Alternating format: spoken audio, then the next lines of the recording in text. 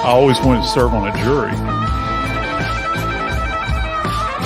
I'm really super excited to be here, so I really appreciate you having me. I'm looking forward to it. I want to give a big shout out to the 13th Jury Podcast and Brandy. Yeah, and I applaud you guys. Keep doing what you're doing. And then I just look to the jury, and it's sort of like, look. Hey, if you're bored of work, come pop in and say, hey, want to talk? You are a ray of sunshine, and I love what you've done with your YouTube channel.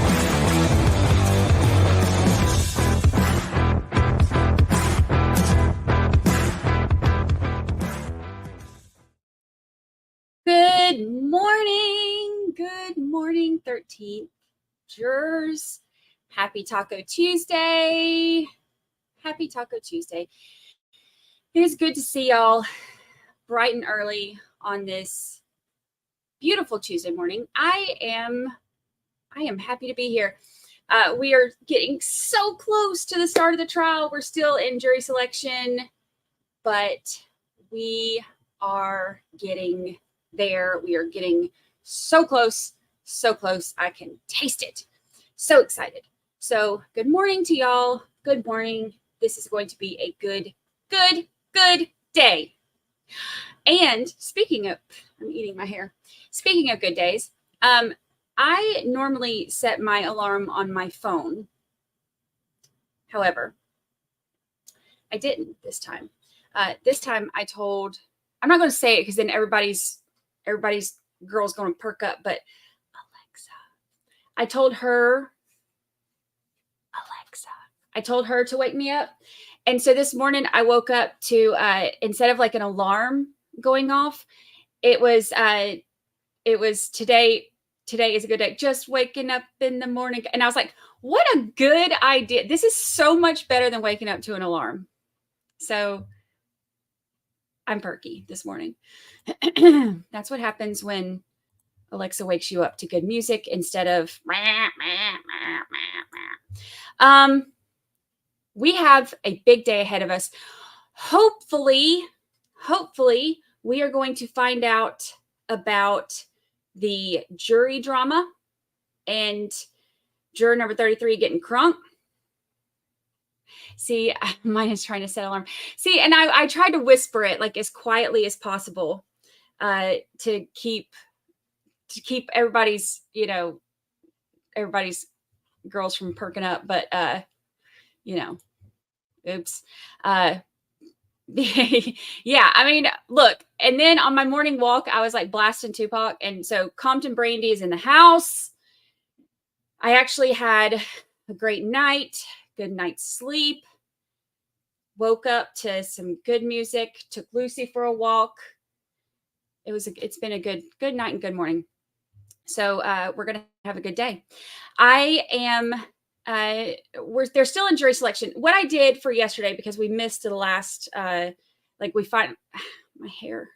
I should have brushed it at some point, but that's okay. It's okay. Everything's fine. I am going to, I paused it yesterday when we ended because I feel like they were just dragging us along for the fun of it, just in case we missed anything. So we can take a look. I haven't even looked. I didn't work last night. I didn't look. So we'll look. And then they started this morning a little bit early so we can catch up on that. The thing is right now they're still doing jury selection. So there's a lot of downtime in between. So we're not really we're not missing anything right now. We can catch up. I do want to say, let's see here. We have a couple things.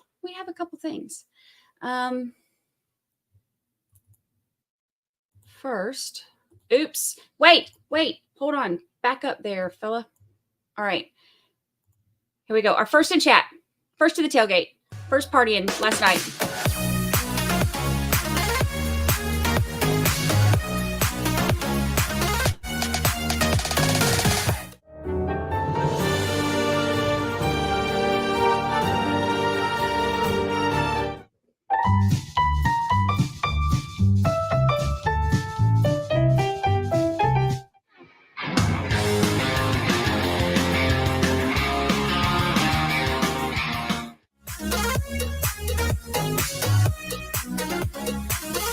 Look at that.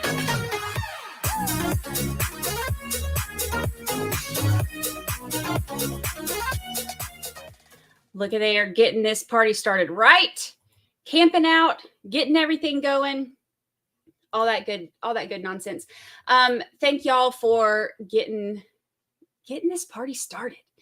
I appreciate you. We are, look, I've got foot cam loaded and ready. This is Paul's from where we left off yesterday. I haven't even touched it. That's how much work I did last night, and I needed it, honestly. I'm trying to find balance. I'm trying to not work 18 hours a day anymore. I'm trying to find balance. 80s Music Man picks up tent. Yeah, get that cleaned up. We got jury duty. I appreciate y'all so much for coming and hanging out. I don't know that we missed a whole lot of anything. Let's see if we missed anything on our feet finders. Oops. Are you at least 18 years of age or older? It's not a trick question. Not a trick question. This was jury selection day 1. Let's go to today. So we literally missed nothing, which is fine. It's good. They started Markel trial. They started this morning.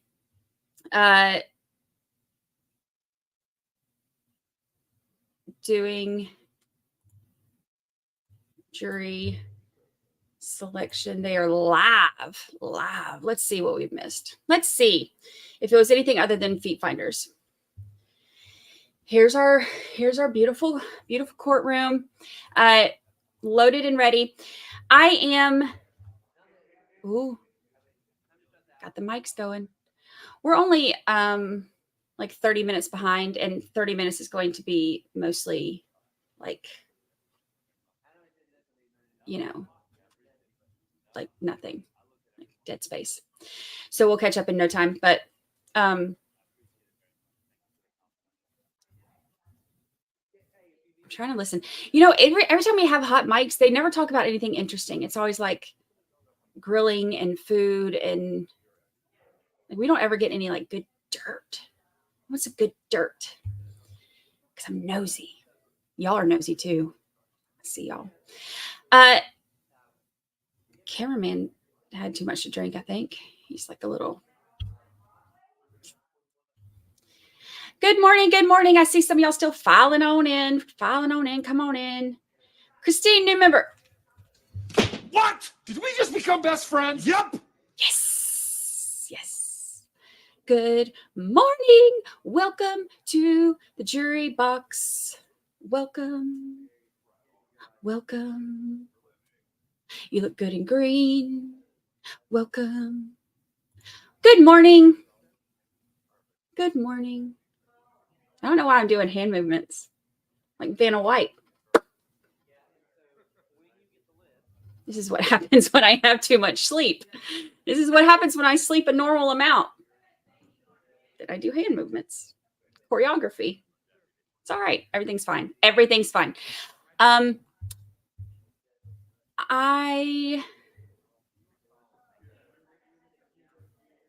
gosh. Well, that was a whole lot of nothing. Oh, wait. Well, nope. Going back out. Just faking us out. Just letting us know that the seal is still there. Coming right on back out. All right. They are super uninteresting this morning. I will tell you. You know how they were talking about Charlie? Look at him pointing at us. Who do you think you're pointing at, sir? Rude. They were talking about Charlie being a ladies' man. I wasn't getting it. Look, to each their own. I know that maybe my taste in,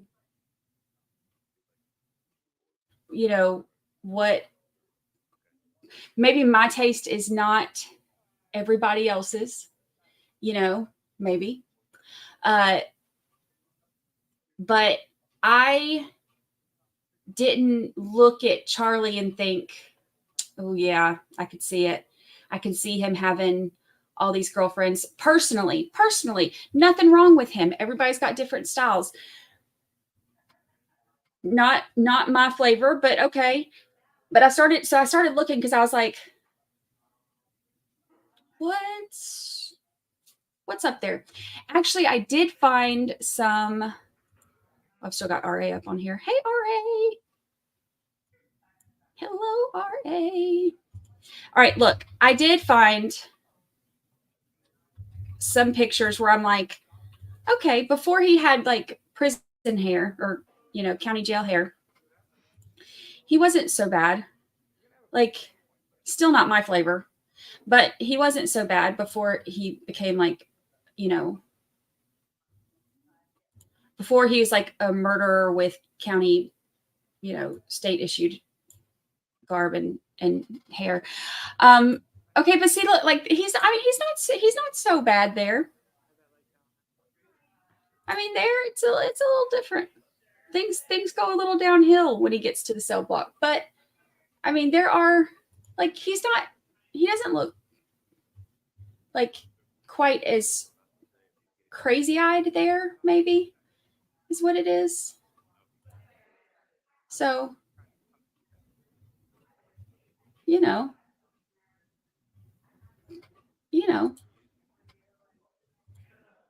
I don't know. I guess some people, like they said, he showboated with money, and some people are into that. To me, it makes you look obnoxious and it's a turnoff, but some people are into that. But I'm trying to find something nice to say about him. And you know what? He murdered a dude or had a dude murdered. So it's really not that easy to find something nice to say. Kelly, member for 4 whole months. Good morning. Love this community. We love you, Kelly. And we are glad you are here. And we are glad that you live here for 4 whole months now. Happy anniversary. We are glad you're here. This is where you live. This is where you belong. I'm doing my Vanna White movements again. Not my taste. I think that part of it too is knowing what he's done, because like looks aren't that big of a deal to me, like I just like if you can make me laugh, like that's my big thing. But looks aren't that big of a deal to me. But I think knowing what he's done and hearing the stuff about him just makes him so repulsive to me that I don't think that anything could help. You know what I mean? Like if we had heard all these fantastic things about what a great human he is, then I don't think I would be like, ugh. But I think knowing who he is as a person makes me like, there's nothing that can really help that. Look, there it goes again. What is with my hand? I'll be doing all this all day. This is what happens when I sleep. All right, let's see. Good morning. Good morning. I see y'all still filing on in. I ain't got nothing nice to say. Don't say nothing on. My grandmother used to say, if you ain't got nothing nice to say, come sit by me. She's so funny. Good morning. Oops. I accidentally canceled you. Good morning. Good morning. Good morning. Good morning. Advocate. Y'all do get your nosiness. You get it honest, because look at me. I'm the nosiest of all of them. I'm always trying to find a hot mic moment. Good morning. Good morning. Good morning. Did I take my medicine? I did. Not until just a few minutes ago, though. So give me 20 minutes and I might be a little bit more normal. Maybe. Look, everybody's like, did you take your medicine? Can't I just be in a good mood? You know what it is? Y'all have never seen me with enough sleep. And I took almost 2 whole. I took a day and a half off this weekend, which is not like me at all. And I didn't work last night after I finished working. Well, I worked for a little bit. I went and walked on the beach for sunset, came back in. I did like maybe an hour of work and then didn't work for the rest of the time. And then that like never happens for me. So like, this is, you know what, this is well rested, good mood Brandy, which y'all aren't used to. Y'all are used to like bags under my eyes, 3 hours of sleep, barely hanging on to life, Brandy. And so y'all are not used to seeing me with sleep and normal schedules. I have decided that last week was kind of like an eye opener for me that, ooh, let me turn off that floating heart thing. I hate that thing. Last week was one of those things, like, I think I realized like how much I'm doing too much. I'm doing too much and it's exhausting and I'm tired and I don't want my whole life to be exhaustion and being tired. So I've decided to try to find balance. All right, let's see. I got to remember how to make that little thing go away.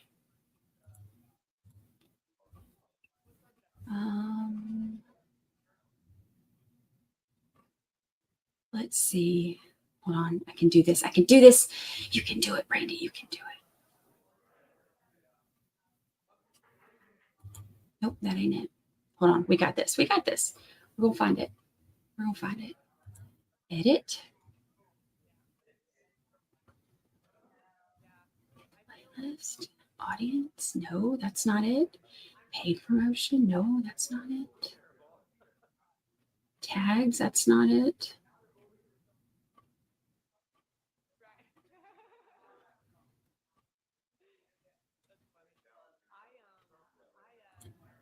Hold on, we're going to find it. We're going to find it. I got this. I got this. We're good.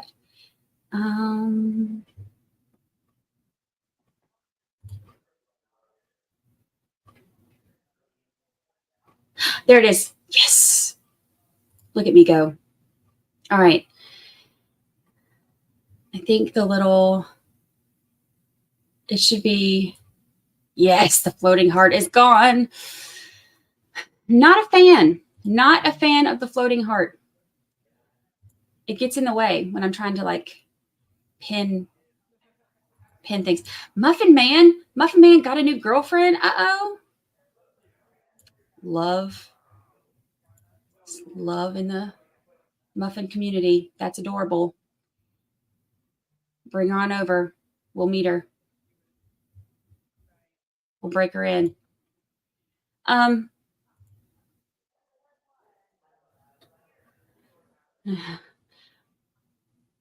Watching them drink coffee makes me want some so bad. Wearing Invisalign, so I can't.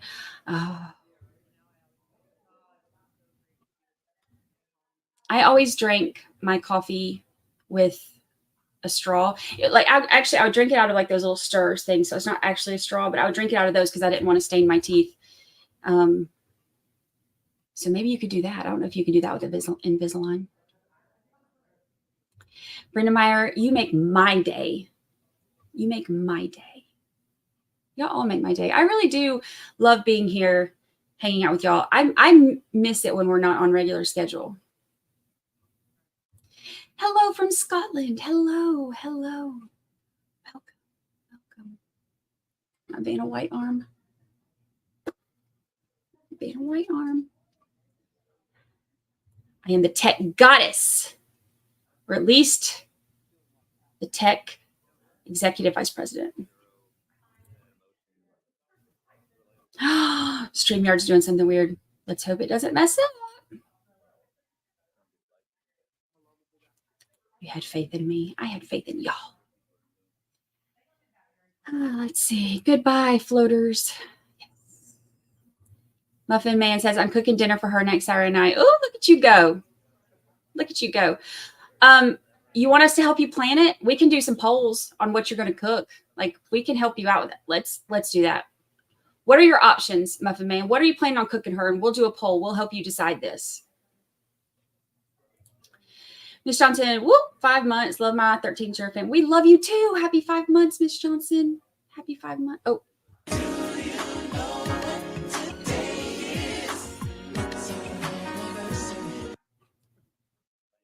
Y'all are going to be like, you should probably not sleep as much again. You should probably calm it down some, Brandy. Muffin Man, what are your options? We are going to help you decide. We're going to plan this whole date for you. We've got you covered. We've got you covered. Let's do a poll.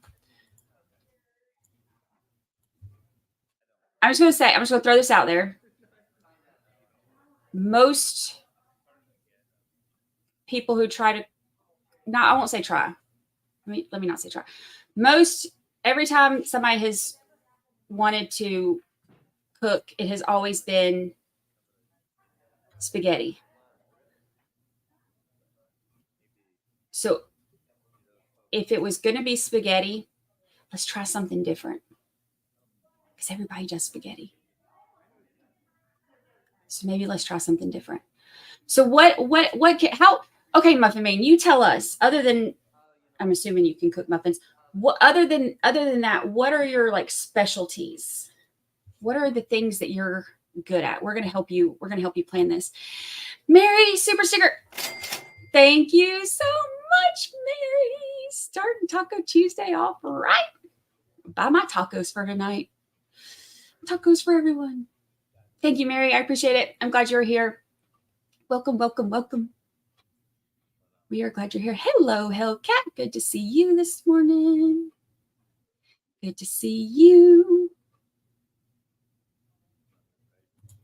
I was going to cook spaghetti with pesto. See, what I tell you, everybody cooks spaghetti. Okay, but if you do pesto, if you do like spaghetti noodles with pesto, first of all, maybe we could consider angel hair with pesto. Angel hair is much better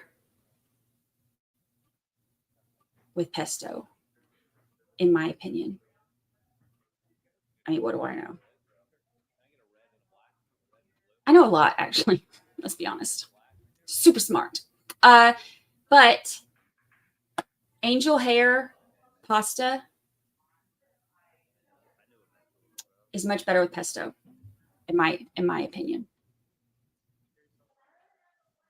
Steak and potatoes, that could be okay. Steak and potatoes. Okay. All right, Muffin Man, we got you. What should Muffin Man cook for his lady? All right. So we're gonna swap you over from spaghetti to angel hair. I'm gonna do that. I'm gonna do you that favor. Angel hair pesto. You know what? Actually, you know what would work if you want to do pasta? What's angel hair? Angel hair is it's like a thinner version of spaghetti. And the basil and the pesto, like the flavors of it, work a lot better in angel hair because you're not overwhelmed with the pasta and you get to taste the flavors more. Angel hair works better with it. Actually, but you know what? If you're going to do pasta, a good carbonara, that's impressive. All right, so angel hair pesto, and I can give you my carbonara recipe. It's really not hard. Steak and potatoes was one.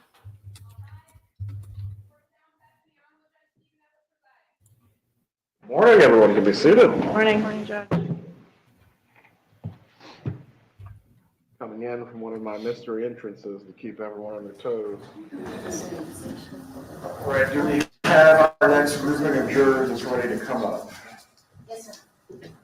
Okay. Do the parties have anything to raise with the court before we bring in the next grouping? Just one thing. You offered yesterday that the courtroom is wired. Correct. You might have the ability to hear a tape of the proceedings. As far as what was going on in the gallery, if you need to try to obtain it, yes. I mean, to the extent the camera is always running in this courtroom, whatever sound it's picking up, you can certainly request it. Thank you, sir. Thank you. State anything to address? Judge, we would request that Your Honor read the group the burden of proof, presumption of innocence, and probably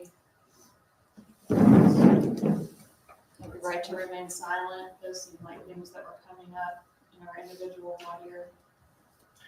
I don't have a problem doing that. I was assuming it could hold until we got to group one year, but given some of the issues that were raised by the prospective jurors, I certainly believe that's proper. Does the defense wish to be heard as the reading of those instructions? No, Your Honor, I refer to the court. Very well.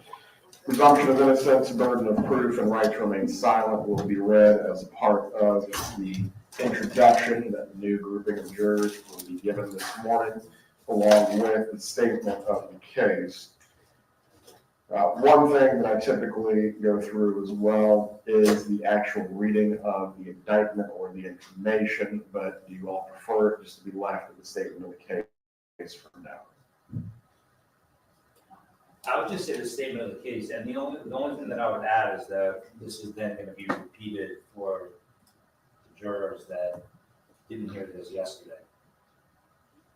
The statement of the case? Well, no, not the statement of the case, the presumption of innocence. Correct. You know. Now, before we begin the group voir dire, believe me, I'm going to read it again just because it's as many times as they can get into their minds. The defendant is presumed innocent. The state has the burden of proof. He does not have to speak. The better off we'll be as far as getting through the group process. I believe you, Your Honor.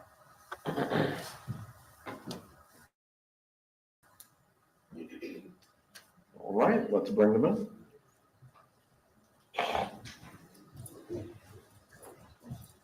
Good morning. Jimmy's here. Happy birthday! Happy birthday, Jimmy!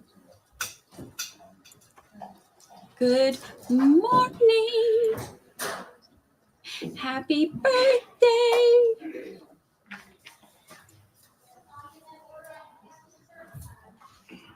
Happy birthday.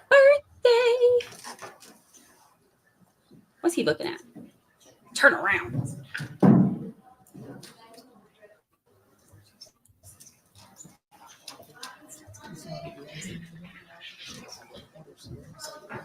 Happy birthday. Look, they're all standing to tell you happy birthday, Jimmy.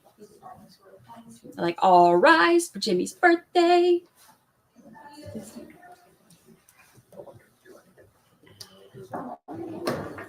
Jimmy, we're just helping Muffin Man woo his lady. Trying to woo his new lady friend.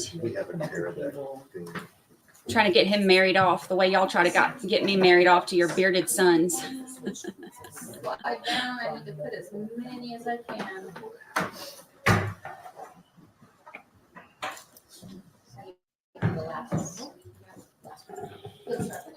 Yeah, they're still in the process. We're about 30 minutes behind. We're gonna skip forward a little bit when we go back to feet finders. I mean, I know y'all like the feet finders.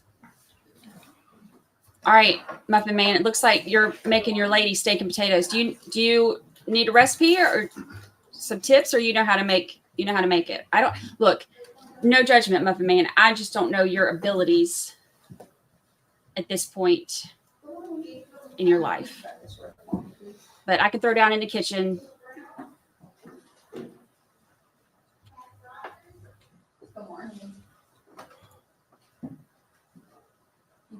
Muffin Man, she's 20 years younger than me. I'm 57. How old does that make her? I didn't come here to do math. I'm just joking. Okay, well, then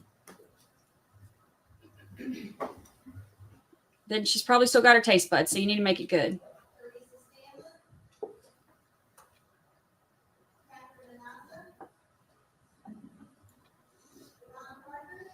Good morning. Do you know what today is? It's RN. Oh, yeah. What are your sides? Okay. Steak, potatoes. You need a vegetable. You can't do all starches. She listens to techno music. Okay. Well, then broccoli's out. You can count out broccoli if she listens to techno. Asparagus is a good one. Techno girls love asparagus. I just made that up. I have no idea. But Sounded normal. Definitely salad. Definitely salad. Just get some McNuggets. Peter Grant, behave. Behave.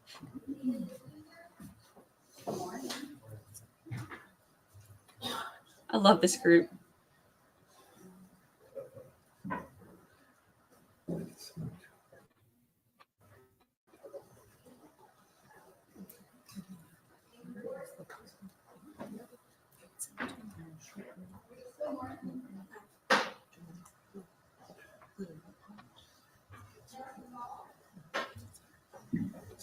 You want to have, since you got potatoes, you have a starch. You need a vegetable and a bread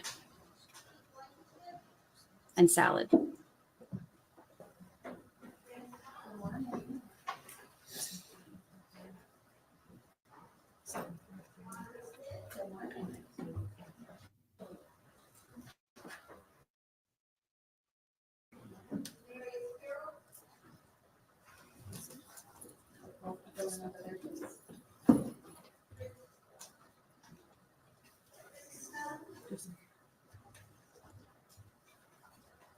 Yeah, no garlic if you're going to be smooching. If you're planning on smooching her later, maybe steer clear of the garlic.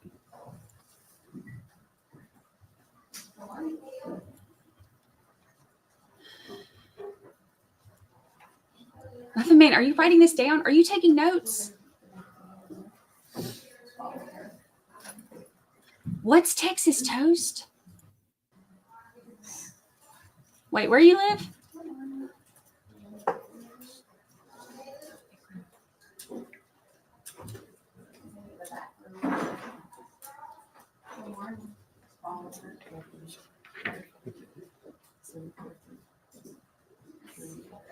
I'm actually writing this down. Texas, Ireland. Oh, maybe they don't have Texas toast in Ireland.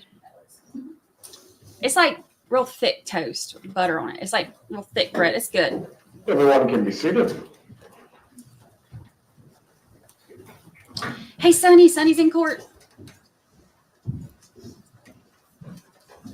Good morning, ladies and gentlemen. I'm Stephen Everett, one of your circuit judges for the Felony Criminal Division here in Leon County. You have been summoned here today as prospective jurors in the case of the state of Florida versus Charles Adelson. This is case number 2016 CF 3036B. This is a criminal case. The state has charged Mr. Adelson with the crimes of first-degree murder, conspiracy to commit first-degree murder, and solicitation to commit first-degree murder. You will notice at times during the jury selection process that I will be reading to you. It's not that I do not wish to have a free-flowing conversation with all of our prospective jurors, but rather be uniform and specific. Is the state ready to select a jury? Yes, Your Honor. Is the defense ready to proceed? We are, Your Honor. And for the record, I'm going to note that Mr. Adelson is present in the courtroom with his counsel. The first thing that I'm going to do this morning is go through the qualification process with you. I think you will find that the questions I'm about to ask will be fairly simple. This will also probably go a little bit quicker if I walk down to where you are. So that way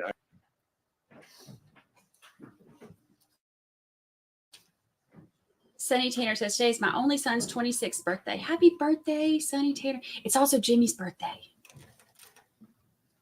All of our prospective jurors, could you please rise and raise your right hands as long as you administer the oath to you at this time. Do you solemnly swear or affirm that you will answer truthfully all questions asked of you as prospective jurors, so help you God? You may be seated. The series of questions that I'm about to go through with you are based on statutory provisions that would disqualify you from serving as a juror if you cannot answer in the affirmative. If your answer to any of the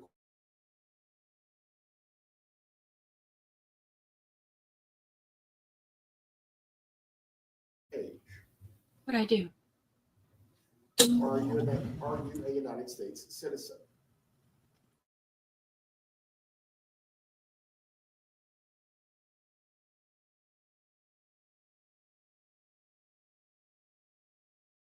Safety and motor vehicles, or have you executed an affidavit attesting to your eligibility to serve as a juror? Have you ever been convicted in any state or federal court of bribery, forgery, perjury, larceny, or any felony, and your civil rights are not restored to you? Are you at the present time under any prosecution for any crime in any state or federal court? That being said, no hands were raised for the record, and all the jurors are qualified to serve. The next thing I'm going to go through with you are bases on which you can be excused by law.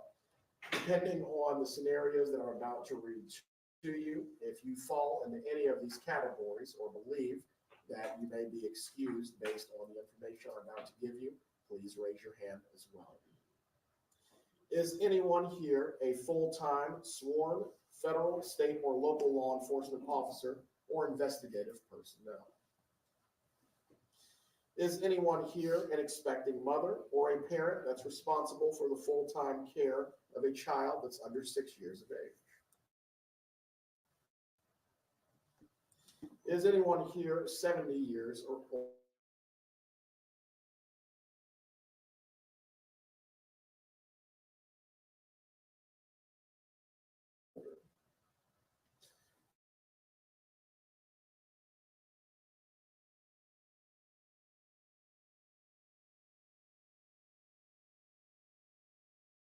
Being here today would cause a hardship for that individual. Is anyone here a full-time student between the ages of 18 and 21 who is attending either a high school, a state university, a private post-secondary educational institution, a Florida college system institution, or a career center? For everyone that raised their hands, if you can form a line right here, and we will address you one by one. If the attorneys can return with me to the bench. StreamYard's being weird. I'm trying to reset something, so if y'all lose me, I'll be right back. BRB. Because it's acting all funky. If this helps.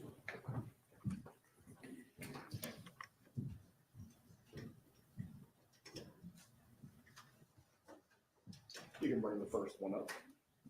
Maybe. Maybe that did it.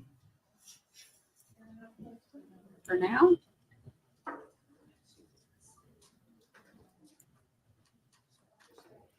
Do you need to call yourself to check on it? I'll work on that. Okay. I'll let you get set again. Okay. Please tell us your name.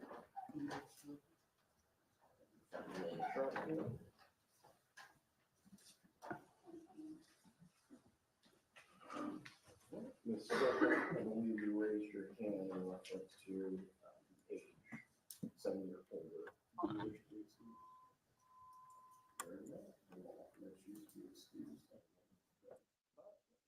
Oh, wait a minute.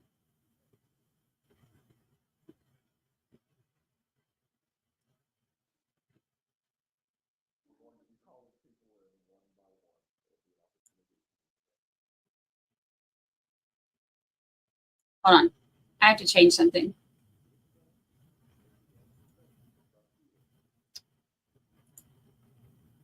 Hold up.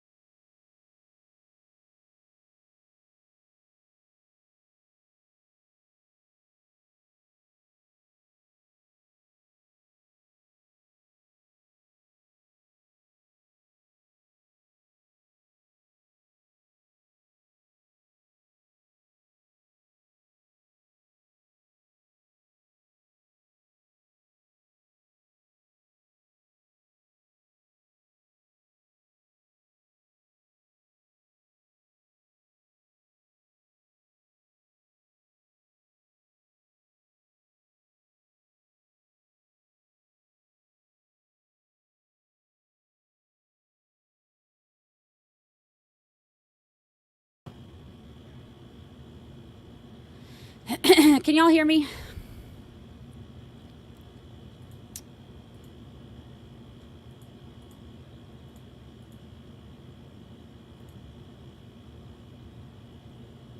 Okay.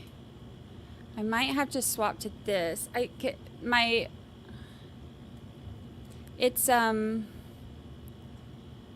having to swap, like, it's my,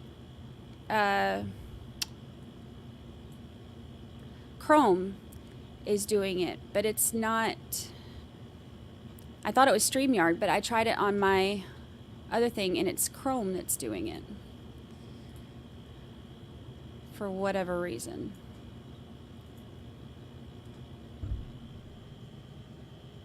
The sound is weird. Hold on, let me see my sound. Settings. Audio. Does that sound better?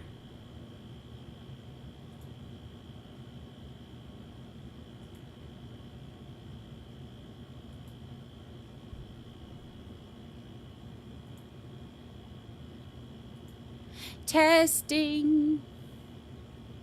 Nope. All right, let me see. Audio. Oh, maybe I need to.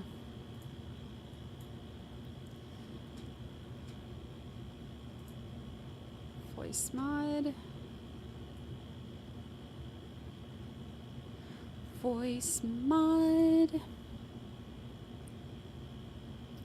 Settings. Audio. DB, I am not sure how many were chosen yesterday.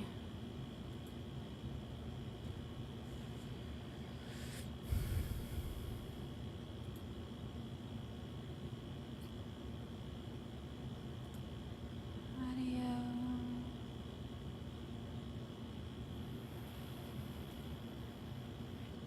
Okay, does this sound better? I'm just gonna keep pressing buttons till it does.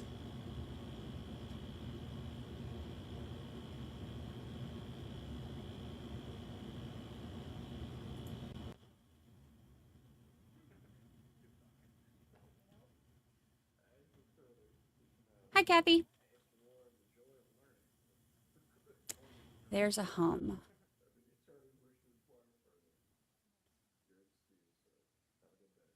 The buzz stopped. So does it sound better now? Okay. Look at me. Look at me go. I just press buttons till something starts working. Technical goddess. All right, perfect. Look at there. Just solving crimes and tech problems. Making the world a better place with my Vanna White arm. Look at me go. Look at me go. Kathy, you have missed it. We have been planning the future date of Muffin Man. Muffin Man is cooking supper for his new lady. And we did a poll and we got to plan what he was cooking. So it's been pretty serious up in here. We've been planning the future of one of our own. So we can get a muffin woman up in this jury box too. We're helping him out, helping people find love one poll at a time.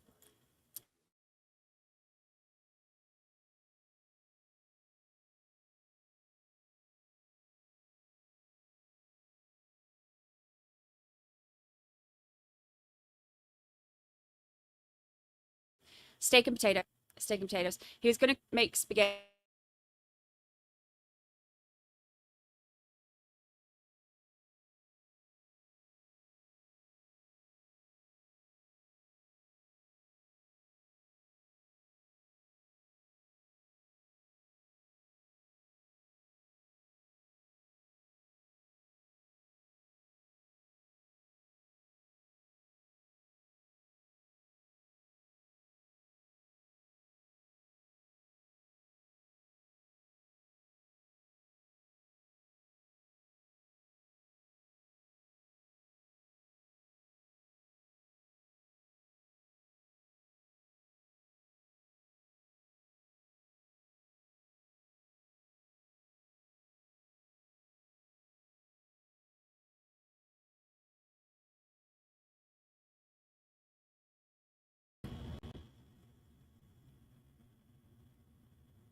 I don't know what I'm doing.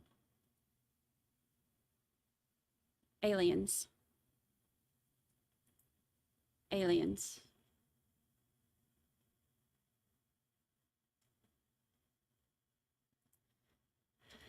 Let's try to share the screen again. Maybe it isn't Chrome. Maybe it is StreamYard or Aliens.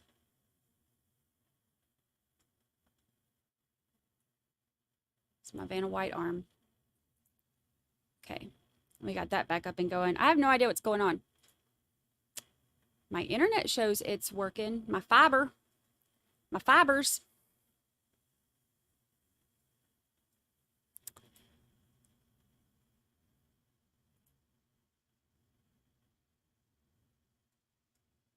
Sunny Taylor says, I'll be back when something to report. Chat amongst yourselves. Chat amongst yourselves. Let's see if... Let's skip forward to when he's talking again so we can get caught up. And then we can watch other stuff.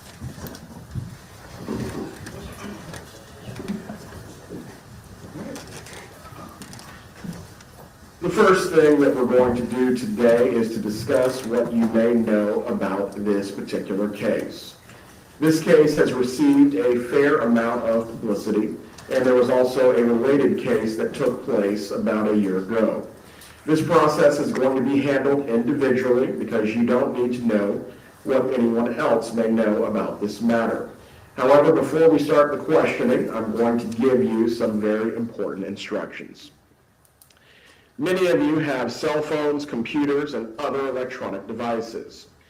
Even though you have not yet been selected as a juror, there are some rules that you must follow about using your cell phones, electronic devices, and computers from this point moving forward. You must not use your phones or devices to search the internet or to find out anything that is related to this case. Between now and when you have been discharged from jury duty, you must not provide or receive any information about your jury service to anyone, including your friends, co-workers, and family members. You may tell those who need to know where you are that you have been called for jury duty. If you are picked for the jury, you may tell people that you have been picked for a jury and how long the case may last. However, you must not give anyone any information about the case itself or the people that are involved in this case. You must also warn people not to try to say anything to you or write anything to you or about your jury service or the case. This includes face-to-face, phone, or computer communications. In this age of electronic communication, I want to stress that you must not use electronic devices or computers to talk about this case, including tweeting, texting, blogging, emailing, posting information on a website or chat room, or through any other means at all. Do not send or accept any messages, including emails or text messages, about your jury service. You must not disclose your thoughts about your jury service or ask for any advice on how to decide the case. Further, you must not read nor listen to any news accounts about this case until you have been excused. Avoid the newspaper and television broadcasts, particularly the local news stations. Also, avoid social media or any internet news websites. I will now read to you a statement of the case that has been agreed upon by the attorneys.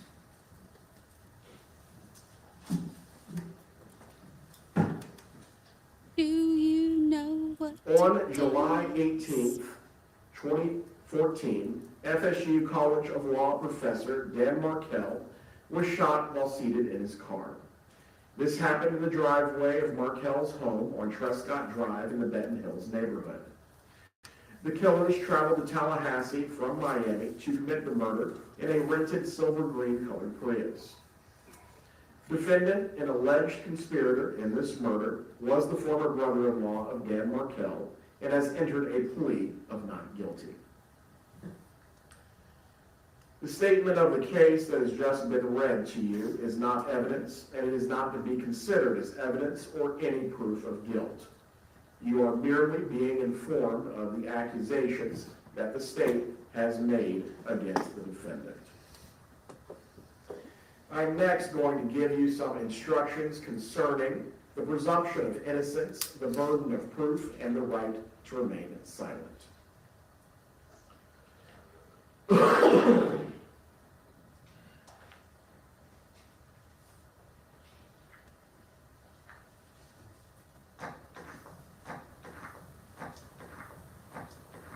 During the questioning, and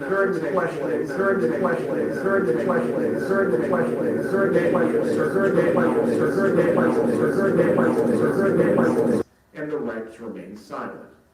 It is important that you understand these concepts as we move through the process. Please tell me I'm not crazy. Did y'all I hear will that? attempt to explain to you at this time the burden of proof, presumption of innocence, and the right to remain silent by reading the jury instructions. Okay, so I'm not crazy. Okay. Applicable to each concept. The defendant has entered a plea of not guilty. This means you must presume or believe the defendant is innocent. The presumption stays with the defendant as to each material allegation in the indictment through each stage of the trial, unless it has been overcome by the evidence to the exclusion of and beyond a reasonable doubt. To overcome the defendant's presumption of innocence, the state has the burden of proving the crime with which the defendant is charged was committed, and the defendant is the person who committed the crime. The defendant is not required to present evidence or prove anything. Whenever the words reasonable doubt are used, you must consider the following. A reasonable doubt is not a mere possible doubt, a speculative, imaginary, or forced doubt. Such a doubt must not influence you to return a verdict of not guilty if you have an abiding conviction of guilt. On the other hand, if after carefully considering, comparing, and weighing all the evidence, there is not an abiding conviction of guilt, or if having a conviction, it is one which is not stable, but one which wavers and vacillates, then the charge is not proved beyond every reasonable doubt, and you must find the defendant not guilty because the doubt is reasonable. It is to the evidence introduced in this trial and to it alone that you are to look for that proof. I don't even know what's A happening. reasonable doubt as to the guilt of the defendant may arise from the evidence, conflict in the evidence, or the lack of evidence. If you have a reasonable doubt, you should find the defendant not guilty. If you have no reasonable doubt, you should find the defendant guilty. In every criminal proceeding, a defendant has the absolute right to remain silent. At no time is it the duty of a defendant to prove his innocence. From the exercise of a defendant's right to remain silent, a jury is not permitted to draw any inference of guilt, and the fact that a defendant may not take the witness stand cannot influence the jury in any manner whatsoever. Before we speak with you individually, I'm going to advise you concerning the questions that are going to be asked by the court in the room that will comprise the individual or diner. These are basic questions, and if you are thinking about these questions when you are brought back, it will help us go through the process a lot more quickly. The first question will be, what do you know about this case? The second question, what sources have you obtained this knowledge from? Third question, based on what you know, do you have an opinion about Mr. Adelson's guilt or innocence? Yes. Oh. The fourth question, can you set aside your present knowledge, disregard it, and render a verdict solely on the evidence that will be presented in the courtroom? Are you capable of being fair and impartial? Reason that you're on this jury for possibly up to 3 weeks. Again, it will save us all a great deal of time if you think about these questions and you are prepared to provide prompt answers when you are called back to discuss them with myself and the attorneys. The last question I'm going to address a little bit more. We expect this process to last through possibly Wednesday or Thursday of this week. And after the jury selection process is over, the trial will actually begin. In total, we expect that these proceedings may last, including, excuse me, from today, but up to 3 weeks, possibly. We understand it's a burden for anyone to serve for that length of time. However, our system of justice cannot work unless we have good people that are willing to do their civic duty and to serve as jurors. Similar to people in military service, we do have to call on our citizens to make serious sacrifices. Jury duty is one of those times. You will probably never be called again to serve for a length of time, such as the 3 weeks. However, I understand for some of you, this may not be possible. To give you more information about what this trial is going to involve, you will not be sequestered if you are selected for the jury. You need water? You will go home at the end of the day and you will return the next.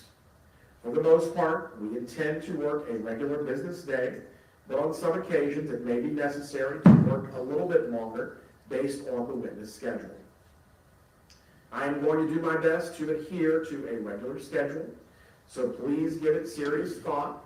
If any of you would have a major problem, including a physical issue, that would prevent you from giving this case your full attention and serving as a juror for the time period that has already been identified. Please be patient with us this morning. We will be working as efficiently as we can. The bailiffs, the clerks, and court administration will be assisting you here in the courtroom. Please follow all instructions from the bailiffs and the clerks. Do not discuss this case while you are waiting or anywhere else until you have been excused. Also, do not listen to or read any media accounts on your phone or anywhere else until you have been excused. It is very important that everyone follows this instruction about not discussing this case while you are waiting. We do not want to have a mistrial, which would be to have to start this process entirely over because people are not following the instructions. Bailiffs, if you hear anyone discussing this case, please bring it to my attention immediately, and from there, I am going to address the issue in a prompt and appropriate way. If the attorneys can please go back to the jury room, we will get started. Prompt and appropriate way. Like he did yesterday when he got on their fannies about, can't say fannies, it means something different in the UK. When he got on their,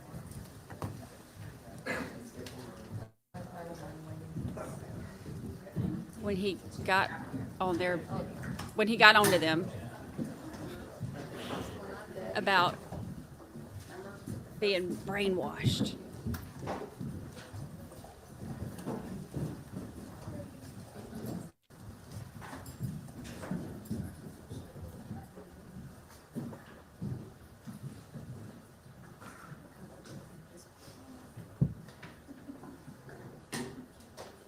What are they talking about?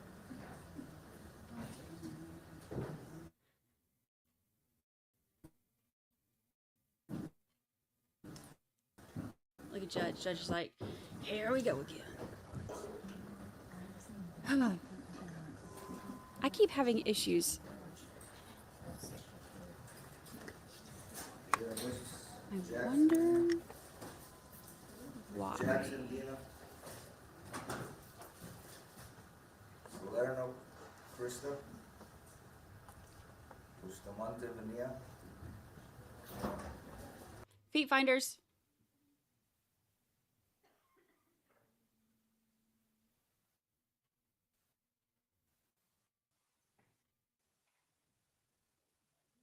Feet finders.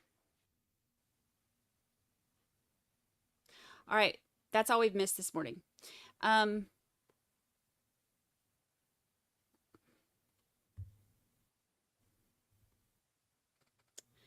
me see here.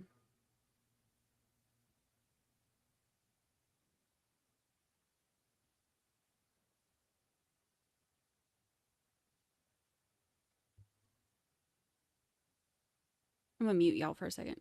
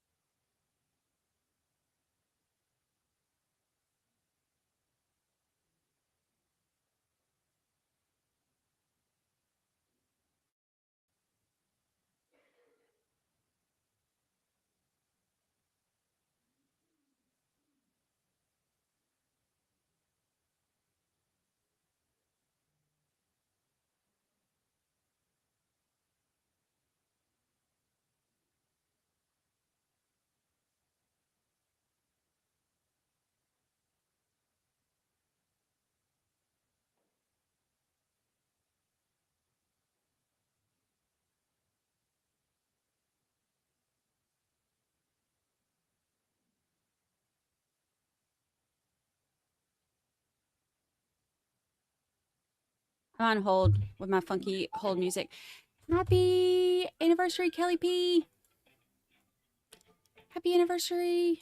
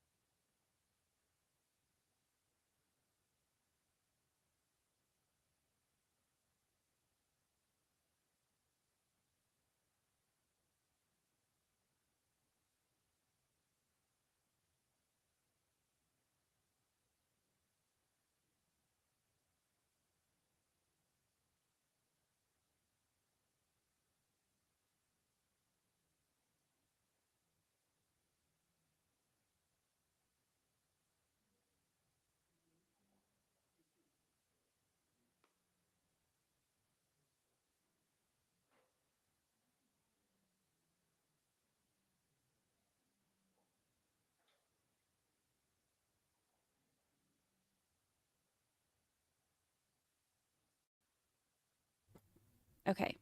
They said my fiber looks good, so I guess it's StreamYard. I guess it's aliens. I guess we'll never know. All right, so let's pull up some of the old. What do y'all want to watch from the? We'll watch some stuff while we're waiting on the jury selection.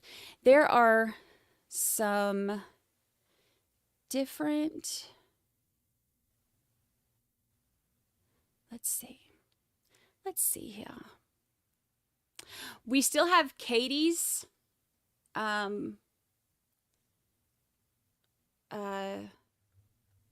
testimony.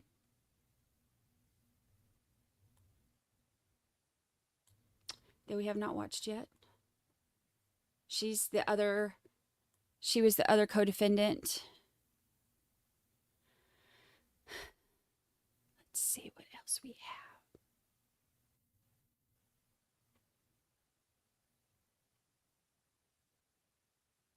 I think that one might be a good one to watch. Let me see if I can find it.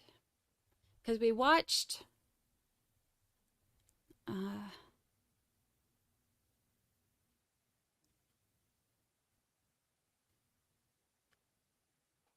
what's his name? Garcia.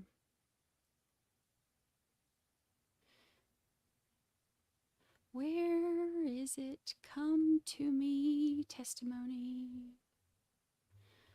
Come to me, testimony.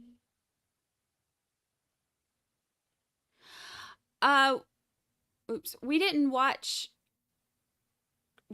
his from the second trial, did we? I think we only watched it in here from the first. And the Jeffrey, oh yeah, the Jeffrey, poor Jeff.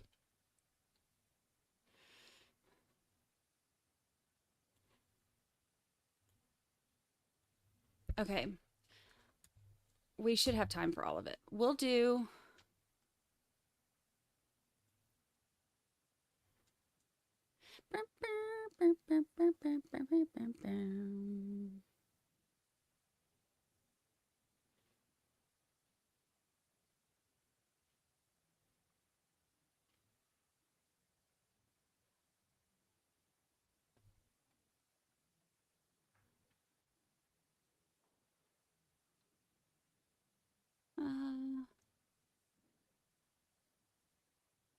Trying to look, his testimony's coming up. I'm trying to find the interrogations. Because that's the crazy.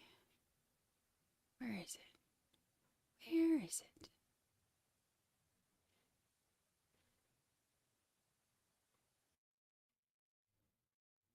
There's my Vanna White.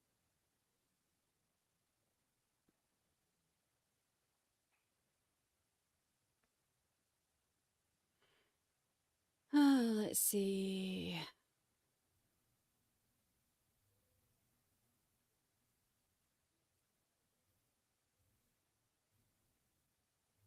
Why can't I find it? Maybe try police interview.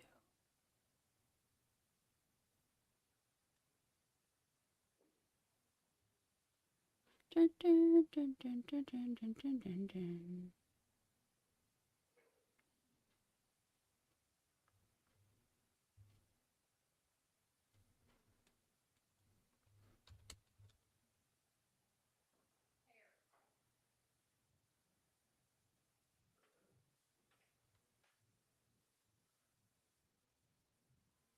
Feet finders.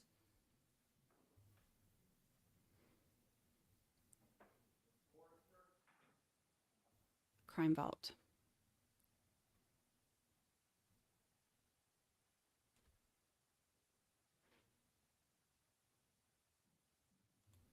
Crime. I pretty much hung her. Shh, you're too loud. All right.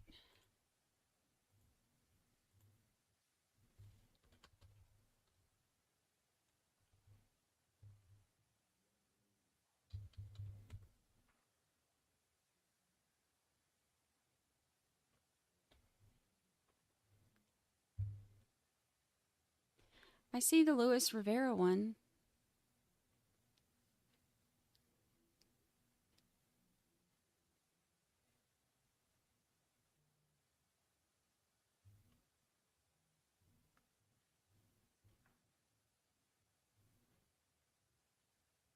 Why am I, like, I've seen this before. Why can I not find it now?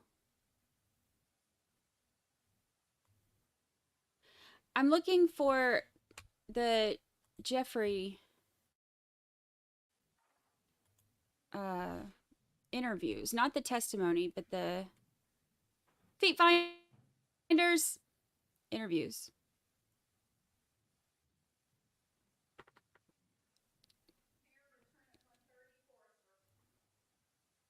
Mr.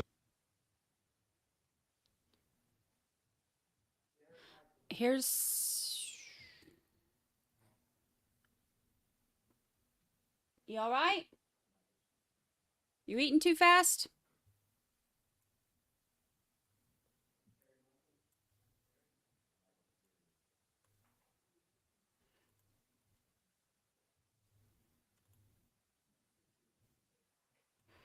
We'll keep our little...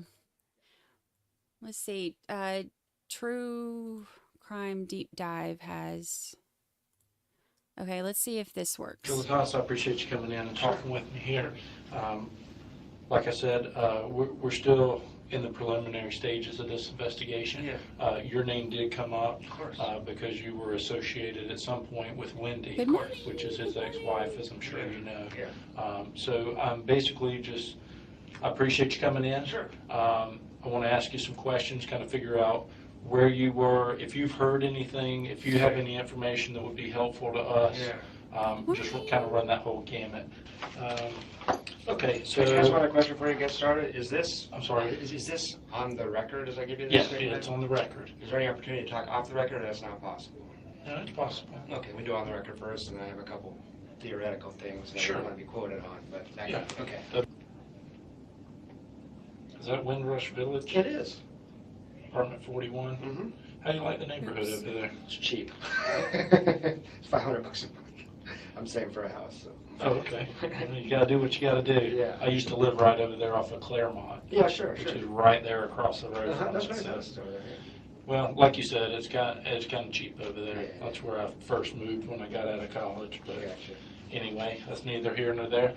Do you have any contact numbers that I can reach you at? Should I Sure. need to talk to you later? Sure, I but think I talked to you on a 294 number. That's the number. That's the only number I have. That's your number. Yeah. Okay, I got that one. Just tell me a little bit about yourself as far as your background and Sure, stuff like sure, that, sure. and kind of what you and Wendy. Yeah, absolutely. Actually got my PhD here at Florida State from 2000 2008. Okay. Graduated from FSU, went to Arizona for 5 years, and this is my first year back. So I met Wendy maybe a month after I got back. Met her in September of 2013. Okay. We were set up on a date by a mutual friend I work with.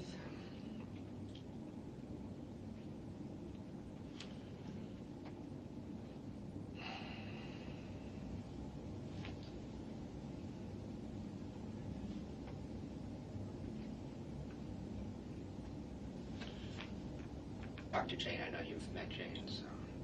I haven't. Oh, you have someone met Jane. She was in here when Wendy did her long 9-hour day. Okay, and I take it you've talked to somebody about that because you know about it? I talked to Jane for 5 minutes. I've been out of town. Okay. And Wendy and I are estranged at the moment, so it's pretty bad timing in terms of that. So I can get to that as I give you the tail end of it. Sure. So we started dating in September. Did it all through the fall. Wasn't serious back then. She was dating other people as well. Came back from Christmas break, had a conversation, decided to date more seriously. And by March 1, we're a couple, we're girlfriend, boyfriend. By March of 2014? Yeah. And then spent a lot of time with Wendy. I don't think anybody's been with Wendy more than me in the last 6 months. Okay. She has 2 kids. I've been over there, I'd say 80 or 90% of nights I'm over there. And every single night that she doesn't have the kids, with maybe just 1 or 2 exceptions, so I spent a lot of time there. We had some problems. Where's that at? That's 3303 Aqua Ridge Way in Corn. Always at her house, never at mine. I got a shitty apartment, as you know.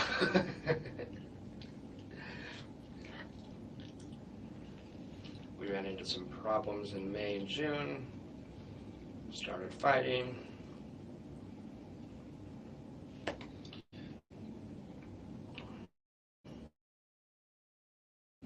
And I'm not here to get into your, given the severity of this incident, Yes. I mean, I am going to pry a little bit. I hope you Try don't as get much as offended by that. I'm not offended. Ultimately, I mean, what our goal is to find out who did this I and to know. bring them to justice. I get it. I You get know, it. so So anything you need to ask. That helps me because I don't want to volunteer my BS. If it's not useful to you, so tell me what's useful to you. I'll tell you anything you want to know. yeah, and with that, I'll just tell me everything, and I'll write down what's useful and discard the rest. Okay. So what kind of problems were you getting into in May and June? Was it? Yeah. Jeez, this is gonna be public. This is fucked up. Wait, what was that? I said this. If this goes public, it's just I know how this works. It probably won't. Okay. What was that about? I was just same thing. I was just trying to say, look, let's just forgive him, forget him. Both of us will move on here, you know. But she wanted me to just roll over, and it's a little too stubborn. Didn't trust her anymore. And it's damaged beyond repair, probably. I was in love with this girl, man, so it was hard. commitment with the kids. I'm like a co-parent, basically. It was really rough. How old are the kids? 3 and 4. Yeah, Ben and Lincoln. So the next night, and by the way, while she's in South Florida, she is completely miserable. She gets depressed, she gets anxious, and she's got her baggage. But I never, even though we didn't have much contact, I never heard her as bad as she was this trip. Place. Just because when we talked, she was just. So she did call you like. Yeah. 14 days, I got 3 phone calls. When did you contact Jane? Contacted Jane on Saturday when I was emailed that Danny had been shot. I called Jane and I said, hey, I don't know if I should contact Wendy or not. This seems like this is way more important than a stupid no contact email. And she said, yeah, just email, just text her.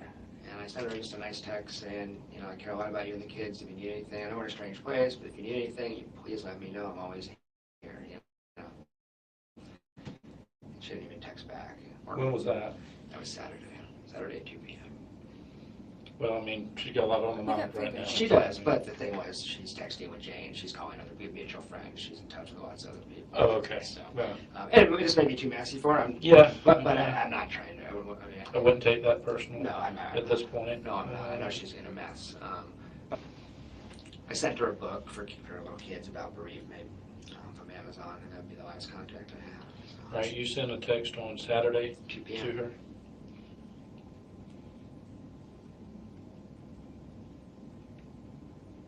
That went unanswered. Yep.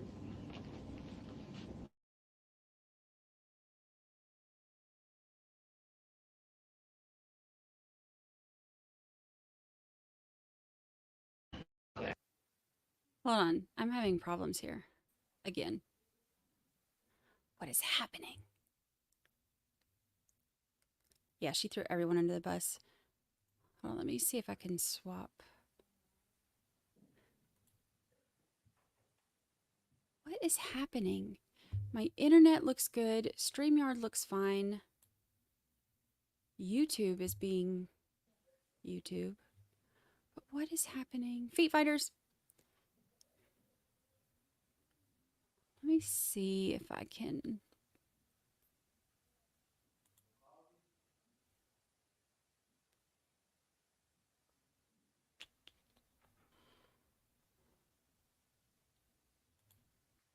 Let's see if this makes a difference. Let's see if that helps for now. Okay, that's fine. Like I said, we're investigating any and all leads. So if you're looking for a potential love triangle, that's the issue. Like, you know, someone that would. We're still, I mean, we're still trying to figure all this out. Yeah. It's weird because I don't want to sound like just like the jealous boyfriend. You know what I mean? We're taking all that into consideration too, and I mean, okay. There's going to be a lot of men that are enamored of Wendy, that are really into Wendy and feel protective over Wendy, and there's a few of them. Now, I don't know which of these guys she's going to say, oh, that's just a friend, and that's true. I don't know. But I'm, you know, skeptical. let me ask you this. Yeah. You say she can kind of put men under her spell. Absolutely. For lack of a better term. No, it's true. It's true. I was caught, yeah. Who's the guy that is, like, totally that guy, just out of sorts, not himself? Let me see if this helps any.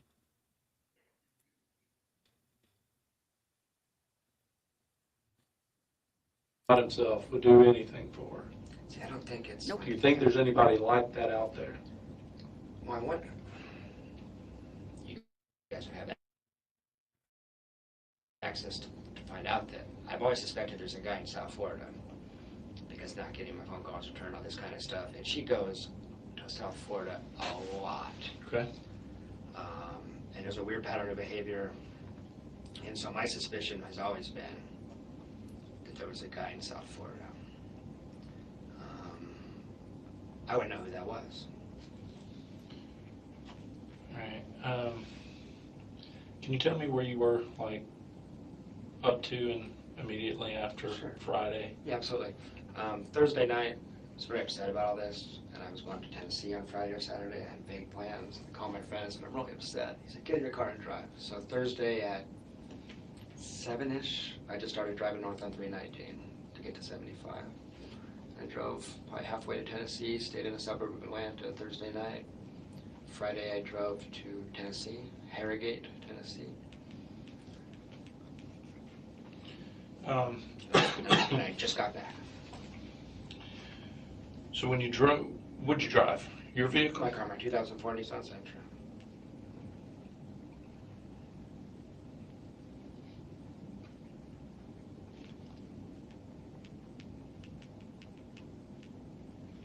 And you said you stopped in the suburb of Atlanta? Mm-hmm. Where was that? Can't remember. I stayed at a really crappy Days Inn, maybe 20 miles south of Atlanta.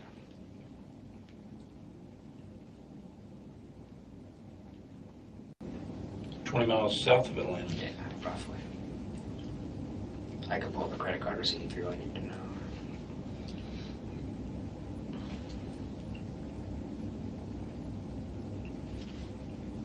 Pay with a credit card? Yeah. Used my credit card on the whole trip. He kind of threw him under the bus, but I don't think that they... And I stayed with a very close friend up there and his wife. So I stayed at their house. I think more like person of interest. Okay, so if you let me get a timeline. Yeah, yeah. So Thursday you started driving. You drove up to roughly Atlanta. Yeah, about 11:30 I pulled over. Yeah, I was getting tired. All right, what time did you get up and leave? Oh, I left at 9 a.m. I couldn't sleep that night. I was upset about Wendy. So I probably was out watching TV till 2:30 and I got up at 8:15 and I took a shower, got out of there at 9. What time did you check out? 9? I didn't check out. It's just one of those crappy fleabag hotels. I just got out of my car. And I'm in Tennessee by 2:30.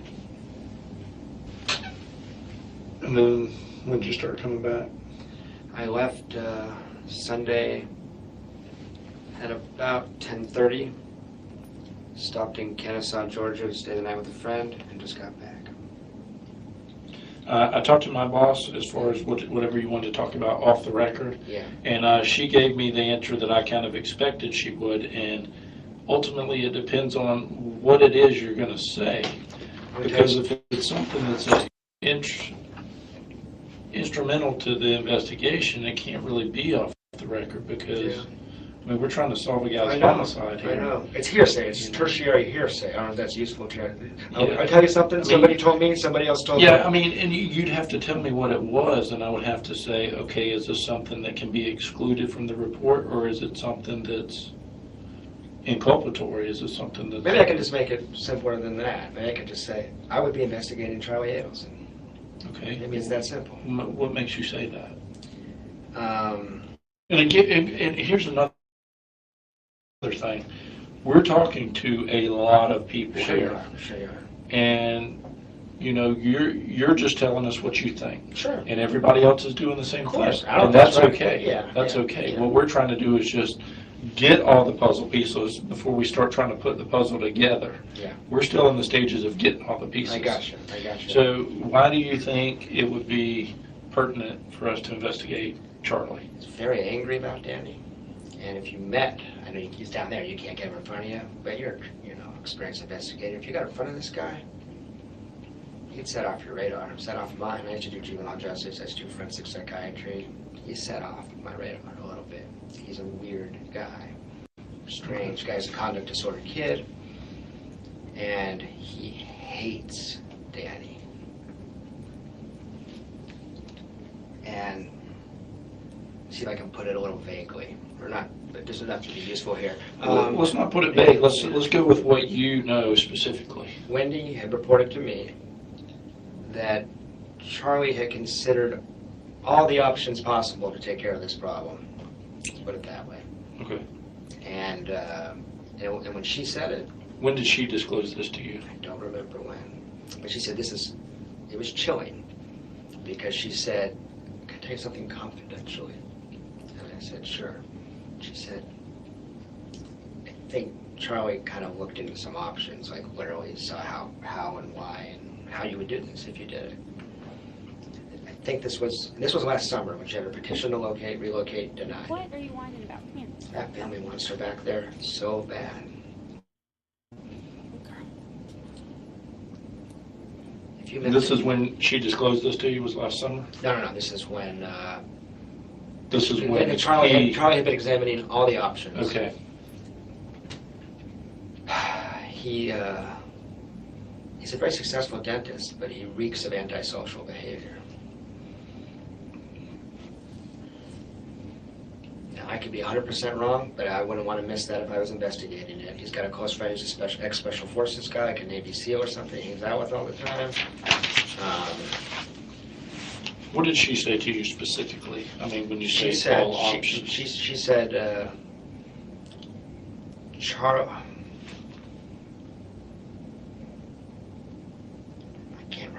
Exactly. But it had something to do with the amount of money it would cost to have someone killed. And what did she say? Something like Charlie looked into how much it would cost to have someone killed. Something like that. Some statement like that. I can't remember. Did she give you a dollar amount? Did she? But that's the other thing. He's a dentist, but he's an independent businessman. He has a bunch of practices, and he's a Ferrari. I think he's a millionaire, all this kind of stuff. So he has a lot of resources. And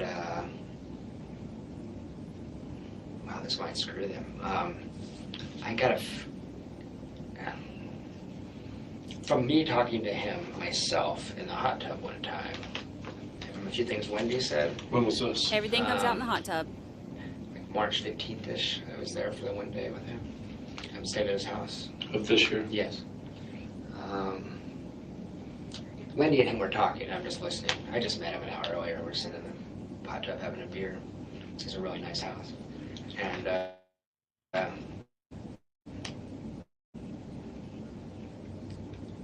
I guess this is what occurred. Was anybody else in the hot tub with you guys? Not during this part of the conversation. Another guy, his roommate came in eventually, and then just started to talk about girls and stuff like that. But and I'm not trying to play cop here, but I do know one thing you'd be looking for is a lump sum of money moving around and some kind of crazy stuff happened. And I think there's a lot of financial irregularities. I think there's a lot of tax fraud kind of stuff, and putting stuff in different people's names and moving money around, and there might be cash. I don't know exactly what, but he's not doing anything on the up and up in his finances. It was pretty clear. He was pretty open about that. So I thought about it. If you guys do look into it, I don't know that. How did the exact conversation in the hot tub go? He was just talking about, I put that in Dad's name, I put that in Mom's name, and it was just clear that... Hiding resources. Yeah. Monetary resources. Yeah. So if you have to do an investigation, that's something you guys should know, because I think there's a lot of... I don't know if it's illegal, but I know there's a lot of... he plays the system, This guy's so inappropriate. We're sitting... Please don't write this down. He's so inappropriate. We're sitting in the hot tub, and he starts talking about sex acts with his girlfriend that he did to punish her for bad behavior in front of his sister. I'm like, this is the... And I didn't know what to do. I just met him, protected with my girlfriend. This is just so weird, It's like this guy's...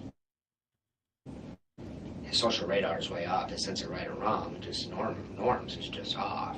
He set off my radar. Now, I don't know if he did this. But if you're looking at somebody, don't miss him. And I can also see him doing this without ever telling Wendy he didn't do it. I can see Wendy being innocent, puzzled, and Charlie did. I can totally see that scenario. He's very protective of her. I think that's more likely than romantic. All the romantic couplings are with highly educated, high elite status men. You don't want to throw that away. I've got a lot to lose. I mean, she doesn't slum that I know of at all. She doesn't.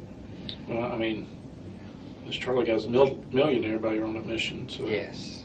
Well, he is. He's got this buddy. He's got a lot to lose. He does. He's also really cocky and arrogant and narcissistic. So, I wish you had him in front of you, because I think he'd set off your alarm bells. That doesn't mean he did it, but he's aggressive, he's argumentative, focused on himself completely. He's got 3 girlfriends at a time, which some people do that, I know, but no qualms about it, So you think he may be good for it? Assuming this isn't a botched burglary or something like that, he's the first... Charlie popped into my head within 20 seconds of hearing this.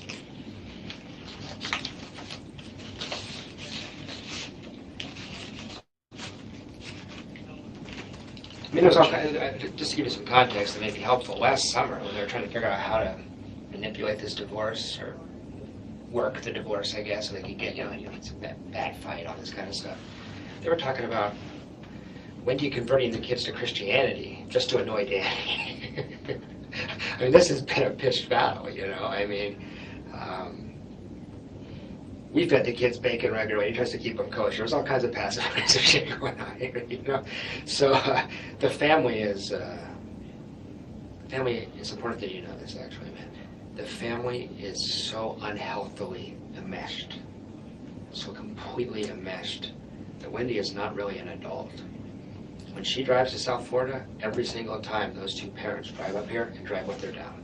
They don't trust her to drive from Tallahassee to Miami. They're just, it's not a normal family. It's not like she's a 35-year-old that has two kids and come down to see us. It's complete enmeshment. It's a matter of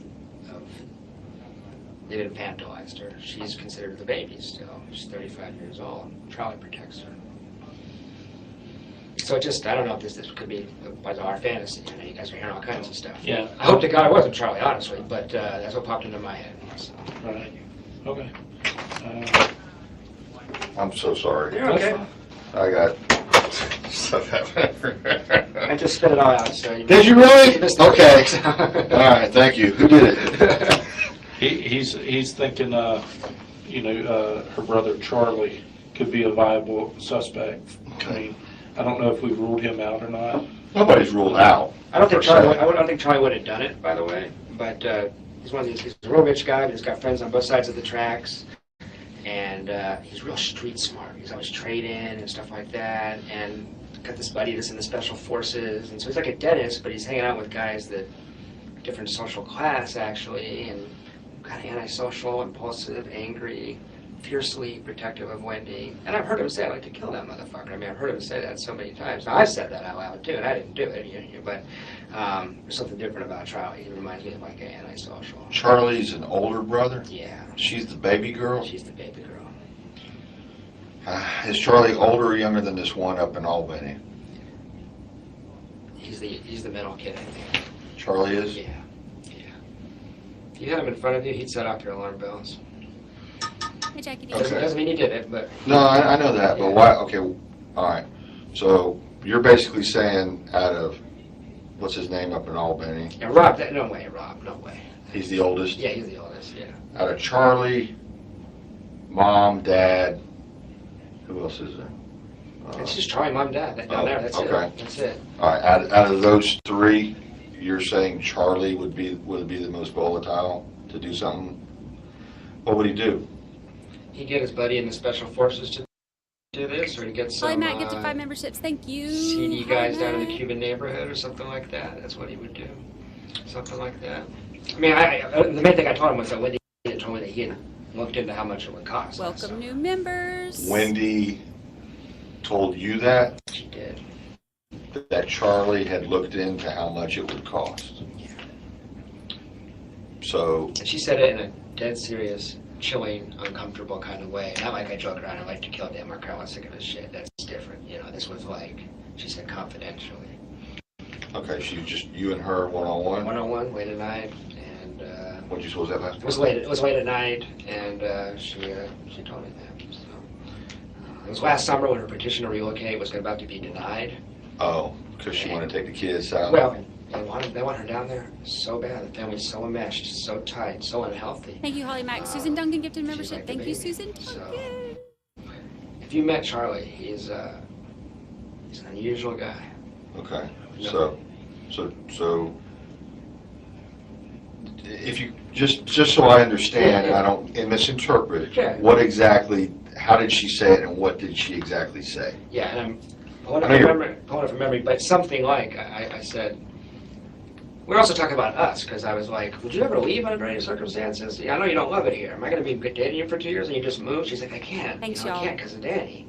And she said, yeah, as a matter of something about it would be convenient if Danny wasn't around anymore, but, once he doesn't want anything to happen to him or something like that. She said, but Charlie actually looked into how that would be done and how much it would cost. She might have said, I think, Charlie. I don't remember. But it was chilling. In the moment, I was like, My stomach flipped. Move the I was floor. like, Like there's whoa. y'all aren't missing anything over here. The crux of the statement There's is nothing my over brother there. Charlie has looked into how much it would cost There's to nothing there. Take care of somebody. take care. All right, there's an This guy alien has very emoji little now. Empathy. He's just a weird guy. I'm sitting here trying to add some emojis for y'all. There's an I'm not alien saying he emoji did it, now. I'm just saying if you're looking at somebody, you can't miss Charlie. I mean, Okay. I think that's more likely than a romantic thing. Well, that's you. Yeah, it's not me. The other guy's gone. Zach, wherever he's he's gone. he's gone to. And by the way, try to make her know that she saw Zach once a week for 20 minutes of sex. I don't know their relationship, you know. I don't think he gives a shit about Wendy, so I don't know. Yeah. Sorry, man. Size. Yeah. Wait. I don't have time for her.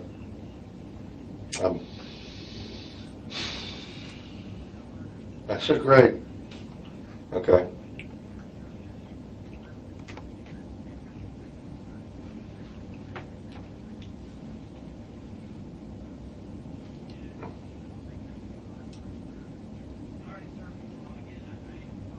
The floor is our live feed. I'm trying to multitask. I'm trying to make y'all some of the emojis that Thanks, buddy. you're wanting. You've got Thanks. Walmart and you've got aliens. Or if you get This is the- our live the feed, other so we're thing watching that in is case that, they come back, so we can hear what's happening. I didn't know about Zach for 9 months, and I was with boyfriend for 6. So I was telling him, I've always suspected there's a guy in South Florida I never know about. I mean, that's just a paranoid boyfriend. But I wouldn't believe Wendy when she says I'm with Jeff. I would, yeah, you got to start the ground zero. She lies. I mean, there's been a lot of men since it were on me. So, so I just wonder if there's a guy in South Florida. She always drops out of sight when she's down there. Phone calls not returned. Voicemail. Did you go down there? No, she just let me go. That's why I think there's a guy down there. Okay. Did Charlie come up here? Charlie never comes up here. And how did you meet Charlie then? Oh, I went to Charlie. Sorry, I met Charlie one time. All right, there we go. I went down there one time. New for one custom day. emojis. We were in a Mockery. We just The drove society over and spent page, the new evening member, with them. So I welcome. spent 4 hours with Welcome, Charlie. welcome. What are you doing in Immokalee? I know where that is. Yeah, alternative spring break for FSU kids. Okay. So we're helping out the farm workers and stuff. Okay. So we spent a night in the hot tub with Charlie, and that was Dumpster it. fire. But I've always told him, I always suspected that, and I'm the paranoid ex-boyfriend, so right, but she goes to South Florida awful lot. Okay. She's always a little weird when she comes back, romantically and stuff like that. So I just always kind of suspected. So I wouldn't, obviously the connection is now she can go to South Florida. Right. I mean,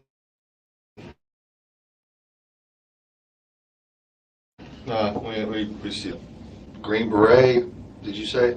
and that I don't know anything about this guy. I just know that on Facebook there's a lot of pictures of him, and Wendy's told me stories about him. He's, I guess the point is that Charlie doesn't just hang out with other dentists. He hangs out with all kinds of people. So it's not like he's some snobby dentist that's not gonna hang out with.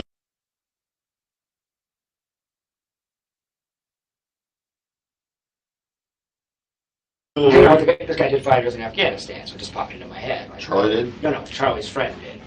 Was Charlie in the military?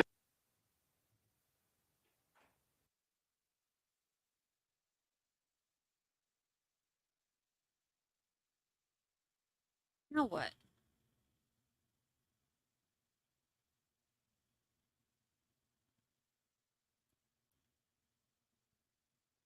Like my internet shows it's working really fast. So why am I having so many problems? Why are there so many issues? All right, I'm getting the emojis y'all are requesting. I'm doing double, triple duty. As all the technology crashes around me. I'm kidding. At least you'll have emojis. Ruth, welcome. Welcome. What is happening? I don't know why this is doing this. We're having all kinds of problems. My internet shows it's incredibly fast right now. This is not working. This is working. I was on Chrome and Chrome kept messing up. So wait, is this on Chrome? Because Chrome does this to me all the time. So I had to swap from Chrome. Hold on. Let's see here. Oh, this is still Chrome. Ah, that might be what our problem is. That might be what our problem is. Let me see.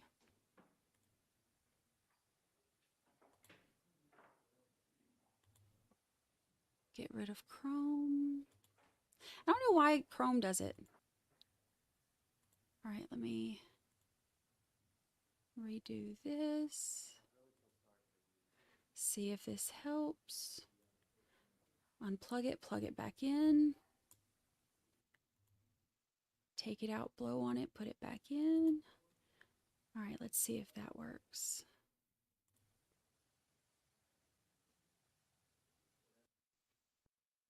Let's see if this works.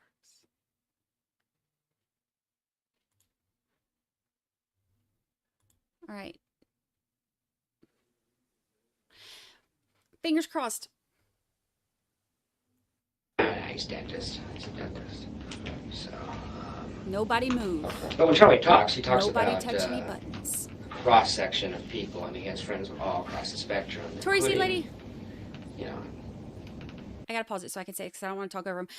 Tori the Seed Lady, member for 2 whole months. Happy anniversary. Yeah, totally an alien takeover this morning. I have no idea what's going on with all of my tech stuff, but it's YouTube is acting all crazy yesterday, and then everything's acting all crazy today. But we're gonna make it through it. We're gonna power on. We'll see how it goes. But definitely alien takeover. Happy 2 months. I'm so glad you're here. You live here. This is where you live. This is where you belong. And also, Seagate became a new member. What? Did we just become best friends? Yep. Happy welcome day to you, Seagate One. We are happy to have you. Welcome to your new family, your new cult. This is where you live now. Report here every day, all the time. This is our life now. Welcome. You are now one of us. Candace Hoff, member for 5 months. God, hard to believe it's been 5 whole months. Love it here. We love having you here. And it is hard to believe it's been 5 whole months, isn't it? It goes by really fast, actually. So happy anniversary to you, Candace Hoff. Happy 5 months to you. We are glad to have you.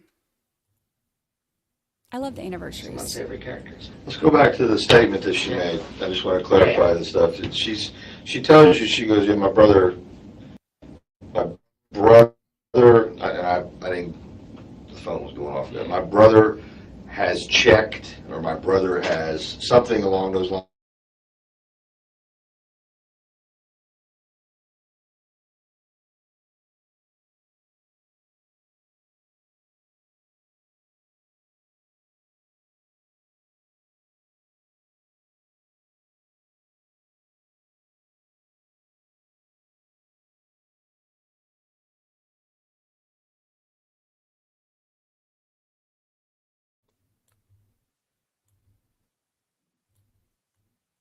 Why am I having so many problems?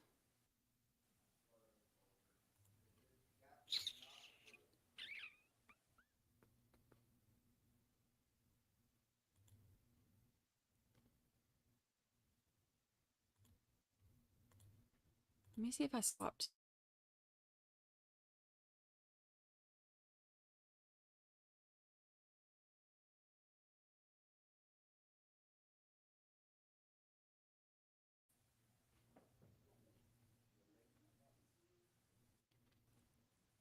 This tells me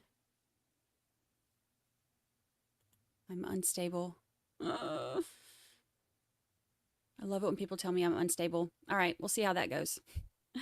For our baby's mom, member for 4 months. So glad I found you all. We are glad you found us too.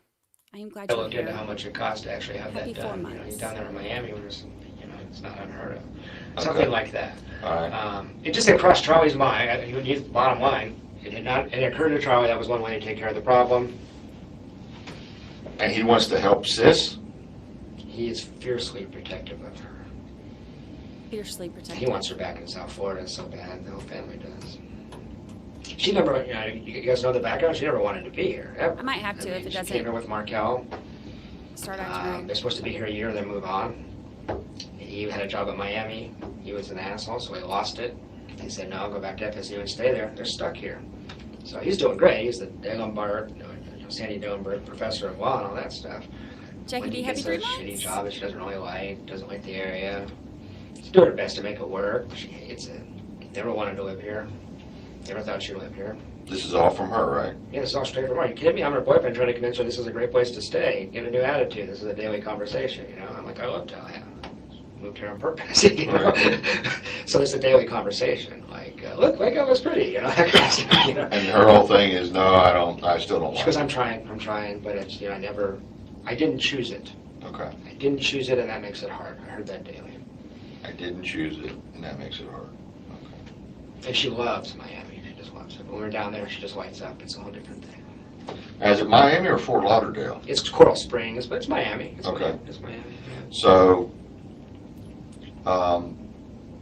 so a daily thing is you're trying to tell her how great this area is and so forth, and she's basically putting it down, and then, you know, I'm stuck here. My husband didn't want it or couldn't keep the job at UM. He Was it screwed UM up. or Nova? It was UM. It was UM. Yeah. Okay. Yeah. And he screwed that up. Yeah. He was so abrasive. I'm sure you heard a lot about that. He was so abrasive that they're like, "You're a great scholar. We don't want to put up with your butt every day. So get out of here." You know? Okay. I mean, he had to work pretty hard to lose that job. Actually. Okay. What was the reason? I mean, I know that there was some type of contention, and I don't know if it was the child rearing, or do you know that? I can tell you anything you want to know about that. I've got every legal document that. No. What did she personally tell you? Tell me about child rearing?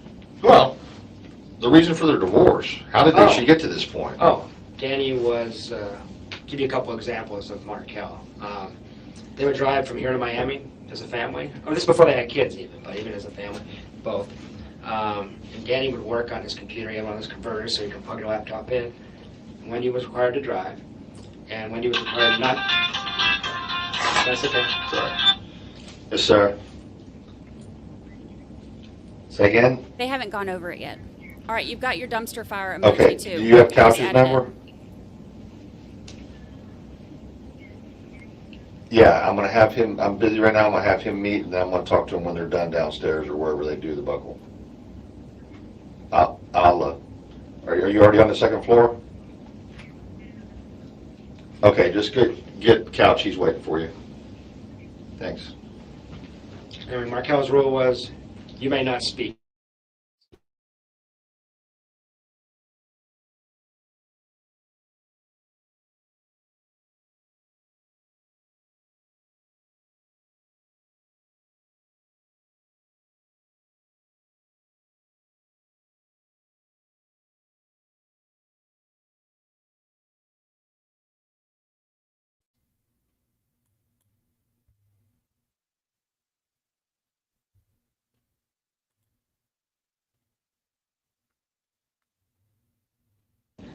Just ran her shit. And I don't know if he hit her or not, but I can tell you, if you just raise your voice to her like that, she flinches like she's got her ass kicked yesterday. So I've wondered about violence. I don't know. She says no, but people lie. Wendy lies a lot. So he was pretty mean to her. And as she went to get married, every friend she had was begging her, don't marry this guy, he's the biggest asshole we've ever met. And she got caught up in the Harvard law and elitism and all this kind of stuff. And she was in a bad place. Made a bad decision, got married to a guy. I just got divorced last year, so I understand this. Oh, you did? I got married to the wrong woman too, so I get it. That's how we bonded, actually. We picked the wrong people before. So it was a bad marriage from day one.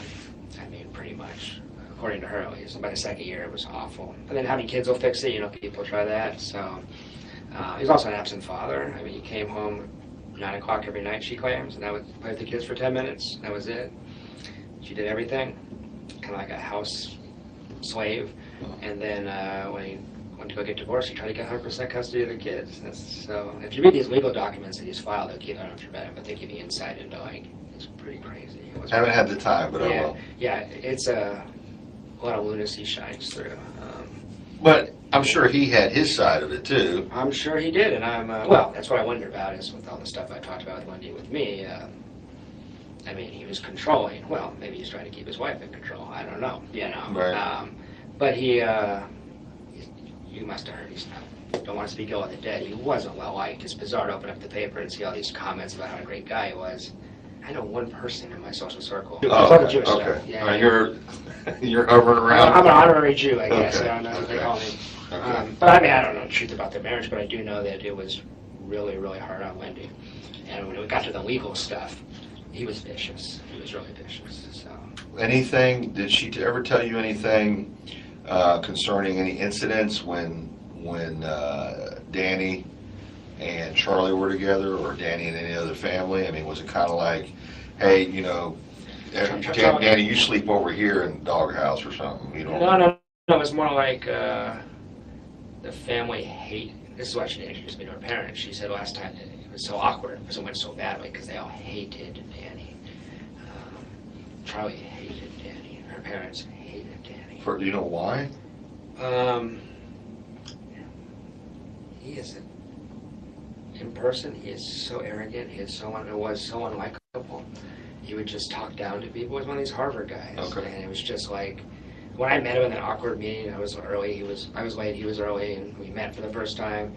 He insulted me 3-4 times in Really? 10 sentences, just in subtle, like, haughty, snobby kind of ways. Like, oh, are you a lawyer? You know, and just little comments here and there. You know. Meg's happy anniversary. So he was passive aggressive about it. It wasn't in your face. He wasn't yelling, but he insulted. He would just tell you, say you're stupid. Okay. I mean, that's just how he talked. He thought he should. He's basically subtly insulting you the entire conversation. Yeah, he did. I mean, as far as Wendy and him, he did all kinds of little things to intimidate her. I don't know if he knew he was doing it, but she was scared of him. I would go with her to, I was telling him, I would go with her to functions that he was at to kind of reassure her and run interference, because she would get heart palpitations and stuff around him, and it seemed completely out of the scope of normal. I got an ex-wife. I can get in front of her.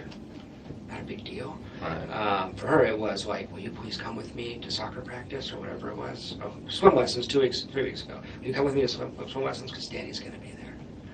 And she would just freak out. Did you go? I did go. Was he there? Yeah, he was there. Was everything okay between you and him? Well, yeah, everything was fine. We kind of moved through a phase where at first we were real friendly, shaking hands, and then we got like, hey, I'm not going to shake your hand. We're on different sides of this thing, you know, that kind of thing. But it was always reasonably friendly. Did she introduce you to him as your boyfriend, your current boyfriend? No. Friend? I don't remember what she said. This is Jeff, I think. Okay. That was a point of contention between us. She didn't call me her boyfriend until very recently. So okay. I think she might have had other ones. I think that might have been the issue. Okay. Maybe Dan Sack was also her boyfriend. I don't know. Okay. We already got his phone number. Yes. Is there anything else I just don't think there's... He did say he was willing to give buckle if you need it or want it. Is that something you want to do? I don't think so. I can call him back if we have his phone number. Yeah. It's taking a second. And the guy drives in from Georgia, Tennessee, whatever, and comes straight here from what I understand, what you told me. Yeah, I didn't do it. Okay.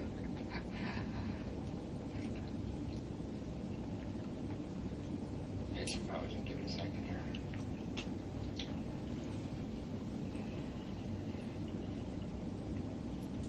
I guess the thing that keeps popping up in my head is,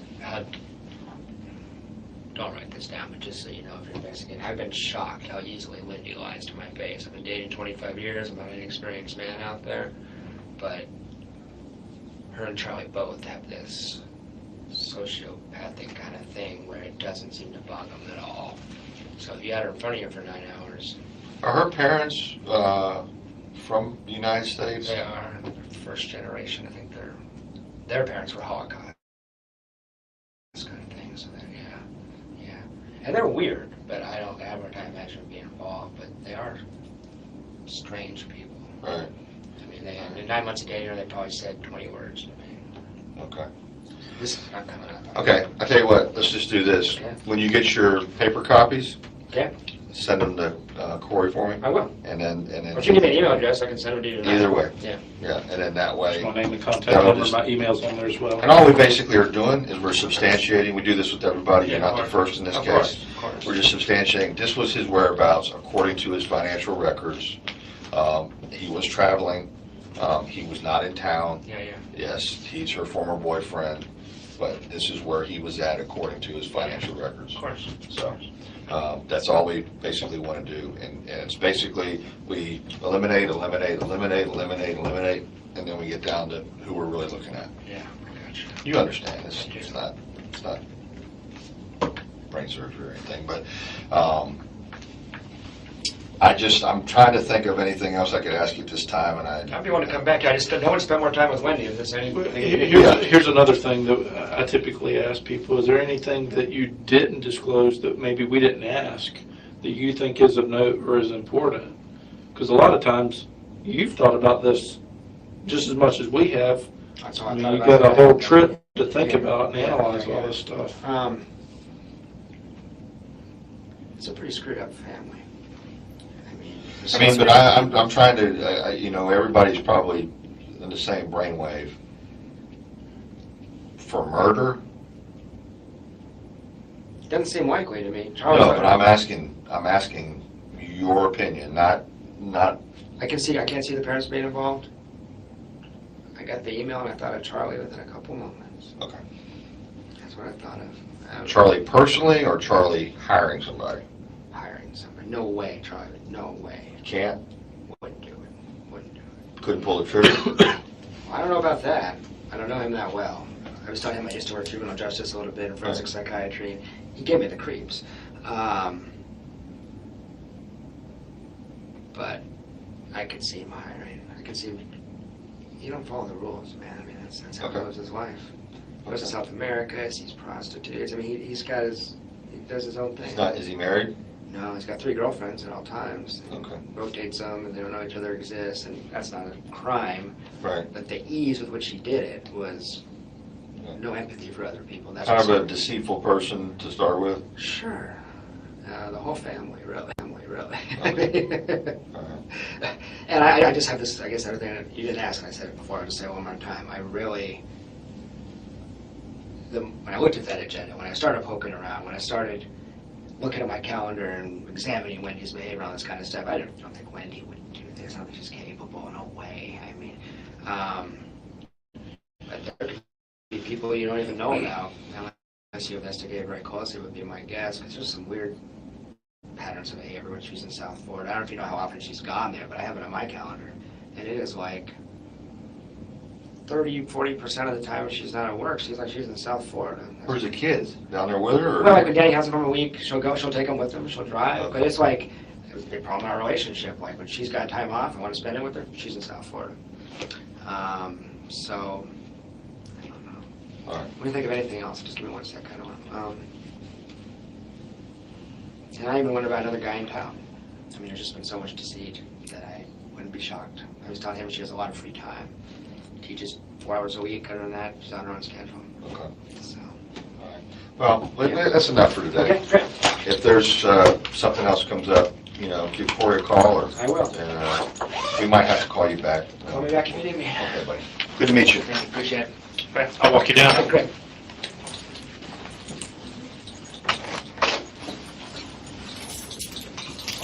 Sorry, y'all, I'm trying to work on the emojis that you've been asking me for while they're doing this. So if I'm missing your comment, it's only because I love you so much that I'm trying to give you what you want.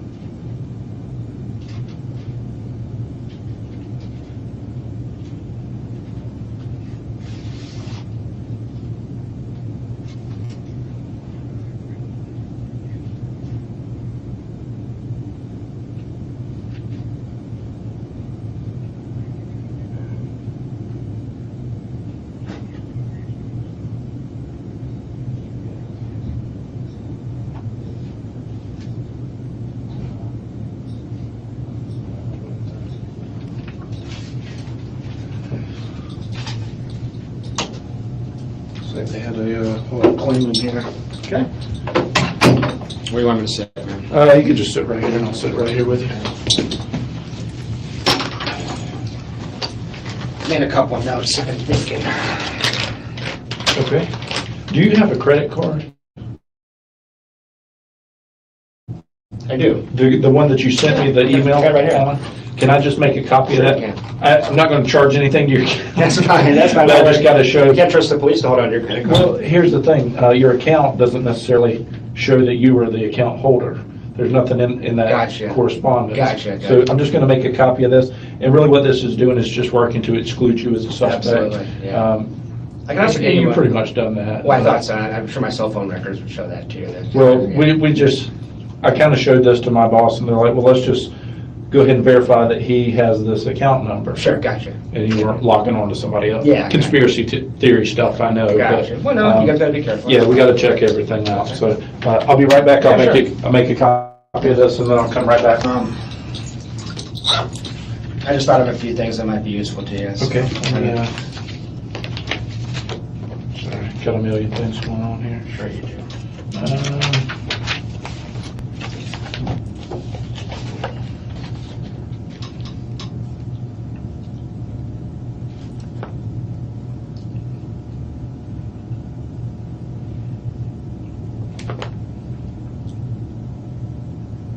And now, is this just kind of like theory kind of stuff, or is it just kind of you had some time to think about what I talked to actually, you about? what it's been is we had a 14-day break while she was in South Florida. Then last 7 days, I haven't heard from her yet. So we're at day 22, 23. No longer under the spell. I'm starting to see a few things a little more clearly. Okay. It's been a month since we were intimate, a month since she kind of controlled me that way. So it's I'm starting to clear up a little bit, man. I'm under the spell. So there's just some things I think you should know. I'll try to go quick. I know you're busy. Okay. But I appreciate you. First, there was two quick things. You probably already have these, but there's a professor in the department that's totally obsessed with her. You probably already got that. Who's that? He's got really bad teeth. I don't know his name. He called her goddess, and he would send her inappropriate texts. I can't imagine that Wendy wouldn't have mentioned that, but just to make sure you had it. He's an older guy, probably in his 60s. I don't know his name.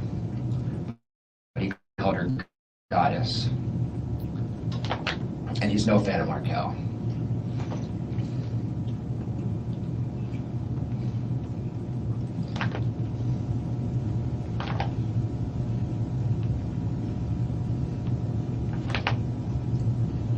It's gross. I think I know who you're talking about. I haven't talked to him specifically, but Yeah, seems unlikely, but I figured you want everything. Okay. And there was this was one I thought of. There was a student in the fall that was really inappropriate with her. She forwarded a couple emails to me, and he actually kissed her on the mouth during a teacher-student meeting in her office. That was kind of weird. So I don't know his name or anything else, but there was this student that, if you're looking for obsession, that was strange for a student to lean in and kiss a professor on the mouth, you know? Yeah. So that's just, Wendy would know the name. She forwarded the email. She was disturbed, but I don't know, you know. If you really needed it, I have that email somewhere.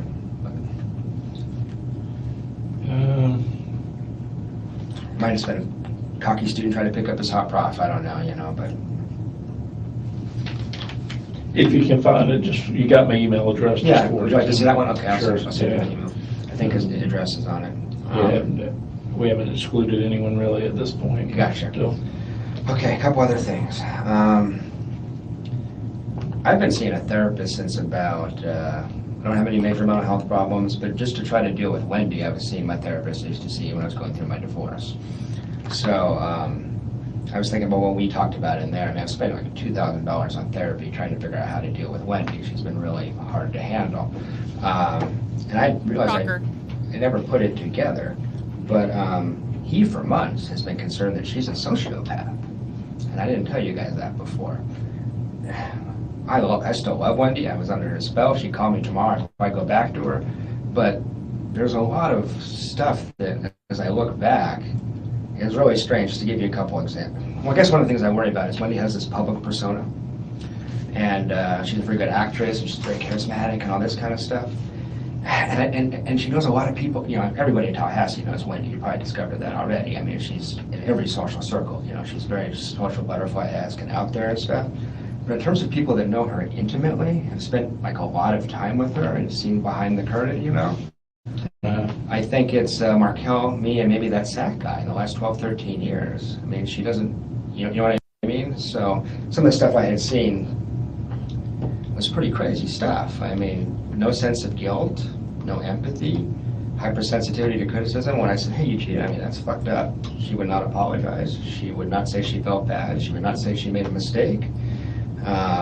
She's a total pathological liar, and I feel bad saying all this because I still love her. She has these flaws, and I would have stayed with her. But if you look back at Markel's legal documents, he's constantly talking about her systematic pattern of deception. He's She telling lies everything. all the time, and she told me once, I have a really hard time telling the truth when it's inconvenient or unpleasant. I lie all the time. I mean, she said that to me. So I never would have thought that Wendy was, I know she didn't pull the trigger or anything like that. But the more I thought about it, how much I was manipulated, how much of a spell I was under, and all that kind of stuff, I feel kind of creeped out right now that not, I don't know if she's a suspect or not, the paper says she isn't. But as an accessory, it makes a lot of sense to me at a certain point. So, and I don't know that many people that know her that well. Mm-hmm. When you see behind the curtain, she's a total train wreck. My psychologist was saying, man, she just meets the checklist of a narcissistic sociopath. You can go down the list. So, obviously, she's already a person of interest and all that kind of stuff, but I thought you should know that I'm a mental health myself. Right. So I never saw that when I was under the spell, but I've had people trying to convince me for 3 or 4 months, you're dating someone who has real severe sociopathic tendencies. Right. So high functioning and attractive, but still, that. Yeah. So that's something I just thought I should tell you. Sure. Well, I just noticed that Markel, everybody's told me what a nice guy Markel is, and I thought he was Satan, because in our household, I mean, he's a psychopathic, stalking, emotionally abusive, controlling jerk. That's how Wendy thinks of him. Now I know. And that's her assessment of him. Yes. Do you have the same assessment of him? I did when I was with her because I didn't know. I just believed her. Right. But no one else says. What I hear from everybody else is he's an arrogant dick. As far as a academic, there's a lot of professors that are arrogant. Sure. But he's a good man. That's what I hear people saying. He was a good father. He was a good man, and he was really upset with Wendy. Starting to understand why. I mean, there's some timing things here. I hope this is all wrong and you find some disgruntled student that shot him. I want Wendy and her kids to have a good life in South Florida. I still love them. I still care about them. I miss them. I'm pretty heartbroken over all this. But if you want information, I had some things to say. Okay, we got the not a fan emoji now. So we have this big fight in Gainesville. And I really confronted her. I'm really hard on her. I'm pissed because I feel like I've been conned because she's been calling me her boyfriend and all this kind of stuff. And I don't know exactly what the relationship was with Zach, but I found out enough that it was very clear that she was busted, that she was juggling 2 guys in some form or fashion. I don't know the details. Mm-hmm. I got the impression I was boyfriend number 2 is why I was pissed. I mean, there's no picture on the Facebook page. I noticed there wasn't even a picture of me in her house. And that's when I got really, really upset. I was like, come on, we've been dating 9 months. This is bizarre, So I had it out with her in Gainesville. And then she went to South Florida for 14 days. The whole time she's down there, she's miserable and not that available. But we're talking about future-oriented stuff. There you go. We're talking about trying to get back together and desperate to see each other. It sucks that we're separated in this bad situation. I can show you the text, like, can't imagine my life without you. God, I fucking miss you. I mean, these are like exact quotes, She gets back to town. We go on a date. And I said it was awkward, but we were holding each other. We're holding hands. There was a future orientation still. We're going to spend a lot of time together and work this out. That's what we had decided to do. And that was last Monday. It gets really strange from there, and it makes me suspicious. And maybe I'm just paranoid. But then on Tuesday, she called me at 2 or 3 in the afternoon. And she said, I walked out of my house. So we're going to see each other that night. And I say, okay, I walked out of your house. What are you going to do? I tried to get a key, but I probably need a locksmith. I said, oh, well, I'll come out and we'll just hang out on your front porch and have our date there. And she's like super sweet and friendly, and it was like everything was okay, actually. She was like, I would love it if you would come keep me company, see in a little bit, calling each other baby, this kind of stuff. All right. When I showed up to yoga, and it ended up that she got into our house and we went to yoga together instead, and we just met there. When I showed up to yoga at 7, something was completely different. She was gone. I mean, and that might have been just her talking to her friend and says dump him and she decides it and that's it. It had nothing to do with your case. But I would be really curious to know, if I was you, who she talked to between 3 and 7, because something happened where I seem to be irrelevant all of a sudden. And this is after 15, 16 days of her wanting us to, let's just work this out. It just turned in a second. And then it gets a little stranger from there, actually. And this was Tuesday preceding the 18th? Exactly. So I'll never. What point did she send you the email? That was that night. That was that memory. Tuesday night. My way through your That portals was to Tuesday Marietta. night, which I suspect was already in her head because. Well, that may have been, she maybe came to a finalization that she was going to do that. She may have. I mean, I don't want to make this all about me. There's bigger things here. But I did notice some things. I mean, so she's done with me, right? Okay. I'm looking at her. It's not right. Something's wrong here. I walk out to the car, and it's really awkward. Small talk, you know. I can tell she thinks she's done. But she asked me if I was going to be here this weekend. Now, she's done. Why does she give a shit if I'm here Friday? She asked me directly, are you going to be here Friday? And I said, maybe it's up in the air. And it wasn't up in the air. I just didn't want to seem desperate, and I was just going to stay here and not take my trip if Wendy was willing to see me is what that was about. But she said, but she was really interested. Oh, why is it up in the air? Oh, because, you know, his end or something. Okay, well, okay, talk to you. And this was prior to her sending you the email? Prior to her sending me the email, and the last thing I ever heard from Wendy, last words I exchanged with Wendy were, are you going to be here Friday? I just thought you should know that. It may mean nothing, but it was kind of strange to me. And then the no contact order was also kind of strange to me. Usually you would just send someone an email and say, hey, I need some time to think. She was very strict about that no contact thing. It was almost like she didn't want to be in front of me. You know, I just busted her for Well, she that. probably didn't want you to try and talk her out of it. Maybe. I don't know. That was my thinking. Maybe. Or maybe she knew something was going to go down and didn't want me in front of her because I read her pretty well. And I just busted her on a whole host of lies, you know.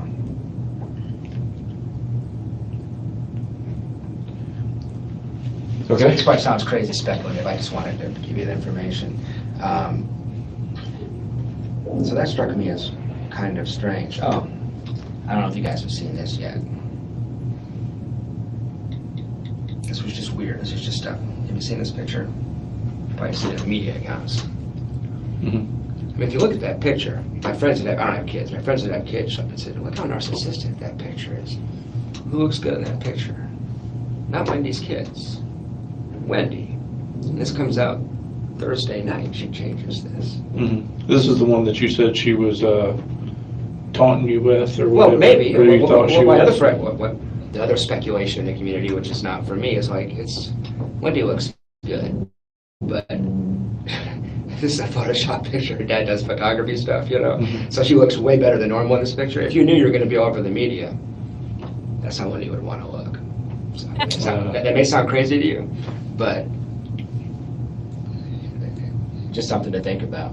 I mean, when you want to picture your kids look good. There's other pictures in this photo set where the kid's looking at the camera and are smiling and look great. Right. So it's just weird. And I'm not trying to do your job for you to be like an FBI profiler, but it was a thing. Right.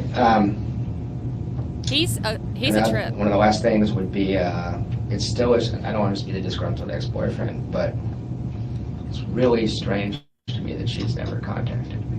It's very strange. We were co-parenting for 6 months. We've talked about Danny for hundreds of hours. No one knows that case better than, as far as her friends, than me. It's really, really odd. I mean, your ex-wife and you are estranged, you're fighting, you're separated, her dad gets hit by a car, you pick up the phone and call, usually, you know? So there's a rigidity to this no contact thing. It just strikes me as very, very odd. She is, I know you said, hey, I wouldn't take that personally. I'm not taking it personally, we're done, I would get it, you know? But what I am taking it as is, it almost looks guilty to me. It looks really strange. But when you call for, I've put these kids to bed for the last 6 months. I've been riding around in a minivan with them. I care about these kids. She knows that. Even if we're over, not a text message, not a phone call. It looks strange to me. So. Right. And even more so in lieu of recent events. Well, that's what I mean, is that when that happened, I didn't expect to hear from her that day. You guys had her on, you know, into the night, I know, all that kind of stuff. But I still haven't heard a thing. That just is very, very strange. Maybe she's just a cold-blooded, damaged, needy woman that decided she was done with me, maybe. But if there's any interest in her at all, there's a lot of sociopathic stuff here, it seems like. the ease with which she lies is really disturbing. Mhm. So that's all I had to say. I just thought you'd want to know that. Okay. Yeah, well, I got you here. I did want to run down on some of your, I printed out your stuff that you sent me here. Let me just flip through it and try and find it. Okay, I updated the mod one a little bit so that it's easier to see the mod emoji.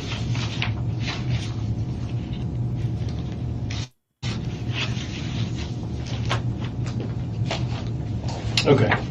And this actually is a little bit better to kind of have something tangible to look at, to kind of see where you are and where you were going and stuff like that. They're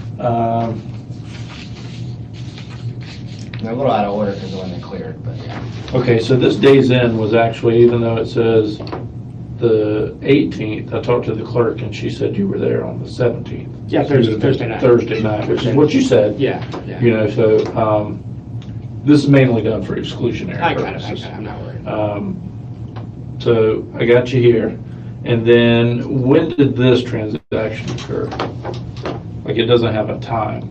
Can you give me kind of more of a specific time? Thomasville? Yes. That would have been on the way there, so 9, 10 o'clock. PM. Yeah.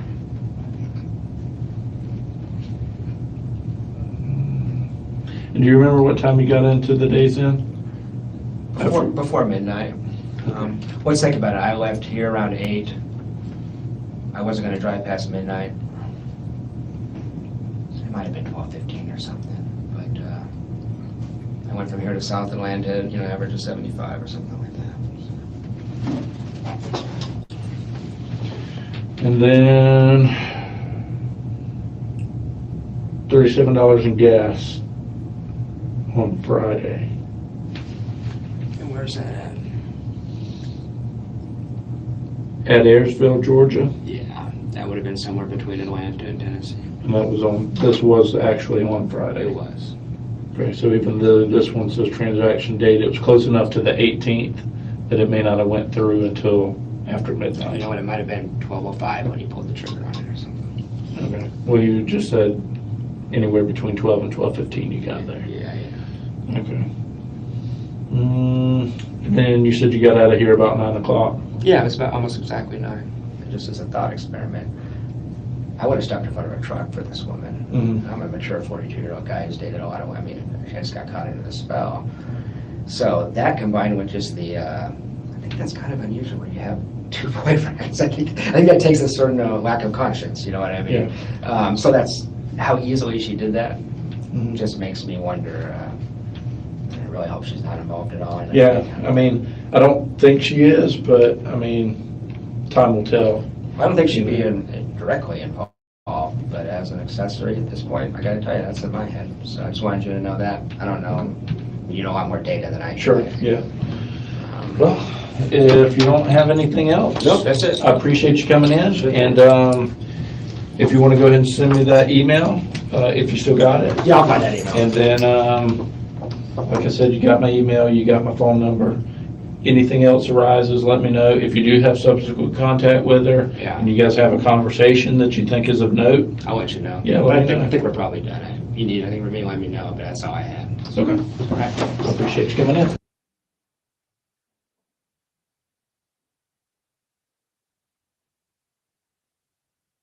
Oh, hold on, let's read this. On 8/12/14, Jeffrey Lacoste. Am I saying it wrong? Say everything else wrong. Lacoste came to the police department after calling me and asking to meet with me the day prior. He advised me he was going through old text messages and discovered the following. He and his ex-girlfriend, Wendy Adelson, were supposed to go to California July 11th to 17th. He advised that they made reservations on April 30th, and Wendy Adelson later canceled the reservations on June 4th. He also advised that he heard from Wendy and other friends that Wendy's brother, Charlie, texted her last week and asked to go out and celebrate. He further stated that while Wendy was at dinner with Charlie, she vomited at the table. And remember, we heard her talk about this in her testimony. And she was like, it wasn't celebrating. I just hadn't been able to eat because I was so distraught. And I finally went out to eat something, and I had, what'd she say, like a glass of something, and she said that's what it was, but it wasn't a celebration, she said. He thought all this to be highly suspicious in lieu of the recent homicide. He further advised Wendy went to Guatemala March 13th through the 15th. He stated that she seemed different after her trip to that country. Lacoste did not elaborate any further. He provided that Wendy told him over the telephone that people were saying that she wanted to leave Tallahassee, and she told him that she did not want to leave Tallahassee. He told me that his statement was completely contradictory to the way she felt about Tallahassee and wanting to go to South Florida. He also told me that Wendy had a boyfriend in South Florida. He did not know who this individual was and could not provide any further. In speaking to Lacoste, he believed that Wendy Adelson may be indirectly responsible for the murder of her ex-husband, Daniel Markel. When I informed him that Wendy was not a suspect, he stated, "Well, she should be." Oh, dang. He is not a fan. Not a fan.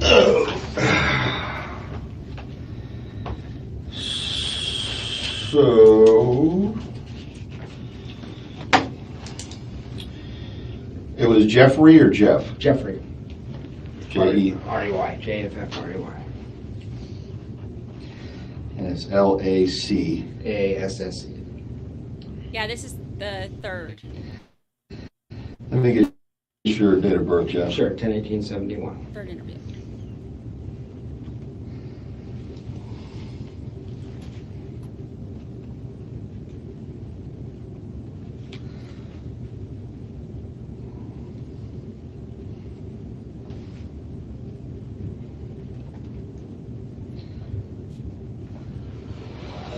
Okay, so what's up? Corey said, and we talked on the phone a little bit, that you wanted to, and you can start at the very beginning, however you want to do it. I got some notes. Do you mind that? No, absolutely not. I don't want to forget stuff, so I've been writing stuff. He brought notes. That we might end up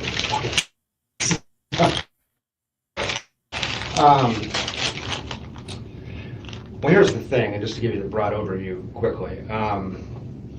I felt like when I first talked to Investigator Hale, I was shattered. I mean, you can imagine, you see violent crime all the time. So I think he saw a lot of noise, and a lot of the stuff I told him, but I don't know how it came across. The last couple of meetings we had, he seemed to think I was a disgruntled ex-boyfriend and got my heart broken, and that was why I was upset. And there was some truth to that. I was upset. But over time, I've got some clarity on some things. So I guess I'll just give you my overall impression, and just want to tell you things I saw with my own two eyes that were very suspicious to me that I didn't feel really heard previously. Or maybe they were heard and not seen as credible, I don't know. But just so you get the context for it, as far as the relationship stuff, that sucked. But, that last 3-4 months, I moved on with my life, Actually, her moving away was the best that ever happened to me in terms of my personal life. It was a bad relationship. So this isn't any animosity towards her for being an unfaithful girlfriend. This is more deeply concerning stuff about someone getting killed. So I started dating Wendy in fall of 2013. We had mutual friends, because a lot of our friends are in the Jewish community at the School of Social Work. So we both talked to a lot of the same people, throughout the investigation. Your name came up a couple times. And we just have a lot of mutual friends and stuff. So that's how we met. So we did it casually in the fall. She just got divorced, so had I actually. And at the time, I came in here before, I thought Markel was a dick. that's what I had been taught by Wendy. Over time, I realized I was kind of misled. But in the fall, it was interesting. Let me start. Danny had been describing Wendy as a pathological liar and a mentally ill narcissistic sociopath in a semi-joking manner, but to you? To other people. I just heard that through the grapevine. Because people said, be careful with Wendy. She's a little unbalanced. And I said, well, she seems upset about her divorce, but I don't know if she's unbalanced. I didn't take it seriously at the time. It sounds extreme, right? I thought these two people were having a nasty divorce. He's calling names. I thought it was totally out of line. It's one of the reasons I was upset with him, because you've seen the court documents. He got sick of her and really went after her legally in a really aggressive way, and not knowing the background. I thought it was inappropriate, I thought it was taking things too far to try to disbar your ex-wife, But one impression I'm left with is, I don't think I said this before, like in December and January, I thought that was totally out of line. By May, I don't know if those are technically the correct words, but by May, I knew exactly what he was talking about. And this is a very troubled person, Wendy Adelson, deeply troubled person. And at first, she's gorgeous, she's smart, she's funny. I fell for this girl like a ton of bricks. Most men would. That was one of the reasons I stuck around too long. But just an overall impression of her. And Danny says this in court documents, actually. She's a very manipulative person, a pathological liar. Wendy was an alcoholic while I was with her. She drank her dinner most nights. Extremely fragile, extremely depressed.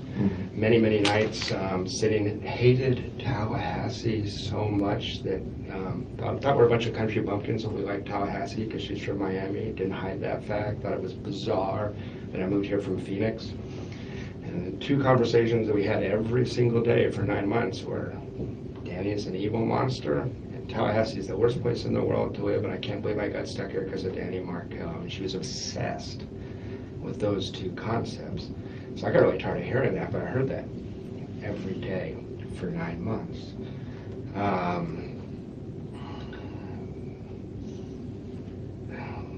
Wendy's very manipulative in that she plays the victim very, very easily. Whenever we got into a confrontation, she'd pour me. Very sensitive to that. I work with DV victims, women that have been raped as a social worker.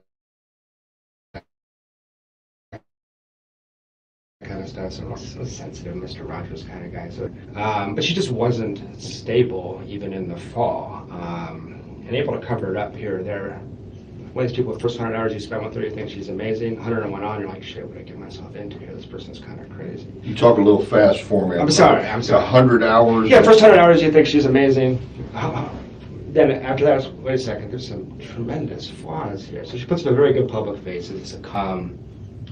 But as far as seeing stuff pertinent to the crime, I met her brother Charlie when I was down there in Miami for Immokalee. You may recall that I said I found him to be a very strange person, very aggressive, verbally. He takes sex tours and trips to South America to have sex with underage prostitutes. What? Wait a minute, back up a second. Yeah, he takes sex tours and trips to South America to have sex with underage prostitutes. Sex tourism? Yeah, okay. Yeah, South America. Just. I'm kind of a sheltered guy. Well, I was shocked not only that he would tell people he did that, but that he would tell his younger sister. That was strange to me. Very odd. And there's this odd dynamic between them. The whole family's real weird. He talked in the hot tub about punishing a girl by anally violating her in front of Wendy and I, like bragging about the fact that he'd hurt this girl because she had got him in an uncomfortable situation. So he came off like an offender to me. He came off like a, kind of sociopathic, like this is strange. He just met me, he's telling me this. It was really, really weird. Okay, Yeah, go ahead. I know, I'm just trying to rein you in a little bit ahead, so I can make sure I get it right. Yeah, please. I do recall something about a hot tub. Yeah. But I think it may have been something I read from Corey Hale's report. It might have been, yeah, I talked to him. But are you saying you're in the hot tub after the Immokalee retreat? Exactly. We went from Immokalee to Miami and hung out with their brother. Okay. The first time. So you're in Miami at his place, I guess? Exactly. It's very wealthy. It's got a really nice house in Miami Beach area. Miami Beach. Yeah. Okay, so you're there and you're in the hot tub. Yeah. She's in the hot tub. Yeah. And the brother Charlie's in the hot tub. Yeah. Okay. Charlie's talking about punishing girls through anally violating them in front of his sisters. Just. Is it braggadocious? Yeah. Like she got him punched out at a wedding. He had a Korean girlfriend that brought him as the only white guy to 400 Korean people and just him. Some of the men took offense and he got punched out. Charlie did? Yeah. So the way he handled that was to anally violate her and then brag about it the next day. I mean, it was really, really weird. That had happened the day before y'all got in the hot tub? No, I misspoke there. It was pretty recent. It wasn't that day, but It was last month, the last couple of weeks, something like that. So he goes to a Korean wedding as the only Anglo. Yeah, exactly. And some men took offense because he was a date for one of the Korean girls that was at the wedding? Exactly. He got punched. And he probably opened his mouth or something. He says he got sucker punched, but I don't know. Okay, so he gets, and so. Okay, does this give y'all Lori Vallow and her brother, like, it kind of gives me those vibes, like the super awkward, like Game of Thrones brother and sister shouldn't be doing this thing. That's what this is giving me right now. His way of getting retribution is the girl that brought him to the wedding is to rape her? Or Well, it did not rape. It wasn't rape. It was consensual sex. But he was bragging about the fact that he made it hurt a lot and that kind of stuff. Oh, okay. And that was just. And that was anal penetration. Yeah. He's bragging about. And it's 20 minutes after I met him. I talked to their guy friends. Although I've never said anything like that, I would never want to hurt a woman. It's Right. you know, so it's. So it just struck me as very, very odd. Fast forward to May, we have that incident in the coffee shop that we discussed, that Officer Hale and you were, I assume that's one of the reasons you guys were interested in talking to me in the first place. But just to remind you, I just walked into All Saints Coffee and there's my girlfriend with another guy. But that was a big deal in our relationship. And Right, because you see her there and she's with this guy and. Yeah. And you don't know who the guy is. Maybe I got that wrong. You knew that she was seeing a guy? That's one of the things that concerned me, is that she would bring him up from time to time. And there was other signs. I mean, there's, I think, 5 to 10 other men. I was in denial about it in this time period. That's not a crime, obviously. But it was, she's very impulsive, very erratic, doesn't think things through. She will do them and then worry about the consequences later. She was remarkably sloppy about cheating on me in terms of, well, that's what was interesting. Up until about early June, she was covering her tracks pretty well, actually. And, after that fight, we had not a huge fight, we had a mild fight about that. And things started to get really, really strange. And this is what I think I had a hard time getting across to Investigator Hale. So we have that fight. She goes to Portland for a weekend. She comes back. It's now June. In June, I was walking around saying to all my friends, I don't know what is going on. Something is going on. We had that very frank talk about that and decided to stay together. She said, it's one guy.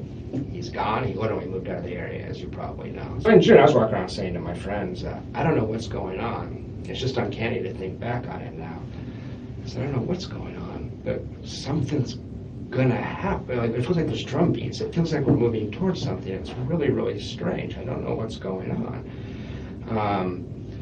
And one of the strange things that happened was we had a trip to California scheduled to see my parents the week that Danny was killed. And in early June, she rescheduled that trip. And I said, what's the problem with the trip? She says, well, I'm worried we'll get stuck in the airport and we won't be back on Friday. I have to pick up the kids from school. I said, but we're coming back Thursday night. It's not winter. We're not going. Atlanta in the winter, I would understand. There's no way we're going to get. We can rent a car. We have friends that can babysit. This is strange. I said, fine. Cancel the trip. And that was going to be in early June. The trip was going to be the week that Danny was killed. Oh, okay. That was the trip. 11th to 19th was supposed to be the trip. So we had a trip planned, and she was real strange about the fact that we had to reschedule this trip. It just didn't make sense. And I even said, if you just don't want to go because you don't feel comfortable right now, just tell me, that's cool. She goes, no, I have to pick up the kids from school that day. I just have to. I don't want to do anything that would stop that, you know. And she said, I'll miss the kids at that point. I said, okay. A couple of days later, I say, well, she said, but I want to spend that time with you. I was leaving for Tennessee on Friday. And she said, I want to spend that Monday through Thursday with you. I said, great. You want to go to St. Augustine? She loves the beach. She hates Tallahassee. This, again, is just very strange and suspicious to me. Wendy Adelson tells me, what I want to do is a staycation. I want to stay home in Tallahassee. I said, you want to stay in Tallahassee the hottest week of the year? She goes, yeah, we'll go to Tom Brown Park, we'll do this. I said, you hate it here. I'm offering to take you away. Why wouldn't you? It's just really strange at the time. I remember saying to my friends, like, Wendy wants, people laugh. I said, Wendy says she wants to stay in Tallahassee. Like, she leaves town, sure you know, every chance she gets, she leaves town. Why would she want to stay? I said, I don't know. I have no idea. I finally managed to convince her to do a trip to St. Augustine, but we had to schedule it so that we were back basically by the time of the shooting. So that was just strange. It was peculiar at the time. And when we scheduled that trip to St. Augustine, I was sitting there, she has her calendar open. You have to schedule everything with her. That's just how she was. There was just, at the time, I can remember sitting in her office trying to schedule this, and there's this weirdness about that weekend. We're scheduling other things, no problem, but that weekend, she just was intent on. That day meant something to me before Danny was shot. Like, there's something weird about that week. I don't know what it is, but there's something weird about that week. If we keep going through June, other things I noticed in June that were really crazy. Let me back up a second please, so I get this right. Yeah. July 11th through 19th, you're supposed to go to California. Yeah. Leave on the 11th, come back on the 19th. I can look it up for you. It might be 12th to 19th, but it was the week that Danny was shot. Yes. Okay. Yeah. 11th So to 19th. when is she saying, I can't do it? What date? What date are we talking about when she's telling you I can't do it? Early June. I can pull up exactly. Early June. Early June, yeah. So you're supposed to go to California with her, just you two. We have plane tickets purchased.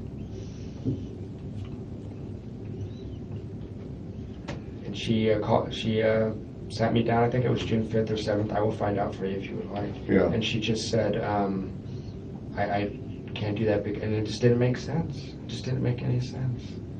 So she'd already said that date was that window of She said, this is the one week I have to go see your parents. And I 11th said, to the 19th. but that was in May we booked them. So 3 different times she canceled plans with me in the 2 or 3 day period with Danny. What you're leading to is this is highly suspicious that she needs to be here on the 18th of July. Yeah, just anecdotally, subjectively, whatever it's worth, it was really weird. It was really strange. I know this woman, I know her really well. And there was something at the time with me saying to my friends, what's going on? It's just really, really strange. It's just really... She'd never done anything like this before? No, she had canceled and recanceled, and she did that all the time. Completely disorganized person. But it usually made sense. It usually had a reason. And usually the reason was something about court with Danny, or the parents wanted to come down to South Florida. Every other time but this, I understood. This time I was completely puzzled. It didn't make sense. And it was very, very strange. Okay, so she cancels this trip to California. Did you go anyway? I did No, not. of course you didn't. You were okay. Wish I had. Yeah. And so what happens to these plane tickets? Her ticket, I have no idea. Oh, she bought her own? Yeah, we bought separate plane tickets. Jeff bringing the tea. As a matter of fact, I don't know that she did buy a plane ticket. Oh. But she told me she did. Same airline? Same So. flight? I can find out for you. I can send you my reservation. Because we had a discussion about getting our seats moved together, so I think she probably bought a ticket, actually, but I never saw the ticket. It wasn't discussed any further? I can't recall. Okay, so that's the first thing. In early June, she says, Jeff, I got to be back on that Friday the 18th. Exactly. To pick up the kids. I guess that's going to be the first of her week with the kids, maybe? Yeah, she gets the kids back after having, because they went to 7-day schedule in the summer. Right. And she's like, I'll miss the kids. I said, we'll be back. It's not, I said, you don't want to go, just tell me I don't want to go. No, I want to go. I just got to be back for the kids. Okay, why not adjust the flight or just the... Well, she had the kids the previous week. This was her one free week. She's also booked all summer. Well, the 18th is a Friday. Yeah, it is. Okay, so, going backwards, the 11th should have been a Thursday, I'm thinking. I could look it up, but it just wasn't. She was booked week by week throughout the summer. She doesn't even have any school stuff, right? I mean, I don't know if you're off during that time. No, I'm completely off. She has a lot of obligations to her parents. Her parents want her down in Miami every chance she gets. So I'll do this counter. There's parents. All right, so three different occasions. This at the time, it's like, going on with the 18th of July, or the week of the 18th? What is this? I don't understand what this is. Okay, so the first thing is the California trip, and it's next. Yes. Then you want to take her to St. Augustine, She because you says, know. yeah, and she wants to stay, and that's just bizarre. But did you ever make plans to go to St. Augustine? Yeah, so a week later, again, we sat in front of the calendar, and it was really strange. There was this hesitancy about that weekend. She says, I'll go to St. Augustine, but we have to be back early on Friday. Early on Friday? Early on Friday. What is early on Friday mean? And we were going to wake up and come straight back from St. Augustine, so we would have got up at 7, been here by 9 or 10. Okay. She had to pick up the kids from school till 4. It didn't make sense. Okay. So I said fine, and my thing was I was going to drop her off and then drive up to Atlanta. I was just going to drop her off and go. So that was just strange. It just stuck in my head. Like, what? Because your trip to your friend up in Tennessee, what was the date you were supposed to go? I was supposed to leave at about 10 or 11 a.m. on Friday the 18th. Okay. Because I was supposed to the original trip was to go straight to Atlanta, stay the night in Atlanta, then go to Tennessee the next day. So I was supposed to leave here at 10 or 11 and get there at 4 or 5. On Friday afternoon? Friday afternoon, yeah. Okay. That changed, but that was the original. No, because you left on Thursday. Yeah, I did. All right, well, let's jump to that so I can fill in this blank. Yeah. Why did you leave on Thursday? We'd had a huge fight in late June. I discovered some other cheating. I was very upset with her. And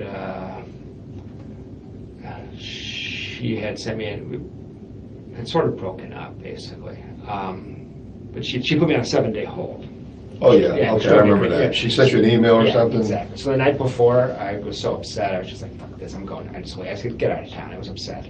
But that's something my friends have said to me that, I've never said this, but my friends have said, Jeff, because sometimes it's hard for me to see this clearly, they can see it more clearly. Jeff, you do realize that if you left Friday at 11 a.m. for Atlanta, what this would have looked like, you would have been in custody. You're really. Oh. Now, I'm not saying that, but some of my friends, it was like a clumsy attempt to take attention off her and put it on me. I'm not saying that's true. It sounds a little far-flung to me. It sounds a little clumsy to me. But she knew exactly when I was going to leave. I'm a late riser, and she didn't know I changed my plans, obviously. So I'm glad I changed my plans. I wouldn't blame you guys for being a little more suspicious if you didn't. I mean, if I leave at 11, you just see me driving north 10 minutes after Danny showed up. So that looks suspicious to a lot of people. I know it makes it sound like a criminal mastermind. It may sound crazy to you, but that's what my friends say. So can I go back to the stuff in June? Absolutely, I'm sorry. You know, any questions you want to ask? And I know I talk fast, and I... Just a little faster than I'm used to. My dad's from Boston, so I'm an adopted Southerner, but I haven't slowed down yet. So in June, these are just my impressions, but it was 5 or 6 times in June. I'm playing with the kids. We had a good family life, terrible romantic relationship because she was cheating me all the time. But I'm home with the kids with her, nice family life.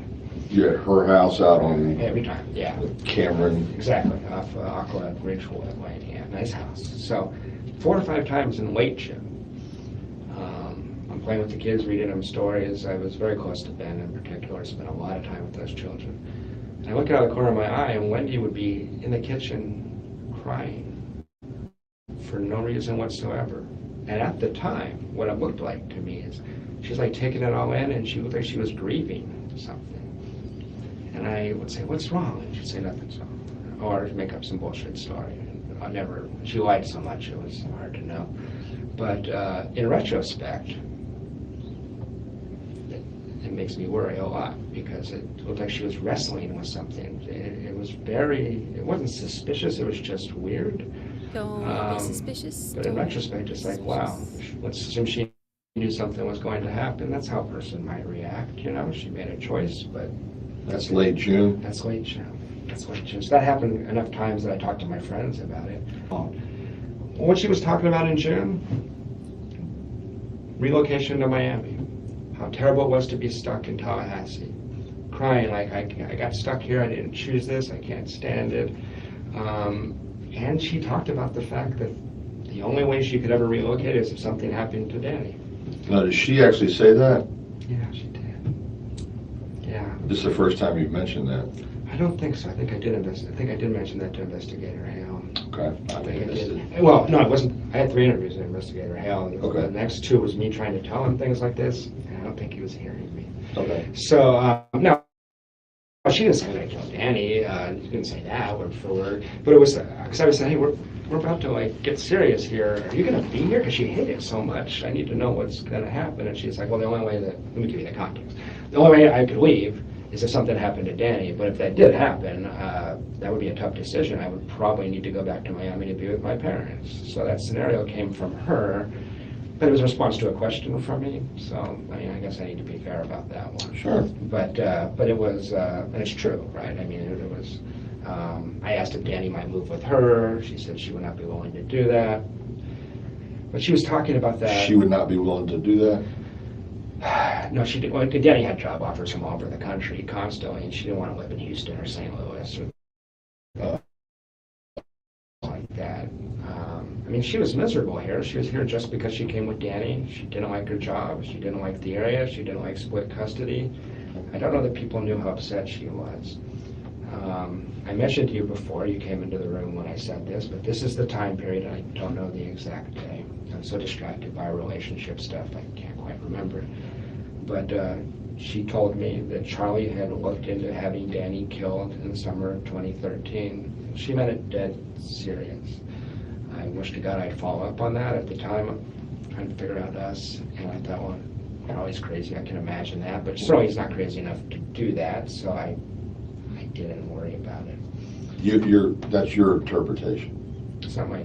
No, let's back up. Yeah, go ahead. Let's get into the context of your conversation with her where that comes up about Charlie. Please. So She just, she's talking about Danny. She's completely... Where are we at? We're at her house in the living room in late June. In late June of 2013? Yeah, 2014, yeah. I'm sorry, 2014. Yeah, late June. And you know what, this might have even been, this is sometime between June 20th and the Monday before Danny was shot. Okay. And I want to say it was right before, but I don't trust my memory on that, the date. And she's talking about Danny because that's all she ever talked about. Danny wasn't a human being, he was Satan. He was what? He was Satan. Satan, Yeah. okay. And what was real strange about this was that in January, February, March, they had a lot of court stuff, and I could see why she'd be so pissed off at Danny. Danny had calmed down. He liked his new girlfriend. The judge had read him the riot act in court when they went to court the one time and told the other attorney, you need to calm your client down and stop having your client write his own legal briefs. I'm sick of reading this crap. You know, Danny was going to get his butt handed to him by the court, and Wendy was going to have to concede a couple things, but she was going to win, everybody thought.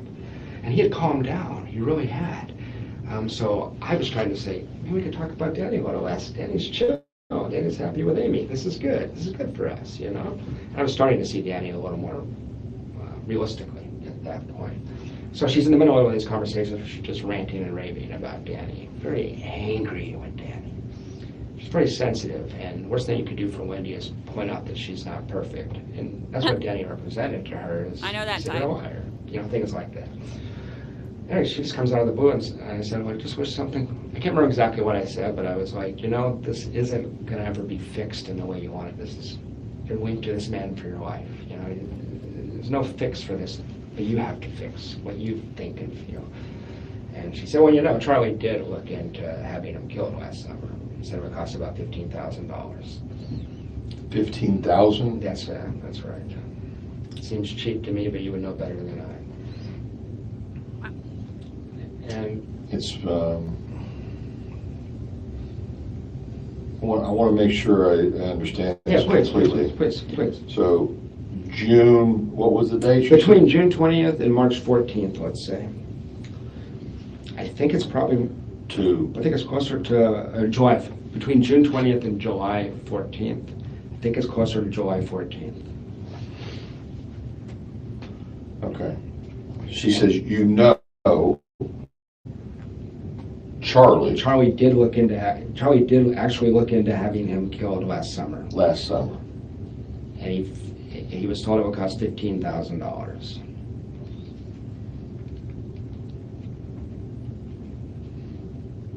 And one of Charlie's... This is just paraphrased, but I want to make sure I understand. Yeah. Charlie did look into having... Danny killed last summer. cost about $15,000. And that's not exactly word for word, but that's pretty close to what she said.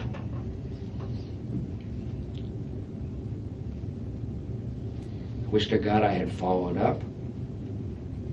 But how do you respond to that? What do you say? What did you say? I changed the subject to us. I was interested in working our relationship out. Did she ever bring that up again? No. Never again. But what worries me is that the speech pattern, I'm not trying to play FBI profiler here, but It's kind of like, I told you half a truth instead of half a lie. that's how she lies. That's exactly, I'm sure you've got that on anyway. So it doesn't have the impulse control just to say nothing in high stress situations, but gives you this half-assed version. Yeah. So I thought about that a lot. But you do remember the amount is 15,000? I do remember that. No further than that, nothing else? There's nothing else. I wish I followed up. I beat myself up about this. No, you didn't. What am I gonna do? Call you guys and say my girlfriend said something crazy? I don't know. The thing that worried me about Charlie is he has a very close friend and goes on these trips with him who's ex-special forces and is known for being kind of deranged, and I thought that guy was done by somebody who knew what they were doing. So I told you guys. What's his name, though? I never got a name.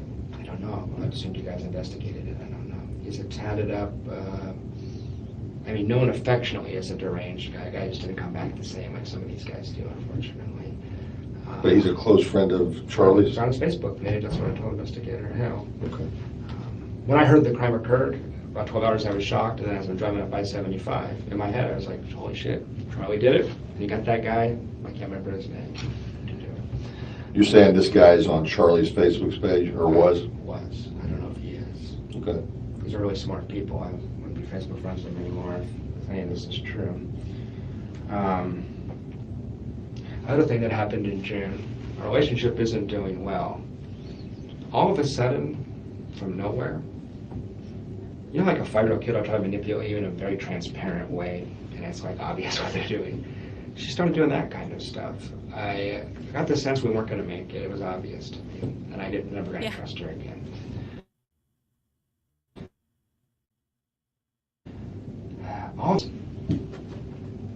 I've been very careful not to develop like a hindsight bias. I've checked back in with my friends. What did I say?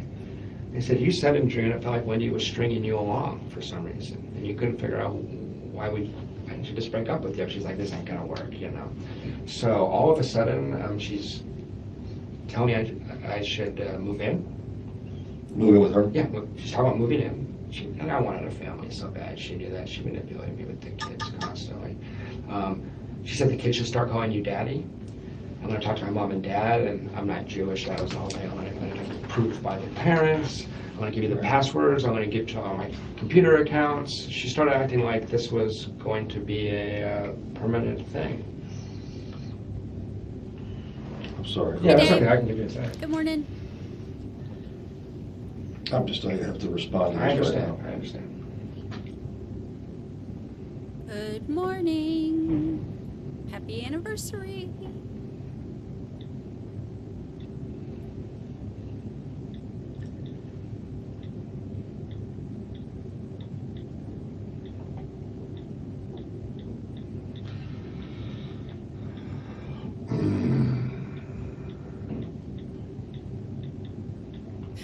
I kind of get it, though. Like, we've all said, like, crazy things, Well, I don't think I've ever said, I know for a fact I've never said my brother looked into killing my ex, but, if it's one of those things that, like, you don't take seriously, but then something like this happens and you go back and start looking and thinking about everything. Okay, that'll suffice for a while. No problem. So just at the time, I felt like I was being manipulated. I couldn't figure out why she'd want to keep me around. It was really strange. Just all of a sudden, here's the world. Just all of a sudden being over the top sweet. I hate it. Jeff, I'm confused about this timeline. Yeah, Maybe we should try to get that. Yeah, okay, go ahead. Okay, where's this week off? That's in July. I've been going. Okay. I've been going in order. Okay. So we're still in June right now. Okay. So we're in, but this comment from late June of the 20th through the July 14th is before or after after what you're telling me now? I can't remember exactly. It's my fault. No, it's okay. No, it's not a fault. I can't remember. I want to be as honest and accurate as I can. Sure. I think that's the Monday before he was shot, but I can't be certain. So this would be preceding that. Preceding, okay. Preceding that. Yeah. Okay. Yeah. So it just felt strange. These are just my impressions, but it's like, what is going on? It just didn't make any sense. It was just really strange, erratic behavior. She wants you to what, though? Well, I was threatening to leave at this point. Okay. So, and I guess if I'm putting on my cop show hat, I'm wondering if it would have looked weird if you break up with your boyfriend and then a week later someone gets shot. You know what I mean? I don't know. So, get to mid to late June.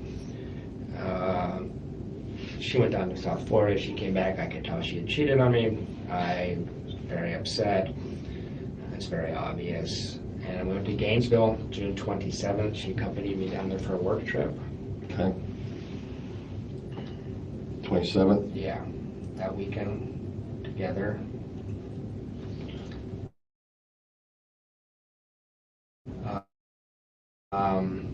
We got back, we drive back to Tallahassee, then she drives down to Miami with her mom. Oh. So that was because her mom has to come up to take with her because she's not allowed to go herself.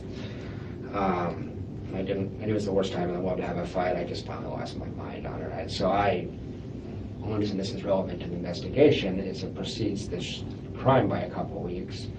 I did not touch her, I did not call her names, but I lost my shit on her. I told her exactly how upset I was. I chewed her ass.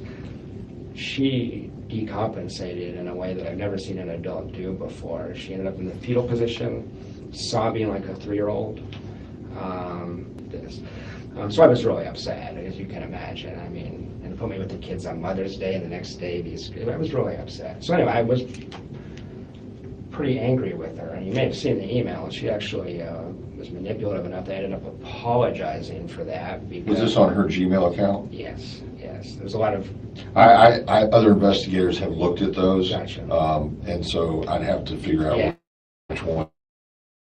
I'm just saying, if you see it, it's a little I just didn't know if it was her Gmail account or her work account or a different account. If I want to go back and look at it, I'm going to look at the Gmail. Yeah, it's Gmail. It's on Gmail. Did she give a reason? It's deeply important to her she be perceived a certain way. No, did she give a reason why she was having multiple sex partners? Not a good one, no. I mean, she said she didn't actually. She said she was very upset by my behavior in Immokalee when we had what you or I would probably consider normal range, uncomfortable conversations for 30 seconds. So she said, I was afraid in Immokalee you were going to be a jerk. I was like, I said, could you please be more considerate to me? That's literally all I said. She's a hair trigger. I think she didn't want a boyfriend, is my suspicion. I think I was awful helpful with the kids and stuff like that. Okay, I got you. I think she enjoyed using me as her... Okay, let's narrow this down. Yeah. Okay, June 27th, you're telling me is the date that you're in Gainesville and you have this blow up. Yeah, we have a total blow up. Okay, so is the comment about Charlie and the 15 grand after that? It is after that. Okay, so we can narrow it down to the 27th and Yeah. after. You know what? I just want to be as conservative as I can, but I'm almost positive that was July, the Monday before he was shot. If I had to bet money on it, that's where I'd put my money. Okay. So, when I was talking to her about that, I was struck by how cold and callous and basically sociopathic she was. Here I am, I was crying, I was very upset, and I said, you're not a sociopath, you must feel bad about this on a certain level. And she goes, I don't know if I'm a sociopath, I don't feel bad about any of this. Had there ever been a confusion about, okay, Jeff, I'll just be simple, elementary terms. Jeff loves Wendy, Wendy loves everybody. You see what I'm getting at? No, that's what you understood her that she was supposed to be strictly with you? Yeah, just from March on. Before that, I knew what she was doing before that. March on, I've been to 50 dinner parties where I'm introduced as her boyfriend. She took me out in public constantly. Continually. Give me a minute here. You need something? If you have water, I'm Yeah, going to dry yeah. up. I appreciate it.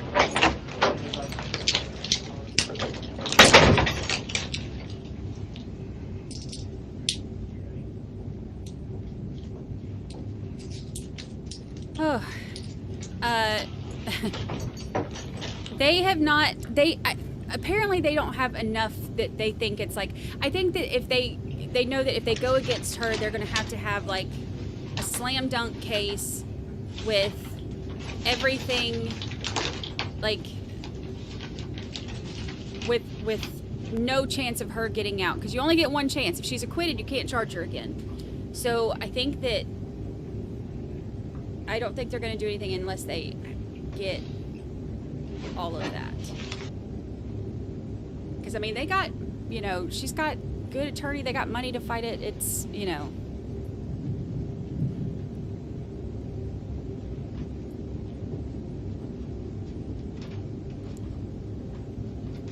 Jeff is Wendy's ex-boyfriend.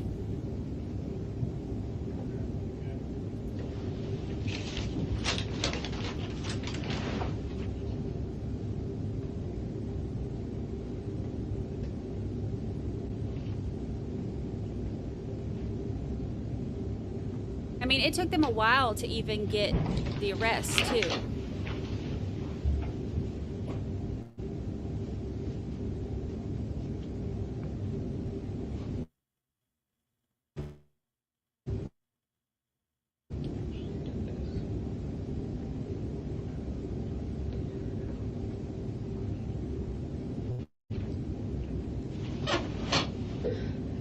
He's a very interesting guy, and you may have known guys like this. I know some in Tallahassee. He's friends with people on both sides of the tracks. He's got friends that are physicians and professors and all that. He's got guys he hangs out at his gym that don't have a high school diploma, and he's able to buddy up with them too. He's very good socially.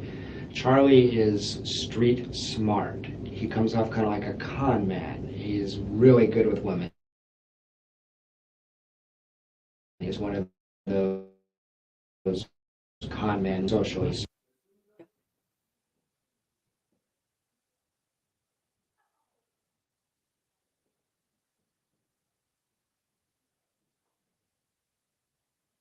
Circle of death.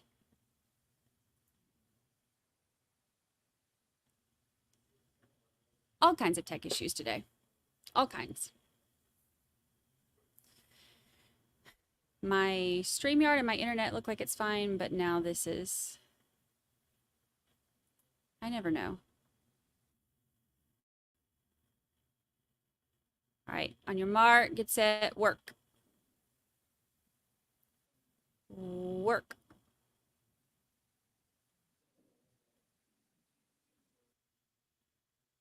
Work. So he enjoys... This is too much.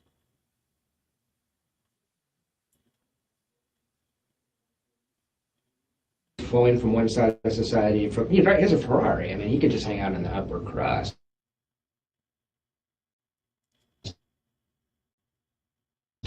He doesn't. He enjoys. If you're going to look into it, I believe he's part of the crew that went to South America. I have somebody checking right now to see if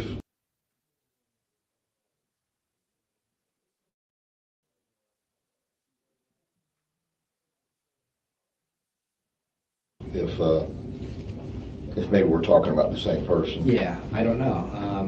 I mean, by the way, Charlie is so industrious and so street smart that if it wasn't that guy, it wouldn't make me any less suspicious that Charlie was involved. He just was the natural first thing that popped into me. So what do you think, Jeff? You don't, okay, so when you first started talking to me today, and don't take this the wrong way, but when you first started talking to me, I thought we were fixing to crucify Wendy right here as far as everything, and that she was directly involved. Not necessarily that she killed her ex-husband, but had solicited for someone to do it. I still believe that. I'm 100%, I never say 100%, I'm a researcher. I was 90% sure when I talked to you guys in July, but I was waiting for you to catch somebody, because then maybe I'm crazy, right? So then when Myron May happened, I thought maybe it was Myron May, I'm just wondering. At this point, I'm pretty confident. This is an email that I think you're referring to. I'll give you an opportunity to read it. Yep, that's the one she sent. That's where I'm going right now.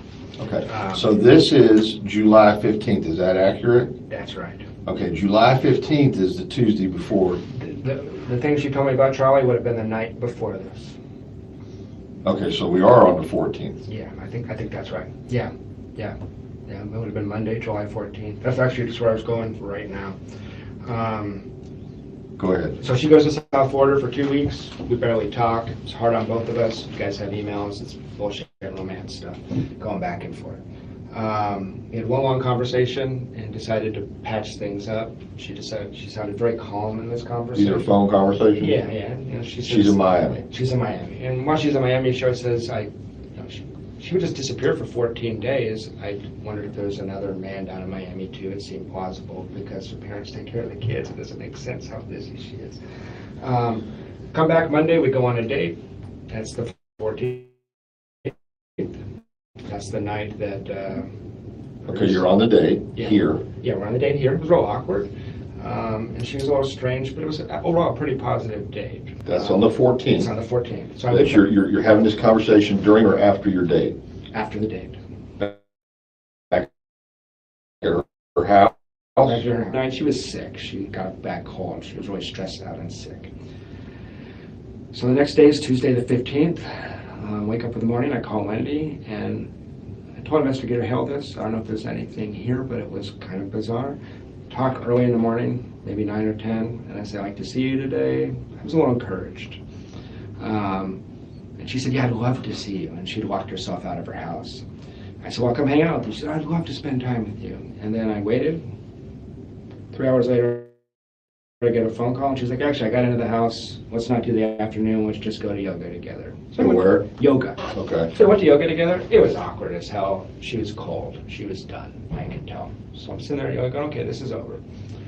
Walk her to her car at the end of yoga, and I say, I love you. I don't know what else to say. And she goes, I know. I was like, well, that's not what I love you. And she goes, I know. Yeah. Of course you do. I'm a goddess. Talking about narcissism. Yeah. So I'm like, I literally went, okay. And I just turned to leave, and I told Hale this, but I want to say it again. She goes, hey, Jeff, are you still going to Tennessee on Friday?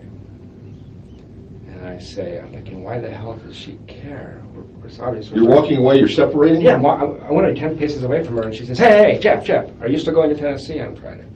And I say, I lie. And I say, actually, it's up in the air, because we talked about if we broke up, I should come over and say goodbye to the kids. I was hoping she'd invite me over.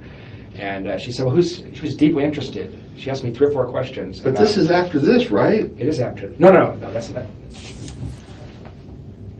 I get this email at the end of the night. She goes home and she sends this email. This is after this. This is after the conversation. The conversation I'm telling you about right now happens an hour before I get this email. An hour before. Okay, so we're still Tuesday the 15th? Yeah, at 7 o'clock at night. Okay. Okay. So she asked 3 or 4 questions about under what circumstances would I go? Why am I thinking about not going?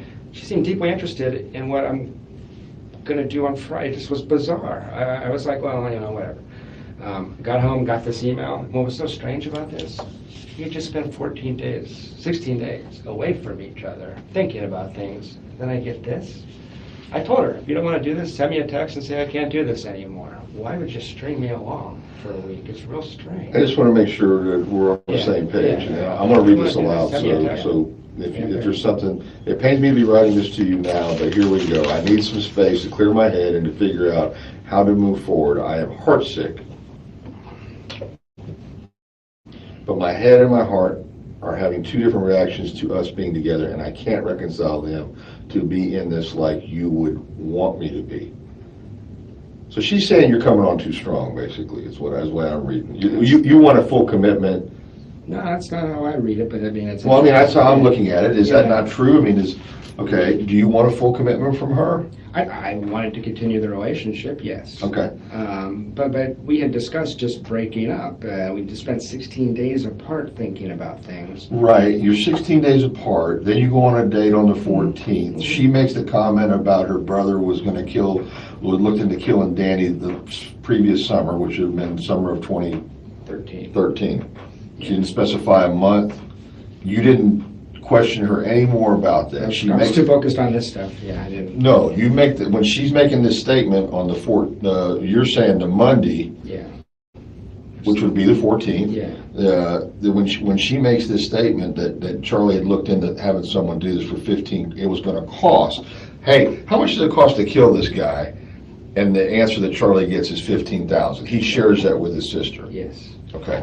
And then she says that to you, and that was in the context preceding that conversation was basically, what do you want to do? You don't like it here.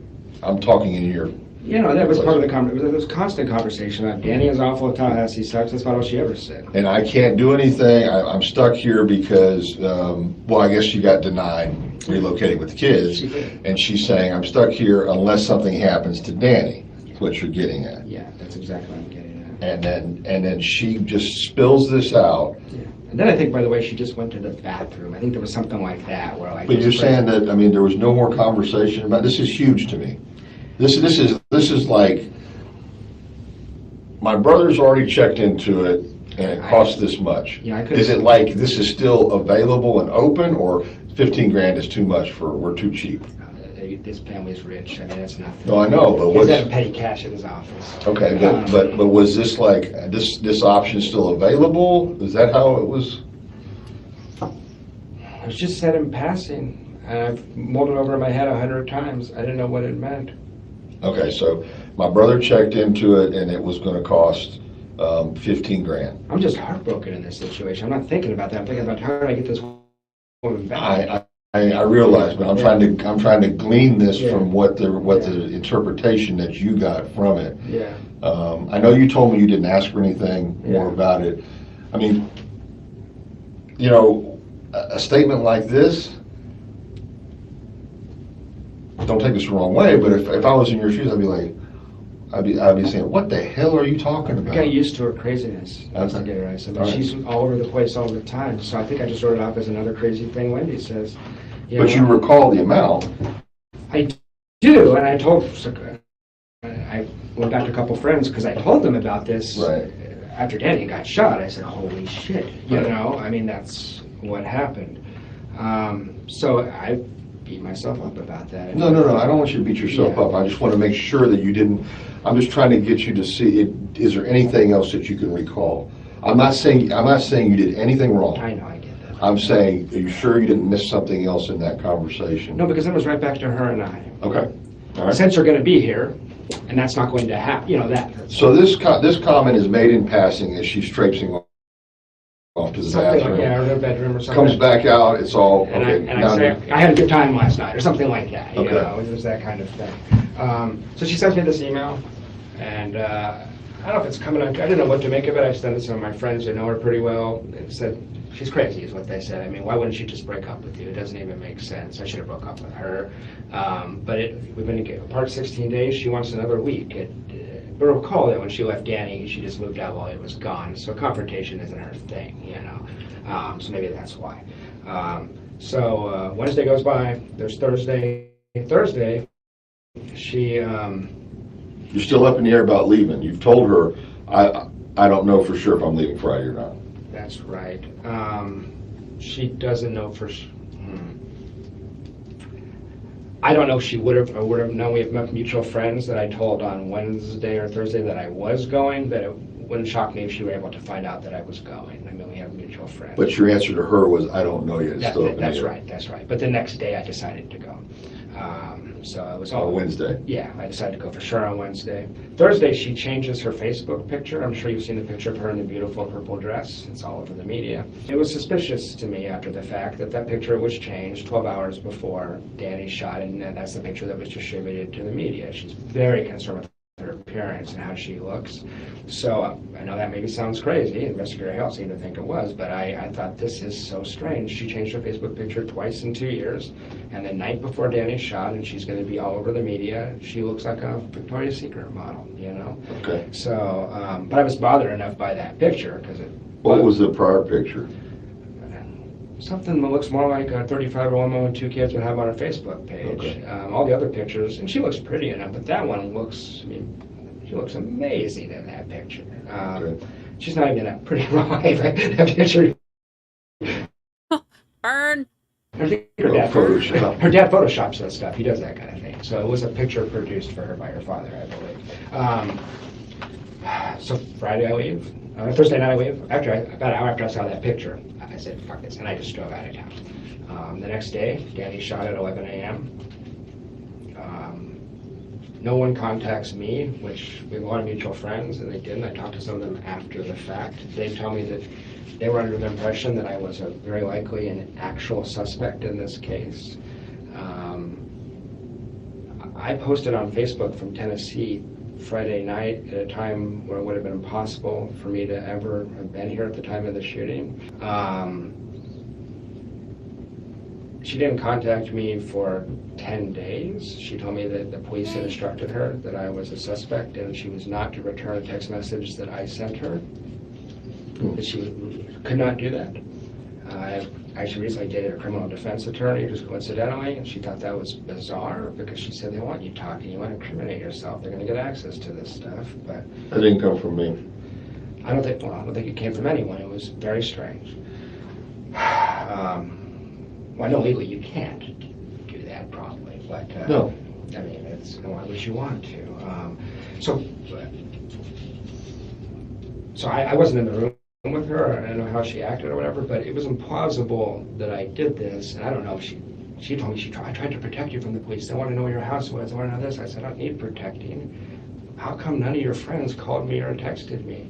Well, they told me later that she seemed to be concerned that I actually did this. Why would you do it? I know. Why would I do it?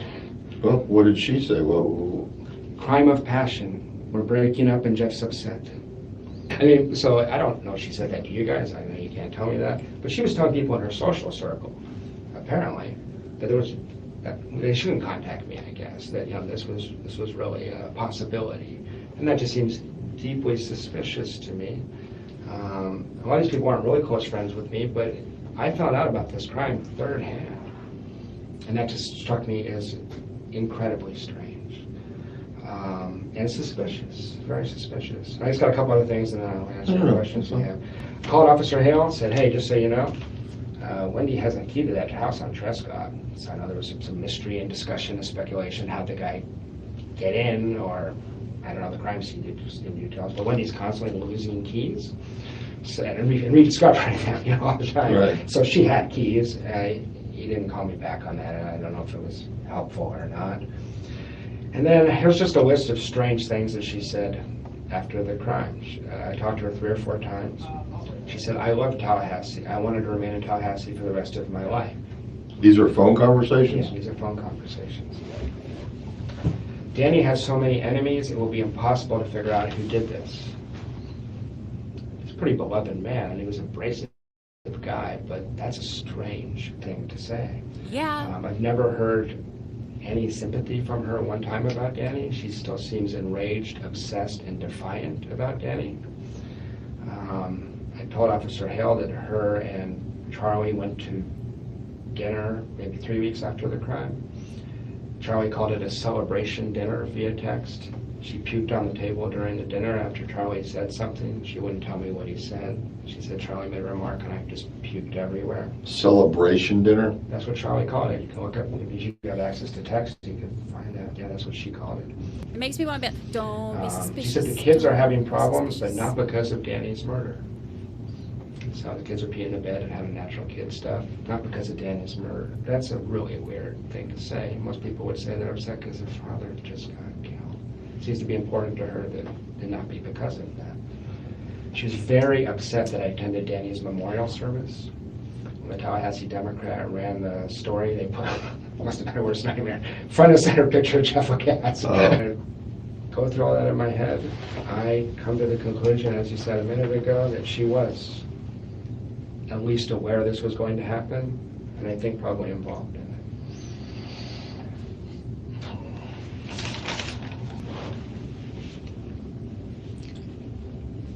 Don't be suspicious. Don't be suspicious.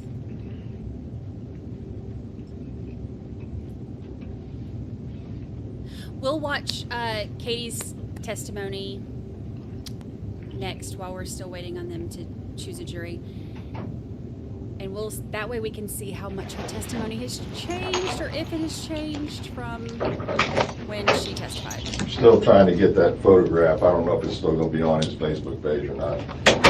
I just want to see it. I just want to confirm this is the individual. I think I'd recognize it if I saw it. At least it was the same photograph I saw. Yeah. Photograph I recall was 4 guys like this. Okay. She did it in both of them, didn't she? Okay. Pretty sure All right, I got the men that you're talking about.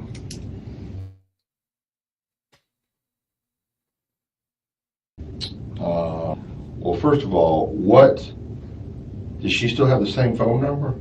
She switched her phone 3 or 4 days after the shooting because she thought you guys had bugged it. Okay. All right, do you have the new number? I don't. I think she has the same number. She has a different phone. She just wants a different handset? Which is silly because you don't need to put a bug on a phone physically. Right. I mean, it's funny. Why would she be concerned about people bugging her phone, or the police bugging her phone? We watched those yesterday with her wearing the same dress and jacket for both trials for Wendy. This is what she's specifically concerned about. She's real concerned Bless her. about that. Bless her. Did you Where's ask she why? wears it again this year? I immediately thought she did this, and so she'll she testify. told me 50 times, Jeff, I had nothing to do with this. And I always just let it be silent, sorry. I just let it be silent because I didn't want to go there. I didn't want to play my hand. I've never said anything to her. I just wanted to listen. I was hoping she might give me something interesting and I would come tell you guys. Because she's erratic enough, I thought she might say something stupid.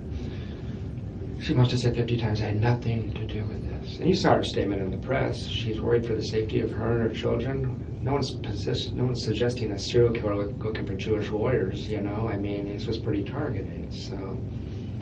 Yeah, you think, Serial killer looking for Jewish lawyers. well, she's concerned for her children's safety.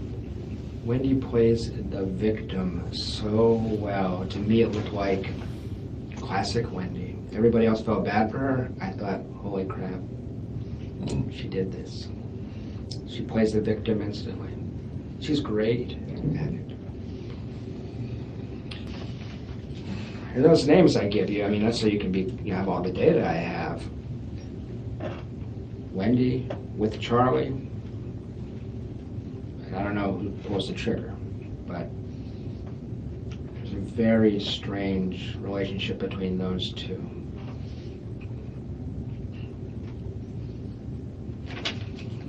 Hey, Carrie.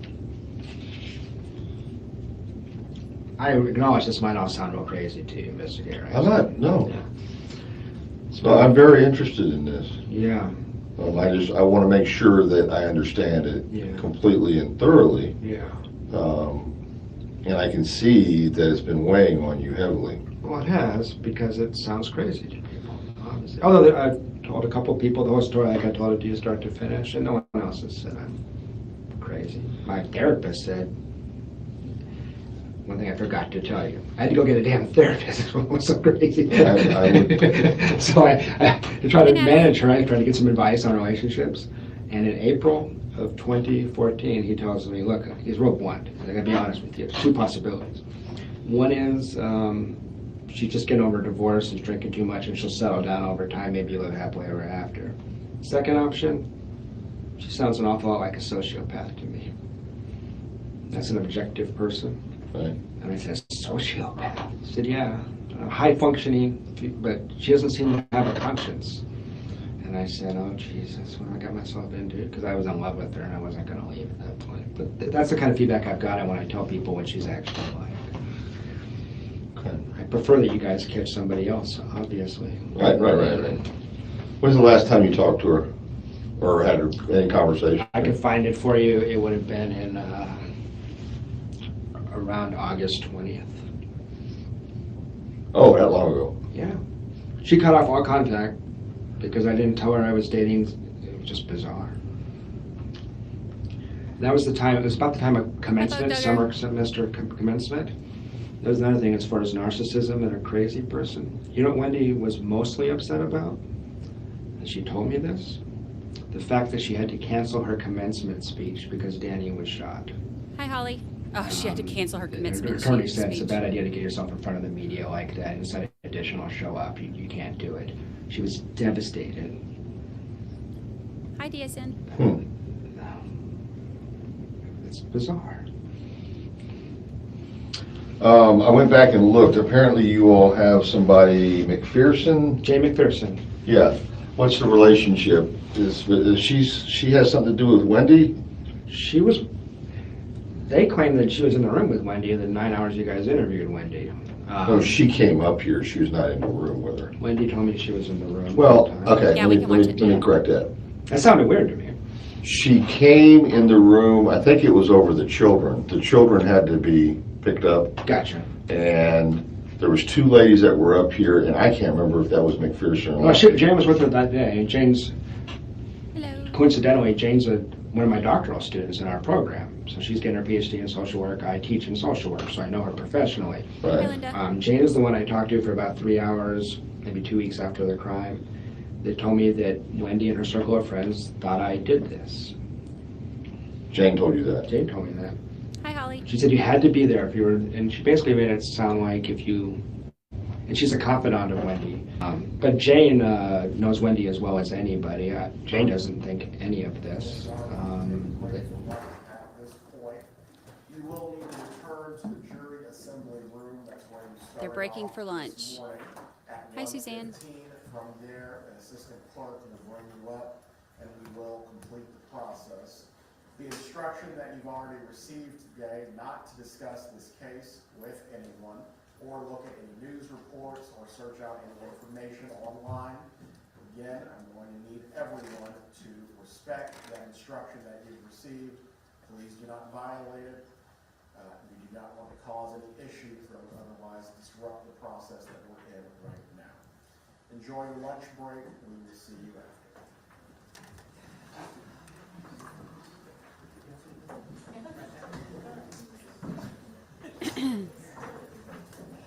Don't be suspicious. Don't. Hello to those of y'all joining us on your lunch break with RA. Hello. Hello. We are still in jury selection. They're sending them to lunch right now. Was this your question or did it come from someone else? It was the lady from ABC New York. She's left already. Okay. All right, then I'll address it with her then. What question? From ABC New York. We want to know the question. We want to know. I want to know. Yes, we did watch Tato. And we watched Wendy, both of hers. So now we're watching, and we watched her awful interrogation, or not interrogation, because it wasn't interrogation. It was like, are you okay, honey? Let me get you a victim's advocate. Her questioning at the police department. We saw that yesterday. So now we are watching the police interviews with the ex-boyfriend Jeff, who she also tried to throw under the bus along with everybody else. She basically was like handing up every name that she knows. Like everybody on her speed dial was all of a sudden, it could have been this person, it could have been this person. Oh my God, I understand why I'm a suspect, but here's all these people who should be suspects. She's something else, that one. Something else. And he's pretty good at fooling people. See, Jeff agrees. Although some of this information is publicly available, I should add. Like, she's a Truman Scholar. If you go on the web and look at her statement, she says, "I hate Tallahassee, you're a bunch of country bumpkins." That's basically what she says. You know. Although I think she told a lot of the locals that she was satisfied, she wanted to make the best of things, and that she actually... No, that is what she said, but not when the door closed and it was just me and her in the house. That was, I mean, I got tired of listening to it. I think it's a great place. I deliberately moved back here. I couldn't went anywhere. I mean, so... But it wasn't for her. And she made that clear to you, is what you're saying. On a daily basis. You couldn't pull up to the movie theater without hearing about how the movie theater in Miami is better. Okay. She was obsessed with it. You know, her and Danny thought they'd be here a semester. got stuck here. So. And then and all she'd been wanting to do is get back to South Florida. And she made that quite clear to you? Quite, I mean, it was kind of cold, actually. She basically told me, if it's between you and South Florida, I'm going to South Florida. Okay.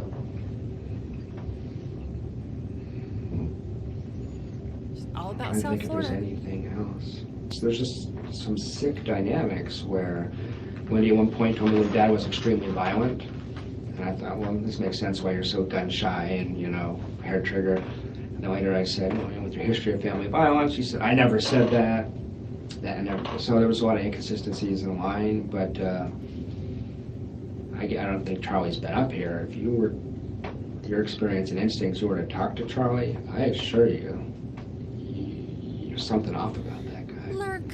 What about this FBI thing? I heard through the grapevine that the FBI talked to Rob up in New York. That's what Wendy told you?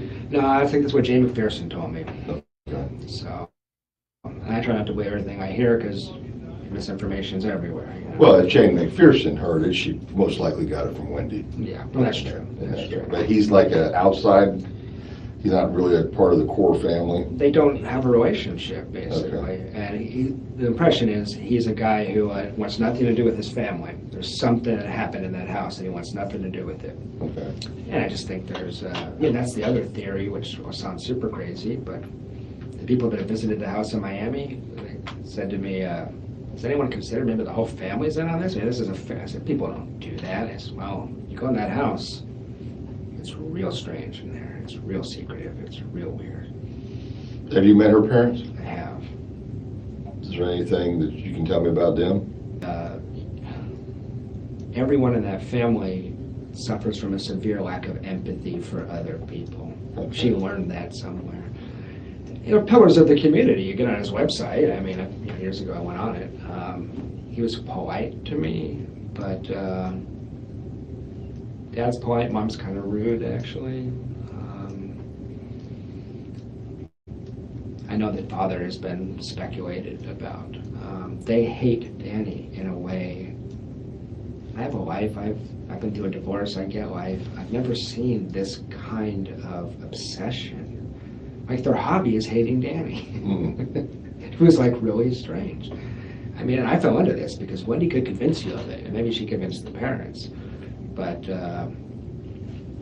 they were going to put you said you looked at some emails, but not others. At one point, Wendy was going to get a restraining order against Danny, which in retrospect is bizarre because he was a good dad. But she had Gary, you know who Gary is? Gary is a lawyer he's the one that offered Wendy the job so she could relocate in the summer of 2013. He runs a tort firm suing drug companies. He offered her $1 million job, and I wondered about him too. It's not sexual, it's more of a father-daughter thing, but they're close. Gary. I don't know his last name. Where does he work? He's a lawyer. He works in Miami. Okay. He owns a tort firm, and their emails. I mean, she sent this document. She compiled every email, like between Danny and Wendy, for like a year and a half. And the idea was to make this legal case that Danny is harassing her and stalking her.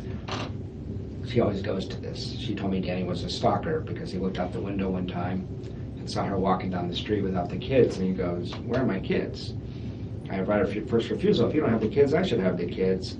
Wendy claimed that was stalking because he said, So anyway, all these emails, and the idea was we're going to persuade some judge that Danny needs to be reined in.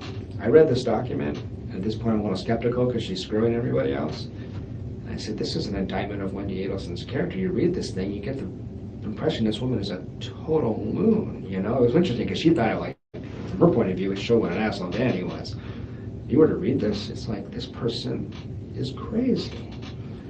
So that was when I started to figure that out. But there's that different perception. At first she seems really together, and then just loses her mind. So my worry is that she had something to do with this.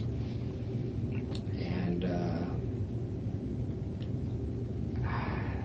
has no conscience. And it's hard for me to believe she could, I know you can't give a polygraph. I can't believe she'd pass a polygraph. I can't believe she would stand up to repeated questioning if you guys had any leverage. I understand that this was done in a smart way. I don't have any leverage. But my experience with her was over time, she just collapses, you know. But if the question is, did he threaten Danny? No. If the question is, was he pathologically upset with Danny in a way I found disturbing and that put me off and it was different than, say, even Wendy or her mom? Yes. Incredibly intense about it. Incredibly intense. Charlie's so difficult to get along with, he doesn't have one dental office. He works at 5 dental offices, and they can only handle him 1 day a week in each office. Really? Yeah.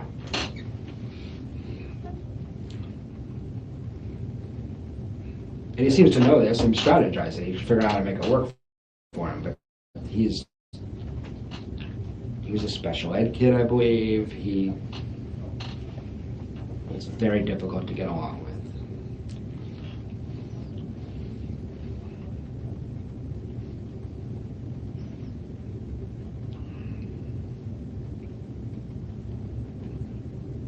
And he is fiercely protective of Wendy.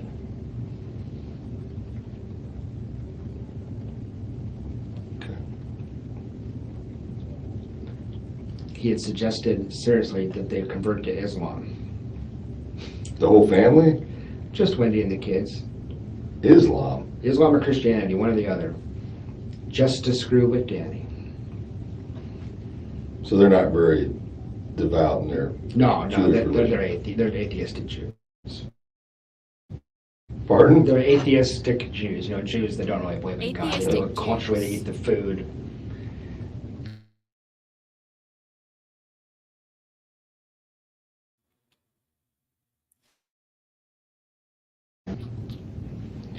Aliens. He does sound very angry. Very angry. But also, I mean, I would be too if she was trying to set me up for murder.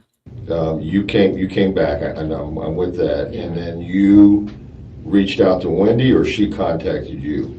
10 days later, she texted a mutual friend, acting as if I would be upset with her. Right. Yeah, bitter is a good word. And I said, tell her to call me. Scorned. She did. At 3 in the morning. She wasn't sleeping well. And we had a very awkward conversation. Mostly just, I think literally she talked for an hour and a half, and I said probably 30 words. I just listened mostly. It was real, she wasn't sleeping. It was real crazy. But that's where she told me a lot of things that weren't true. I mean, she was, and that could just be a relationship thing. I mean, she just, I couldn't contact you until Jimmy Judkins talked to you, right. I believe. And I don't know. I thought it was really strange not to, all my friends were texting with her. And she wasn't writing a lot back, but everyone else she acknowledged. If I think of anything, I'll get back in. I actually had 2 quick questions for you, if you don't mind. Yeah. This is completely selfish, but I'm concerned about me in this situation. I'm wondering how long it is, in your opinion, before the media, before journalists are poking around looking at this case. And I'm worried about my potential exposure as a professor and as a person. This is an open case. I don't. They can ask all they want to. They're not getting anything. That's the foreseeable. I mean, I may call you. I mean, you at some day you may be called as some type of witness. I would do it in a second. Yeah. Okay, I want to make sure that we're upfront about this. I mean, let's say it goes from here to an arrest to a prosecution. I'm there. And for some reason, you know, your testimony is needed. I would say anything I said today under oath. I would. Okay. So that's easy. All right. But as far as anything prior to, you know, anything that you're telling me, if for some reason that was, you know, leaked to the press or anything like that, then I got an arrest to make of somebody else, no matter who it is. I got you. Okay? I got you. Should not be. And then one other email I sent him, I pretty much accused her. Okay. But I mean, obviously, it's more than that. I mean, yeah, you more than just suspect her at this point. That's what you've been telling me this afternoon, right? No, that's true. That's what I've basically gotten from you is this woman is directly involved. She is. Now, I don't think you're saying necessarily that she killed her ex-husband, No. but she either had something to do with orchestrating it or had knowledge that it was going to happen.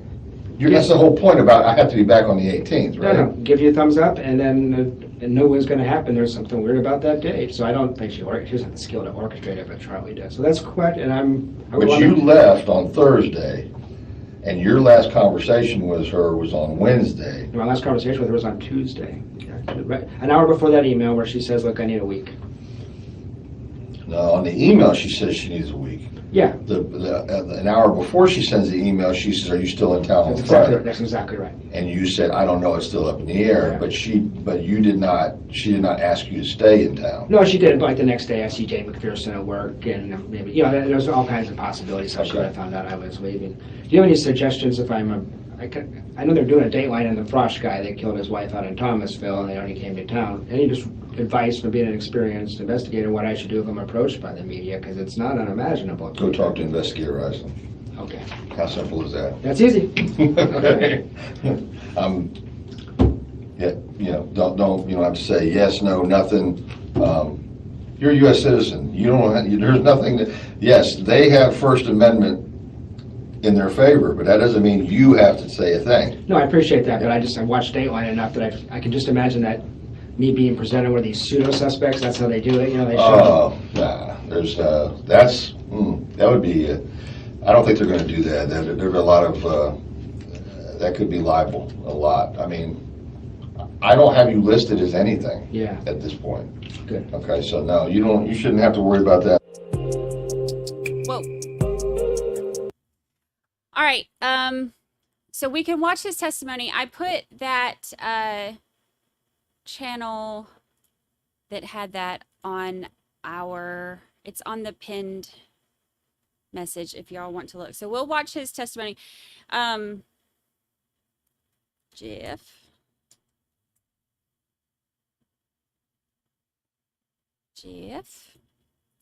Oops.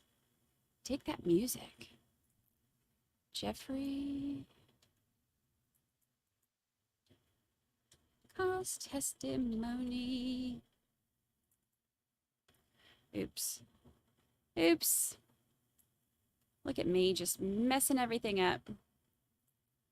Wrong search bar. There we go.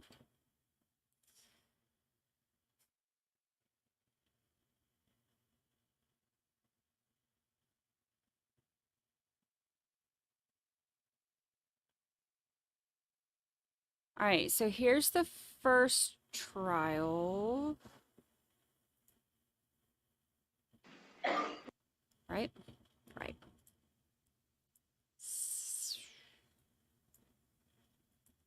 I'm still doing the Vanna White thing with my hands today, and I don't know why.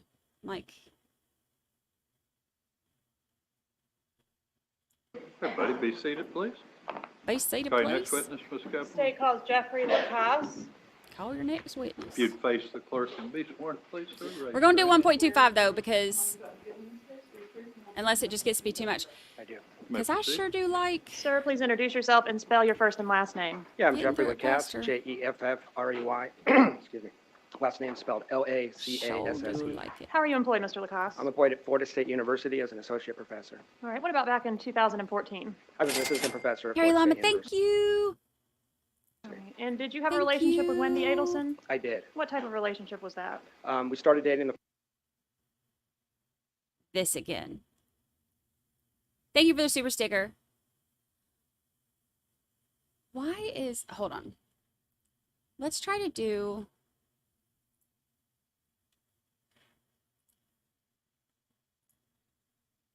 Let's try something else.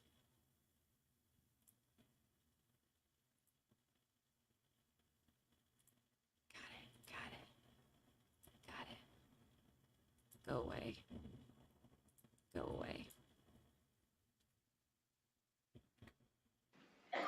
Everybody be seated, please. Okay, next witness, Ms. Copeland. State calls Jeffrey Lacasse. Let's see.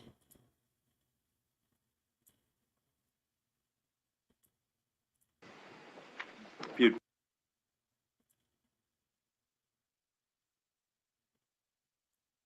face the clerk. Let's see if this does any better.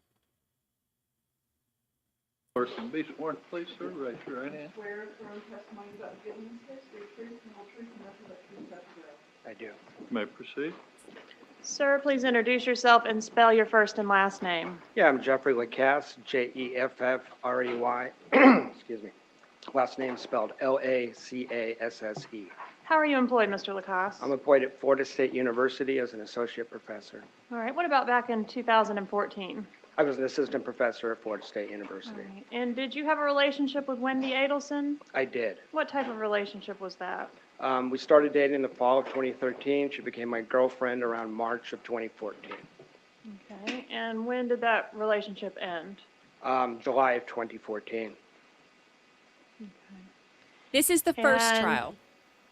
When the breakup occurred, was there a big argument that occurred that precipitated the breakup? Oops. We had a argument in late June. She went to South Florida for a couple of weeks, and when she came back, we tried to make things work, and it didn't really work. She sort of cut off contact. All right, and during that argument when she went to South Florida, was she in South Florida on July 1st, 2014? I believe she was. I dropped her off at her house on June 29th, I believe. Okay. And during the course of your relationship with Ms. Adelson, did you ever meet her family?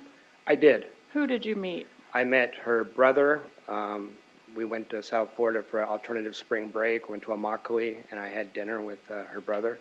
And I met her mother at her house just very briefly, maybe 10, 15 minutes at dinner. And when I would pick her up and the kids were there with the grandparents, I would have just a couple moments interaction with them. I didn't have a lot of contact. Okay. And what about Catherine Magbanua? Did you ever have an occasion to meet her? Yeah, I went to dinner with her. I believe it was on March 11th when we went over there to meet Charlie. Okay, so who was present at that meal on March 11th? And that's 2014? That's correct. It was myself, Wendy Adelson, Charlie, and Katie. Charles Adelson and Catherine Magbanua. Thank you. What about Sigfredo Garcia? Did you ever have an occasion to meet him? I did not. I've never met him. Was Ms. Adelson very close to her parents and her brother Charlie? Extremely close. I want to ask you about June 4th, 2014. Do you recall an event that occurred that day that was unusual? Yeah, I remember a couple of unusual occurrences on June 4th. Could you tell us about that, please? Yeah, I had met Ms. Adelson at the Red Eye Coffee Shop in Midtown for a coffee about 1 or 2 o'clock in the afternoon. We were going to talk about our relationship a little bit. And she canceled a trip we had planned to California to visit my parents, which was scheduled for July 11th to 17th. All right. And was she acting strangely that night? Yeah, that night, she was a nervous wreck, to the point, I couldn't put my finger on why at the time, to the point where she lived kind of way up Centerville where there was no convenience stores or anything close, and I actually took about 35 minutes and drove to a convenience store to get her Pepto-Bismol because she was such a nervous wreck and had a real nervous stomach that evening. Okay. And did she ever tell you what the problem was? No, she's very nonspecific about it. You just put a hit out on her. Were you aware during the course of your relationship with Ms. Adelson about her efforts to relocate to South Florida with the children? I certainly was. All right. And was she... Ugh. It's making me so angry. It's like everything can't work right at once. Were you in her life when she learned? Like right now, like my internet's great, StreamYard is great, but this is messing up.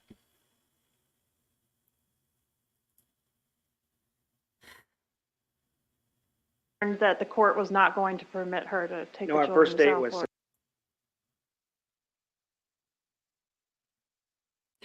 September Patient, I lived through 27th, dial-up. Yes. 2013. So that was a topic of conversation on our first couple of dates, but it was in the past when we discussed it. All right. And was Ms. Adelson happy about the fact that she was not able to relocate? No, she was quite bitter about it, actually. It was, as I said, a topic that came up.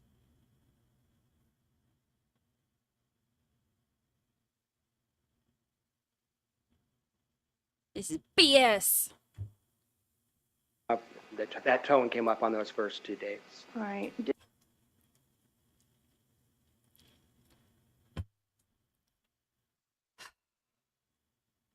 This is exactly why I'm gonna flip this table.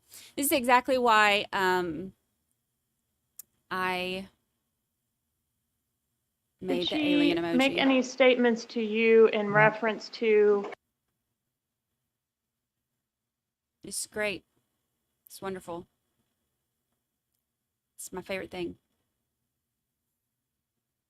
Her Love it. brother considering options to take care of this problem with her not being able to relocate? Yes, she did. Okay. Sidebar.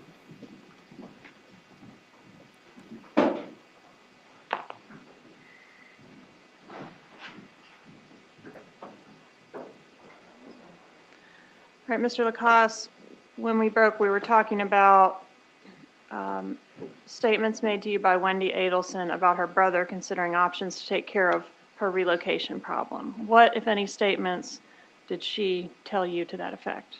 Yes, ma'am. On July 13th, 2014, Wendy and I were speaking, and she asked me if she could share something with me confidentially.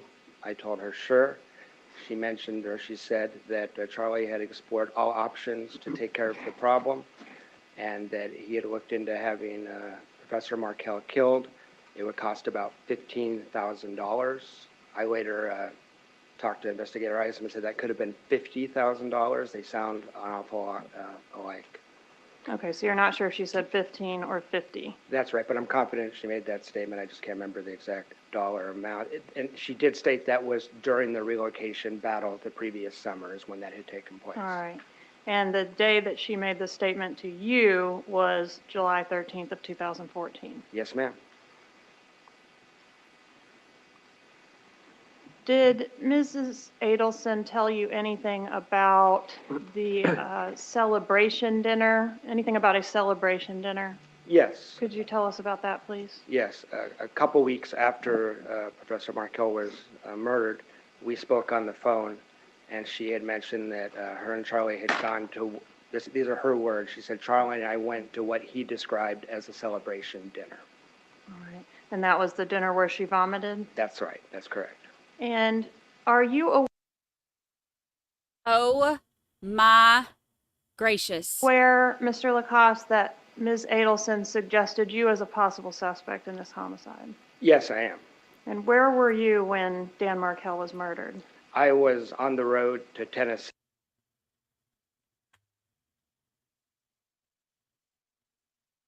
Hold on.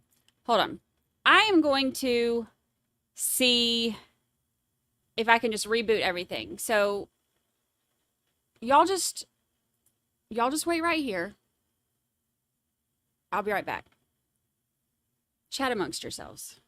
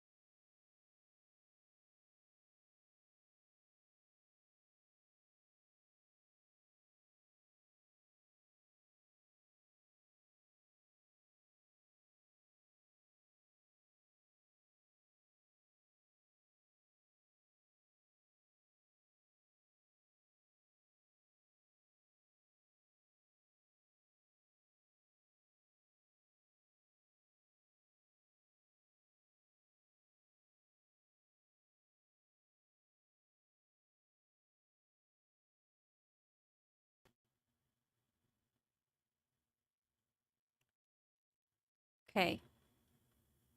Gonna see how this goes.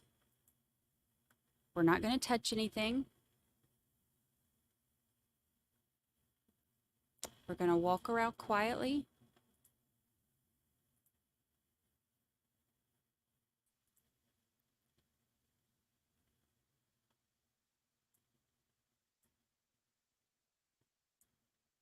celebration dinner.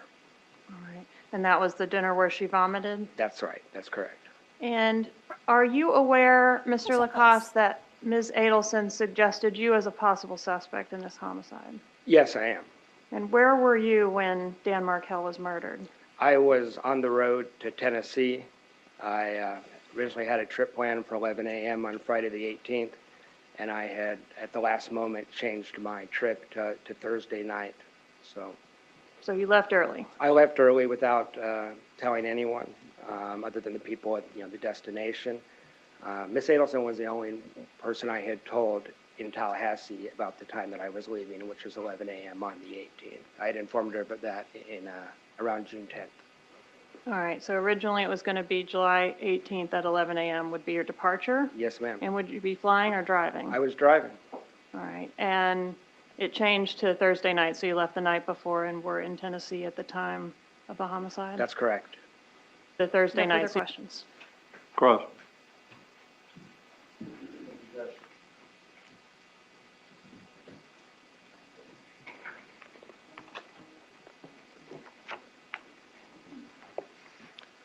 Still morning. Good morning, sir. How are you? Good morning. Pronounce your last name for me again? Lacasse. Lacasse. Okay. Just want to make sure I got it right. Mr. Lacasse. So Wendy Adelson knew you were leaving, well, you told her you were leaving Friday morning. Friday morning at 11, we had discussed it because we had some plans that got canceled, so we had discussed it in some detail, actually. And your plan was to leave Tallahassee and to drive northbound? Thomasville Road, eastbound, yes, sir. Sure. Let me rephrase that. I'm sorry. Yeah. So your plan was to travel north of Tallahassee to Tennessee, correct? That's correct. And you told Wendy that, hey, listen, I'm going on this trip and I'm leaving Friday morning around 11 a.m., correct? That's correct. And do you recall what time the actual shooting took place? I believe it was right around 11 a.m. The same exact time that you'd be leaving the area? That's correct.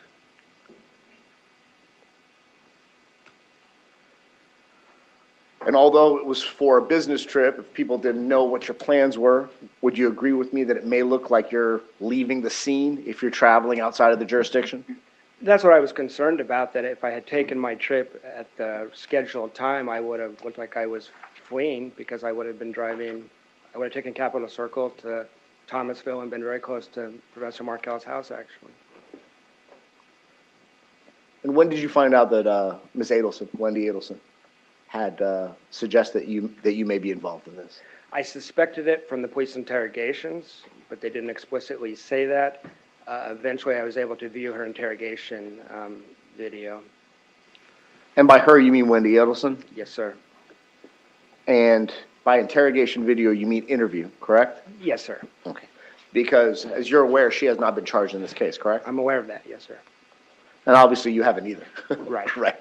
You've been cleared by law enforcement? Yes, sir. Okay. Now, let's talk about your relationship with Wendy Adelson. You started dating her, give me a time period. September 27, 2013 was our first date. And how long would you say that your relationship with her lasted? Well, there was different phases of it. In that fall semester, we weren't exclusive. It was more casual. It became more serious late February, early March. So as far as a serious, I'm your boyfriend, you're my girlfriend sort of thing, just March through July. Okay. So you started casually dating in September of 2013, and it got more serious at the beginning of 2014, correct? That's right. Okay. That's right. And how did you meet Miss Adelson? How did you guys first have a date? Yeah, through mutual friends. Okay, so it wasn't like on a social media dating app or anything else? No. Okay. Were you aware if Miss Adelson was participating in online dating? I think I knew that, well, I knew that she had dated online in the past. I did not know the time frame. One of your concerns, okay, so once you guys became exclusive, and by exclusive, I mean you called her your girlfriend and she called you her boyfriend, is that fair? That's correct, and I was involved with the kids at that point and things like that. And it got to the point where she introduced you to her family, right? That's right. And you indicated that there was a dinner where you met Charlie Adelson? That's right. Kind of a good-looking guy, right? Sure. Right. Works out? Yes. When you went on, when you had your double date, where it was you, Wendy Adelson, Charlie, and Miss Magmanowa, did you see what kind of car Mr. Adelson pulled in? I don't recall seeing his car in the parking lot. We then went to his house, so I saw his garage and got a look at some of the vehicles he owned, but not that at dinner. What kind of vehicles does he have? Ferrari is the one that stood out to me. Do you remember the color of the Ferrari? I don't. Did you make any comments to Wendy about the Ferrari? Well, Wendy used to talk about Charlie having a Ferrari. I mean, that was, she would say, my brother's a character, he has a Ferrari, he has an undercover cop car, he has, I think, a nice Benz in addition, or some luxury car. So she knew what a Ferrari was, right? Sure, well, sure. So it's not like, she didn't say he's got a Porsche and you saw a Ferrari, right? No, it was a Ferrari, and I actually remember discussing the cost of maintenance with Charlie. There were some downsides to having a Ferrari. Yeah. So, yeah. It's tough, tough. So, pretty extensive car collection, right? He had multiple cars, yeah. I don't know exactly how many. And did you learn what he did for a living? Yeah, I knew he was a periodontist from speaking with Wendy. And how many, was that the only night you had direct contact with Mr. Adelson, Charlie Adelson? That's the only contact I ever had with him that night. Did he appear to have, did he appear to be intelligent? He had, that's a difficult question. I just met him the one night. That's a big judgment. I'll withdraw that. Let me ask a more important question. Was he socialized, was he drinking that night? I don't recall if he was drinking. He was holding forth. He was talking a lot. He was confident. That was my impression of him. He was talking a lot? Yes. Did you ever see him go to the bathroom? I don't recall. Did you ever see him, was he perspiring more than a normal person would during dinner? This is 5 years ago. I don't remember. We were outside, and it was, not cool that time of year, but yeah. Okay, so you're outside in like an open area restaurant? Yeah, we were at the Yardbird on the patio. Okay, the Yardbird in South Beach? Mm-hmm. Okay.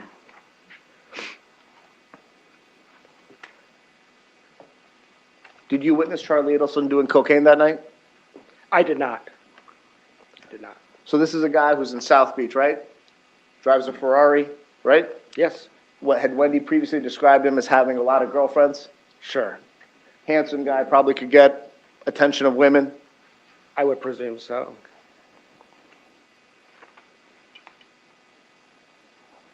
But your only face-to-face meeting was that dinner, correct? Well, that dinner, and then we went back to his house and hung out in his hot tub for a little while, but that was it. And during that time that you went to his house to hang up in the hot tub, did you see him ever go to the bathroom, or was he ever outside of your personal space? Yeah, I think all of us were in and out of that hot tub at various points because we were sitting there a little while. At any point did Charlie Adelson, now, look, you're a law professor, correct? Professor of social work, actually. Correct, okay. I'm sorry. You're a professor at the university, correct? I apologize, not law professor. Yeah. You're an educated person, correct? Sure. You'll agree with me that a layperson wouldn't solicit you to commit a murder, correct? Objection. Argumentative. Sustained. I'll re-ask this. Did Charlie Adelson ask you to kill Dan Markel?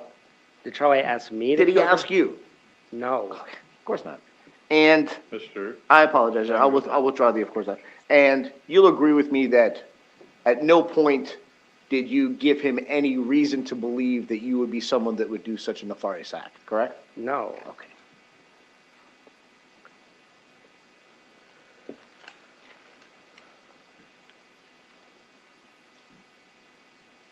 When the prosecutor asked you about June 4th, 2014, you recall that? Yes, sir. And you said that you guys were at the Red Eye Coffee Shop, right? That's correct. And around what time was that? I had a hair appointment at 2 or 3, so it was at 1 or 2. And so in the early afternoon? Could have been as early as 12:30, sir. 12:30, yeah. Okay. So around 12:30 on June 4th, 2014, correct? That's correct. You indicated that she was and by she I mean Wendy Adelson, that she was acting unusual. That's correct. Would that be a fair assessment? Yes. Did you ask her what was wrong? I did ask her what was wrong. It was very non-specific. That happened with Wendy quite a bit with it, where she was upset and there was not an exact name put to why. Was she upset often? Yes. Would she get these kind of physical reactions often, that her stomach would hurt or that she would ask you to get her medicine? I got to know her better in the spring, so I saw more of it than I would have in the fall. That was the only time I can recall that. That was not an average thing. I think it's why I remember it, because it was unusual. And you said that you drove about 35 minutes to get her medicine? Yeah, it could have been 25, 35 minutes, but where she lived was not convenient to run to the store, so it was a discussion like, do we want to do that? It's all the way down there, and she was so nervous. I thought, no, I'm going. So. Did she go with you? No, she did not. She had the kids that night, so she stayed with the children. Did she make any kind of doctor's appointments shortly thereafter, to your knowledge? Not to my knowledge. Now, you indicated that you guys became boyfriend and girlfriend at the beginning portion of 2014. Is that a correct statement, sir? Yes, sir. And when would you tell the members of this jury that your relationship with her ended? Well, that's a little complicated. On July 14th, we went on a date. And when I got home, she had sent me an email saying, I need a week to think. Please don't contact me for the next week. And so that was the Monday before Professor Markel was killed. And then we didn't talk for maybe 10 or 12 days after the murder. So I assumed it was, internally, I assumed it was over. You know, that night when you get an email like that, you're probably figuring it's over. But in subsequent phone calls, she acted as if it was still a slightly open issue. And we closed that down by phone calls that, you know, obviously we're going to move on here. Did you ever question her loyalty to you in your relationship with her? With regularity, yes. And when you say with regularity, when did you first become suspicious? No, let me ask this question first. You were concerned that she was seeing other men, right? I was. Okay. And when did you first start getting this concern? Probably March, April timeframe, I started to wonder. So not too long after we became a couple, I guess what I was wondering is, have we really become a couple, or is she still doing what she was doing before? Was it like, did you find like text messages or direct messages on social media that made you kind of go, what's going on here? No, I didn't see any text messages or anything on social media. Disappear. She would get home very late at night. So there were signs like that. Would you talk to her about it? I tried to. Okay. So let me ask it this way. Yeah. Did she understand that you were concerned about her being loyal to you, or your relationship being a monogamous one?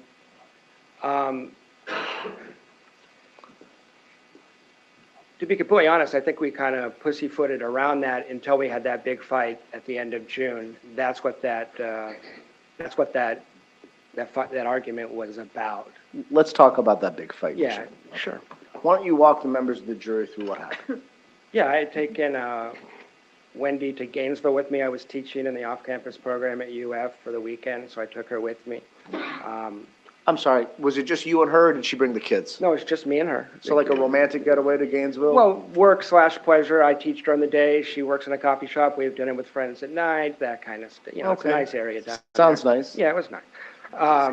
And weekend started off fine. The Saturday night, we sort of got into it over this stuff. I confronted her about the fact that I suspected that she had been seeing other men. Okay, so let's talk about that. Yeah.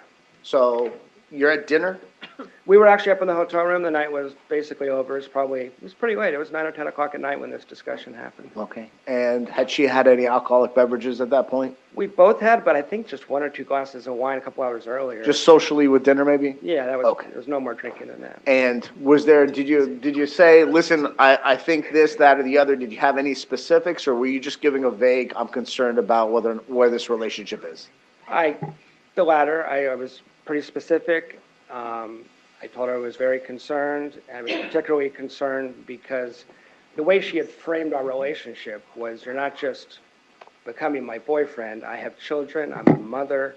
It's like I was auditioning for the job of husband and father is actually sort of how it felt in retrospect.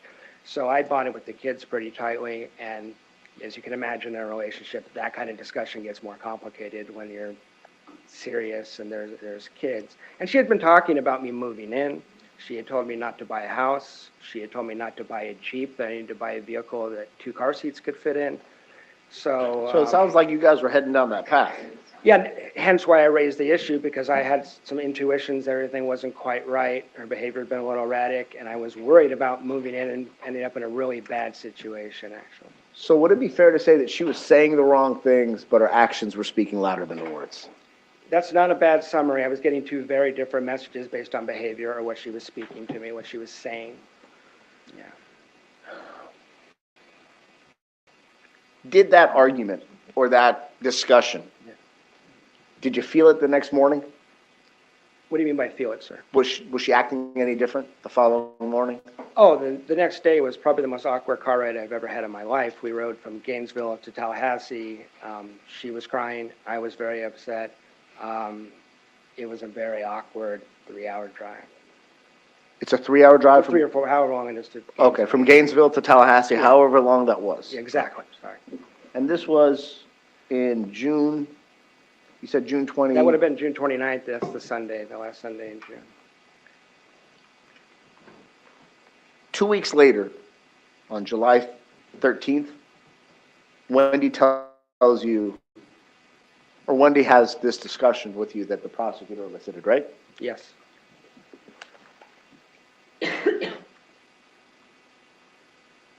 From June 29th to July 13th, would you say your relationship with Wendy after that awkward, that long 2 or 3 hour, 4 hour, however long it is, from Gainesville to Tallahassee, emotional car ride, right? Yes. She's crying, Yes. upset. Yes. And I would assume, well, let me strike this. Did you believe that she was upset? Because like I said, she was saying all the right things, but she wasn't acting like she was talking. It's very complicated, and she was all over the place, to be frank, in that at one point she was confessing, at one point she was saying, I never did that. She was saying she couldn't remember some things I wanted to talk about, which was frustrating. So, go ahead, I'm sorry. No worries. You said she was confessing. Was she admitting to potential talking to other men? More than talking the night before when we were having the argument, but it was... What was she saying? It was a heated discussion, so I don't remember every word of it. But at points, she kind of let it slip out that my concerns were well-founded. Okay. And then 5 minutes later, she would say the opposite. And when I've had to explain the story in the past, I've had to say it doesn't sound like it makes sense because she was just all over the place. She was hysterical, really. Okay. So would it be fair to say at some point she admits to talking to other dudes, to talking to other men, and then shortly thereafter denies what she just confessed to? Well, then that repeat as needed on the car ride back, she was like, I never did any of that stuff you taught. I don't know what you're talking about, which was kind of crazy making for me because she had confessed to some of it the night before. Okay. So from June 29th till July 13th, would you say you were fixing the relationship at that point? Was it getting better or was it getting worse? It's hard to tell because on the 29th, I left her house and I didn't see her again until July 13th. She went to South Florida for those 2 weeks. Did you guys talk on the phone? We talked on the phone once in a while. We did some video chats. I talked to the kids via video chat and things like that. But it was very up in the air where the relationship was going to go. I would get a mixture of messages, verbally and by text. Would you agree with me that your level of contact with her between June 29th and July 14th was less than it was before? Oh, it was minimal. It was minimal. Days and days will go by at points without us talking on the phone at least. I may get the random text or something, but we weren't talking a lot. And then on July 13th, Wendy, in essence, tells you that her brother, Charlie, had looked into hiring a hitman to kill Dan Markel. In 2013, yes, sir. In 2013. Yes. What was your reaction to this? It was in the context of a relationship discussion. It kind of just blurted out when he has a habit of blurting things out that are kind of tangential or whatever.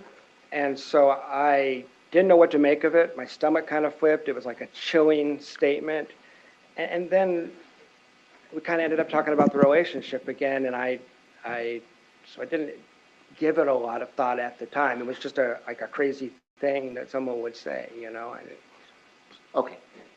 Very crazy thing. Yeah. But let me ask you this. Did you take that statement as a threat to you?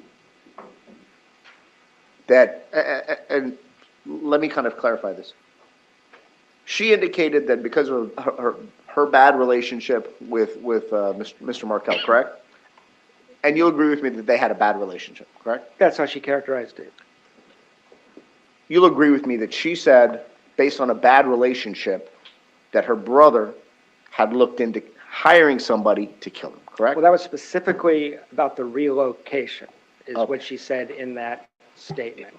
I know they had bad blood otherwise for other reasons, certainly, but that was specifically tied to the relocation battle being lost. That was what prompted Charlie to look into it, according to her statement. This conversation that you had on July 13th, where was it? It was in her house on Aqua Ridge. Was anybody else around when she made the statement? No, sir. Did you contact any of your friends after this conversation and discuss the fact that Wendy Adelson had indicated that her brother had looked to hire a hitman? In what time frame? Okay, so on July 13th, when the conversation's over, do you stay there that night?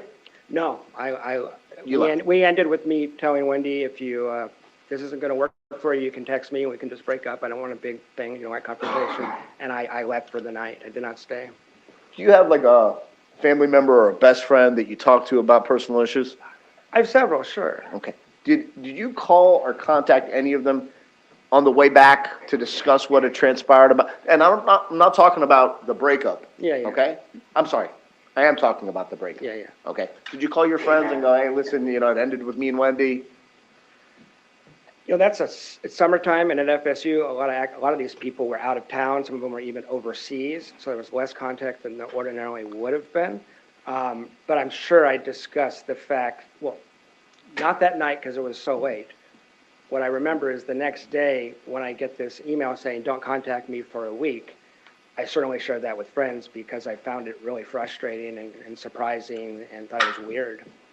Did you share with any of your friends the comment that Wendy Adelson made to you with regards to her brother and the murder for hire? Yeah, I'm sure I did.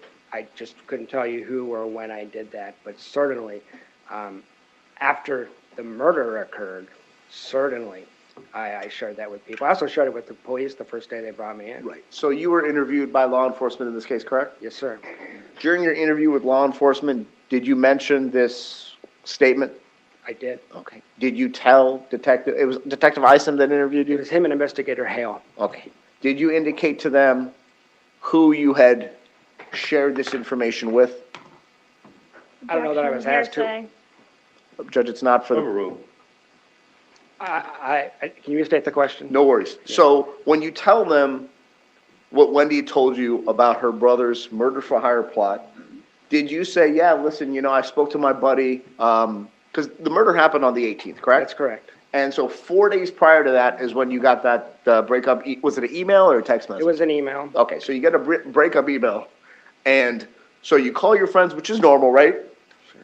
And you indicated just a few minutes ago that you probably mentioned the murder for hire to some of your friends, right? At some point, I just don't know when. Okay. What about, was that before or after your interview with law enforcement? Was what before or after? Your discussions with friends. Well, after I had told it to the police, I certainly discussed it. I'm confident. I may have done it before as well. I don't recall that. But after I told the police that, I did share that with some people confidentially. Yes. Now, she told you, and by she, I'm referring to Wendy Adelson, during your July 13th conversation, that he had looked and the price was either 15 or 50,000, correct? That's correct. So it's either one or the other, correct? Right. And would it be fair to say, based on your testimony, that she said that that price was too high? No, she didn't offer any further context or explanation. It was kind of a thing that was blurted out. And then literally 20 seconds later, she started talking about something else, and I can't recall what that was. I think it was the relationship stuff that I was very focused on. So out of nowhere, she tells you Charlie was going to go look to hire a hitman. It was going to cost $15,000 or $50,000, and you don't go back to that. I don't know that it was out of nowhere. I believe preceding that was a discussion that if anything ever happened to Danny, she would move to Miami. I think I've spoken to the investigator Adelson about that previously.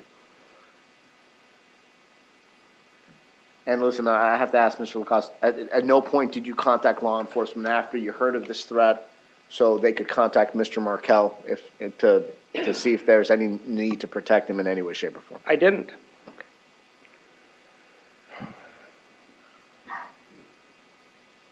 Give me 1 second, Your Honor. Good night. Just a few more questions, sir. Sure. Would I be correct or incorrect in assuming or in saying that you were interested in having a monogamous relationship with Wendy Adelson? I thought I had a monogamous relationship with And you wanted to keep it, correct? Depends when you're asking. On July 13th, 2014? Yeah, that's how. Yeah, that's right. Okay. That's right. That's right. I'm sorry to ask such personal questions. I know it's difficult.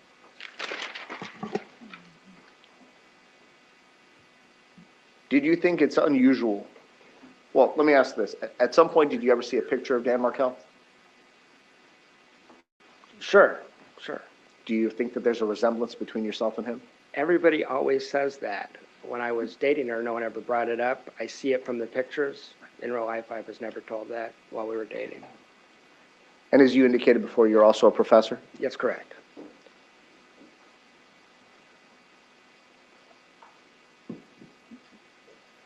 Do you feel wronged by Wendy Adelson? Do I feel wronged? Yes, sir. Yes. No further questions. Dr. Bannon. Yes, sir. Thank you. So like that, good morning. Good morning.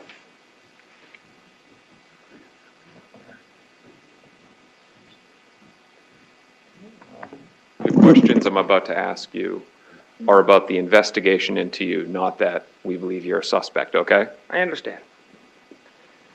You would agree with me at the beginning of the case in July 2014, there was a thought that you were a potential suspect. That's what I've been told, yes. You were contacted by the police. I was. You came in, you were interviewed. Yes, I came straight from my trip into the TPD station. 3 separate times you were interviewed, right? Yes. Now, they didn't handcuff you at gunpoint and drag you into the station, right? No, they asked me to come in, so I came in. Voluntarily went in? Yes. You told them what you knew? You explained the information, right? Yes. Eventually, you helped them get bank records to show where you were. It was in Tennessee, right? Yeah, I believe it was cell phone records and a receipt from a Kmart that had surveillance video of me, was my understanding of it. So they get your bank records. They see a transaction at a Walmart, right? Yeah, credit card records, yes, sir. Yes. There's then a receipt. Mm-hmm. And then they go actually to the Walmart, get their surveillance footage that shows you there. Yeah, it was a Kmart, but yes, sir. And then you were cleared. That's correct. You would agree with me that they objectively investigated you. Yes.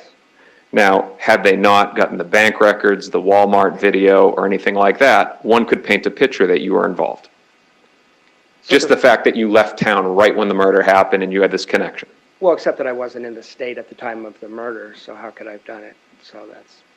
What we're talking about here is that somebody could paint the picture Okay. without all the evidence. Yeah, if they don't have all the evidence, sure. Let's go to something you said on direct talking about June 4th. Yes. And you appear to have a very good memory of all the instances. You said that Wendy had the kids on June 4th, the night of June 4th. Yes. You spent a lot of time with Wendy, spent a lot of time with the kids. You knew their daily schedule of the boys, right?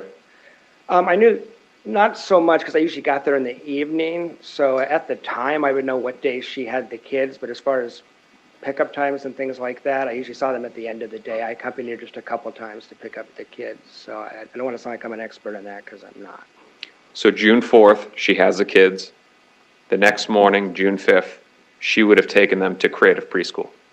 She would have, but I never stayed over there. So when the kids were there, so I wouldn't have known that because I left at the end of the night if the kids were there every time.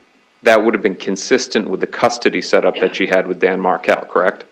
Yeah, depending on what the days on the schedule were, which I don't recall. I used to know that. I don't anymore. It wouldn't have been that he'd come and pick them up at her house and then bring them over to Creative Preschool. I never saw that kind of scheduling anyway. So it would have been consistent with on June 5th, she would have dropped the kids off. It would have been consistent, but I don't have any primary knowledge of what she did on June 5th. Let's talk about Charles Adelson. Understanding that you didn't have a close relationship with him, you did meet him and you hung out with him. Yeah, for a few hours. To you, and I'm going to use your words, he seemed like somebody that hung out on both sides of the tracks, right? That's the way he presented himself in that hot tub. Yes. And you took that to be accurate. Yes, I took a self-presentation to be accurate. That's correct. During the day, he's wearing a lab coat or scrubs, whatever dentists wear, right? Right. And then when he's off work, he's going out, he's hanging out at the gym with less savory people. Yeah, that was sort of his characterization. I was sort of repeating what he said. Yeah.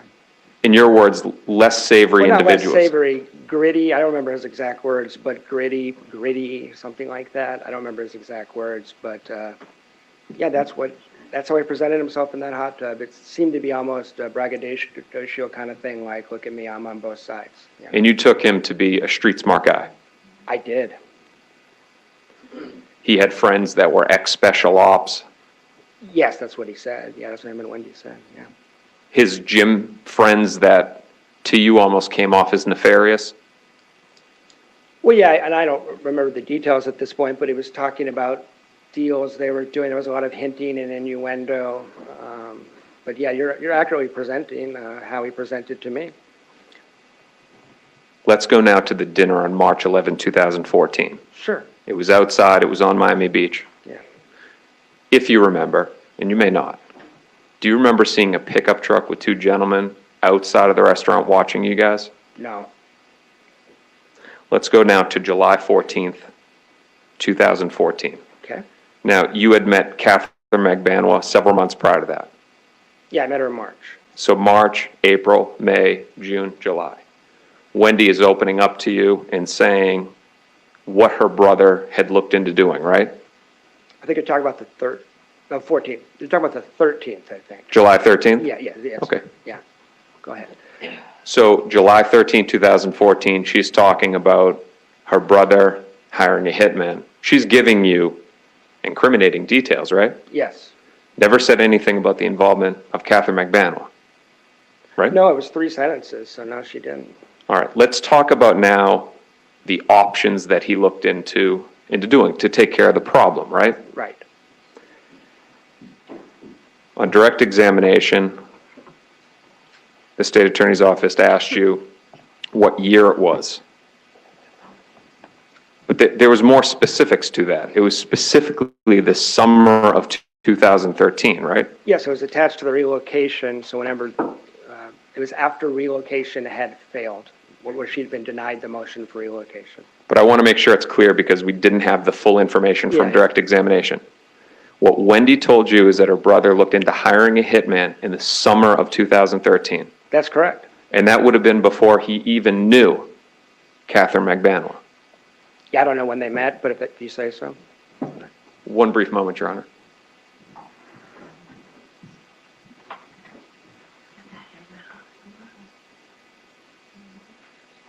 No further questions, Your Honor. Thank you. Redirect.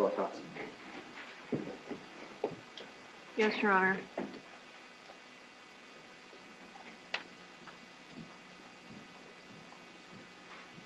The breakup email on July 14th, 2014 I know you had some phone contact after that, but was that basically the end of your relationship? That's the last time I ever saw her. Okay. We did have some, it was in August. It was after, we didn't talk between then and after the murder. Okay, and you never got back together and resumed your Oh, relationship? no. No further questions? All right, did you ever have a question of this witness? Write your question down, we'll go sidebar.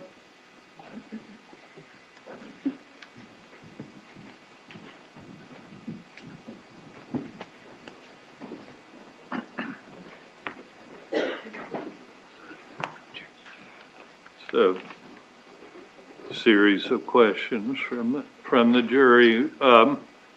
The email, the July 14th, 2014 email, was that on a FSU website or a private website? Do you have any recollection? I think that was from Wendy's Gmail account. Okay, what about to you? Oh, that would have been to my Gmail as well. Okay. So the answer is no, it was not on an FSU website? Correct. Okay. To the best of my recollection, yeah. Okay. Did Ms. Adelson indicate that she wanted to relocate to have the children full-time?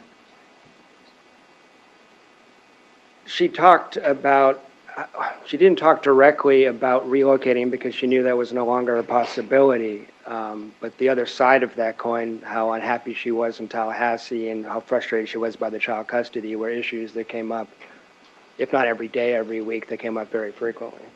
Okay, so that was actually the next question about, she frequently spoke about the divorce and the custody battle.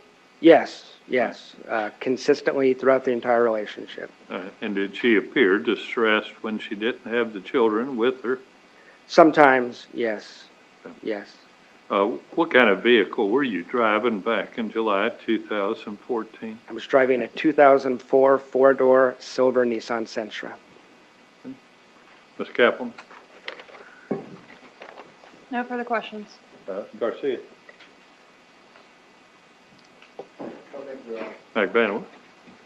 Nothing, Your Honor. Thank All you. right, you can step down. Do we need to keep this witness any further? Judge, I'd like to release him to go about his business, but I'd like him to remain under the rule. All right, you can remain under the rule of sequestration, so don't discuss the case with anyone, but you're free to go about your business. You have a phone number for him if you should Yes, need sir. it. All right, thank you. You may step down. Call your next witness. Stephen Lutz.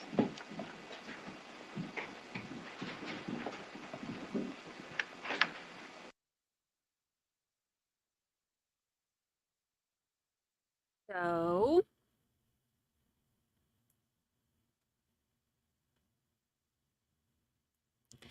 how y'all doing?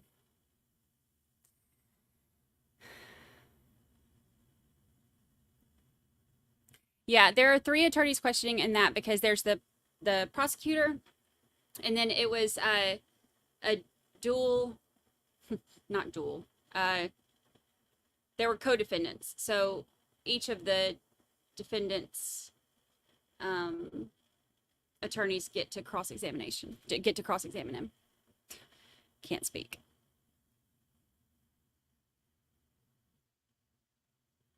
All right, let's see here.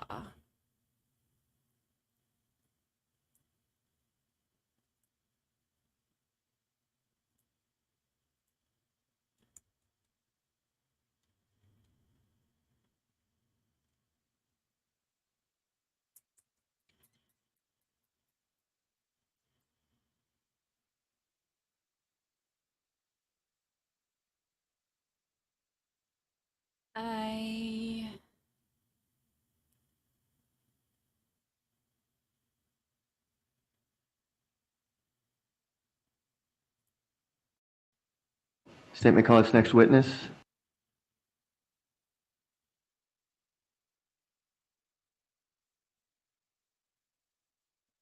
All right, so we have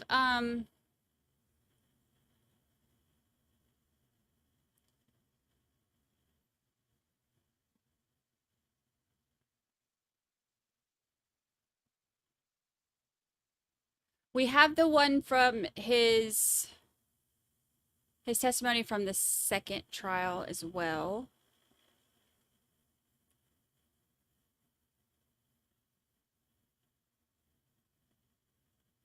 I think it's about an hour.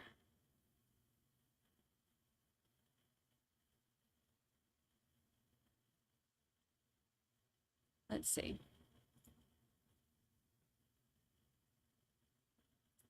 Your Honor, the state calls Jeffrey Lacasse. Jeffrey Lacoste, please.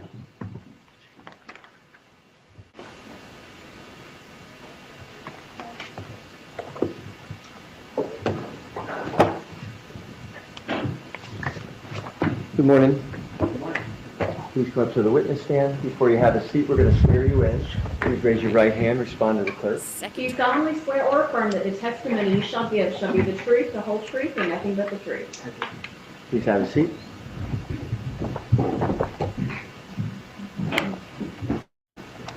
Sir, please say your name and spell your name. My name is Jeffrey Lacasse, Jeffrey Lacasse. How are you employed, sir? I'm currently an associate professor at Florida State University How long have you been so employed? since 2013. All right, and I want to draw your attention back to 2014. Did you have a relationship with Wendy Adelson? I did. What type of relationship was that? She was my girlfriend for about 4 months. When did that relationship begin? We dated in the fall of 2013, but casually we became a serious couple, I would say, around late February of 2014. And when did the relationship end? Well, that's a little tricky, but in July of 2014. All right, and during the time that you were together with Ms. Adelson, did you become aware of her recent divorce? I did. On our first couple of dates, that was the topic of conversation. That's in the fall of 2013. All right, and did you get an impression as to what type of divorce that was or how it would be characterized? An extremely contentious divorce. All right, and during the time that you dated her, were you aware of any specific ongoing litigation with her ex-husband? I was, particularly in February of 2014, because Ms. Adelson would react badly as that litigation proceeded. Yes, All ma'am. right, and what specific litigation was the topic of discussion in your relationship with her? Can you restate that, please? Was there specific litigation that was the topic of discussion? I recall a motion filed in February of 2014 where Danny had made some accusations that seemed serious, and Ms. Adelson reacted poorly. As a matter of fact, every time he filed something, she tended to react poorly. Specifically, did you have knowledge through your relationship with Mrs. Adelson about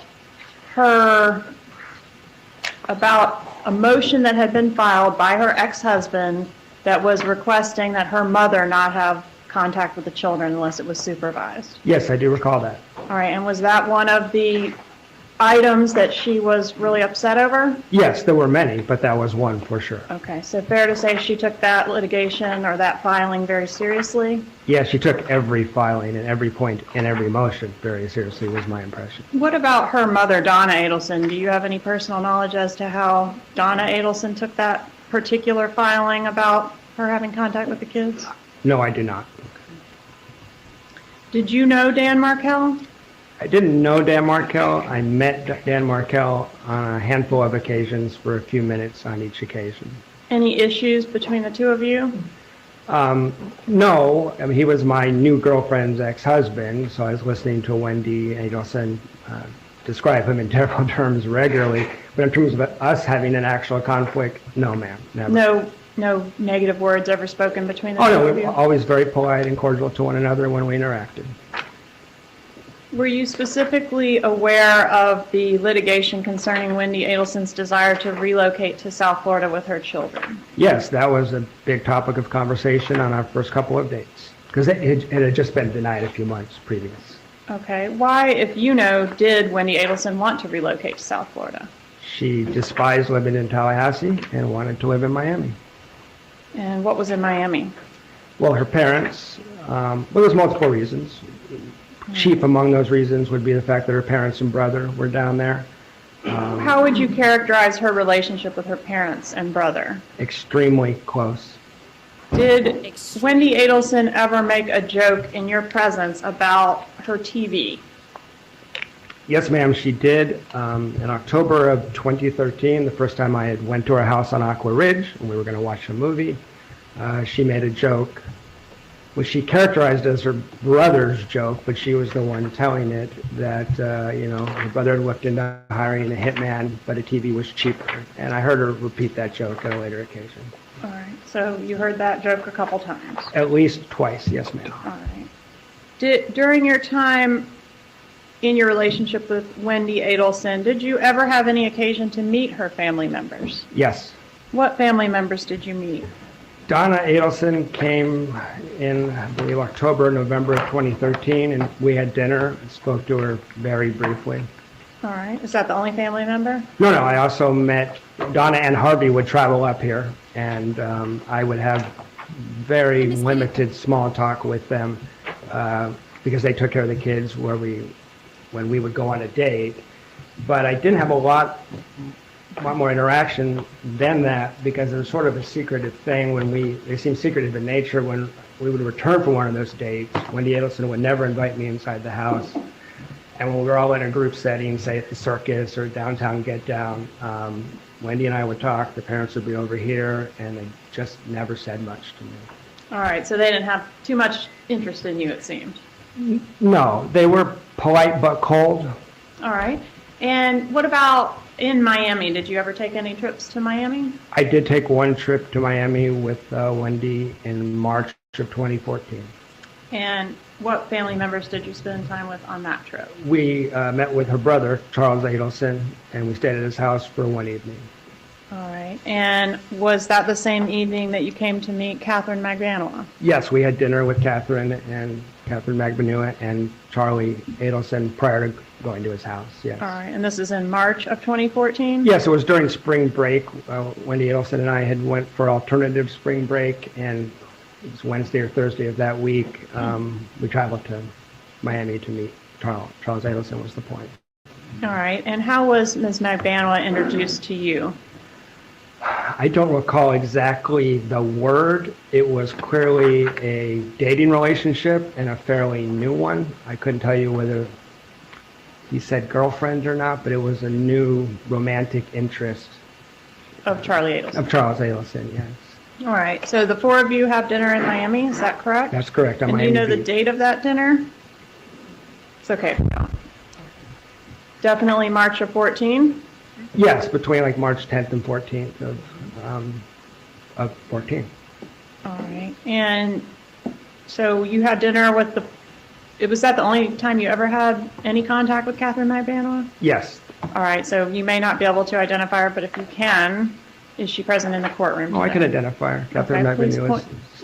Please point her out and describe what she's wearing. Catherine Magbanua is sitting in a dark suit between her attorneys, who I recognize as Christopher DeCoste and Tara Kawas. All right, thank you. Let the record reflect the witness has identified the defendant. When you and Wendy Adelson had dinner with Charlie Adelson and Catherine Magbanua, did you get the impression that this was the first time that Wendy had ever met Magbanua? I got that rough impression because there was, I don't recall a great deal about that meeting, but I do remember some getting to know you talk that would have been abnormal if they had a long-standing relationship. So they were talking about their life situations and such. All right. In an introductory way, yes, ma'am. Okay. And did Wendy at any time express to you any particular enthusiasm about this woman as opposed to any of her brother's other girlfriends? Yeah, prior to the meeting, she seemed very excited about the fact that her brother was dating Catherine. All right. And was that surprising? Yes, a little bit. After dinner, it seemed a little surprising. It wasn't quite once we had dinner, it wasn't quite what I had expected given Wendy's descriptions. All right. And had you been through this with Wendy before? Your relationship was relatively new as well. Do you have personal knowledge about the way Wendy typically reacted to Charlie's girlfriends? I don't recall exactly that. I don't. Okay. Did anything unusual happen at the dinner? Well, there's two things that stuck out to me. The first one was that Wendy Adelson had kind of a complex about being a single mom because Charlie had told her that no man wants to date a single mom. So we had this conversation repeatedly. And then I show up to dinner and Charlie's dating a single mom. So that was a little surprising. The other thing that, go ahead, I'm sorry. Specifically, did the fact that we talked about the fact that she's a single mom. Yes. Did it come up any information about her child's father? Yes, exactly. So that was the second thing that was surprising, well, that this sticks out to me, is during that getting to know you small talk, Ms. Magbanua had mentioned that the father of her children had interactions John, with I'm the... only going to object because this is a discovery violation. It's the first time I'm ever hearing of the statement of my client being made. What's your objection? It's a discovery violation under the Richardson hearing. I've never heard this statement of my client ever in the past 6 years of this case. Did you have the opportunity to take his deposition? Yes, and it wasn't mentioned. All right, well, if it's not asked, then he can't mention it, so that's overruled. You can proceed. Mr. Lacoste, is this the first time you've ever mentioned this statement? It is not. Okay, when have you mentioned it before? I talked to Investigator Isom between March and May of 2015 because he had called inquiring about Ms. Magbanua about a year and a half before she was arrested. Okay, and you've previously given some testimony in this matter as well? Wait, again, please? Have you previously given testimony in this matter, the same case? Yes, yes. All right. Yes. And what statement, if any, did Ms. Magbanua make about her child's father? Yeah. So I cannot recall every exact word. I remember references to fighting, the word police, and that he definitely had a criminal record, which didn't sound like speeding tickets. It sounded serious. Okay. And you never had the opportunity to meet her child's father, did you? No, I never met him. Okay. Did Charlie participate at all in that conversation? We were all there. We were all engaged. But he didn't specifically say anything relevant, like, I don't recall hey, anything. I know that guy. No, for I example. did not say anything quite like that I recall. This is Okay. a dinner at, almost 9 years ago now. So, yeah. I know. Do you recall who paid for dinner? Charlie did. And do you recall how he paid for dinner? I do not. All right. Do you know whether Charlie carried large amounts of cash? I do not know if he carried large amounts of cash. Wendy mentioned the fact that he certainly stored large amounts of cash in shoeboxes in his home. All right. And did you know, or do you know, whether or not Charlie Adelson runs a cash business? That was what I was told by Wendy Adelson. Okay. All right. So what happens after dinner? After dinner, we go to yogurt, had a quick dessert, and then Miss Magbanua departed, and Wendy Adelson drove me to Charlie Adelson's house, at which point I do recall observing that she was unusually jittery and being strange. I didn't know what to make of it at the time. And we're talking about Wendy Adelson. Yeah, Wendy Adelson driving me to Charlie's home. All right. So when you go back to Charlie's house, is it just you and Wendy and Charlie there? Yes, as well as Charlie's then roommate, Jerome Obed, was there as well. All right. And that's the dermatologist? Yes. Okay. And so during the time that y'all were hanging out at the house after dinner, did the topic of Dan Markel come up? It did. In what regard? Well, he didn't go anywhere with Wendy without hearing about Dan Markel, so it wasn't atypical, but there was talk about the divorce, the post-divorce litigation. There was negative talk about Danny. I recall Charlie getting a little heated up in the hot tub about Danny. So y'all were in the hot tub? We were in the hot tub. And Charlie was expressing some negative words against Dan Markel? Yes, strong negative words. And I also had a constant stream of comments from Wendy about what Charlie thought, that Charlie hated Danny's, guts. Okay. Want to talk about the incident that occurred at the coffee shop on June 4th of 2014. Does that sound familiar to you? Yes, ma'am. What happened at the coffee shop? Was that here in Tallahassee? That was at Red Eye Coffee. I had met Wendy for a cup of coffee. I had an appointment in the same building later, so we just met up. And a couple of things happened on that day, but at the coffee shop, Wendy canceled a trip that we had planned for her to come meet my parents in California, which was scheduled for July 11th to 17th. And she said she canceled that trip because she was concerned we wouldn't get back on the 8th in time to pick up the kids on the 18th, which didn't make a whole lot of sense. But we then discussed rescheduling the trip. It wasn't anything I objected to strongly or anything like that, but it was weird. The plan originally was for you to return to Tallahassee on the 17th, Yes, and then for her to take custody of her kids from Dan Markel on the 18th? yes. And Okay, and she canceled the trip because why? because our flight might get delayed in the middle of summer and we would get stranded and not be able to be there to pick up the kids, and she had to pick up the kids on the 18th. Okay. Did you see her later that night? Yes, I went to her house and hung out with her and her children that night. All right, and was there anything unusual about her behavior on the night of June 4th, 2014? Definitely. She was a nervous wreck. And I actually traveled to the store to buy her, I believe, some Pepto-Bismol because she was such a nervous wreck. She was having stomach problems. So she wasn't food poisoned. She didn't have the flu. She wasn't sick. She was just so nervous that she was having stomach problems. All right, tell us about the way the beginning of the end of your relationship. Can you give me a date? My understanding is there was a big fight on June 29th. Yeah. So we traveled to Gainesville together. I had a work trip in Gainesville, and Ms. Adelson accompanied me. And the relationship had been it'd been a huge roller coaster of up and down and love bombing, and I perceived a lot of manipulation and lying. And on, I guess it was the night, June 28th, that Saturday, we had a relationship conflict. We had I don't know if argument's quite the right word, but I was kind of tired of being strung along, and which is what it felt like. I couldn't figure out why I was being strung along, but that's what it felt like, and we sort of had it out. All right, so when was the next time you saw her after the big fight? Well, the next day we drove from Gainesville to Tallahassee. So I saw her then, and I dropped her off at her house. It was a very awkward, multiple-hour trip from Gainesville to Tallahassee. All right, and did that feel like the end of the relationship at that time? It wasn't great, but no, it didn't feel like the end. No, in fact, she said otherwise. I mean, I actually distinctly remember departing her house and her saying that this was not the end.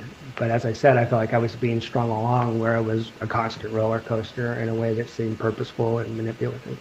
All right, so that takes us to June 30th of 2014, when you part ways after this sort of bad trip to Gainesville. Yes, I dropped her off at her house on Aqua Ridge, and yeah, right. When do you see her next after that? I see her next July 13th, after she had spent 2 weeks in South Florida. We did have communications in that time period, but I didn't see her. And do you know the dates that she was in South Florida? She told me that the day after I dropped her off, which I guess is June 30th, that she had headed to South Florida and that she had returned July 30th. I don't know if that's true. That's just what she told me. July 30th? No, excuse me. June 30th to July 13th. Supposedly I was seeing her upon her return to Tallahassee. Okay. I just don't know if that's true. I don't know what day she actually got Okay. it. She represented, she'd been in South Florida, so you see her, so it's been a couple weeks since the big fight. Yes. And where did you see her? I talked on the phone in the interim, and long story short, decided to keep going, to not break up, to continue to pursue the relationship. So we had a date. I picked her up at her house, and we went to the movies and dinner. All right. And did you return back to her residence after your date? I did. We did. Was there anything unusual about her behavior that evening? Well, she made a very strange statement to me at the house. Tell us about that, please. Yeah, so we're walking into the house and we're having chit chat, and she says, "Can I tell something to you confidentially?" And I said, "Sure." And she tells me that last summer, when the relocation got denied, Charlie investigated multiple ways to fix this problem of Danny Markel, including hiring a hitman, and that it was going to cost about $15,000. And I'm unsure if that number's 15,000 or 50,000 because they sound similar, but she told me that the previous summer that Charlie had looked into having Danny killed by a hitman. All right, so that would have been the summer of 2013. Yes. Okay, and when she told you this statement, you previously characterized the TV statement as a joke. Mm-hmm. Was this statement also in the characterization of a joke? No, these are two discrete, completely different things. She had a joke she would make about a TV being cheaper than a hitman. I knew that joke. This was a separate statement. This was chilling. This wasn't funny. This made my stomach flip. I found it disturbing at the time. It's completely different. And the statement was made 5 days before the murder of Dan Markel That's correct. by a hitman. That's right. All right, I want to talk about the next day, which is going to be July 14th, 2014, the Monday before the murder. Did you see Wendy Adelson that day? I did. I had left the previous night by saying I had some hope for the relationship. I said, if this won't work out, just send me a text, and I won't be offended by that, and we'll just move on. But she contacted me the next day and said, I really want to spend time with you. So then she canceled plans in the middle of the day, and then we went to yoga. You went to a yoga class together? We attended a yoga class together, the most awkward yoga session in history. Okay. What happens after the awkward yoga session? Well, during the yoga session, just as a 43-year-old man that's been in a few relationships, I'm thinking, okay, this looks like this is over. I just the vibe I was getting. We walked to the car and exchanged words, and she didn't want to spend time with me Tuesday, Wednesday, or Thursday, and she had the whole week off without the kids. And then there was a couple other words exchanged, but it was clear to me it was, I thought it was over at that point, so I turned and started walking away. Okay. And did she call you back? Yeah, she called after me. I turned around and she asked me, are you still going to Tennessee on Friday? Because she had previously known that I was leaving for a trip to Tennessee at 11 a.m. on Friday, July 18th. And she had a series of questions about whether I was going. If I didn't go, why wouldn't I go? She, despite seemingly just breaking up with me and not wanting to see me for the next 3 days, had a deep interest in what I was going to be doing on Friday. All right, and your plan at that time was to leave Tallahassee by plane or car? By car at approximately 11 a.m., and Wendy Adelson and I had discussed that in some detail previously because of other plans that eventually got canceled, but she was the only person aware, other than the people in Tennessee, that that's when I was leaving. And had you followed that plan, is it correct that you would have been departing Tallahassee and getting on I-10 at approximately the same time that the killers were? Yes, not only that, but I would have driven within probably a couple miles of Dan Markel's house. Right, and what type of vehicle would you have been in had you gone with that plan? At that time, I was driving a 2004 four-door metallic gray Nissan Sentra. All right, and are you familiar with the suspect vehicle in this case? I am. And would you characterize your vehicle as similar in appearance to that vehicle? Yes, especially in profile, yes. And are you aware that in her law enforcement interview, Wendy Adelson suggested you as a potential suspect? I am aware of that. And did you cooperate with the police in this case? Yes, when I came back from Tennessee, they called me. I came in immediately and cooperated with them from the very beginning.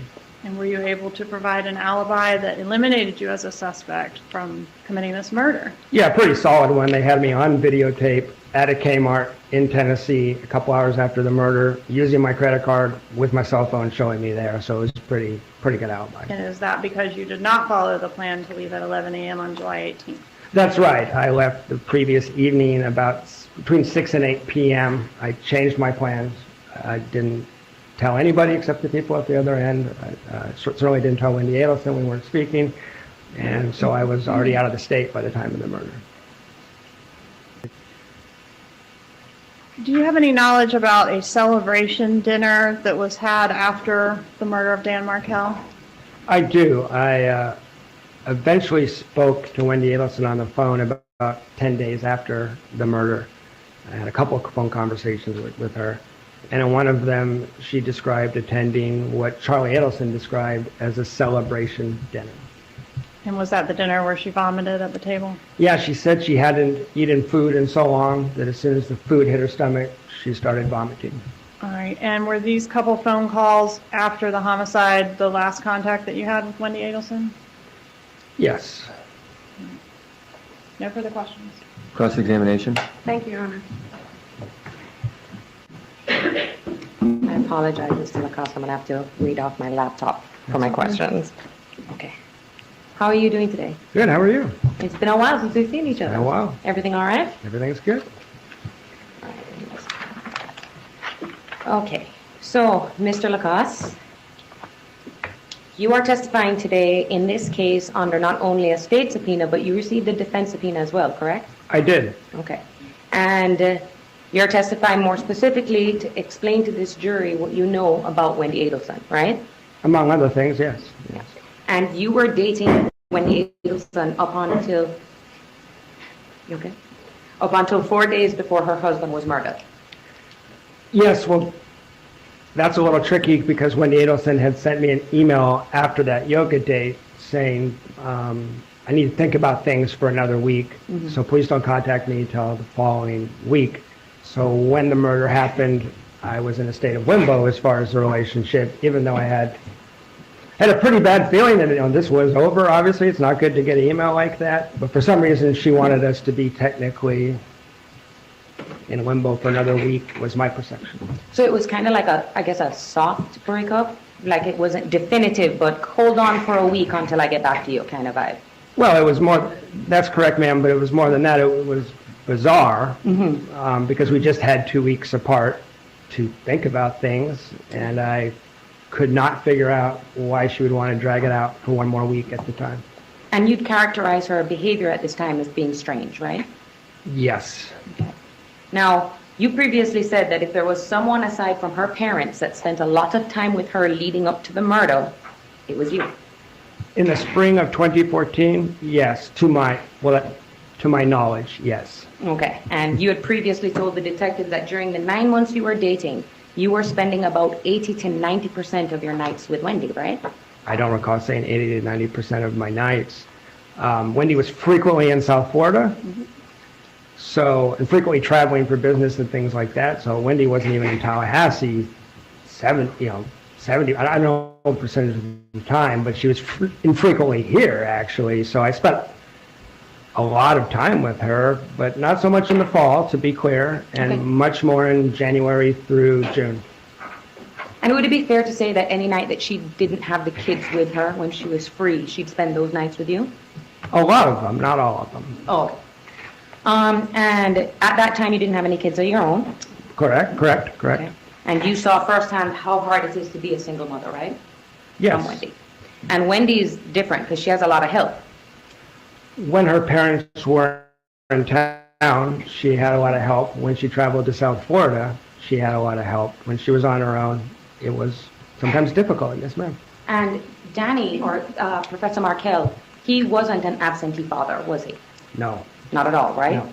So she also had him actively helping her out as well, too, with the care of the boys. Well, she had a standing offer from Professor Markel to see the children more often and to be more actively involved than was strictly, allowed by the court paperwork. Yes, if that's what you mean. Did you ever get the feeling that Wendy would use her children as almost like tools to get on Mr. Markel's nerves, or to, upset him in any way? I hate to say this about a mother, but I saw her doing that in multiple domains, including as bait for me. I mean, I saw her doing that in multiple domains, yes. And you got close to the boys too, right? I did. And whenever we had a fight or a problem, Wendy always invoked the children. That was her... her go-to excuse? That was her way to continue stringing me along, it felt like, because I had grown very close to the children. And let's talk about her parents. Yes. Now, they live in South Florida at the time, right? Correct. You ever made that drive before? Yeah, I made that drive a few times. It's about 7 hours, right? Yes, it's a drive. It's a long, treacherous drive, Yes. right? Yes. And I only say that because Florida is just a very, not too much to see. It's just flat going straight for 7 hours, right? Yes. Okay. And isn't it true that her parents, anytime they would want Wendy to come down with the boys, they would actually drive up to Tallahassee, pick her up, and drive her back down? That's what she reported. I want to be cautious because I know her to be a person that doesn't always tell me the truth, but that's what I was told, yes. Well, you just brought me into a whole new line of questioning. Okay. Okay. Let's talk about her ability to tell the truth. Okay? You know her very well. You were dating her for a long time. Well, a few months, seriously, but go ahead. How would you describe her when it's, trying to determine whether or not she's telling the truth?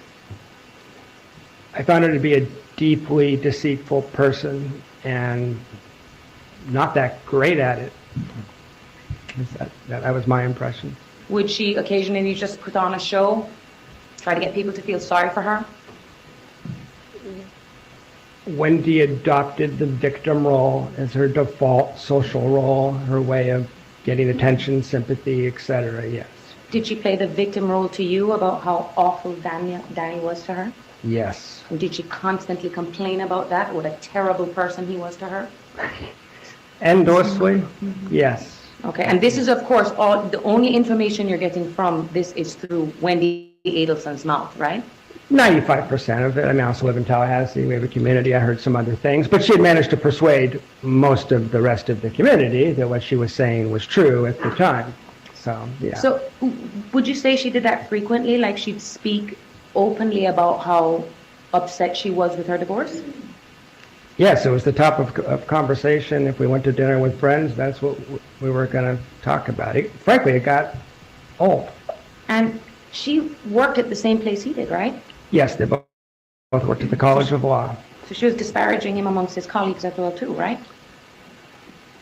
I can only, as far as what I witnessed, yeah, we went to dinner with some law professors where she did that sort of. And she'd actively talk badly about her divorce in front of them? Yes. Okay. Yes. Now, one thing that Wendy was very vocal to you about during their relationship was how much she hated Tallahassee, right?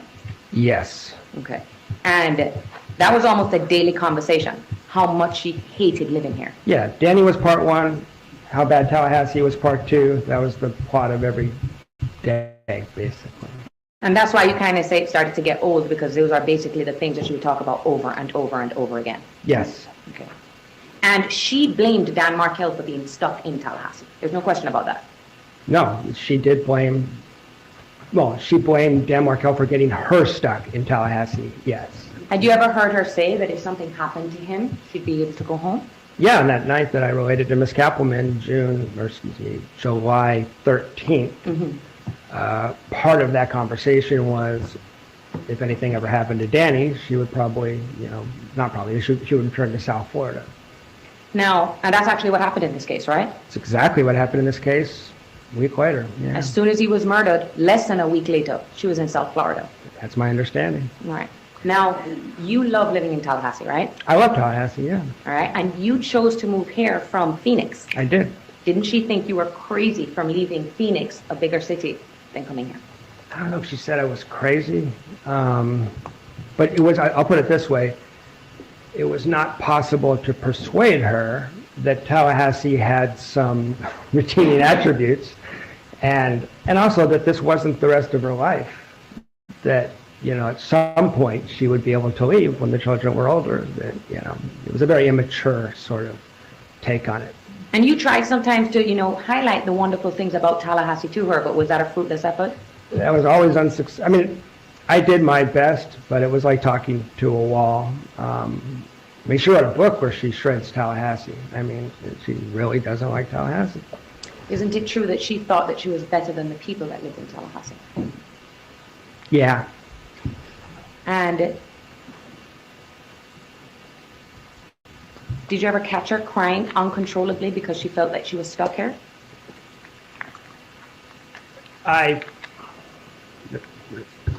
Multiple crying episodes. Yes, she would cry sometimes because she was stuck here.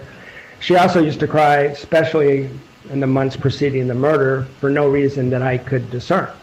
It was just crying. Did you ask her and she just wouldn't give you an answer? Yeah, that was Wendy's typical pattern, to be very non-specific. Okay. And then, so, I've already asked you these. Did Wendy explain to you that Danny was emotionally abusive to her? She used that term very frequently, and at the time, as the boyfriend, I sort of accepted that. You were taking what she said as true? Yes, it's a new relationship, but in retrospect, I can't think of a single thing she ever described that I would consider emotionally abusive.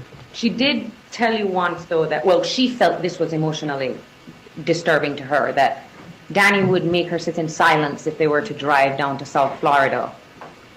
She would drive, he would be in the passenger seat doing work, and that she would complain to you that that's something he would do, would make her sit in silence on the 7-hour drive. Yeah, she said he did that one time, and I don't know if that's true or not, but she did say that, yes. And to be clear, this is just coming from Wendy Adelson. You have no evidence to support that what she's telling you is the truth. I don't. Okay. Now, did she describe him as a complete control freak? I'm sorry. That rings a bell. Yeah. Okay. And did she ever describe him as an absentee father to you? What she described was that during the marriage, he was not quite as involved with the children and arguably would meet that label. And then after the divorce, became very engaged with the children, which instead of seeing that as a positive, she saw as a rather annoying inconvenience that he wanted his share of the time with the kids. Now, Wendy was in her mid-30s when you two were dating back in 2014, right? That's right. Would you describe her as being self-sufficient? No, I think I described her in past police interviews as a highly dependent person who seemed to struggle with adult decision-making and would often seek advice on things that you might expect from a 15-year-old or an 18-year-old, but not a woman in her mid-30s. So that's right. And did your relationship with Wendy, was it so tumultuous that you actually ended up having to see a therapist about your relationship with her? That's correct. Would you also describe her as having a public persona, being one way in public and another behind closed doors? Yes, superficially charming, but I'd reported to the police that it's just a characteristic I found disturbing. We would have dinner with some people, the door closes, and people gossip, but it was like a 180 flip, and it would be vicious and very mean-spirited at a level that... Completely different from how she was a moment before. Yes, not a way I talk about people, yeah. Okay. Now, and you'd say she's good actress, she's good at putting up a facade for people. Now, she's also admitted to you that she has lied in a deposition before, right? Well, that's tricky because she may have lied about lying in a deposition. Go back. she told that to you, right? She did, but my understanding is she lied about that. So there's lies on top of lies. So it could be a lie about a lie. And maybe a lie about, yeah, it gets real confusing with, but that's, it brings up an important point. She really enjoys mind games, and so I think that might have been a little bit of a mind game. Yeah. Oh, okay, so she may have just been throwing that out for some other ulterior purpose. I don't know why she would disclose to me that she lied in a legal proceeding as an officer of the court and then turn out not to have lied in it. I mean, I got 100 stories like that. No, I mean, and I would ask you, it would be as an attorney. Yeah. I mean, it would be a violation of her ethical duties as a lawyer to lie on the oath, right? Right, but then I go to the police in my first interview and I go, wow, I only got one for you. She told me she lied in a deposition, and my understanding is she didn't. So there's a plotting kind of thing going on here. All right. So have you previously described her as a pathological liar? Yes. Now let's talk about the one time that you came down to Miami. Yes. And met Charles Adelson. Yes. Okay, so let's be clear. You met Charles Adelson once. Correct. You met Catherine McBanwell once. Yes. All right, and that was on that date that we talked about. Yes. All right, so let's talk about that. So, I bet she hated that. because that dinner that night ended up getting a little strange when you guys went back to Charlie's house, right? Yeah, that's fair. Now describe for the jury, because they don't know anything about this restaurant. Describe Yardbird, because it's a restaurant that's on South Beach, correct? Yeah, it's on South Beach. We were outside on a patio. You probably know Yardbird better than I have. Only been there once. But it's a very nice restaurant. They have all type of American-based food. Yes. Yeah. And you said something important. You were sitting outside. We were sitting outside. Okay. You and Wendy got there before Charles, right? That sounds right, but I don't remember for sure. Okay, and if if we had text messages between, for example, Charles and Wendy that would indicate you guys were outside, those would be reliable, waiting for them to get there, right? I mean, that sounds right. Okay, and he meets up with you there, and then Catherine meets up, and that's when you guys get introduced. Right. You remain outside while you're having dinner, right? Correct. Okay, and would it be fair to say, I mean, I know what Yardbird looks like, but the members of the jury do not. So where the patio is, it's right at a four-corner intersection, if I'm saying that correctly? Mm-hmm. So there could be cars across the way, correct? Yes. Cars parked to the right, cars parked to the left. Yes. But you're all clearly visible sitting down outside, correct? Oh, sure, yes. Okay. So you're sitting there with Wendy, Yes. and Charles is sitting beside Catherine. Was he behaving as if, that's his girlfriend and stuff like that? Well, And I'm only asking because, if someone from the outside were just watching, would it appear that she was having a good time with her boyfriend? I mean, it's a hard question for me to answer because it's been so long. Yeah. It does, you'd have to know Charlie. I mean, I don't know how, I met him the one time. Most of this dinner was Charlie informing us about the world. He's talking a lot. So I don't know how he acts with girlfriends or women he's dating, but go ahead. And that's kind of important because it's the first time you're meeting him, right? Right. Tell the jury how much he talks. Oh, you don't talk to Charlie Adelson, you listen to Charlie Adelson. I mean, I never say anything quite like it.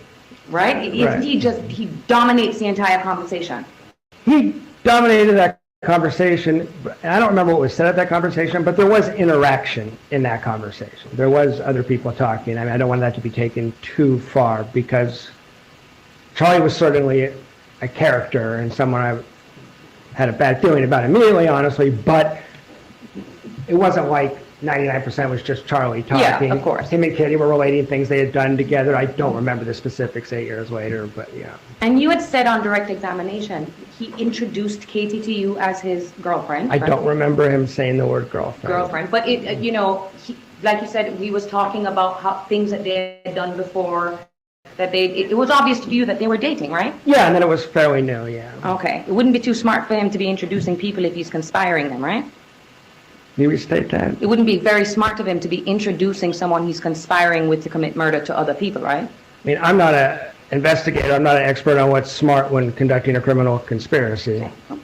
So let's talk about now so you're all sitting outside. It was nighttime, right? Very early evening. This was like a pretty early dinner. Sun was still out. Okay, but going into evening, kind of like how the sun here, like it doesn't, especially around this time, Yeah. it doesn't set Between 4 and 6. I don't remember exactly when. Okay, so it wouldn't be any problem if anybody that was around to be seeing you guys having dinner. No, sure. You leave that restaurant and then you all go collectively to get some ice cream. Yeah, but Yogurt. I don't have real clear memories of that, but we walked to a yogurt place, and that wasn't very long, and then we headed to Charlie's house. Now, how did you guys get to Charlie's house? Were you and Wendy in the car by yourself? Wendy had driven a rental down from Tallahassee, and she was driving. So Charles got into his own vehicle and drove and met you back at the house? Yes. Okay. And so you and his house is in Fort Lauderdale, correct? Yeah, he's on Well Harbor, that's right. So it would be at least a 40-minute drive, 45 minutes, if you can remember. It's not a quick 10 minutes. No, it wasn't like 5-10 minutes. It was a ways. Okay, and then so you go up to the house and you and Wendy go inside, right? That's right. Now, Catherine doesn't come back to Charles's house, right? No, Catherine returned to her own house. She went back to her own home. Yeah. But then Charles comes back and then you, Charles, and Wendy all sit down in the hot tub. Right, I think we talked otherwise as well, but we spent a couple hours in that hot tub, yeah. Okay, and this is where I think you said this is when he starts talking about some very weird things, right? Yes. Okay, he was very braggadocious, is a word you've used? He was. And wasn't he kind of like talking about inappropriate, for example, he was talking about inappropriate sexual things he's done with girls, was one of the things he talked about, right? Yeah, that one in front of your sister, yeah, I was fairly stunned by him talking about sexual sadism in front of his younger sister, yeah. You're sitting right there, he's kind of talking to you, but this is things he's discussing in front of his sister, right? Yeah. Okay, and then he also talked about going on trips and sleeping with young girls in other countries, right? don't think that was in the hot tub. That was information related from Wendy to me during the Oh. relationship. Okay, But sorry, he I certainly, apologize. But she was aware of that, like she's telling you how her brother is? Yeah, That he she's goes a- to other countries and sleeps with really young girls? Yeah, and she's supposedly a human trafficking activist, so it's pretty bizarre. Okay. And he also talked to you at this, and in this hot tub, like when you guys are talking, did he come across as being like, trying to brag that he was a person that has friends on two sides of the tracks? Yeah, that's a nice summary overall. I don't remember a lot of the specific details, but he was more street smart, or more street, if you know what I mean by that, than I would have expected from a millionaire Miami dentist, yes. Okay, and was he doing that more in the hot tub than how he was when he was at dinner with everybody? I don't remember much of the dinner, so I can't really make a comparison. Okay, but the hot tub incident kind of stands out. The hot tub stuck out, yeah. Okay, and did you describe him as being very cocky, arrogant, and narcissistic? Yes. Okay. And he also talked about and this is the first time he's met you, he was talking about what he does with his finances, right? Yes, he was bragging about financial crimes, essentially. Basically like, yeah, I'm a dentist by day, but I also dabble in these other things that I'm not supposed to. Yeah. And was bragging to you about that. Yes. What kind of impression did that leave with you? Well, when Dan Markel was murdered, I went to the police immediately and said, you need to be investigating Charles Adelson. Said that on the 3 days after he was murdered. So. And that is what I wanted to talk to you about. So when you only met him once, and the first time that you heard that the police wanted to talk to you, you immediately... Now, let's talk about that. How did you find out that the police would like to ask you some questions about what's going on? I was called, he was murdered on July 18th. Right. I was on my way back down south to Tallahassee, and I received a call from TPD asking me to come in, and I actually drove straight to the station. When they called you on your phone, and did they identify themselves as Yes. the Tallahassee Police Yeah, Department? Investigator Corey Hill. Okay. Okay. And he actually said, I'm with the Tallahassee Police Department, and we would like you to come in and answer some questions, right? Something to that effect. Did they tell you what it was about? I don't recall, but I don't know that he needed to. Okay. Oh, had you heard already what had happened? Yeah. Okay. So you immediately went there, but they kind of like, gave you the option and invited you to come in, right? They didn't go and arrest you. They did not arrest me. Okay. No. And when you first came into your first meeting with Corey Hill, he started out the meeting by saying, hey, listen, we're working to exclude you as a suspect. Yes, we had a conversation about excluding me. And the impression I got was that, and I guess I've worn a sense that they already done some investigating, of my cell phone and so forth, so that the investigation of me had reached a point where that was just, that we're at the point where they were trying to exclude me. That's right. Now, they haven't heard from you yet, right? Say, They haven't heard from you yet, like you haven't provided them any information yet. no, they haven't, but my cell phone shows me in another state when he's murdered, so.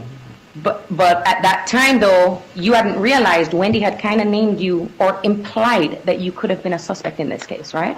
I didn't realize that when I was heading into the station. By the time I left the station... So it's pretty clear. I mean, no one said that word for word, but I'm not stupid, and I could tell pretty quickly that, yeah. You'd agree with me, people don't have to say things directly sometimes. You can just leave little crumbs and you can pick up on what they're trying to get at, right? I mean, yeah, sometimes, and, I'll say this, I was never quite sure until I was able to view Wendy's interrogation video, in which case it became 100%. Okay. I suspected that previously, I thought maybe, but once I saw her video, there it is in black and white. So. Now, you, even though now you know they considered you as a suspect, you walked into a room at Tallahassee Police Department, correct? Yes. And they reported you, right? Yes. I mean, now we don't have to go back in 2014 to wonder what it was that you said. Right, I guess. It's there in black and, well, not black and white, but in color. So, Yeah, my first interview was video recorded, the first interview I did with them, yeah. So was the second one, right? You mean the one, the 21st? I have July 21st, July 23rd, and March 6th. Yeah, so I had a videotaped interview the 21st. I had a videotaped interview the 23rd where I came back and and added Wendy to the list of people I thought they should be investigated. Okay. But on that first day, even though you'd only met him once, you thought it was imperative for you to tell these detectives, if you're going to look at someone, you need to look at her brother.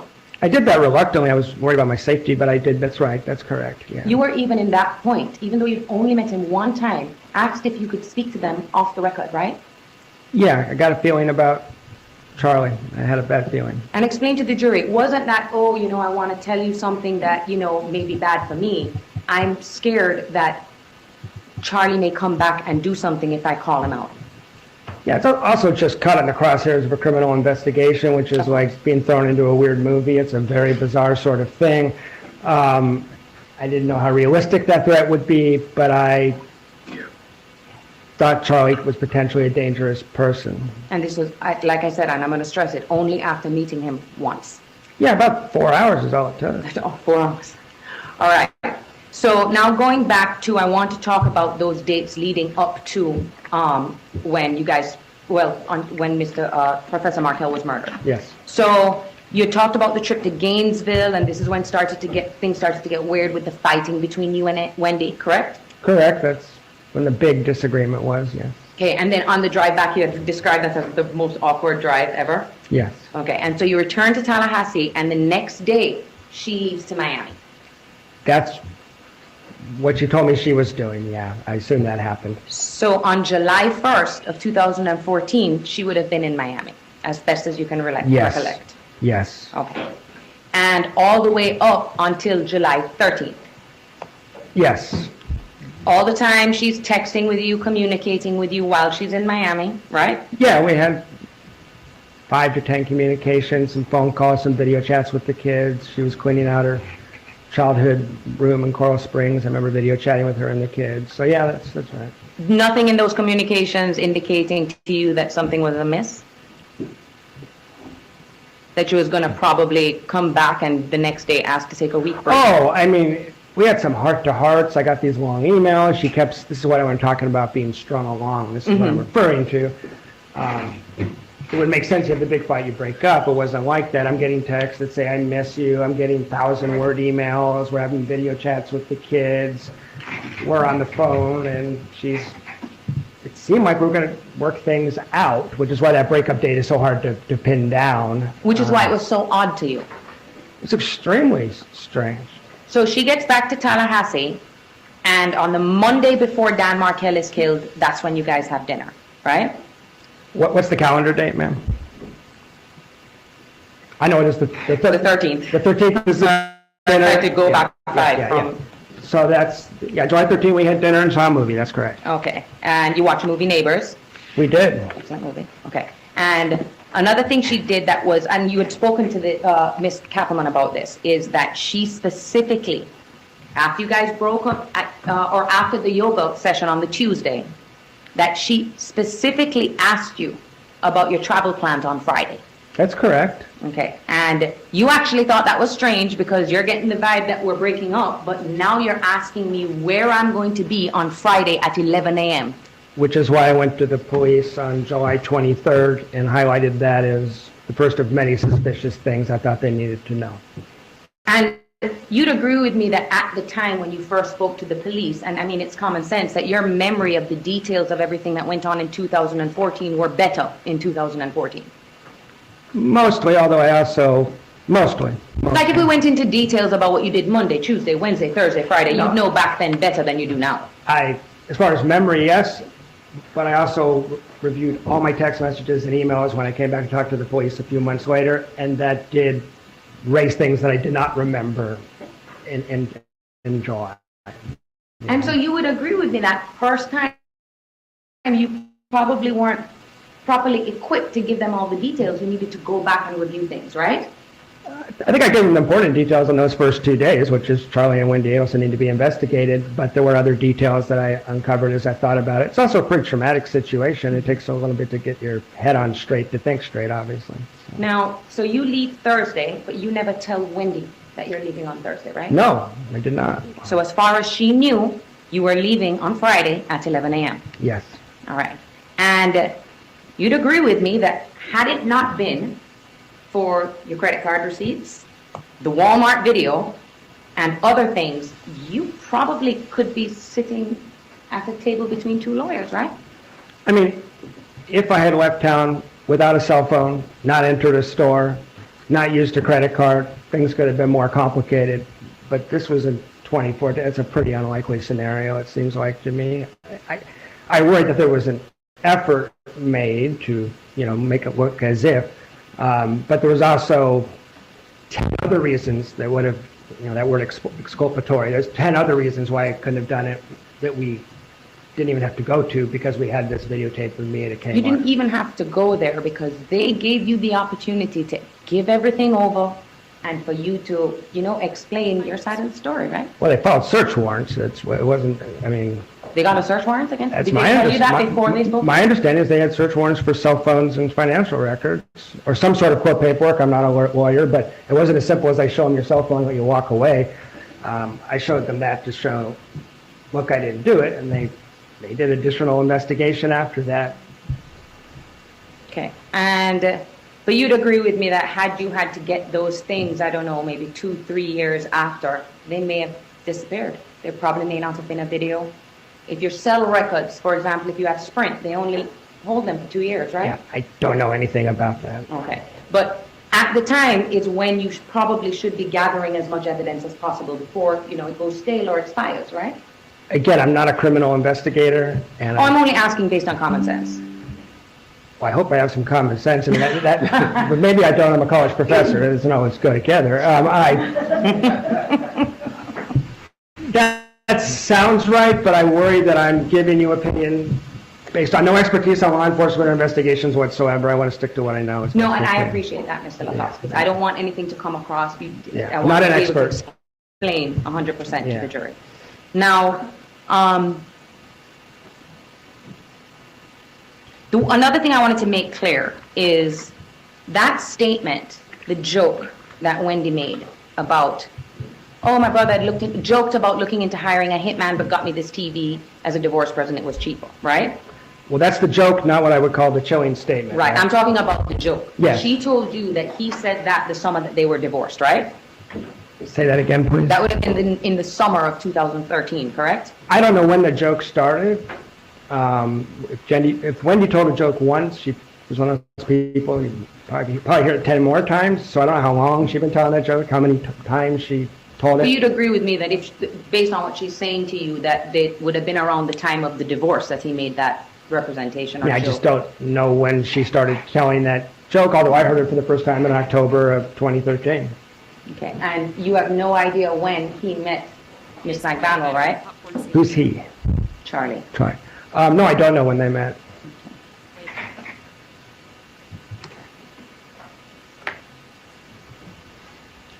And that one time that you were sitting there with Charlie, did he at all, I think you had mentioned it, he was vocal too, they were talking about Dan Markel in the hot tub? He made some comments about Dan Markel that I can't recall word for word, but it was clear he was not a fan, that he was very upset with Dan Markel. Yes. Now, when you said Katie had referenced talking about her ex-husband, right? Or ex-boyfriend, however she referred it, father of her kids. Yes, I recounted the little that I recall, which is that of course. he had a criminal record, and the word fighting, the word police, and that's all I remember. It seemed fairly serious. Did it come across that she was still with him, or was she speaking about him like he was her ex?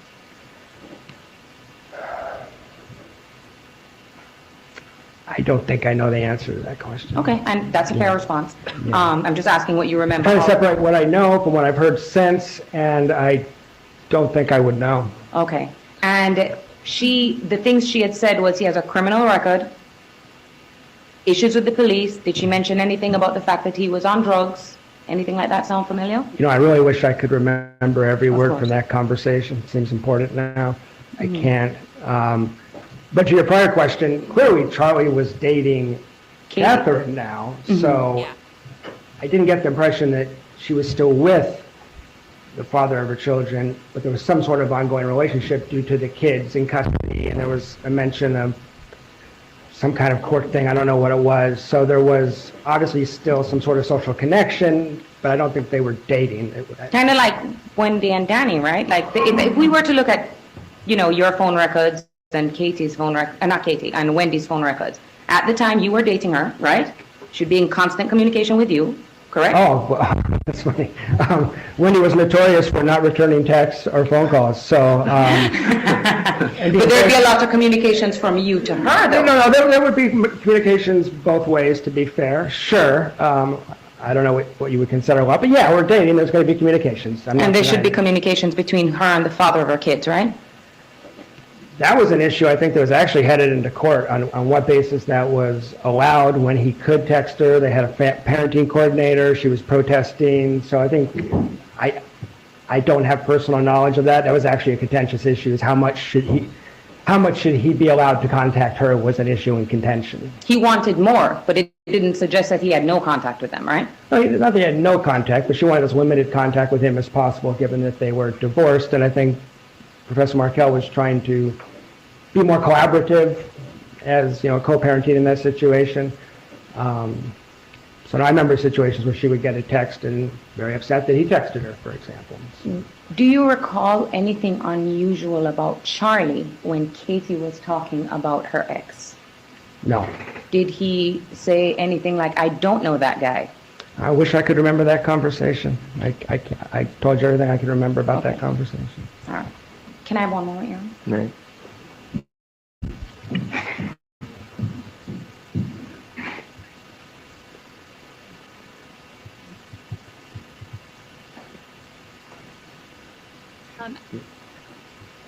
At least we get to see feet occasionally instead of just. Thank you so much, Mr. Lacoste. It's good to see you.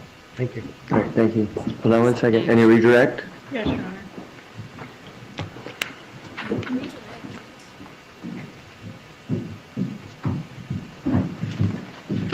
Mr. Lacoste, you were asked about the dinner. We talked about it on direct as well, where you met Catherine Magbanua and Charlie Adelson for the first time. Yes, ma'am. All right, and they appeared to be dating at that time. Yes. Okay, and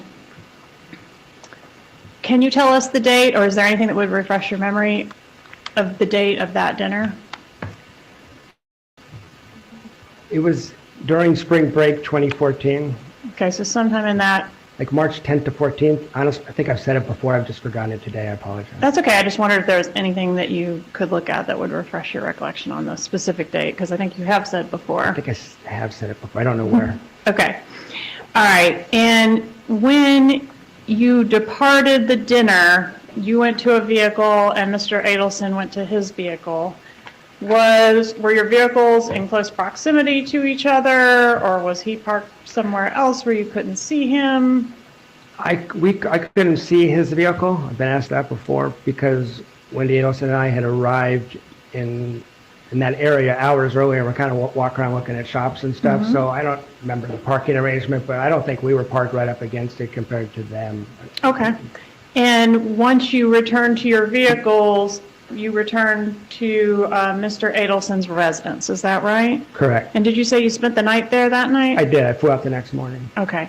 And when you arrived at Mr. Adelson's restaurant, you just traveled straight from the yogurt to his residence, right? Yes. And is that what he did as well, as far as you know? I have no idea. Was there a delay? Were you there for some time before he arrived back?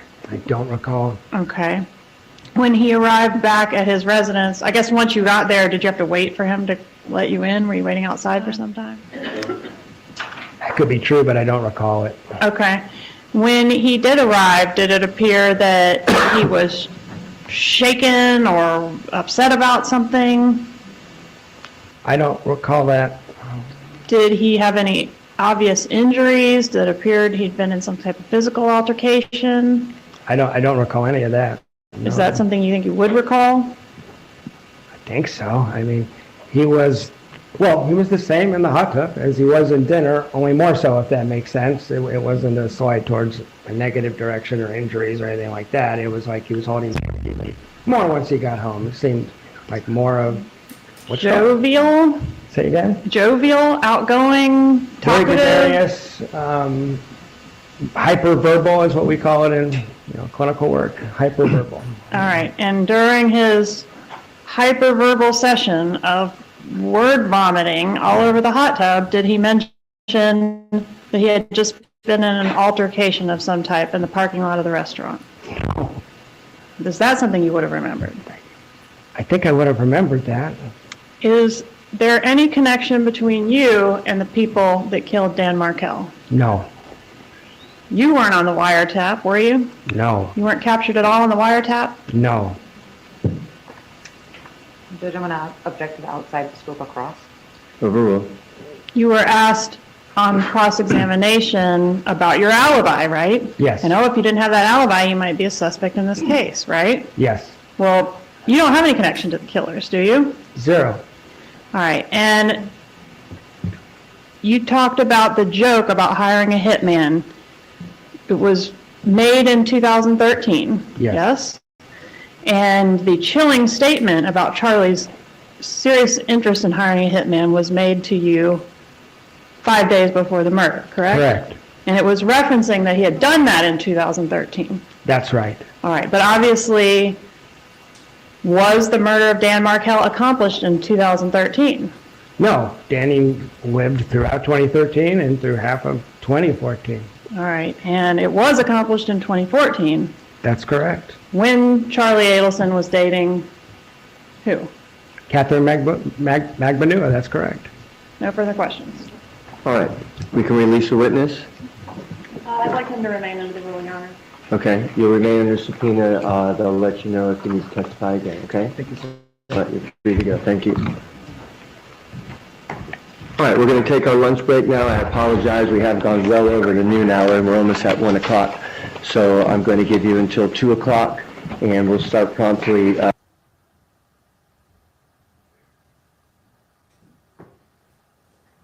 We have audio in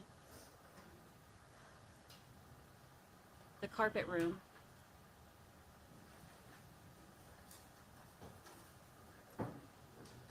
Why are you whining now? You've got food, you got a treat, you've got water, and I just took you out. What could you possibly need?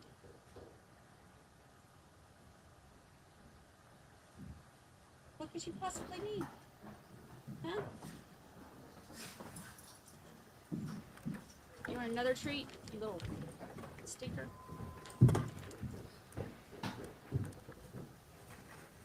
Last one.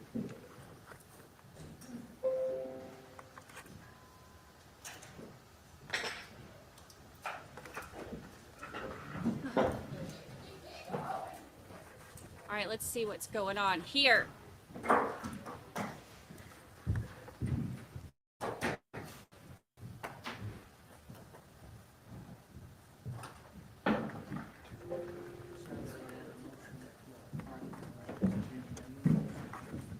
There is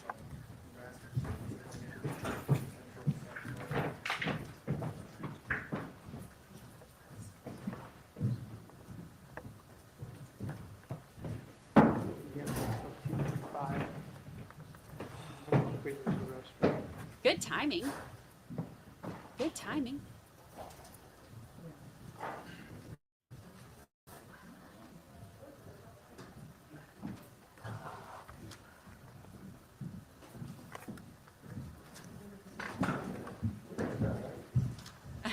You thought that was a lawyer asking, why are you whining now?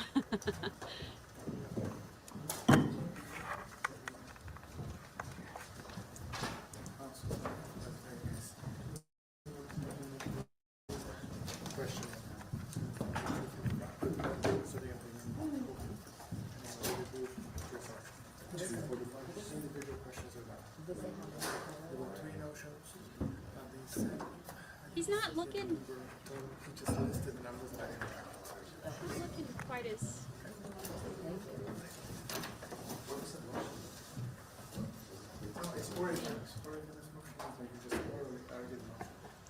It's very pale.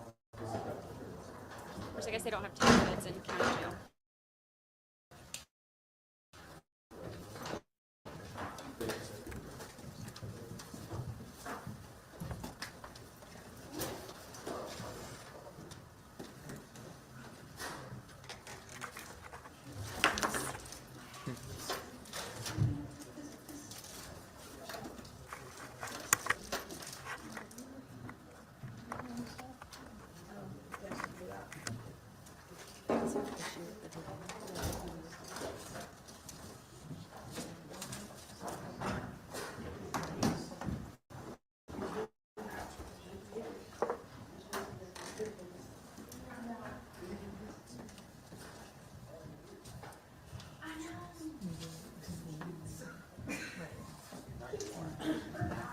Step over like freezing.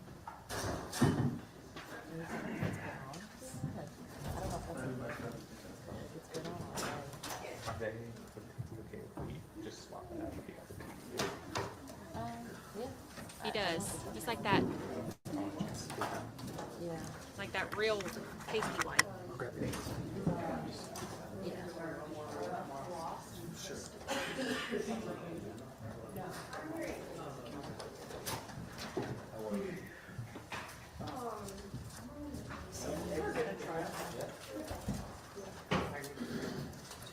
Come on, guys, get it together. Oh.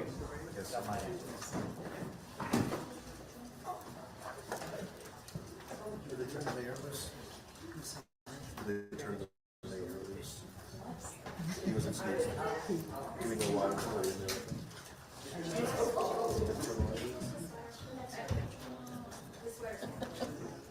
Did he say why he was accused? No. I'm pretty sure. I'm sure there's ample reason.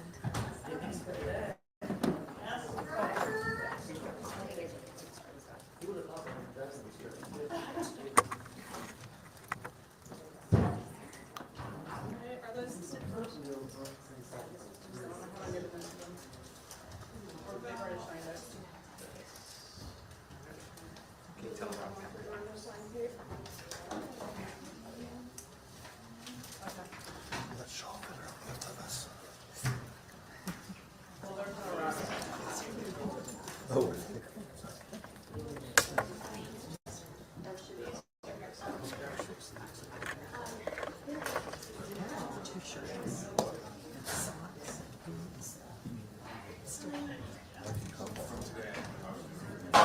All right, court is back in session.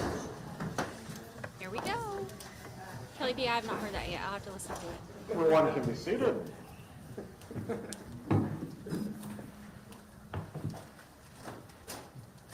At this point, we are going to need the reserve chairs for Oh, yeah. the 21. Thank you.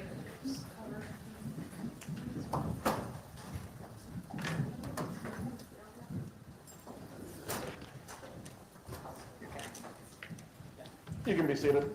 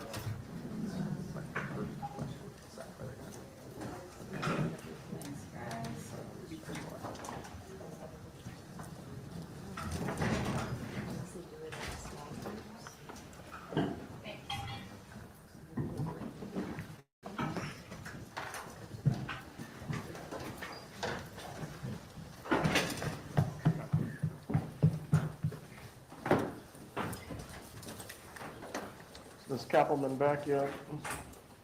Sir, she should be back. Okay.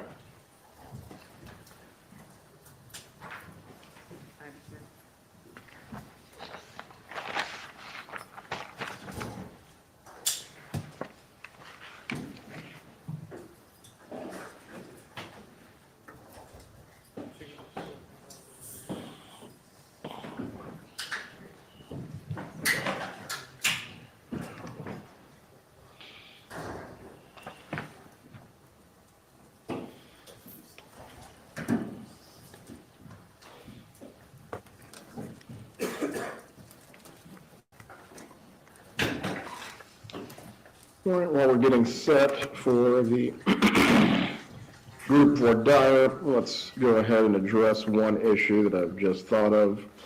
The indictment has not been read yet That's gonna be the to juror thing. the prospective jurors. Did the state or defense wish for the court to read that now that we've reached this stage of the process? Yes, Your Honor. No objection. Very well. As to the wording of the indictment, does the defense have any objection as to the wording within it? No, Your Honor. That will be read in full.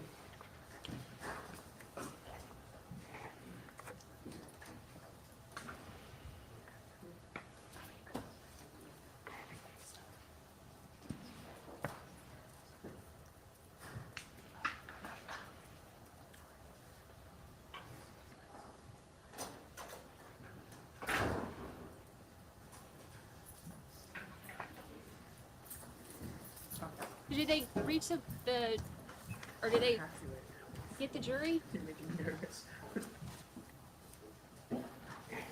He said since we reached this phase.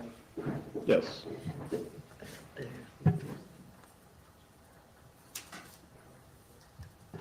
You can bring her up.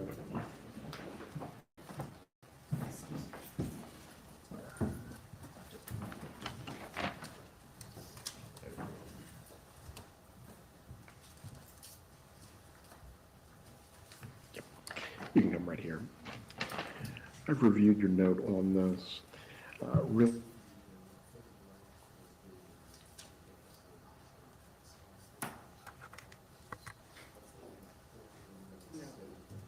No, but that may be true.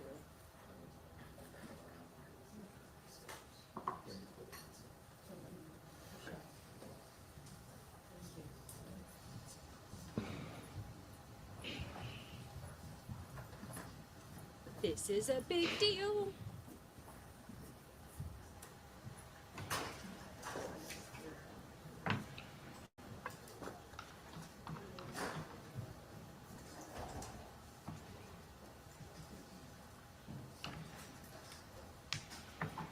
I think it's the cameraman, because we were hearing him yesterday too.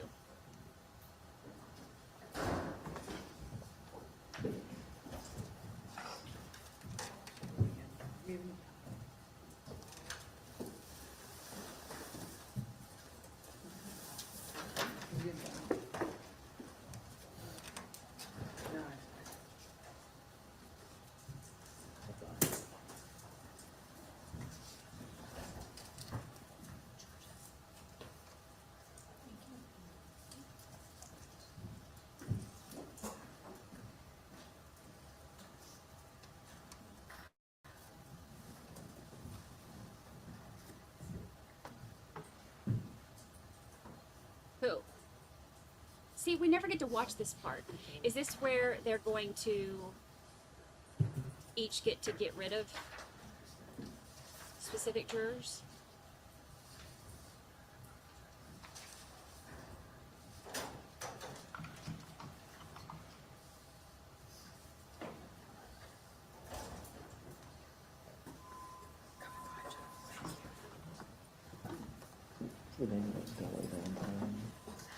Yes. Didn't they say 21? They have 21 or something?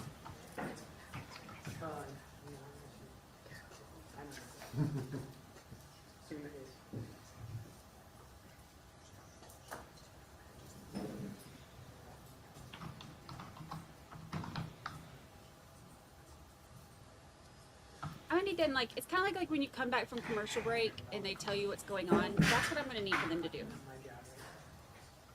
I don't think that's too much to ask.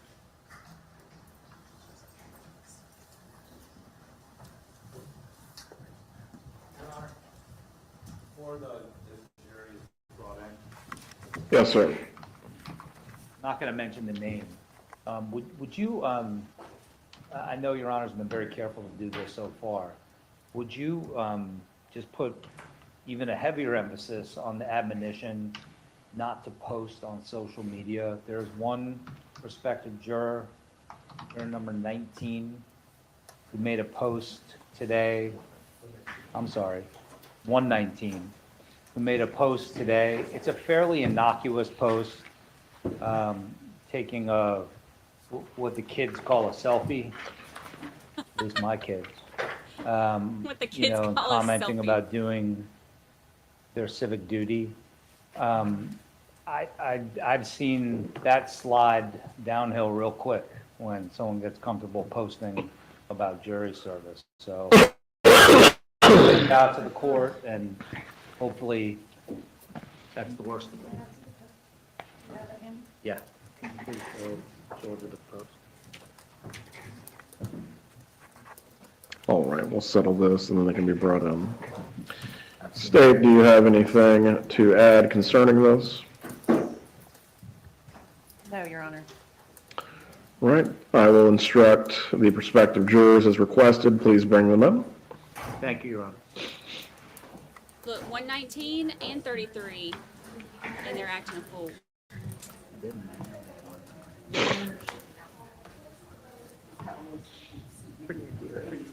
What the kids call a selfie?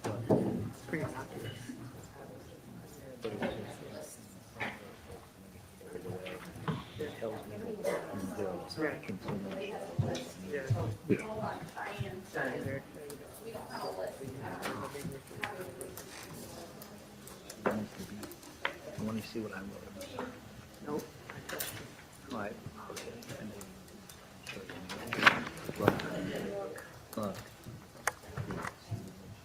Jurors getting crunk. Y'all, this is going to be a wild trial.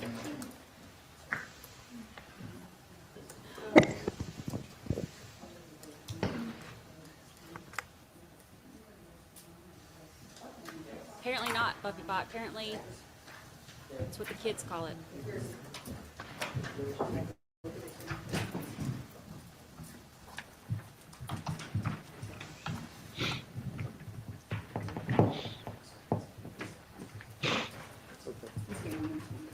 Thank you.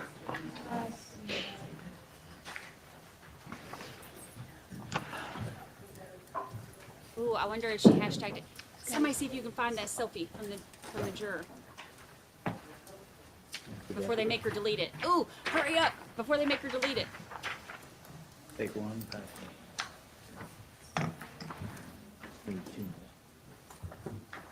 What do you say? Thank you, sir.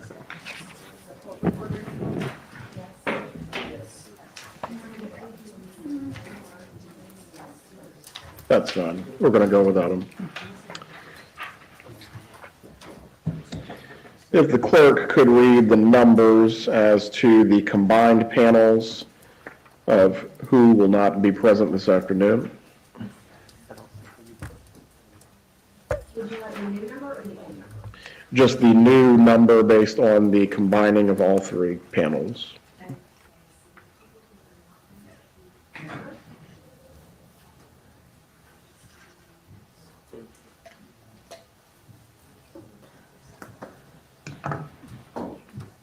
Mom of 3, thank you for the super chat. Number 14. But there are jury questions. Oh, I love jury questions.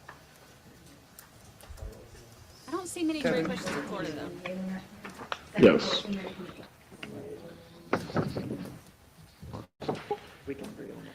What we'll do then is seat 22, 23, and 24 in their place. The attorneys get that. I love jury questions. 7, 14, and 28 are who we discussed earlier. 22, 23, and 24 are going to be seated in their place. I'm sorry, Your Honor. I'm slow. 7. 7, 14, and 28. He said I'm cold. I'm slow. 22, 23, and 24 are going to be seated in their places. Or at least for the 21 to be initially seated now, that would just be 22 and 23. Got it. Thank you. Bring them in.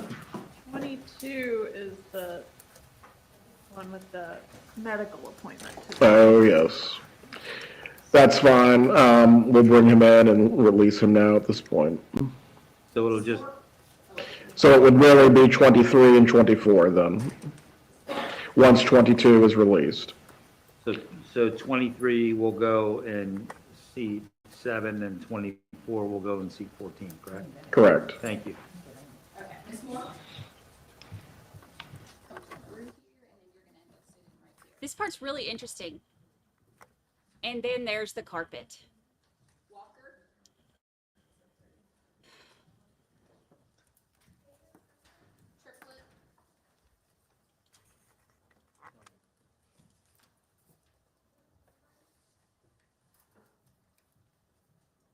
Triplett? Right here. Weaver?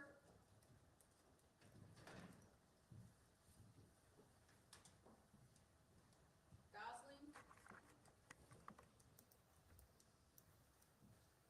They're getting like all the carpet. Brown?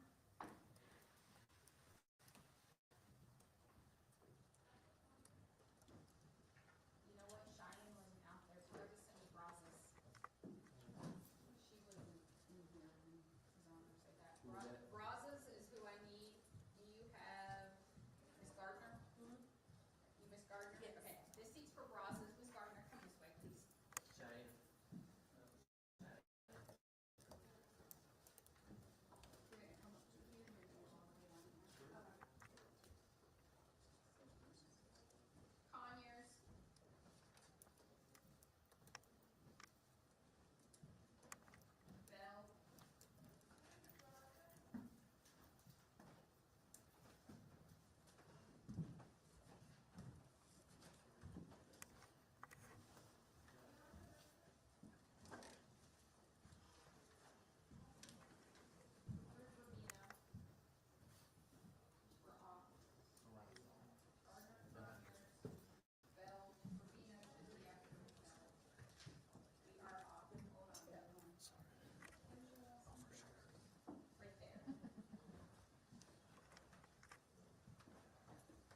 Bell?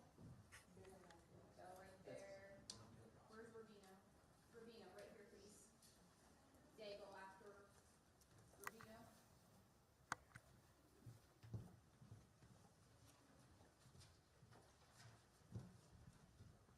Rubino, then Daigle. Thank you. James. Brinkley is next. Yeah, they're calling their names, so they have the volume turned down.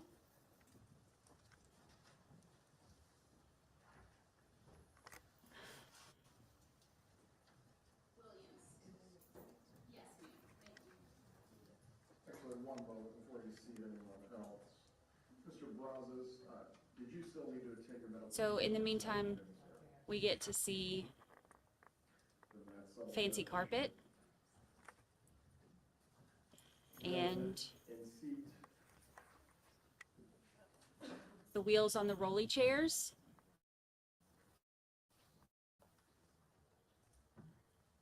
seat 7 will be Mr. Brazos, number 22, and seat 14. It's actually 2 o'clock here because this is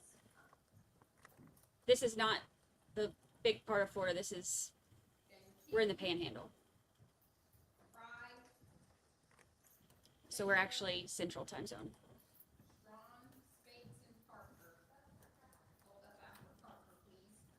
Now we're getting to see more Feet Finder cam. It's lovely. Oh, those are cute shoes. Love it. Orthopedic. Nice. Nice.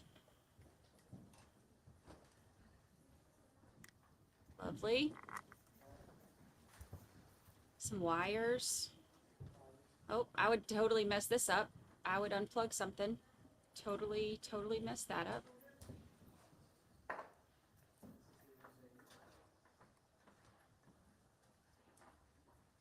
Loafers, gotta love the loafers. Yep, duct tape. I need to get signs like those shoes are like a 6 out of 10, or those shoes are like a 4.2.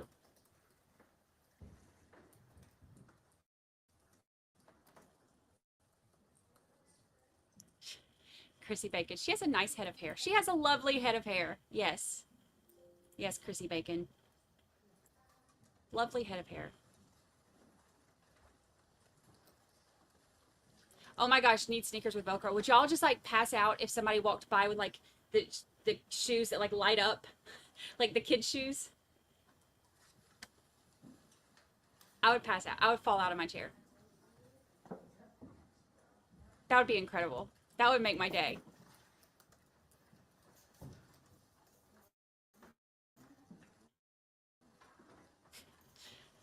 Like the SpongeBob shoes that light up. It would make my year.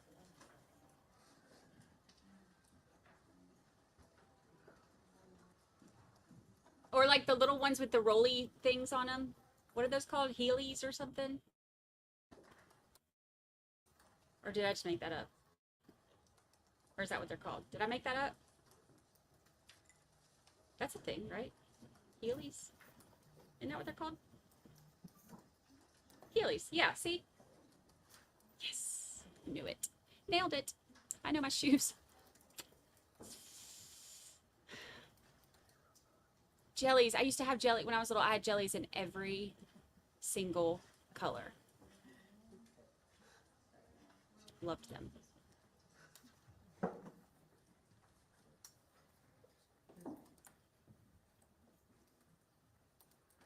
Yeah, those sneakers, the Heelys, they're the sneakers with wheels.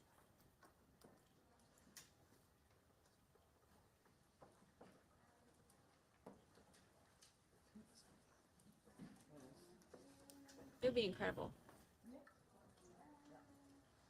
I wonder if they allow ballet shoes. Yes.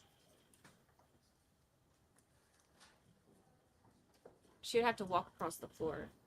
Or he. I'd walk across the floor like that though. Maybe we'll see someone clog in. Look, it's a possibility. Kanan Ann hates shoes, so we're going to see her come through barefoot.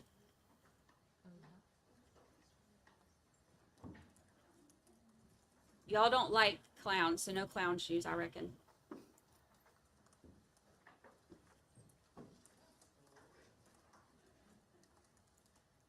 My grandbabies love to wear cowboy boots, and I'm all for it. So cute. Look, that's all I own is cowboy boots and flip-flops and one pair of tennis shoes. That's it.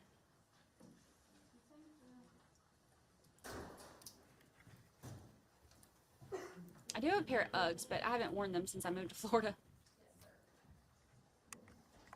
Don't need Uggs in Florida. Welcome back, prospective jurors. I believe some of you we have already visited with this morning as a part of the individual voir dire, and now the rest of the voir dire is going to be conducted here together in the courtroom. Voir dire is a French term meaning to speak the truth. When you were sworn in, either yesterday or today as prospective jurors, you were sworn in for that very purpose. First, I'm going to ask you some questions, and after I've finished, the attorneys are going to have their opportunity to ask you some questions as well. This is going to be the attorney's only opportunity to engage in direct conversation with you while the trial is happening. The purpose of this questioning is to assist the attorneys in determining if your verdict in this case would be unduly swayed or influenced by your personal experiences, any opinions that you currently hold, or any special knowledge or training that you may possess. The object of this process is to select jurors who will impartially try the issues of this case that's based on the evidence that will be presented in the courtroom without being influenced by any other factors. It is important that you be totally candid and truthful with us through this process. Please understand there will be no wrong or right answers to any of the questions that will be posed today. The correct answers are what you think and what you actually believe. The attorneys are not attempting to embarrass you in any way. If a question is asked that you feel uncomfortable answering in the open courtroom, you'll have an opportunity to answer that question during a private sidebar. Each party to this case has the right to excuse a certain number of jurors without giving me any reason.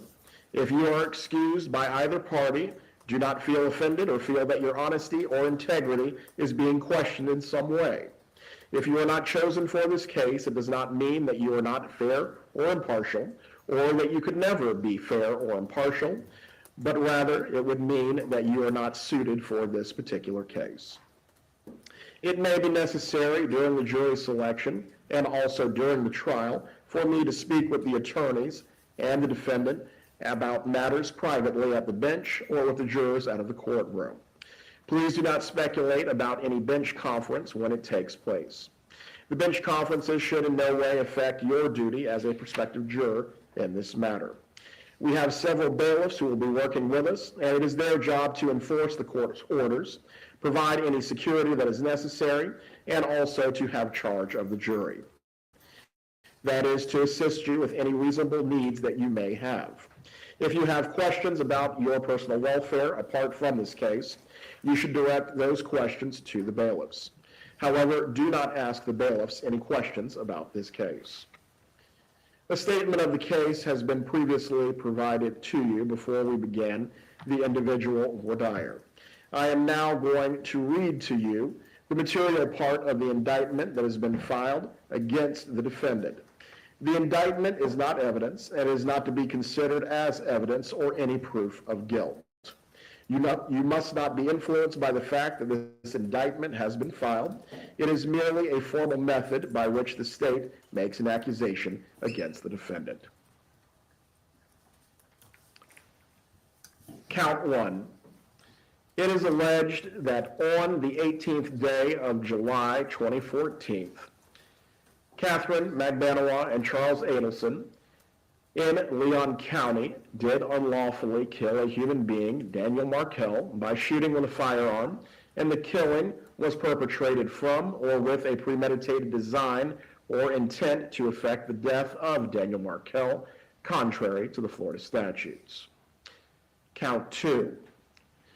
It is alleged that beginning in 2013 and until October 11th of 2016, Catherine McBanois and Charles Adelson in Leon County in the state of Florida did agree, conspire, combine, or confederate with each other or another person to commit first-degree murder, contrary to the Florida statutes.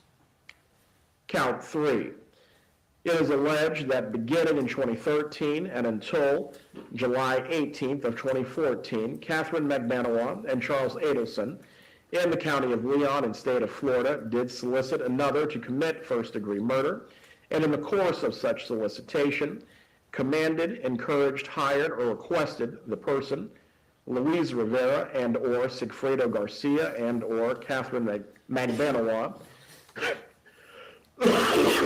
to engage in specific conduct which would constitute first-degree murder, which resulted in the death of Daniel Markel, contrary to the Florida statutes.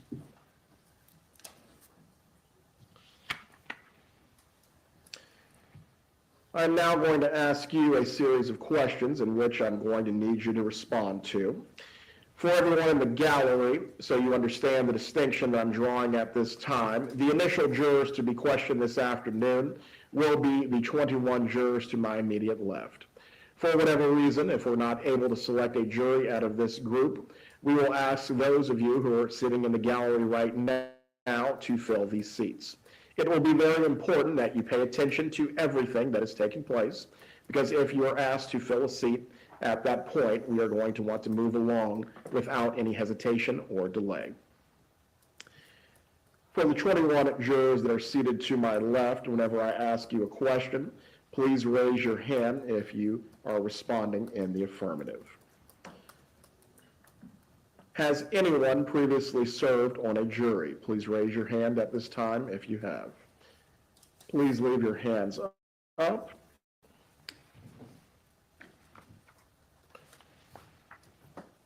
Ms. Walker, would you please tell us where and when you previously served on a jury? Yes, I would.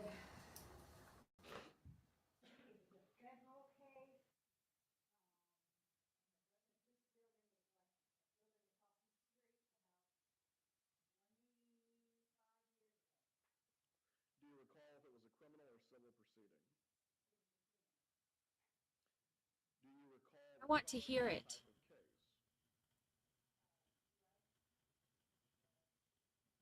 Without telling us what the verdict was, did the jury reach? I was so excited. Were you the foreperson of the jury? Mr. Weaver, could you please tell us where and when you previously served on the jury? Oh, I'm sorry, Gosline. Was it criminal or civil? Do you recall the charge or type of case? Without telling us what the verdict was, did the jury reach a verdict in the matter? Were you the foreperson of the jury? Thank you. Mr. Brown, where and when I did can't you hear it. previously serve on a jury? You can lower your hand, sir.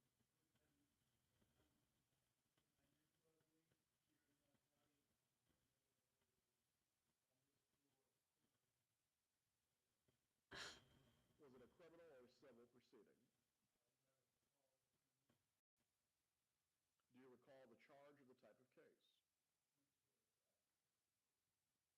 Without telling us what the verdict was, did the jury reach a verdict? And were you the BS. jury? Mr. Brazos, please tell us where and when you previously served on a jury. Was it criminal or civil? Do you recall Who's a lip reader? the charge?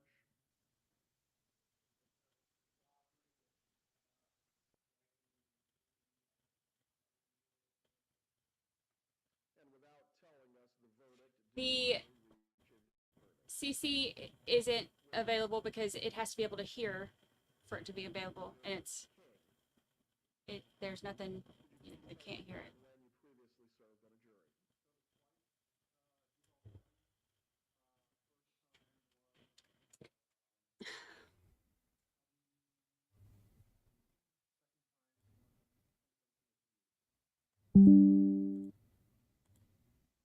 And criminal or civil proceedings?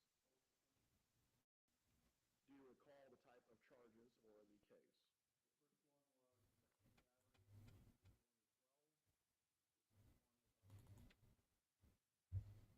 Without telling us the verdict, did the jury reach a verdict each time? Were you the foreperson of either jury?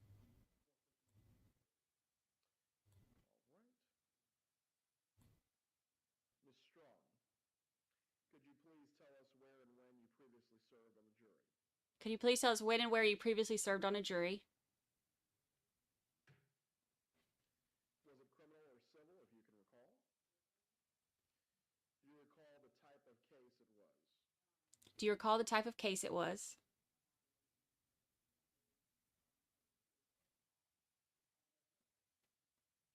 Without telling us the verdict, did the jury reach a verdict? Were you the foreperson? Did I miss anyone who's previously served as a juror? For those of you who have previously not been called to jury duty, there is no experience requirement to serve on a jury. You do not need to know any law or procedure. All of that will be explained to you. What you will need to do is to be able to listen carefully, apply and follow the instructions that you'll be given concerning the law, and also use your common sense in deciding any issues of fact if you are selected as a juror. The state of Florida, in this case, will be represented by Assistant State Attorneys Georgia Kappelman and Sarah Dugan. Mr. Rauschbaum, could you please introduce your co-counsel and your client to the prospective jurors? Yes, Your Honor.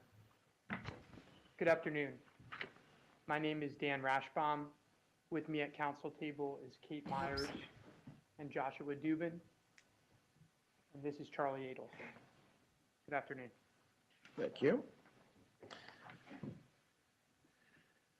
Are any of the prospective jurors related by blood or marriage to any of the attorneys? Please raise your hand.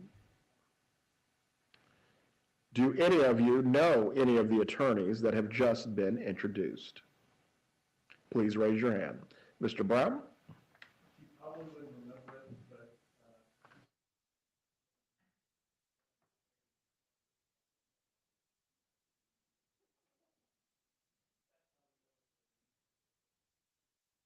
I'll lean in again. Would your knowledge or this relationship to Ms. Kappelman cause you to give her greater or less weight to any evidence that will be presented by her?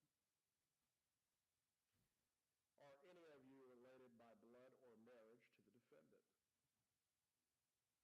Do any of you know the defendant? Ms. Kappelman, if you please could read through the names of the witnesses who may be called by the state during the trial. Yes, Your Honor, may it please the court. Please pay careful attention to the names that will be read by Ms. Kappelman. You may proceed. Thank you. I've included names of people whose names may come up during the trial as well as potential witnesses in the trial. And those are as follows. Donna Adelson, Harvey Adelson, Rob Adelson, Wendy Adelson, Amy Adler, Sergeant Sherry Bennett with the Tallahassee Police Department, Dr. Shelby Blank, Officer Bill Brannon, Tallahassee Police Department, Special Agent Louis Greg Bronstein, Special Agent Justin Karsten, both of those officers are with the FBI, Dr. Anthony Clark, Sergeant Chris Corbett with the Tallahassee Police Department, Brock Dietz is with the Fire Marshal's Office, Investigator Michael Dillmore is with Tallahassee Police Department, Ryan Fitzpatrick, Sigfredo Garcia, Jim Geiger, Detective Jonathan Grossman is with, I think, Miami Police Department. He's a law enforcement agent in South Florida. Mary Hull. Craig Isom is retired from the Tallahassee Police Department. Sigfredo. Oscar Jimenez is retired from the FBI. Erica Johnson. Special Agent Brian Kendall with the FBI. Forensic Specialist William Cornegie. I believe he's retired as well from Tallahassee Police Department. Clariza Labredo. Jeffrey Lacasse. Catherine Magbanois. Joanne Maltese is retired from the Tallahassee Police Department. Keith McElveen. Ramsey Neighbor. Investigator Jason Newland is with the State Attorney's Office. Waldo Nunez. Shadrick Nobles. Jerome Obed, he's a doctor, a dermatologist in South Florida. Danny Beth Ritchie, she is with the Florida Department of Law Enforcement. Luis Rivera. Jessica Rodriguez. Marcia Rodriguez. Marcia Rodriguez is with the Tallahassee Police Department, or was at the time. Carrie Rosanna is with the Florida Department of Law Enforcement. Special Agent Pat Sanford with the FBI. Stuart Schlazer. David Sims is retired from the Tallahassee Police Department. Robert Schwartz. June Umchinda. Yendra Velasquez Mascaro. Stephen Webster. And Sean Yao is with the Tallahassee Police Department. Mr. Rauschbaum, are there any witnesses who may be called by the defense that are not on the list that was just read by counsel for the state? Yes, Your Honor, there are a couple. If you could read those names.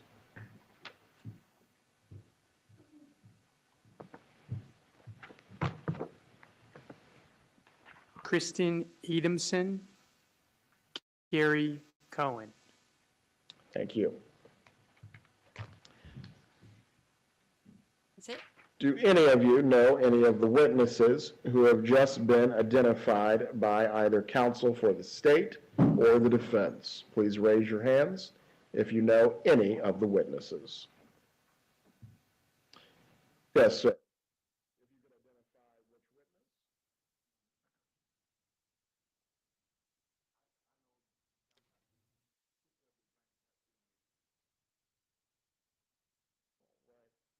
Make sure. Mr. Conyers, in what capacity have you known the doctor?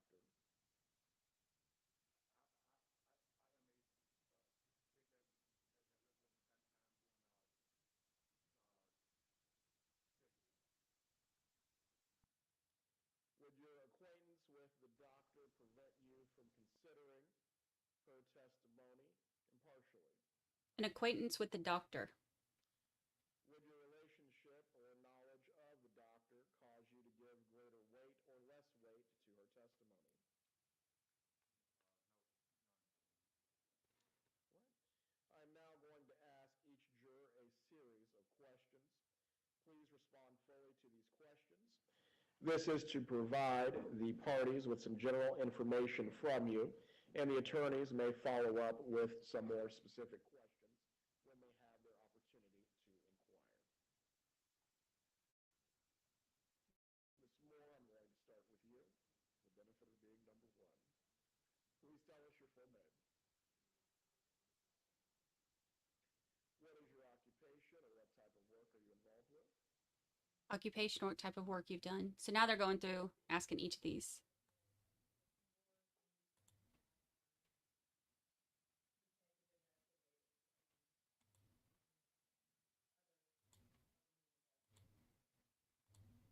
And that's related to Department of Children and Families? Okay.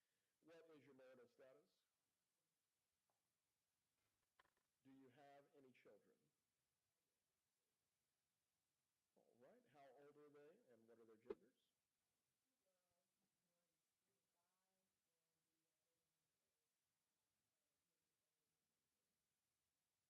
What do they do for their occupation or work?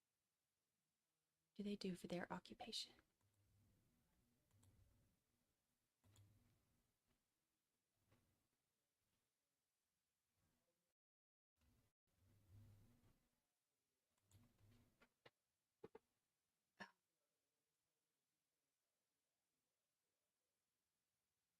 How long have you lived in Leon County?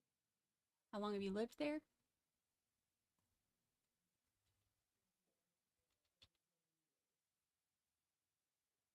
Do you have any close friends or neighbors or relatives that work in law enforcement?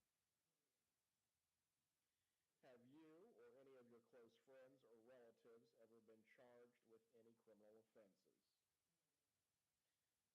And to clarify, this would include also criminal traffic, similar to driving with a bad license, DUI, but not speeding or any traffic infractions. Have you or any close friends or relatives ever been a victim of a crime? Right, thank you. Ms. Walker, please tell us your full name. What is your occupation, or what type of work do you do?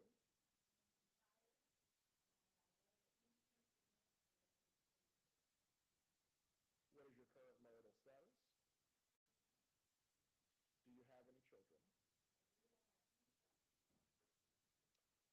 What are their ages, and what are their occupations if they're employed? Now he's asking what are their occupations. So he's going through the list now and asking each of them all of this stuff. So if they're finishing this today, that means tomorrow we should be getting started. Do you have any close friends or neighbors or relatives that work in law enforcement? Have you or any close friends or relatives ever been charged with a crime? I wanted to go for the first day, but I think I'm going to wait because I think I would rather stream the Relatives ever been a victim of a crime? first day. Triplett, please tell us your name, sir. What is your occupation, or what type of work are you involved with? He's just asking the same questions over and over. What is your occupation?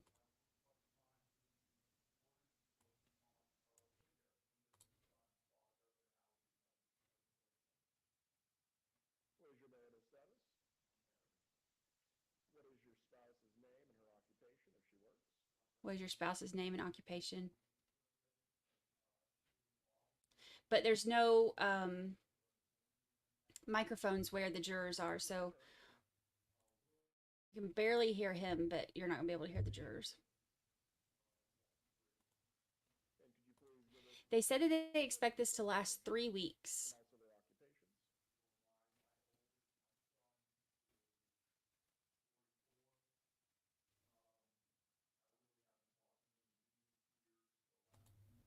Yeah, I will go one day during this. But I don't know which day yet. How long have you lived in Leon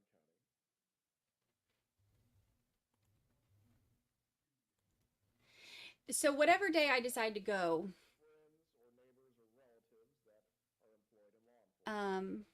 I'll do like a lunchtime live from my phone or whatever, and I'll live tweet, and then we can just watch whatever day I go, we can watch it like in 1.25 speed and skip the breaks and stuff.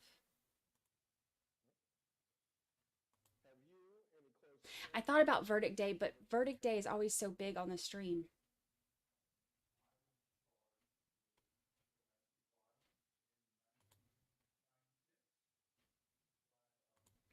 Yeah, they don't have a media ban as far as tweeting and stuff goes. friends or relatives ever been a victim? All right, I gotta turn my ear back on.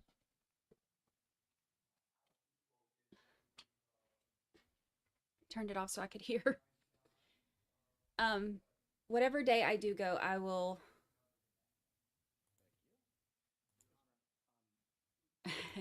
Kathy says I object. Kathy, you need to take a day off, and then you can do the live for me while I'm there. Tell us when you worked as a law enforcement officer once again and which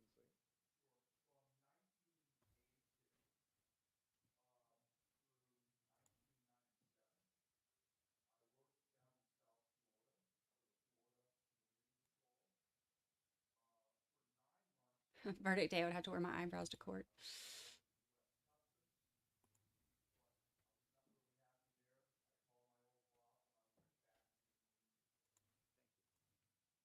Mr. Weaver, please tell us your name. That actually makes sense. You take a day off, What is your occupation or what? and I'll go on the day you take off, and you can do my job. What is your marital status? And please give us your spouse's name and her occupation. Do you have any children? Could you please give us their genders and ages and their occupations? I mean, if you want to. Or I can just send you the link to to do it from How long have you lived in Leon? your place. Do you have any close friends or neighbors or relatives that are employed in law enforcement? Have you, any close friends or any relatives ever been charged with a crime?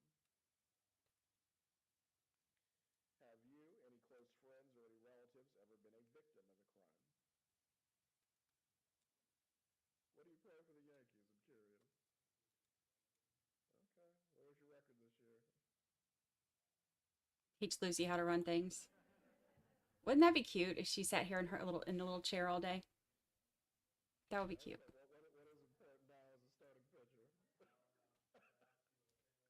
Fair enough. Mr. Gosselin, if you could please tell us your full name. What is your occupation and what's your type of work? What is your current marital status? What is your spouse's name, and could you also tell us her occupation?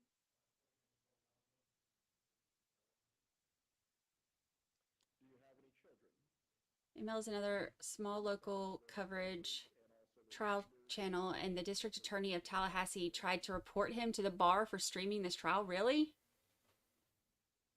Wow.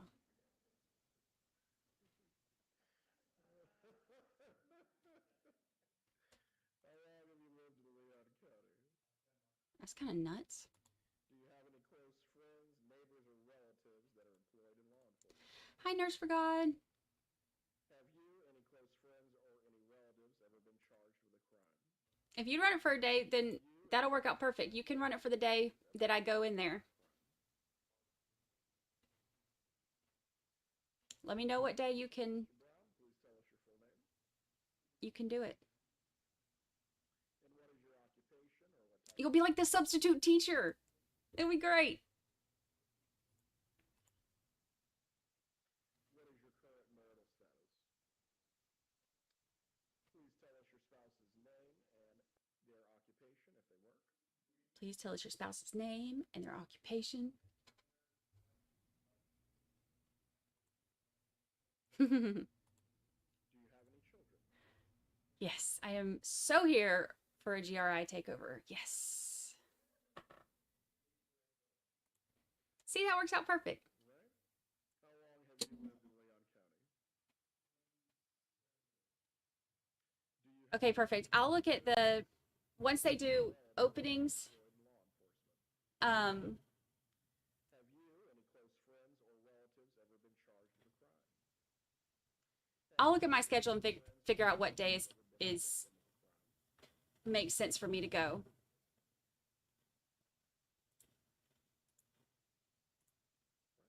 Thank you, sir. Mr. Brazos, please tell us your full name. But people are so mean to substitutes. Yes, but not to Kathy.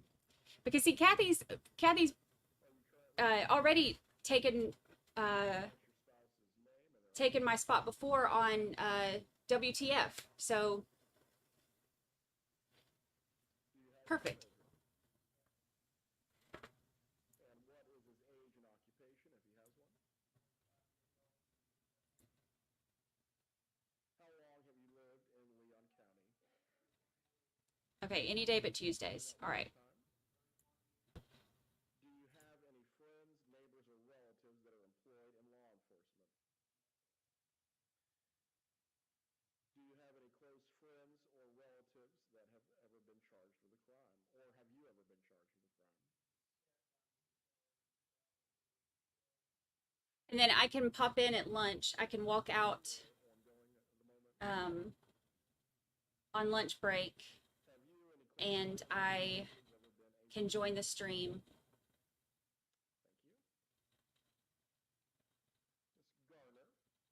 And give y'all the scoop about what's going on. What is your occupation or type of work?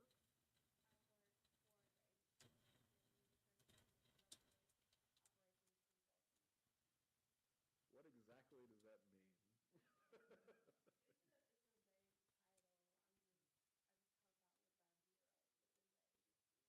Okay.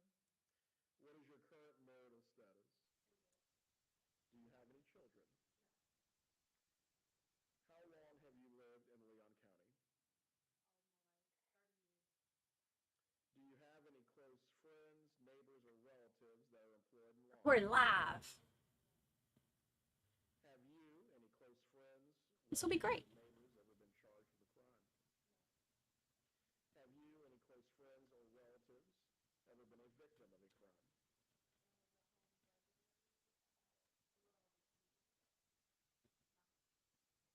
Okay, thank you, ma'am. Mr. Conyers, please tell us your full name. Yeah. I'll be out in these true crime streets. What is your occupation or type of work? This will be great. What is your current marital status? Do you have any children? How long have you lived in Leon County? Do you have any close friends, neighbors, or relatives that are employed in law enforcement? Have you any close friends or Lucy, I think she's in the window again. She's been like in that window nonstop lately. relatives ever been a victim of a crime? I think because it's not so hot now. It's only like 80 during the day. So she likes to lay right there and get sun. What is your occupation or type of work? He set up a Holly and Daisy cam. Your current marital status? Do you have any children? How many children and what are their genders and ages?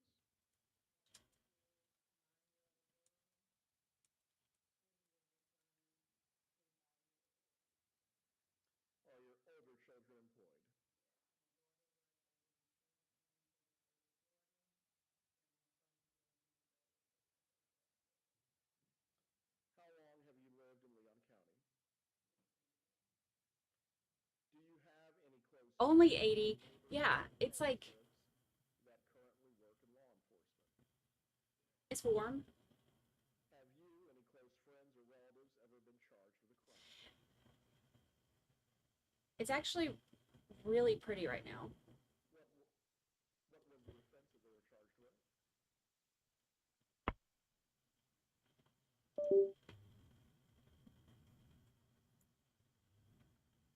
Hold on. Have you, any close friends or relatives, ever been a victim of a crime?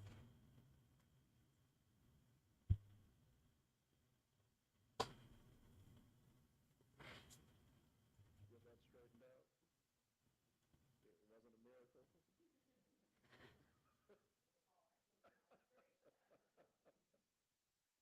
All right, Ms. Rubino, please tell us your full name. What is your occupation or type of work?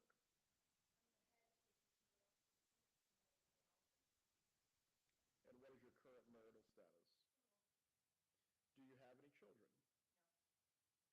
How long have you lived in Leon County? Do you have any close friends, neighbors, or relatives that work in law enforcement? Have you, any close friends or any relatives, ever been charged with a crime?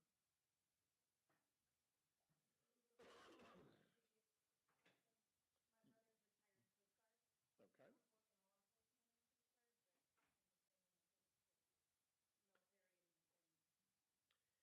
They do have, I believe, some Thank you.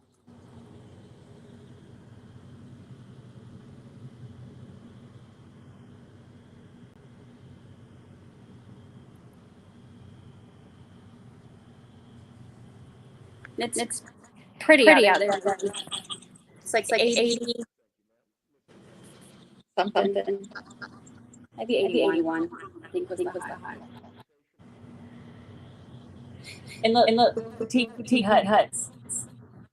They got three of them over there. Pulling them off.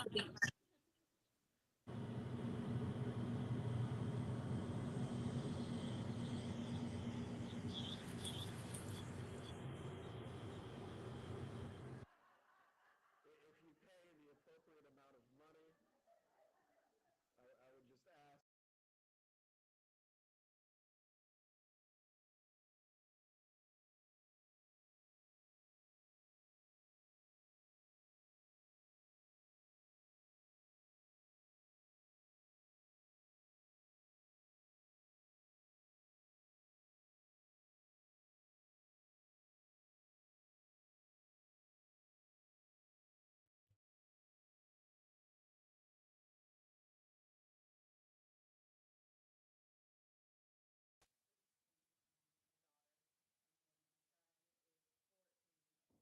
There we go. How long have you lived in Leon County? I like the dark water. Do you have any close friends or neighbors or relatives that work in law enforcement? Have you, any of your close friends or relatives, ever been charged with a crime? Okay.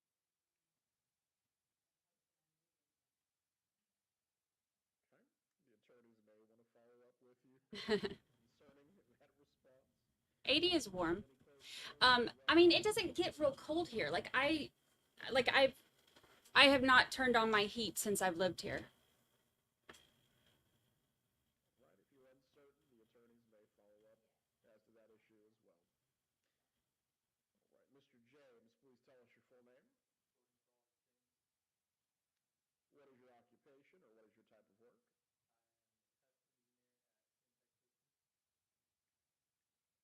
What exactly do you do as a test engineer?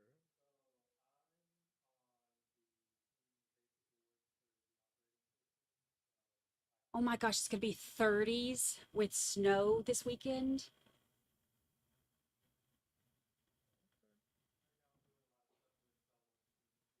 That is so cold. So cold. All right, what is your marital status? Do you have any children? How long have you lived in Leon County? Do you have any close friends, neighbors, or relatives that are employed in law enforcement?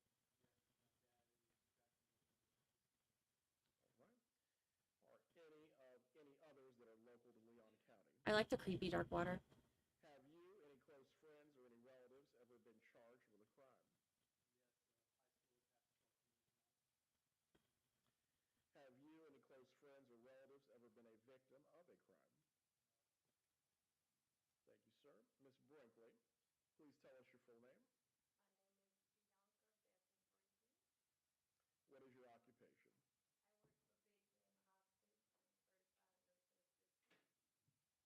What is your marital status? Yeah, judge's microphone is off. Because he's talking to jurors and they're answering, so they're protecting the jurors' voices. So we just have to sit here. Wait on him to finish questioning all of them about their spouses and their spouses' jobs and all that.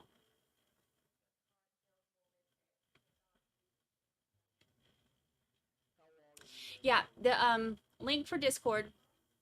Y'all can join us on Discord. You can join our Facebook group.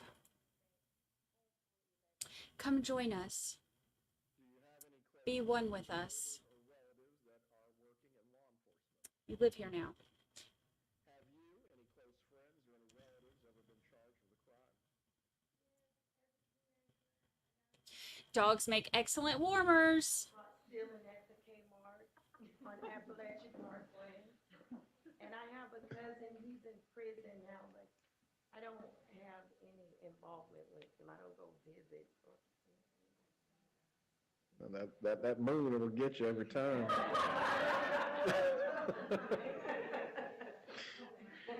Have you, any close friends or relatives, ever been a victim of a crime? Yes, I have a cousin who's in prison now, somewhere. I don't know. All right. Thank you, Ms. Brinkley. Ms. Williams, please tell us your full name. Nope. What is your occupation or type of work?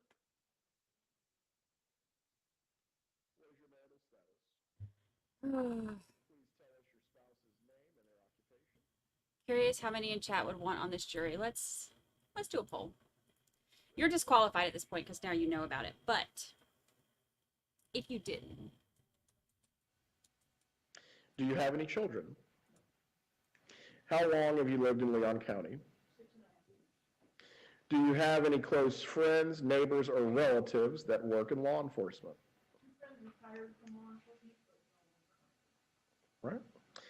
Have you, any close friends, or any relatives ever been charged with a crime? Have you, any close friends, or any relatives ever been a victim of a crime?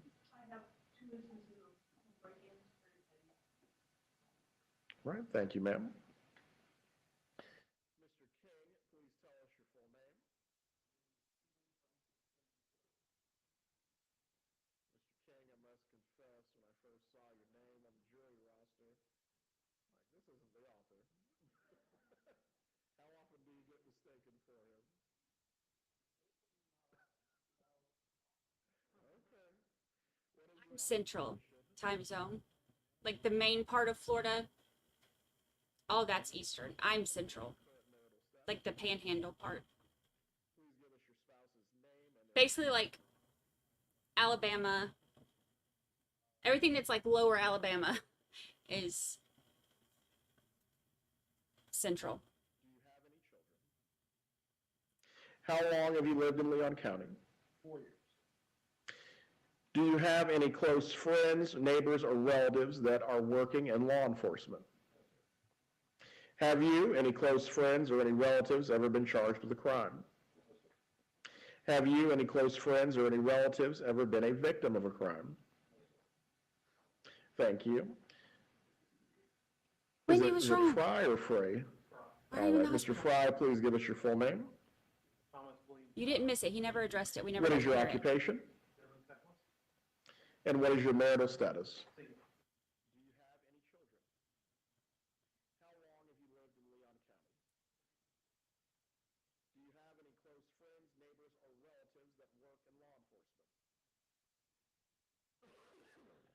Have you, any close friends, or any relatives ever been charged with a crime? Have you, any close friends, or any relatives ever been a victim of a crime? Thank you, sir. Mr. Fisher, please tell us your full name.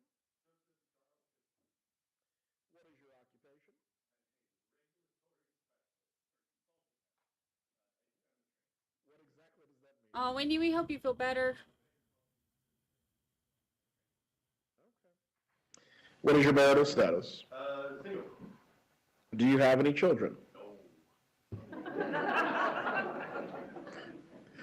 Well, at least your future children will not be hunting this transcript. How long have you lived in Leon County? 18 years.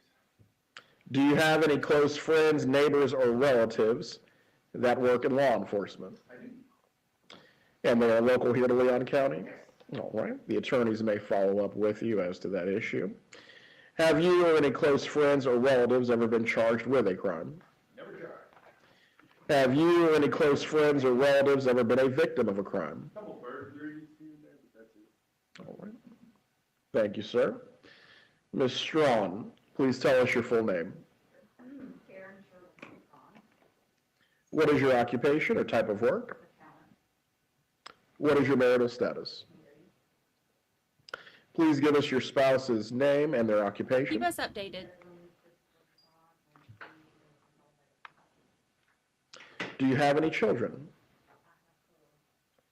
All right, if you please could give us their ages, genders, and their occupations if they work. Next one is a son, and he's 31, he's a firefighter. My daughter is 24, and she's 24. He's got to go through this with like 20 something of them. And then my youngest one is 21, is a boy, and he is a full-time. I'm curious, does the chef always cook Thanksgiving, or does he say, I'm not cooking today? That's the benefit of knowing a chef. All right, moving on. How long have you lived in Leon County? Are any of your close friends, neighbors, or relatives working in law enforcement? Have you, any close friends, or any relatives ever been charged with a crime? Have you, any close friends, or relatives ever been a victim of a crime? Thank you. Ms. Spates, please give us your full name. What is your occupation? Medical records, fitness. What is your marital status? Do you have any children? Please tell us your children's ages, their genders, and what their occupations are if they work. 4 daughters, Patrice, Federal Reserve Supervisor, Federal Reserve Bank Supervisor, Jonathan, Department of Children and Families, Kiana,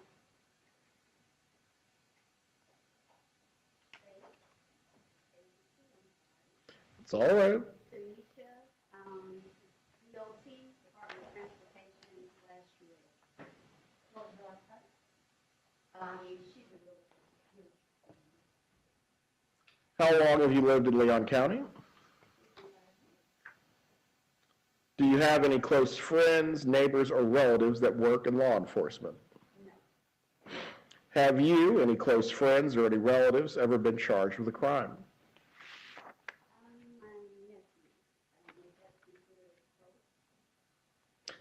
For the purpose of this question, yes, it counts.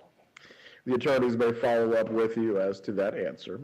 Have you, any close friends or relatives, ever been a victim of a crime? The boy in the box trial. They Thank were. you. Ms. Parker, please tell us your full name. Wilma Sue Parker, What is your occupation or type of work? currently retired. I work in property management. They had said that they were What is your marital allowed status? to report on it. Please give us your spouse's name and their occupation. Charles Parker Jr. and he's Barbara Yeah, Florida's rules are not as strict on Do you the have jury any stuff. children? Like, How long have you lived in Leon County? Do you have any what was the close other one? friends, It was Georgia- neighbors, it or was in Georgia, the relatives one that we did that too, work in it law was like that, enforcement? where they said the names. Have you, any close friends, or any relatives ever been charged with a crime? I was charged with a DUI in 2015, and we moved here from Nashville, Tennessee in 2016.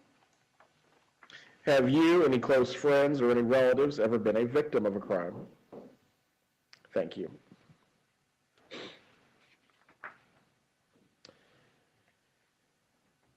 In the trial, if you're selected, and also during the attorney's questioning,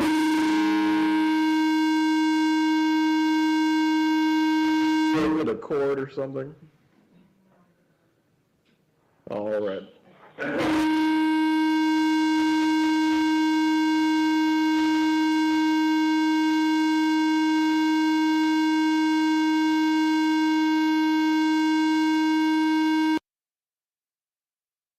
Look at his face.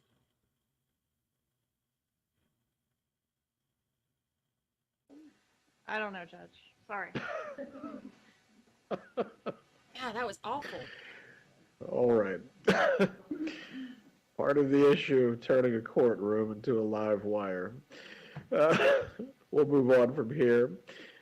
During the attorney's questioning, you may hear certain terminology such as burden of proof, presumption of innocence, and the right to remain silent. It is very important that you understand these concepts. Our aliens I have made will it to the attempt to explain to you each one, the burden of proof, the presumption of innocence, and the right to remain silent by reading the jury instructions that are applicable to each concept. The defendant has entered a plea of not guilty. This means you must presume or believe the defendant is innocent. The presumption stays with the defendant as to each material allegation in the indictment through each stage of the trial unless it has been overcome by the evidence to the exclusion of and beyond a reasonable doubt. To overcome the defendant's presumption of innocence, the state has the burden of proving the crime with which the defendant is charged was committed, and the defendant is the person who committed the crime. The defendant is not required to present evidence or prove anything. Whenever the words reasonable doubt are used, you must consider the following. A reasonable doubt is not a mere possible doubt, a speculative, imaginary, or forced doubt. Such a doubt must not influence you to return a verdict of not guilty if you have an abiding conviction of guilt. On the other hand, if, after carefully considering, comparing, and weighing all the evidence, there is not an abiding conviction of guilt, or if having a conviction, it is one which is not stable, but one which wavers and vacillates, then the charge is not proved beyond every reasonable doubt, and you must find the defendant not guilty because the doubt is reasonable. It is to the evidence introduced in this trial and to it alone that you are to look for that proof. A reasonable doubt as to the guilt of the defendant may arise from the evidence, conflict in the evidence, or the lack of evidence. If you have a reasonable doubt, you should find the defendant not guilty. If you have no reasonable doubt, you should find the defendant guilty. In every criminal proceeding, a defendant has the absolute right to remain silent. At no time is it the duty of a defendant to prove his or her innocence. From the exercise of a defendant's right to remain silent, a jury is not permitted to draw any inference of guilt, and the fact that a defendant may not take the witness stand cannot influence the jury in any manner whatsoever. During the qualification period, I previously gave everyone an instruction concerning not discussing this case, which would extend to your social media. Once again, I'm going to give you this instruction to remind you that it is very important in selecting a jury. You must not discuss the case with each other, your friends and family, or anyone else, or through using social media or any other device. No more The selfies. attorneys now are going to have their opportunity to ask you their questions. What they say now or at any other time during this trial is not to be accepted by you as evidence or any instruction on the law itself. They are simply going to be asking you their questions. Please do not infer anything or read anything into the questions they are about to ask. Before I turn it over to the attorneys, I'm going to remind you to please answer their questions honestly and also volunteer any information that you believe is important. Is counsel for the state ready to inquire? Yes, Your Honor. May it please the court. You may proceed.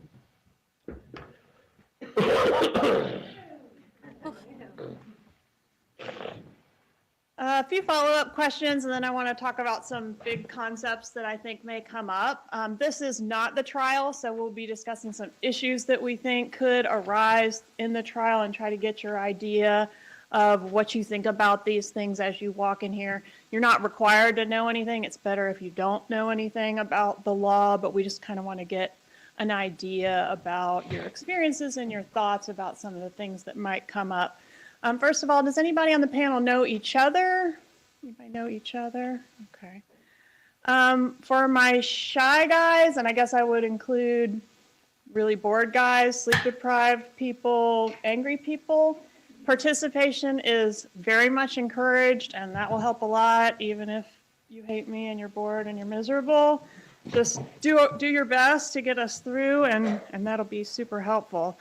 There's no wrong answers. We talk about biases, implicit and explicit, and out in the real world, those things typically imply something bad. If you're biased or prejudiced, that's bad. But really what we're looking for is just experiences that might have you kind of feeling one way or another, not necessarily in a bad way. So we're just trying to get your feelings, your experiences, things that have shaped you. So please don't be embarrassed to let us know. If I do ask you something that is particularly personal or embarrassing, please ask, and there might be some very limited version of privacy that we can provide where you're outside the presence of the other jurors. So this is, you've heard the charges, you guys pretty much know this is a pretty serious matter. Does anybody right off the bat hearing the charges think, like, this isn't for me? Something about me makes me not right for this. Okay. I want to talk a little bit about you guys as far as your professional lives and whether anybody's in a leadership role. Let's start with the first row. Anybody consider themselves a leader on the first row? Consider yourself a leader. Is that because of work or something else? Just your personality or something else? Because of work. Do you supervise people at work? Okay. How many folks do you supervise? Okay. All right, thank you. Anybody else on the first row? Yes, sir. Mr. Gosline. I oversee 7 restaurants with 40 employees. Wow, it's a lot of cats to herd. What you don't have to tell us, but if you want to plug the restaurants, you can. Okay, go pass. Second row, leaders. Okay, yeah, Ms. Rubino. Rubino, thank you for correcting me. Go ahead. I lead a small team of scientists. Okay. How many folks on your team? 18. Not too small. Okay. Somebody else? Yes, ma'am, Ms. Williams. Yeah, I'm a payroll manager. Okay. All right. Anybody else in the back row? Oh, sorry, I missed you. Ms. Bell. Okay. And that's at the assisted living facility? Okay. Anybody else on the center there? Okay, back row leadership. Yes, Ms. Parker. Well, I was a property manager for 30 years, and I generally have a staff average of about 10. Okay. How long ago did you retire? 62. Oh, congratulations. Anybody else in the back row? Yes, sir. Mr. Fisher. Lifeguard instructor for a long time, so I teach a lot of people how to. Where did you do that? Various places, Red Cross, YMCA, Disney World. Okay. All right, for my folks that didn't raise your hand, well, anybody have anything that's like serving on the, oh, yes, sir. Mr. King. I held a director level position up until 2017. Okay. How many folks did you supervise in that capacity? About 25. Anybody have anything where you served as like the president of a board or in a leadership role in some kind of something other than work? Mr. King. I'm the president of my HOA. Okay. Perfect example. Got to be a leader to deal with those cats. Okay. Yes, ma'am, Ms. Bell. I'm a program director for Okay. nonprofit organization. Anybody else? Director of the improv troupe, improv troupe, we can tell. That's a good fit. Okay, thank you. Mr. Weaver. Board member, Pro Athletes Outreach, which is a Christian nonprofit. Cool. Anybody else? Okay, thank you. For my folks that didn't raise your hand necessarily for leadership, would you consider yourself, by show of hands, to be an independent thinker? Let's do first row first. If you didn't already raise your hand for leadership. Independent thinker, like an especially independent thinker. Okay? All right, Mr. Triplett, what's that based on? I guess maybe my 15 years in law enforcement where I was routinely on patrol alone by myself, having to make decisions on, do I write a ticket, do I write a warning? Yeah. Things like that. Mm-hmm. Makes sense. All right, Mr. Brown? Trying to think of why we put this. I'm in politics. There's a lot of yes going around. Yes, sir. In my job, I deal mostly with the data. And I don't care what this person's telling me or this person's telling me. I want to see what the data shows. You're just the facts guy. Okay. Seems like a good guy for a jury. All right. Anybody else? Independent thinker, Mr. Weaver? It's all between the ears, right? Yeah. Okay. Got to read their mind. It's like, you know, that scene with the clearly I can't drink the wine in front of you. You don't? You've never watched Princess Bride? Eventually, probably when the daughter starts to grow up. That definitely has to happen. It's very relatable to your profession, I think. All right, second row. Independent thinkers. We already know Mr. Rubino is. Well, You're a teacher. Right, I was gonna say, I mean, I'm a leader of a bunch of little minds, but I It's do hard. have a boss that leads me too. Yes, okay. I guess what's the difference between an independent thinker and a leader? Is there a difference? I think it can be one and the same. You don't necessarily have to manage people to be a leader. Right. Okay. Anybody else on the second row have something? I mean, Ms. Brinkley, I can't believe you haven't raised your hand. You just seem like just got leader written all over you. Do you consider yourself to be an independent thinker?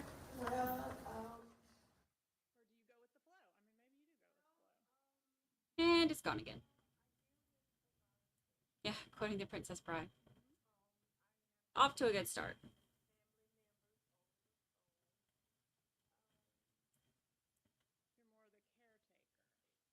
These are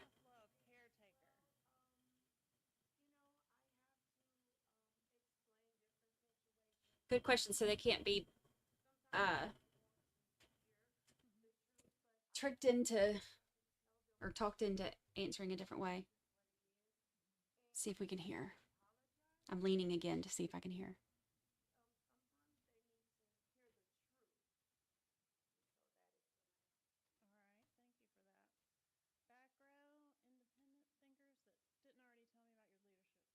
Barely.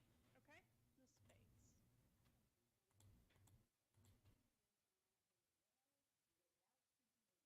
Ms. Spates. So you are the pinnacle of independent. The pinnacle of independent.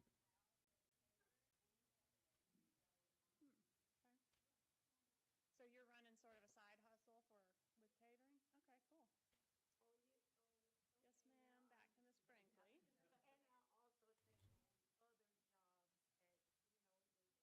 ma'am. Back to Miss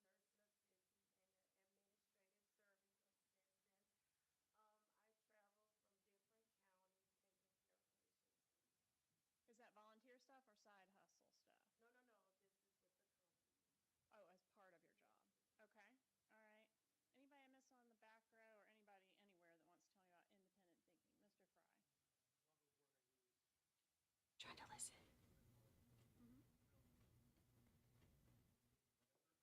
Yeah, all I got was specialist, so that lets you know how great I did on what you said. What did you say you do?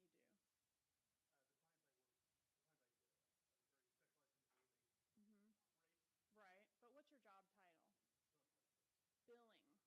Is that what you said? Okay, I missed that. Yeah, I was going to tell you I missed that.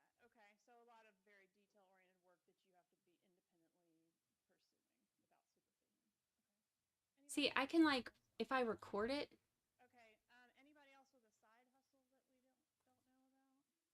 Anybody else that commits a lot of time to an organization? it'll let me record it and then amplify it, but I can't amplify it in real time for some reason. Baseball coach?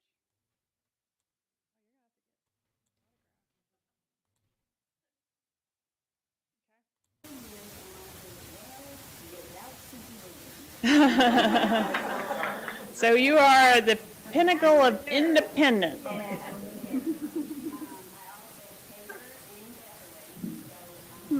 Okay. So you're running sort of a side hustle with catering? Okay, cool.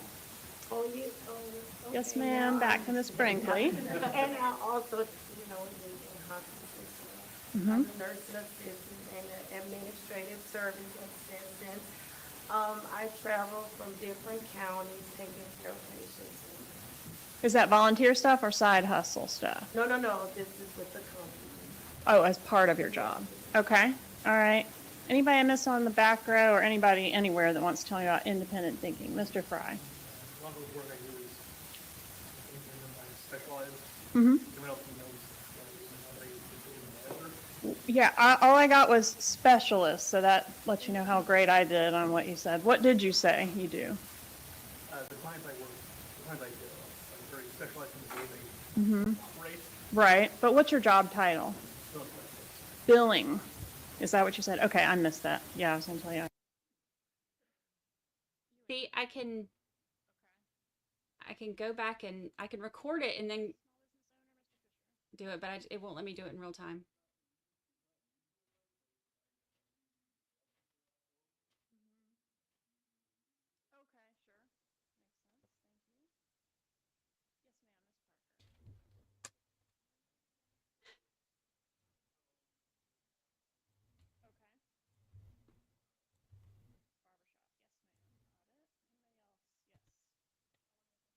I'll do it again. Okay. Yes, sir, Mr. Brazos.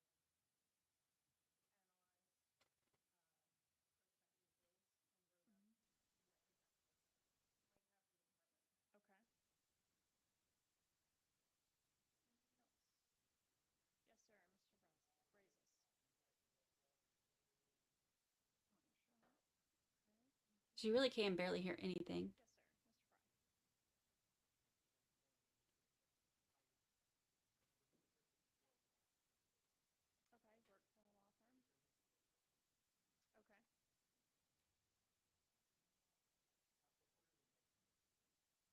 Oh, you guys are doing so good at talking. Keep it up. Okay, anybody that had prior jury service experience have, absent this experience, had a bad experience with jury service? Not this one. I know how this one was. Yeah, you can't hear anything because they've got the mics turned down. I'm recording it so that I can amplify it, but you can't hear anything now. You've heard about the burden of proof, and the burden of proof is a high burden, right? It's the highest burden. Allie, thank you for the super chat. Thank you. Thank you. Thanks for streaming this. Many hours for you. So it's much appreciated. It is so many hours, but it is okay. It is nice to be able to watch this with y'all. State proves the case. Thank you so much for the super chat. Until proven guilty. Everyone good with that? Yeah, I know. I keep leaning in, like trying to listen. I'm recording it so that I can amplify it so we can hear what she's saying in a minute, but it won't let me do it in real time. So I just lean in and try to listen. Knowing that, does anybody still feel like in my heart, I understand what you're saying? It's kind of like when you turn the volume down on the radio when you're trying to find your street. That's how I feel when I'm leaning in. Walker, you just hold me to my burden and nothing more? Not gonna make it impossible, are you? Okay, what about, I worry about Ms. Rubino, because you're a scientist, right? Everything has to add up and be right and perfect. Should I be worried about that with you? Would you hold me to a higher burden? Still leaning. Still leaning. Okay. Let's stop it. Amplify. I can't do it. It's because I have a friend named Rabinus, so I'm just making you. Got it? Anybody else? Yes. All right. This is what she was just saying. What you were saying is that Councilman Cleveland's daughter was to the Florida Department of Health and regularly read and analyzed prospective bills and wrote up what impacts those might have for the department. Okay. Anything else? Yes, sir, Mr. Brazos. On a shot. Okay, thank you. Yes, sir, Mr. Fry.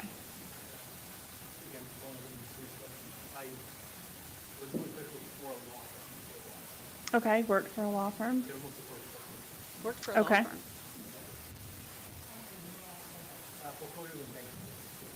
Thank you. Anybody else? Oh, you guys are doing so good, the talking. Keep it up.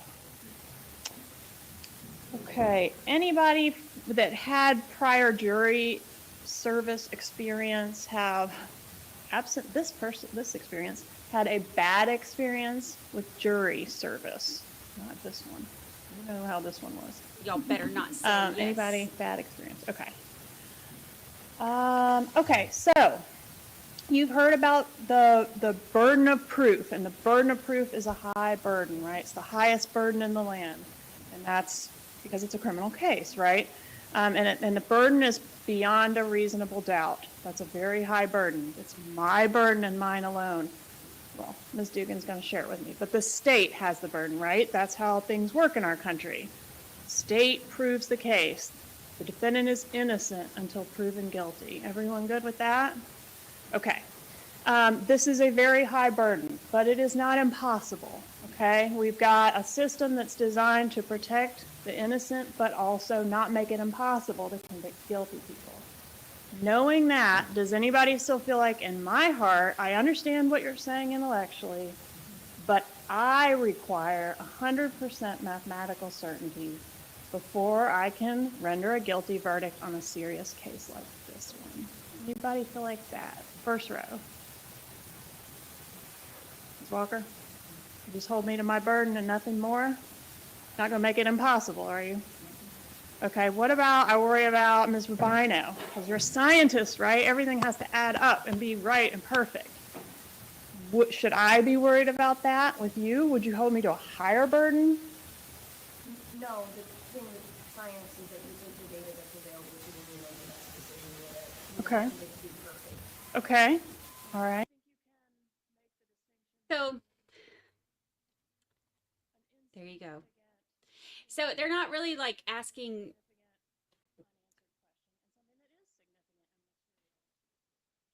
like anything that's crazy. She's just trying to weed out anybody like asking those questions. You know, obviously she wants to ask the jury, like, are you okay with, you know, saying yes beyond a reasonable doubt, or are you, because like if they're like, nope, you have to, you know, it's not reasonable doubt for me, you have to show me,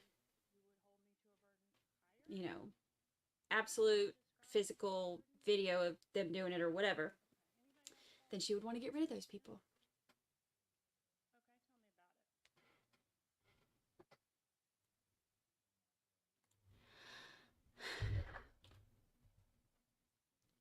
What you do is so much cooler than what any of us do. Like, you can talk about it as much as you want.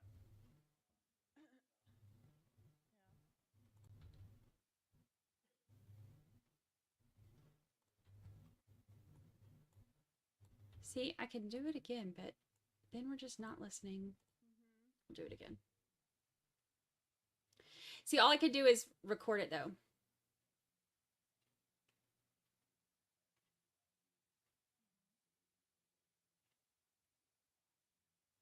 So because you demand that of yourself, or you are striving for that yourself, it would be hard for you to come hear a messy, imperfect criminal case and make a decision?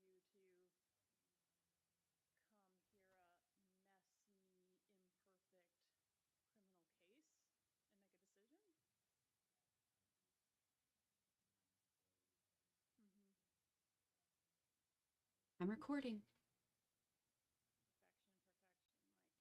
like grind.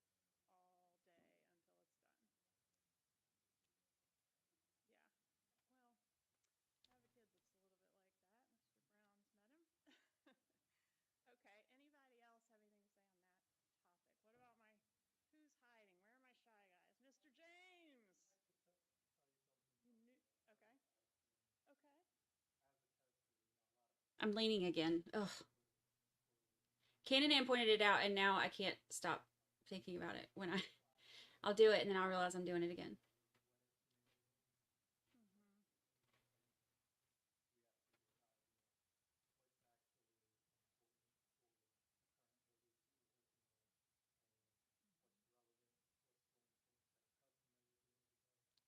And then I keep doing it slowly again.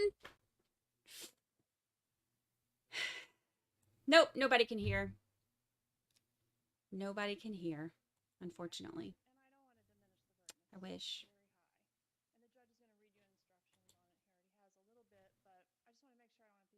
I wish. They're not making our job easy.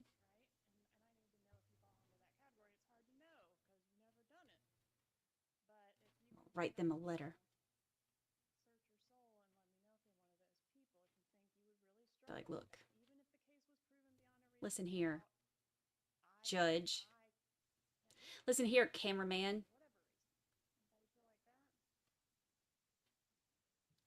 Take some cough medicine. Turn the volume up. That's my life advice for him.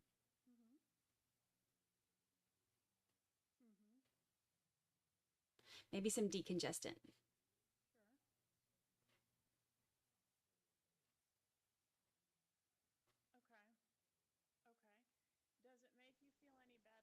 Slowly leaning. Slowly leaning. Slowly leaning. She is the prosecutor. You want me to do my Vanna White hands? It's the prosecutor. Strongly worded letter, yes. They are still in the process of doing the jury selection. So they have like 20-something, 21 or whatever it was, that are in there right now. And they get to ask questions like the stuff she was just asking about. You know, are you a leader? Like what kind of like leadership stuff do you have? Like, is it job or HOA president, whatever? Wanting to kind of rule out people who are going to be easily swayed.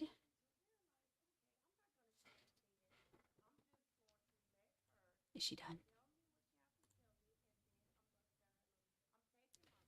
All right, let's listen. Oh, hold on. I gotta amplify it.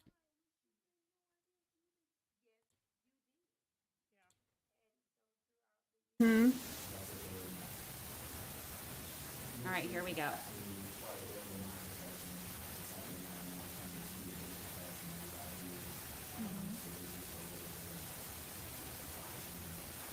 So because you demand that of yourself, or you are striving for that yourself, it would be hard for you to come hear a messy, imperfect criminal case and make a decision?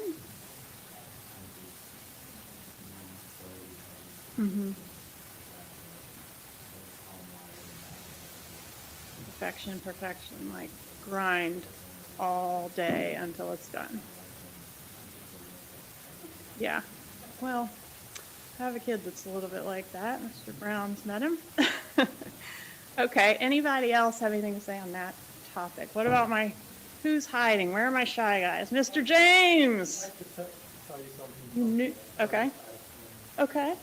As a tester, a lot of things sort of correlate to some of the things I have to do with how, we could try all these different things and all these what-if scenarios.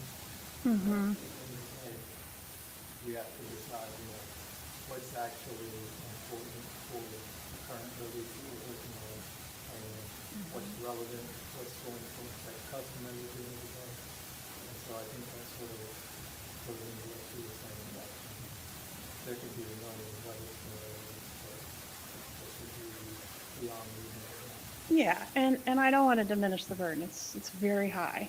And the judge is going to read you instructions on it. He already has a little bit, but I just want to make sure I don't have people that are going to make it impossible, basically. There are some people that cannot convict someone of murder. Just can't, right? And I need to know if you fall into that category. It's hard to know because you've never done it.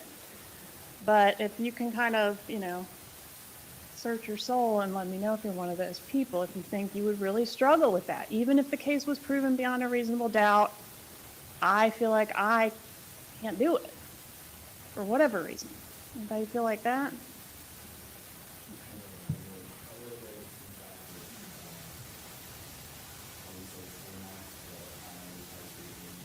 Mm-hmm. Mm-hmm. Sure.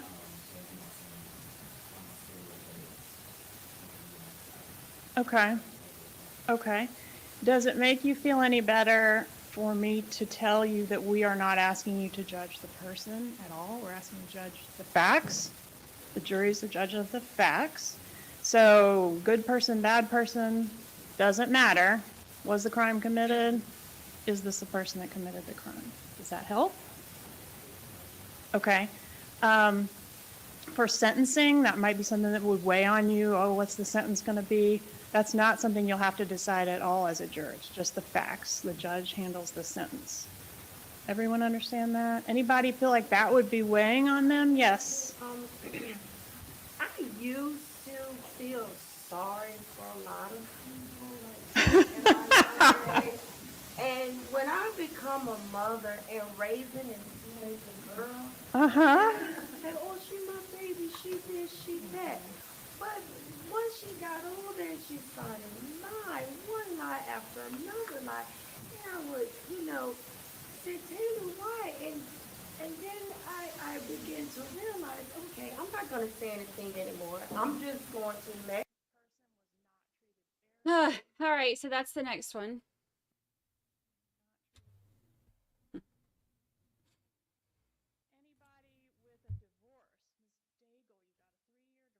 This is a pain in the butt.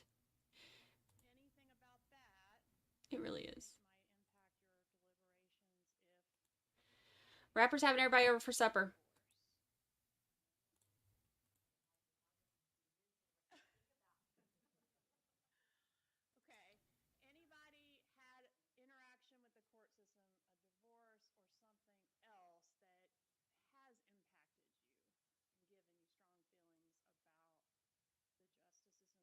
Where's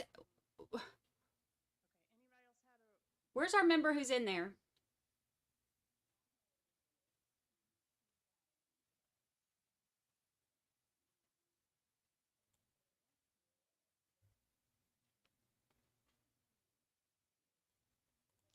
I think it makes it more dramatic because, like, I talk with my hands a lot too, and I think it makes it more dramatic because we can't hear her, or at least not in real time. So all we do is see her doing this. So I think it makes it seem more animated than it normally would. But I talk with my hands a lot, y'all.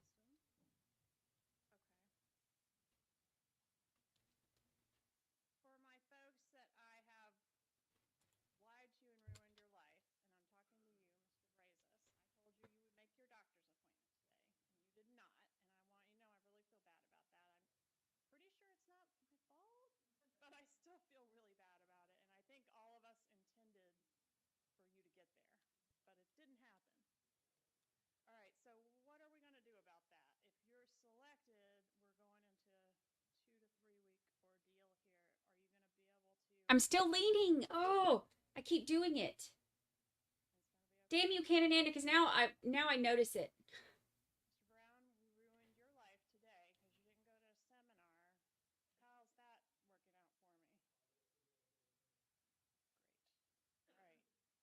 You've ruined my lean.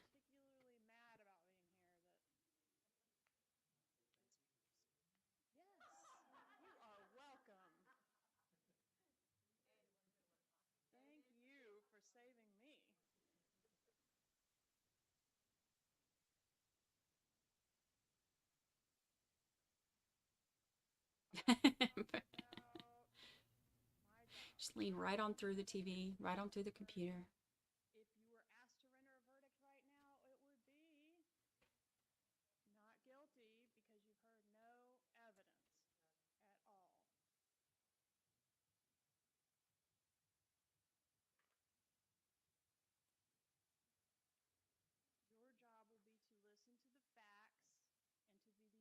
of the facts. The judge up there is the judge of the law, so he's going to give you all the law you need. He's going to be the referee of the trial, and he's going to handle sentencing if the defendant's convicted of anything.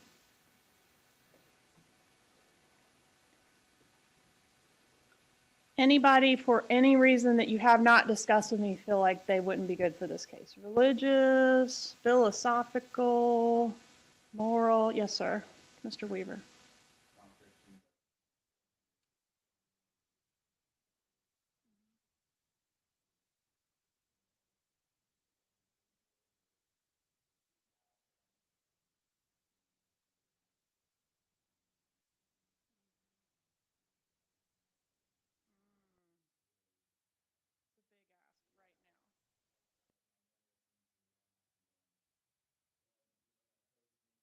My Vanna White hands?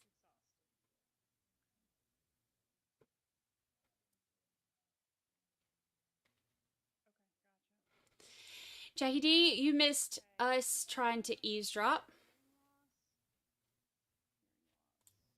I have been recording it though so we can actually hear it.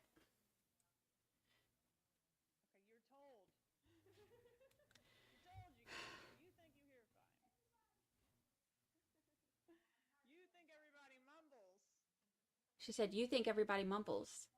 Okay, so we got one, possibly two. We got one, possibly two. Audio recordings that I expect to be introduced. There are audio recordings. Some headphones that We'll supply you with headphones. you're able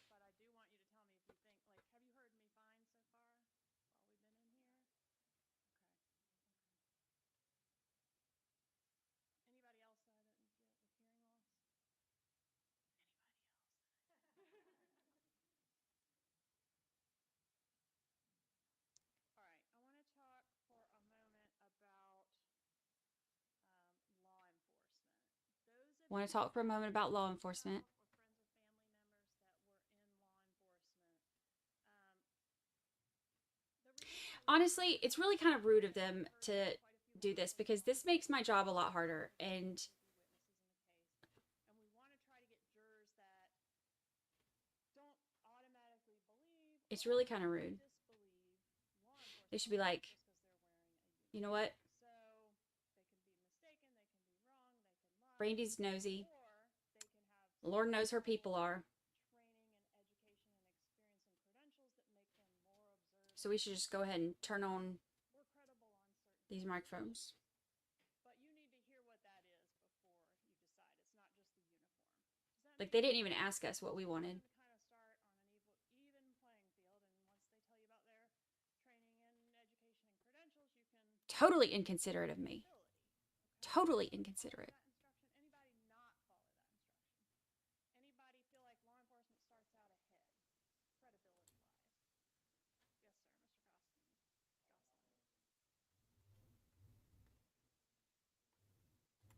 starts out ahead, credibility-wise? Yes, sir, Mr.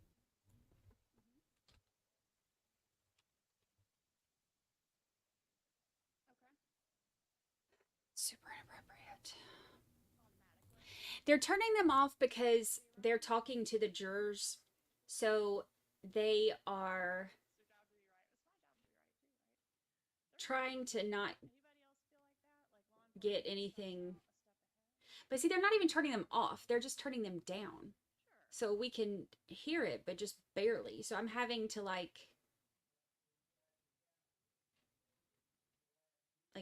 record it and then amplify it.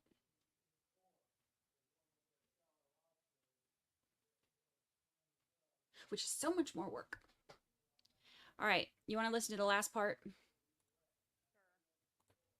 Thing about that you think might impact your deliberations if the case involves a messy divorce.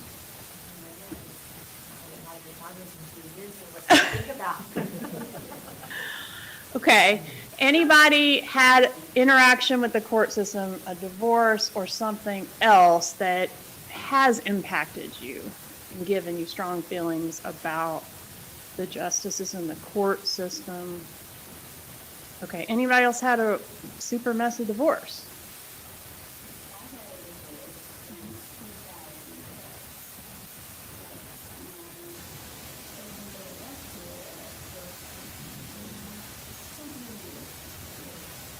2-3 years. Okay. Anything about that that you think would impact your deliberations if the case involved a divorce? Both intend for a liquor store robbery. Because to what? occur. I take her there. She goes Because it was in, his fault. She robs the liquor store. Okay. Somehow in the process. Sure. Yeah, we kind of all ground to a halt during COVID here in the court system. Okay.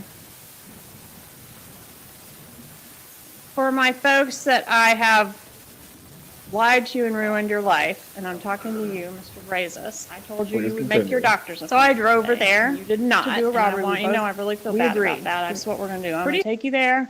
You're going to go in. You're going to rob.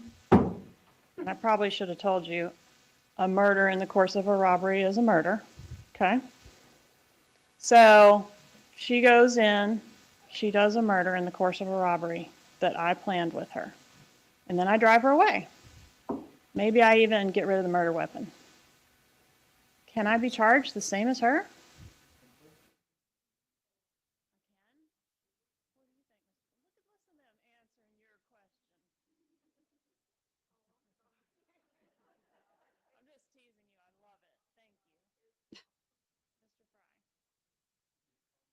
They need to pick a volume and stick with it.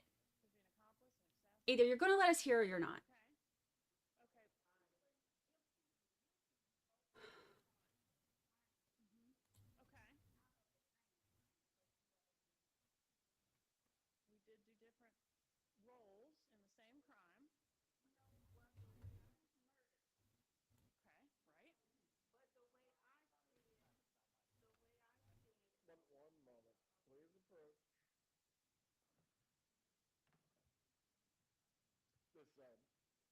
Okay, I'm going to play. Thing about that you think might impact your deliberations if the case involves a messy divorce.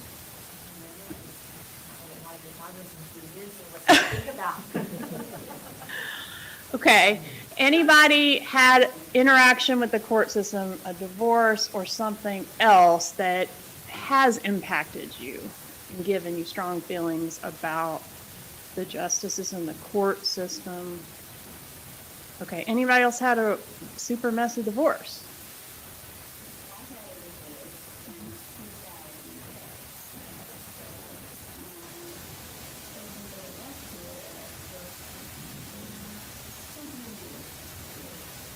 Two, 3 years.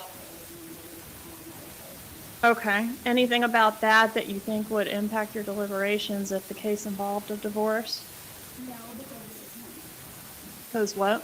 No, because it was not his person that made it. Because it was his fault. Okay. Starting mine during COVID didn't help either, so that was part of it. Sure. Yeah, we kind of all ground to a halt during COVID here in the court system.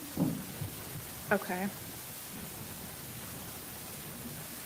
For my folks that I have lied to and ruined your life, and I'm talking to you, Mr. Brazos, I told you you would make your doctor's appointment today, and you did not, and I want you to know I really feel bad about that. I'm pretty sure it's not my fault, but I still feel really bad about it, and I think all of us intended for you to get there, but it didn't happen. All right, so what are we going to do about that? If you're selected, we're going into 2 to 3 week ordeal here. Are you going to be able to? It's going to be okay. Okay. Mr. Brown, we ruined your life today because you didn't go to a seminar. How's that working out for me? Great. All right. Anybody particularly mad about being here that? Yes, you are welcome. Thank you for saving me.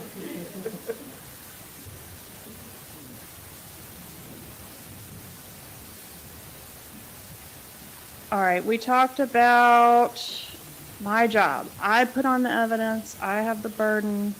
If you were asked to render a verdict right now, it would be guilty. Not guilty because you've heard no evidence at all. That's why I didn't get picked.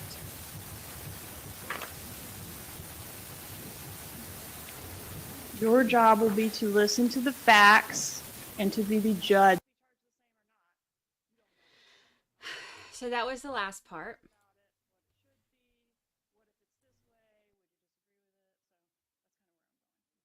Recorded again. Guilty. So I have had 2 divorces because I'm an overachiever. And my last one, it's a good thing. Like, I mean, I was like probably this close to ending up on Snapped, but my first one was fine. Like it was like, we're still friends. We ordered the divorce papers off of legalzoom.com and then just like filled them out and turned them in and like high-fived when it was over. It was kind of like, it was not difficult at all.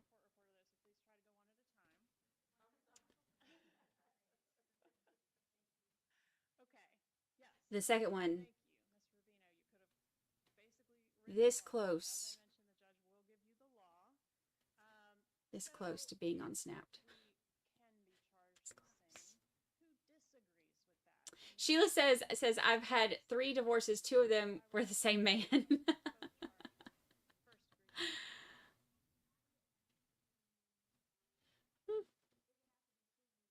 That's good.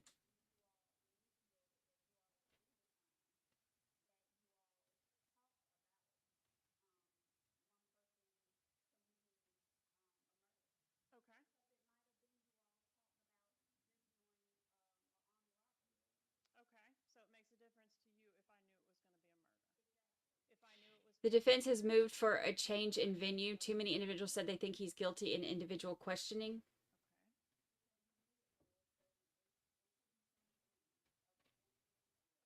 What?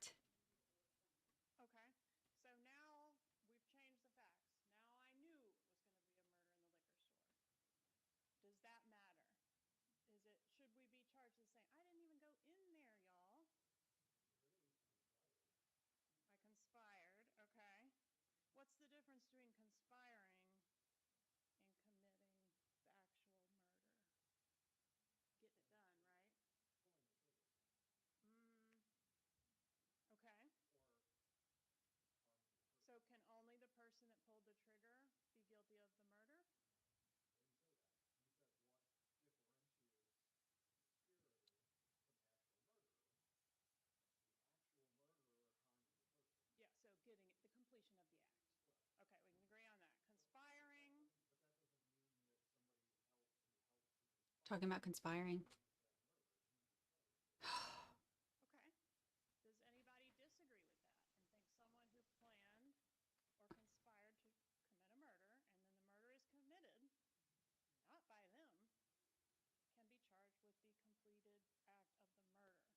Mother Bear says, I've had 2 divorces. There won't be a third. Yeah, same.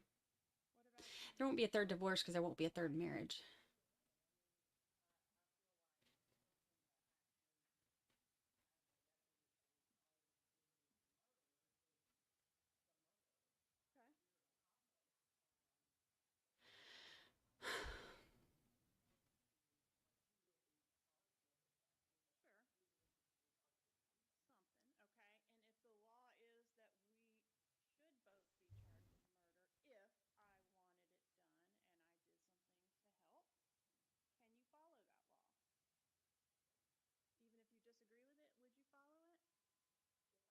Canon, I'm a big believer in the 3 strikes rule.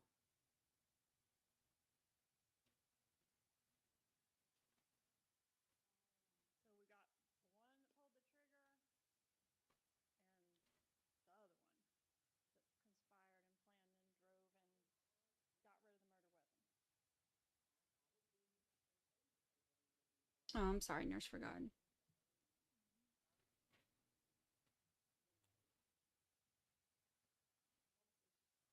True Crime Ranch, I've had 2 divorces and I'm married now and ready for the 3rd divorce.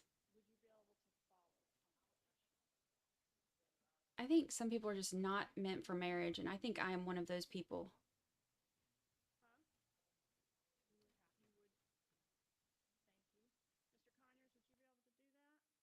Hi, Cold Dr. Pepper Can on headboard. They had the volume turned way down. So I'm recording it so that I can amplify it. But I can't amplify it enough because it's at like 600% already. So I can't amplify it enough to hear it while it's live.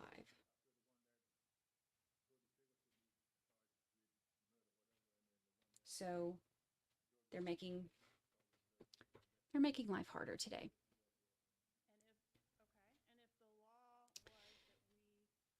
My mama's on husband number 5. Get it, Liz Taylor?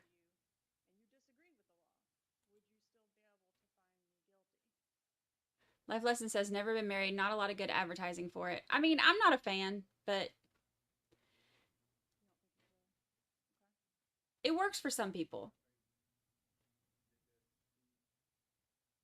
I'm just not one of those people. So you're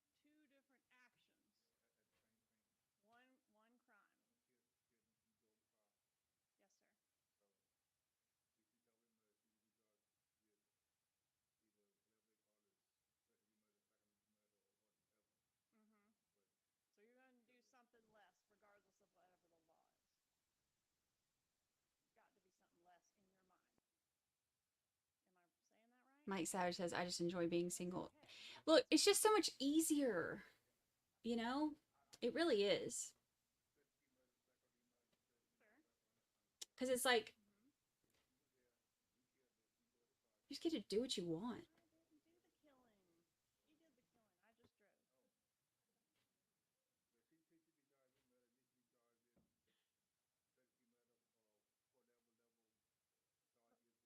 Like I could date somebody. Oof, so much work. Eventually. And like be happy like for the rest of my life with just like seeing each other once every 6 months. I don't know. It's just not my thing. I love living alone. I love doing what I want every day. I love like if I feel like if I'm on a roll working or researching or something and I want to do that and I don't want to go to bed, then that's what I want to do. If I want to wake up early, I do. If I want to sleep in, I do. Look, if I want to like soak in a bathtub, you know, watching reality TV and eating Cheetos, I'll freaking do it. Like I can do whatever I want. And that's the beauty of being single. And I don't want to give that up. Like I don't want to have to go to, you know, somebody else's family's stuff every holiday and pretend to like your mom or your sister or whatever. Like I don't want to. It's just it's so much work.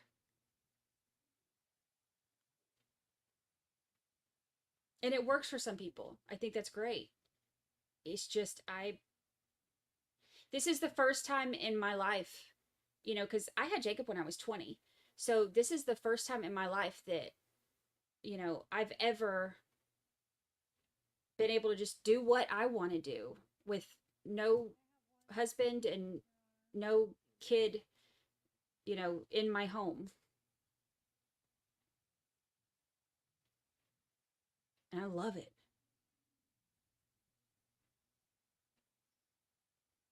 Like, it's incredible. And to give that up would be stupid. All right, let's see.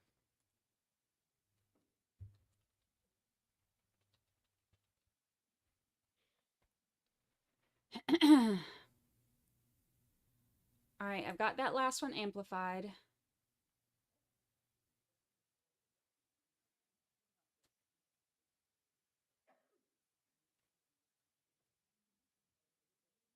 Hey, would you disagree with it? So that's kind of where I'm going. I'm just feeling you out. What do you think? Should we be complicit?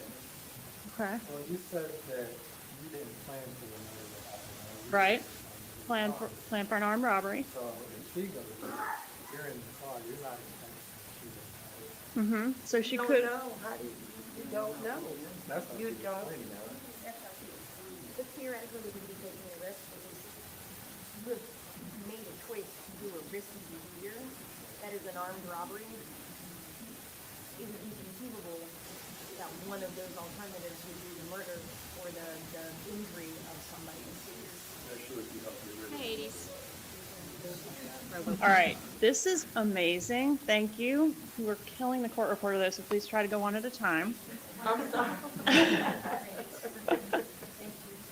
Okay, yes. Thank you, Ms. Rubino. You could have basically written the law, but as I mentioned, the judge will give you the law. So if we can be charged the same, who disagrees with that? Seemed like Ms. Spates thought that would be wrong. Why would that be wrong for us to be both charged with first-degree murder? I would have to be, it would have to be proven to me that you all initiated, that you all would do the crime, that you all talked about, one person committing, a murder. Okay. Because it might have been you all talked about just doing, an armed robbery. Okay, so it makes a difference to you if I knew it was going to be a murder. Exactly. If I knew it was going to be a murder, is it right? Even though I didn't go in. I didn't even go in. Hi, Shereen. Yes, she's talking to the Okay. jury. Because you knew it was, so it should be something of attempted or accessory or something. Okay, so now we've changed the facts. Now I knew it was going to be a murder in the liquor store. Does that matter? Should we be charged the same? I didn't even go in there, y'all. I conspired, okay. What's the difference between conspiring and committing the actual murder? Getting it done, right? Okay. Or, So can only the person that pulled the trigger be guilty of the murder? when you say that, you said what differentiates conspirator from the actual murderer. The actual murderer harmed the person. Yeah, so getting the completion of the act. Okay, we can agree on that. Conspiring, But that doesn't mean that somebody else who helps to conspire or plans that murder can be charged with that. okay. Does anybody disagree with that and think someone who planned or conspired to commit a murder and then the murder is committed, not by them, can be charged with the completed act of the murder? Anybody disagree with that law? What about you, Ms. Strawn? You've been quiet. So either way, I mean, I feel like the person that actually had the weapon and always doing the murder is the murderer. Okay. You're an accomplice. I don't know how the law works in regards to what you would be charged with exactly. but Sure. you would be charged with something. Something, okay. And if the law is that we should both be charged with murder if I wanted it done and I did something to help, can you follow that law? Even if you disagree with it, would you follow it? If I disagree with it, Yes, ma'am.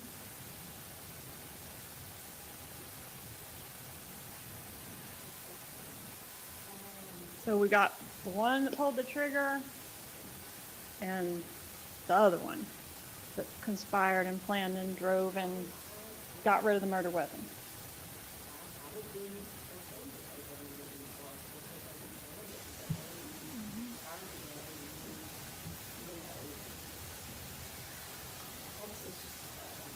it. Okay, let's assume that you disagree with the law.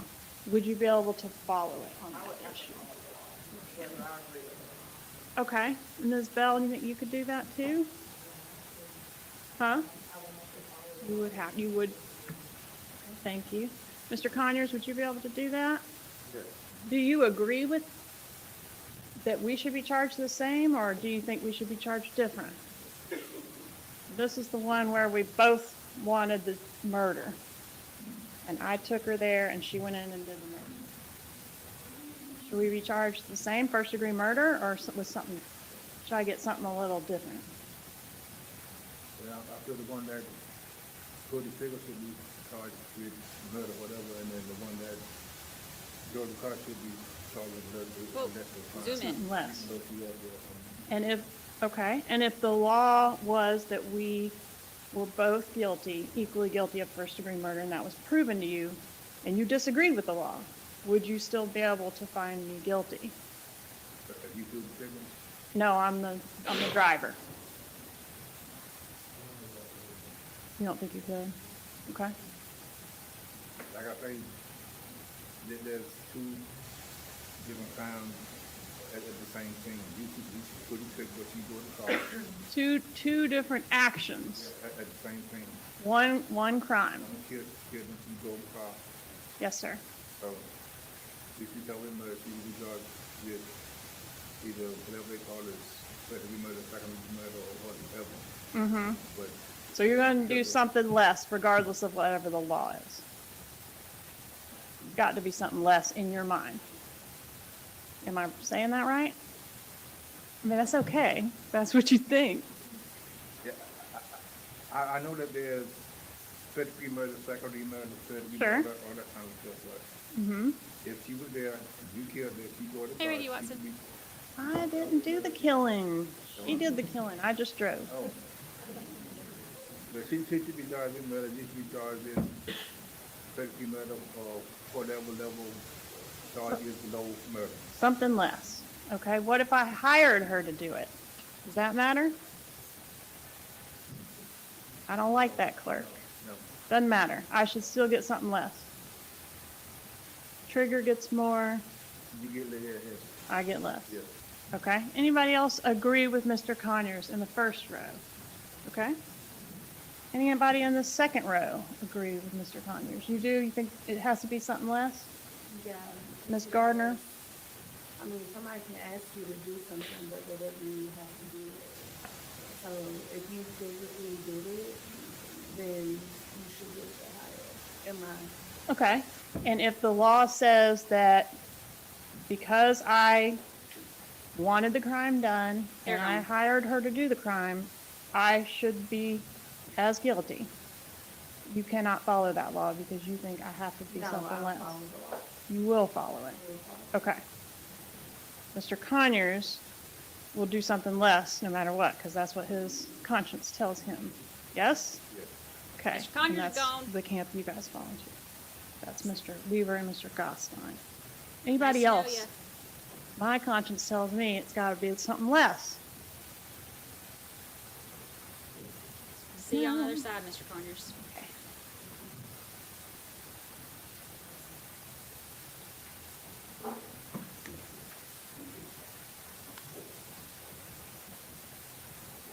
I am getting to the end.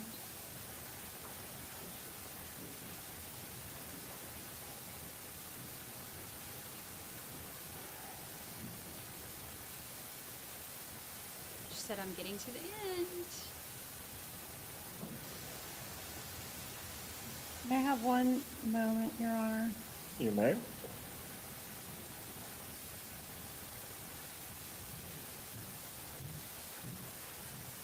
All right, so that was from the last one.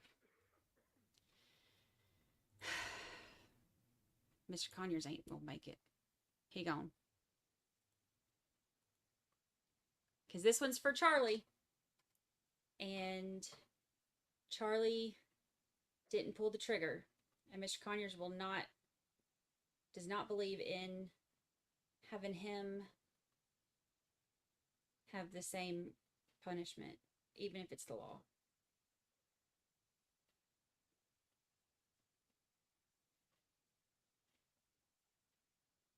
I'm digging her pink glasses. See? Isn't she spicy?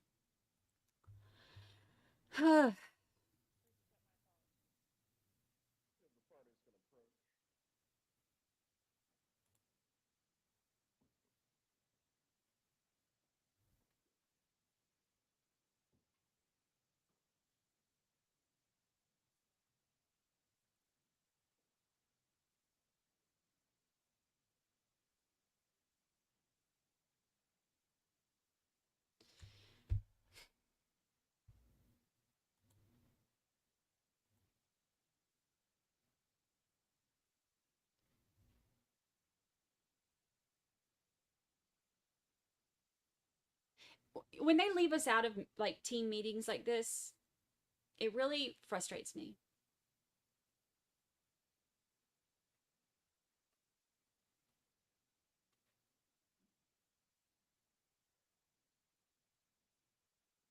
Like, we want to know. I've been here for more than 8 hours today. I deserve to be in on that meeting. And I didn't even get a lunch break. So I need to be in on that.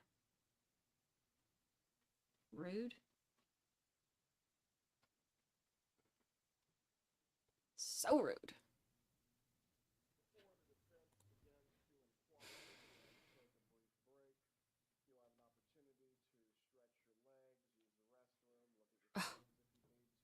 Now what? Now we go back to the seal.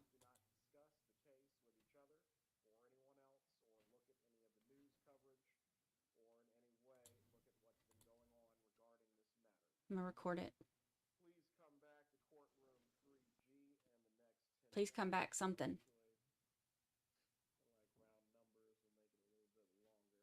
Better than carpet cam, yes. Better than popcorn ceiling cam.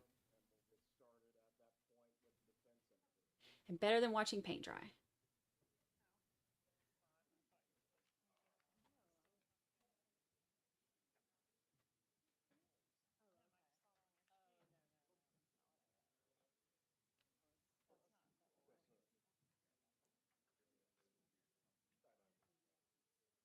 Welcome back.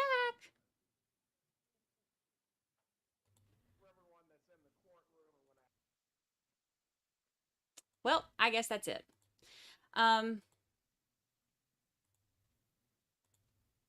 Amplify that real quick and we'll hear what he just regarding said. this matter. Please come back to courtroom 3G in the next 10 minutes. Well, actually, I like round numbers, we'll make it a little bit longer.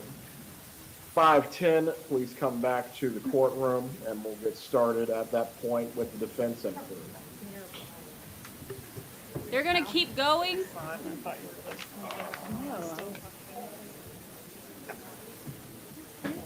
okay. Oh, no, it's not. So they're doing a 10-minute.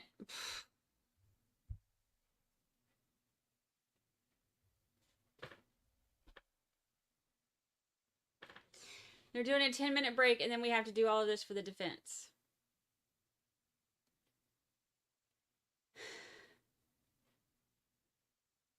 I was very okay with them being done for the day.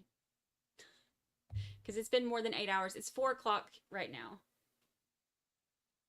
5 o'clock there.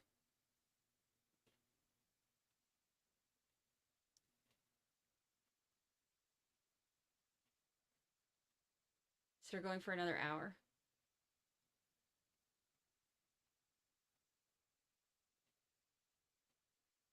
All right. We can hang for another hour. No, that's another... Wait, it's 4 o'clock here, so it's 5... So, yeah, another hour.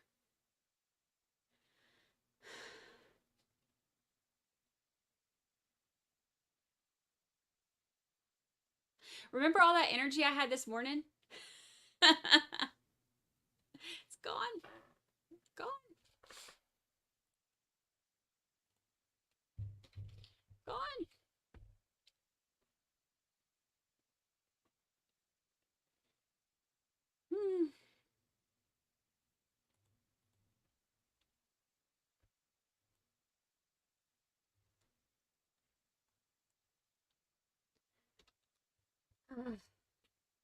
All right, well,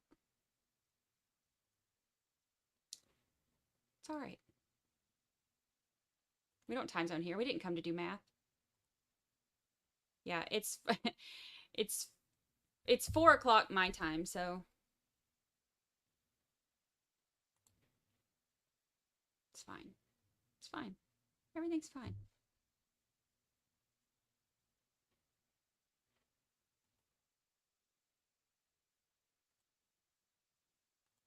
It's fine. It's fine. We'll just be here. It's 2 o'clock True Crime Ranch's time, so at least we're not going until 6 o'clock True Crime Ranch's time.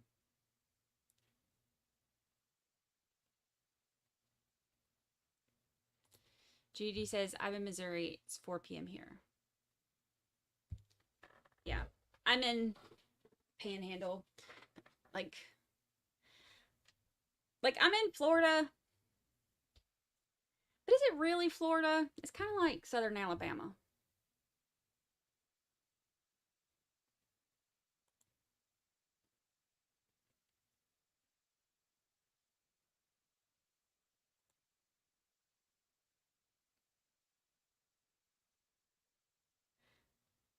Ugh.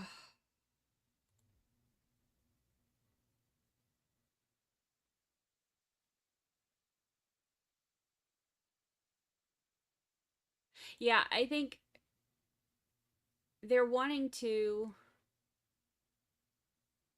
Okay, first of all, none of that roll tide crap in here. I only mean according to the map. We're more like Lower Alabama, not football. Go Dogs. I guess it's good though because they're trying to get all this done so that they can start tomorrow, which is good because that's the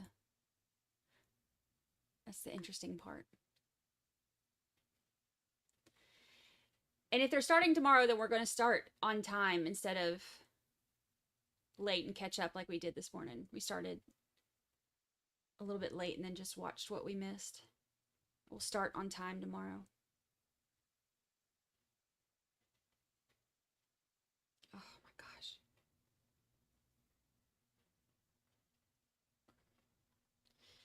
My hand hurts.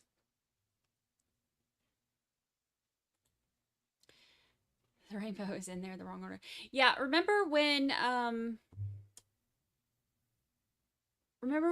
before like cable and stuff, remember when there used to be a time when the TV would go off, like they just wouldn't play anything else and it would look like this and it would be like, remember that?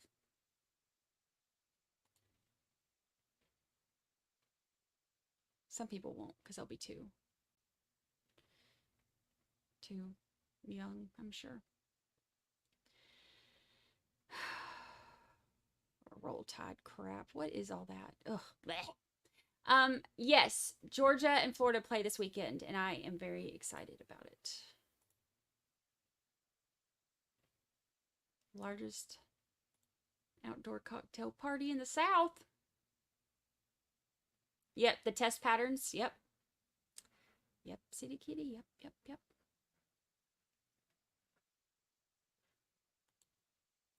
Yep, yep, yep. None of that Buckeye crap either, Advocate. Psh.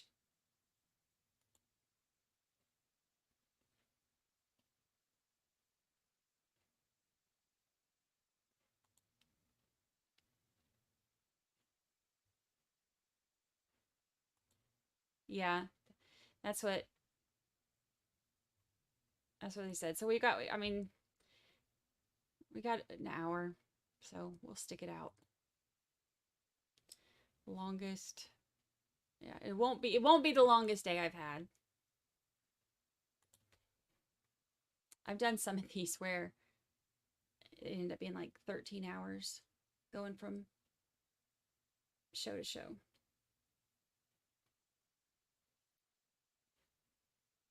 Unstoppable Buckeyes. I'm pretty sure that we stopped y'all pretty good on New Year's Eve and won the national championships. So there's that. An hour until they're done for the day. A little less than an hour because if they're ending at 6 Eastern.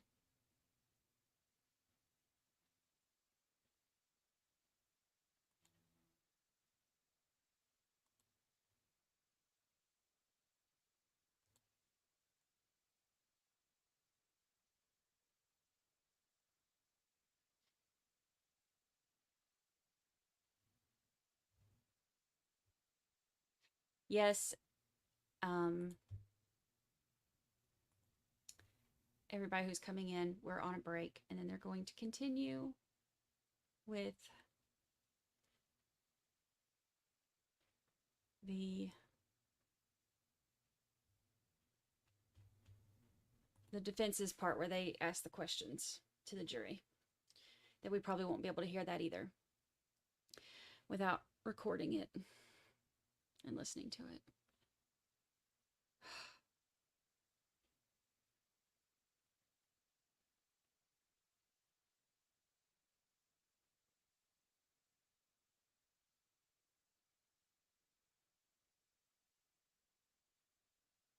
So we'll just sit here and stare at each other till then. You can tell that my energy has worn out for the day.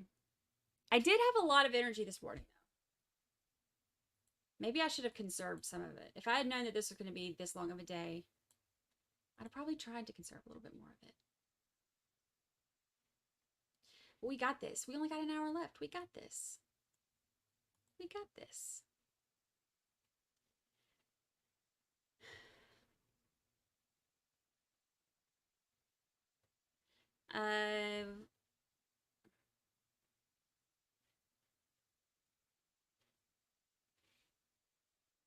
We do have a jury. Now they're just doing they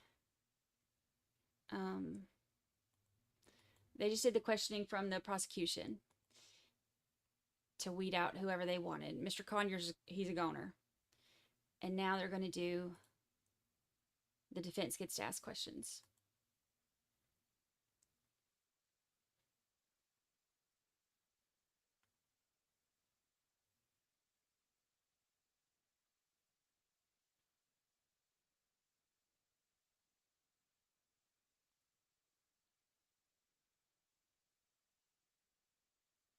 They've got it down to like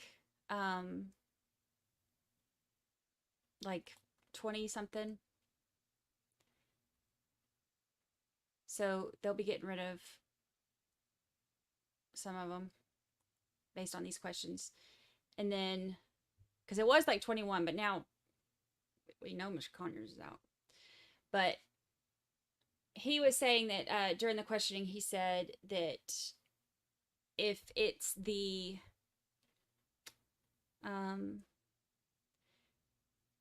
like the person who conspires to go rob something or whatever and shoot somebody or whatever, then he wouldn't feel comfortable giving him as much time or the same punishment as the person who actually did it.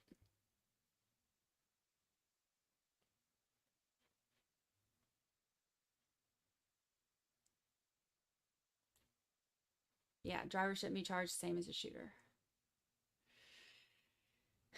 So, he gone. We're assuming. We didn't hear him say like, get your dozen eggs and go home, but we're assuming that that is happening.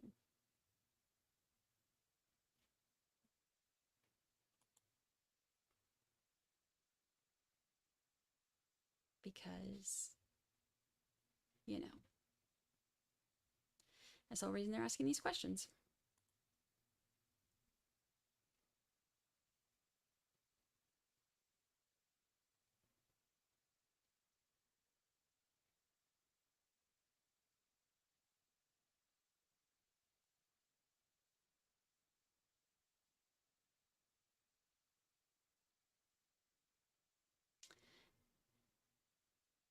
Did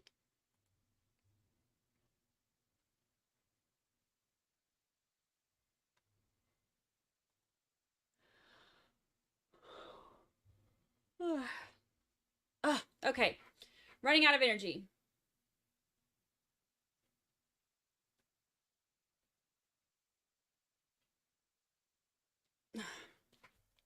Waking up. Waking up, waking up.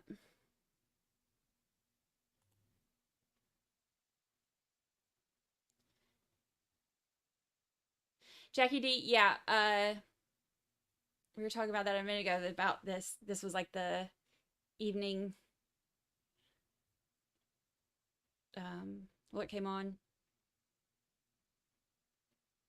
I'm so tired. Like all of my energy has evaporated. Hold on. Let me eat. Have I eaten today?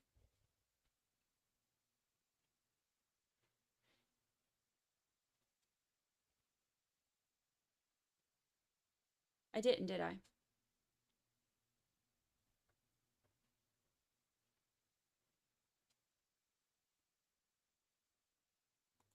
I don't think I did eat. That might be why I'm getting tired. Let me grab something to eat. Y'all just hang out here. Look at the pretty colors. And let me get some food. Yeah, I don't think I did because I took the one break to take Lucy out. I don't think I ate today. Okay, hold on. I'll be back.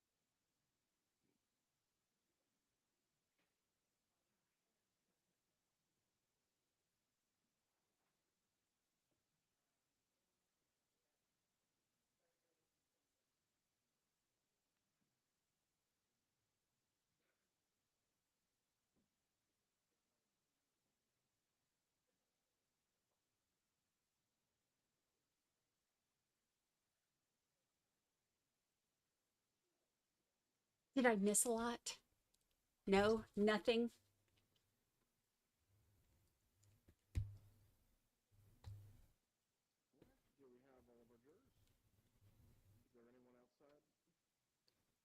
Just defense questioning.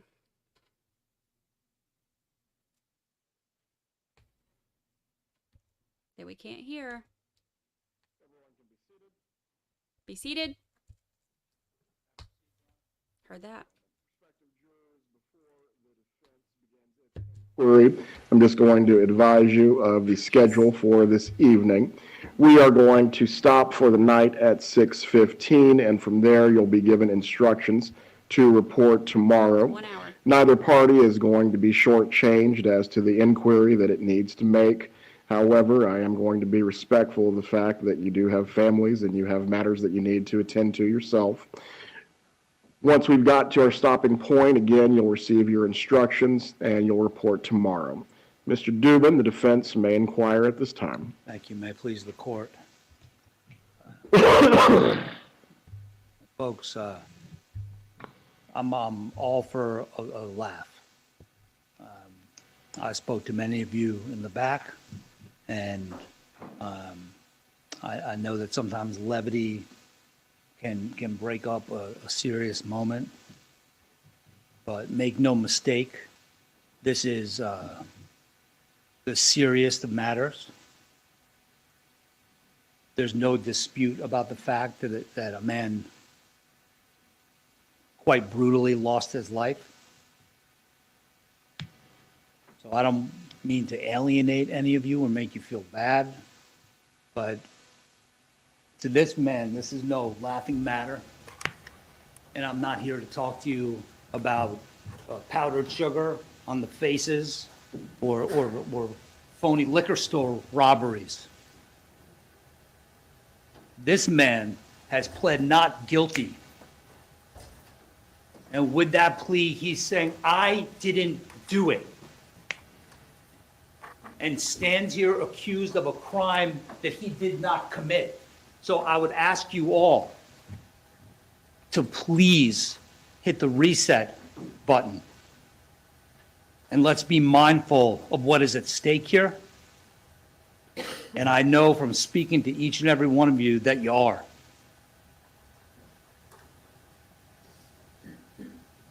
The one thing that has become so clear and that I've been so personally impressed by, my colleagues have, is how brutally honest each of you have been. It is not easy sitting in a room full of strangers that are poking and prodding and asking you questions, certainly those that are of a personal nature. I want to apologize in advance, and I want to tell each and every one of you that if I ask you anything that makes you even feel remotely uncomfortable, please, I extend this olive branch to you that with the court's indulgence, you can be heard in private. And if I say something that makes you uncomfortable and you don't take me up on the offer to be heard in private, accept my apology in advance. I'm just doing my job. As I said, I hope you can appreciate what's at stake here for Mr. Adelson. Is that fair? Okay. It's like he's coming out fussing at him. One thing we do agree on is that there is certainly bias can be a dirty four-letter word. We have violent agreement, if you will, on that. Certainly if it's about somebody's sexual preference, religious preference, ethnicity, religion, those are dirty, ugly biases. But we all have other biases, our value beliefs, our life experiences, the lens through which we've seen the world all forms the basis of how we're going to decide a set of facts. There are no wrong answers here. If you feel a certain way, and some of you have shared that about your faith, about prior experiences, please say it. please say it. You heard the expression, if you see something, say something, please say something. Nothing could be more important than you speaking up now. So with that being said, what is it? Somebody mentioned that they worked out. A couple of people were talking about the gyms they worked out. Planet Fitness has that logo, judgment-free zone. This is a judgment-free zone. No one, don't give me an answer just because you think I want it, or because you think His Honor or anyone else wants it, okay? He just turned Is that program fair? into Planet Fitness. Now, there are some people, and this is perfectly acceptable, there are some people that look at someone in Mr. Adelson's position, charged with perhaps the most serious crimes in our penal code, and say, you know what? Must have done something. Got to be here for a reason. And I think that most people that have been accused, arrested, especially of something that happened 9 years ago, they must be guilty, or more likely guilty. If you feel that way, that is fine. So I'm going to ask you, as I've asked many of you over the past day and a half, to please think about it for a moment and search yourself. With the court's permission, I'm going to ask Mr. Adelson to stand. You may stand, sir. Please take a good look at it. And if there's any part of you that looks at him and says, you know what? If I'm being honest with myself, because he's been arrested, charged, other people may have been involved, and he may have known them, that he must be guilty, or I lean toward guilt. You can sit, Charlie. This is really Please, interesting. Tell me if that's how you feel, even if it's a little bit that you're leaning that way.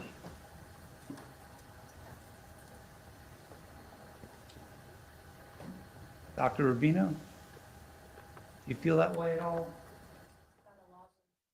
Yeah, it's too late, buddy. You already said the name. Mr. Gosling, do you feel that way even a little bit? All right. So I want, if I could say it with stronger words, I would figure out a way to do it justice. I cannot thank you enough for having the candor that you just did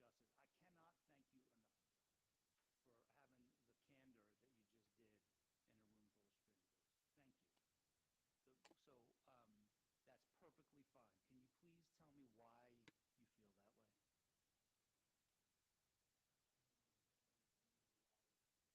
I mean, here's the thing. These people have been in there. Like, this ain't fun. And with the prosecutor, like, you know, like making it a comfortable environment, putting them at ease, they're going to be more, they're going to feel more comfortable answering things honestly. And he kind of came in and was like, this is not a laughing matter. Well, no, of course it's not. But doing that automatically makes it sound like he's like getting onto them.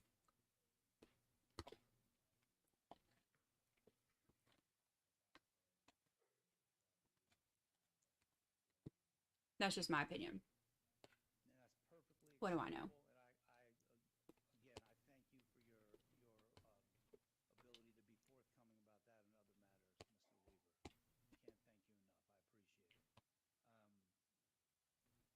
Weaver. Can't thank you enough. I appreciate it. Please, this is probably one of the more important questions. It's like, yeah, he's like, Thank you so much. Is it Miss Williams? he's trying to make it into Planet Fitness where you don't get judged, but he's totally starting everything out by judging. Fair enough.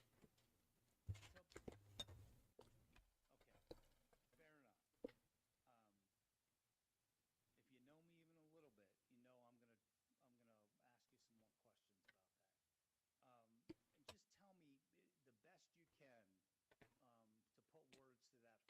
I really didn't eat today, and I didn't think about it until now, and I realized I'm hungry.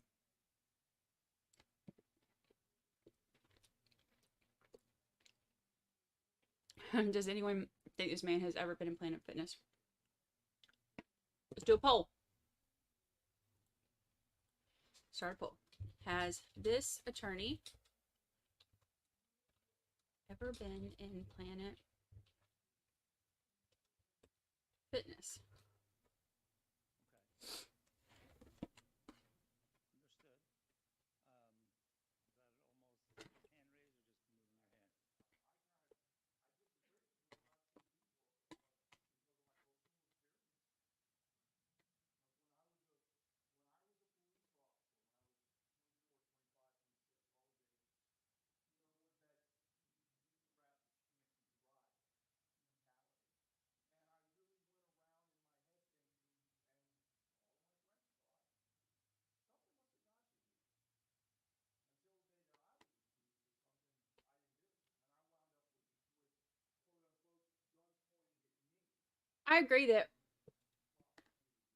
I agree with all of that. But I think that the way that he's coming at them about laughing at things like moments of levity or whatever was going to be off-putting to a lot of them, because if they're feeling like they're already getting like fussed at for, you know, their behaviors or reactions, I think it would make it not make them not as comfortable answering things, you know. It would me.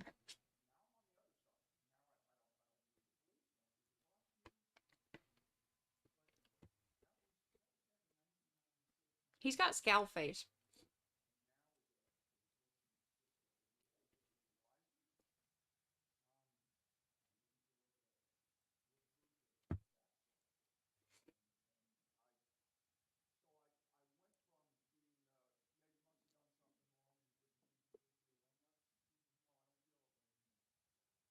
No, I can't thank you all enough. Having done this for a while, just to be able to have this kind of report, this honest report is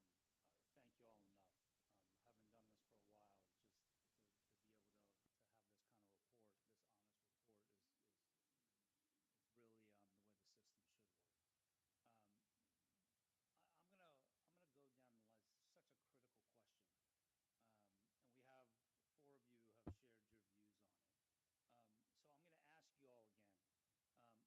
Um, I'm gonna stick with Mr. Goswin and to some extent Mr. Weaver's point of view. Marlon Brando vibes. I could see that.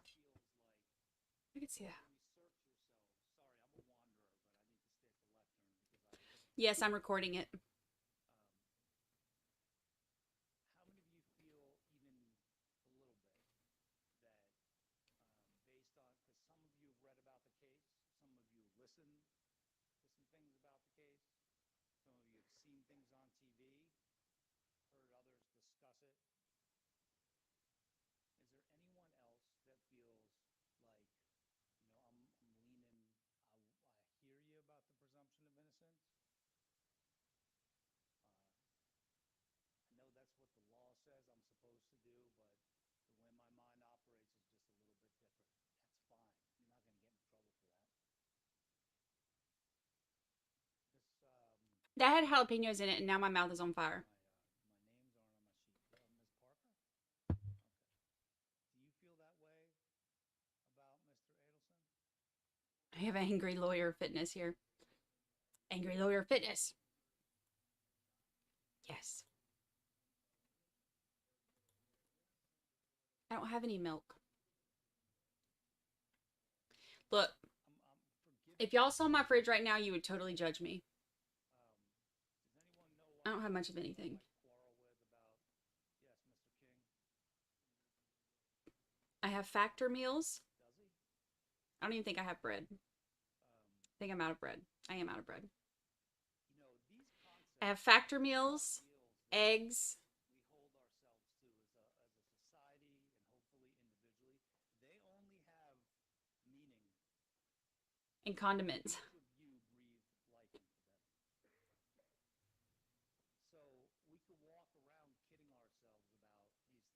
And a lot of water.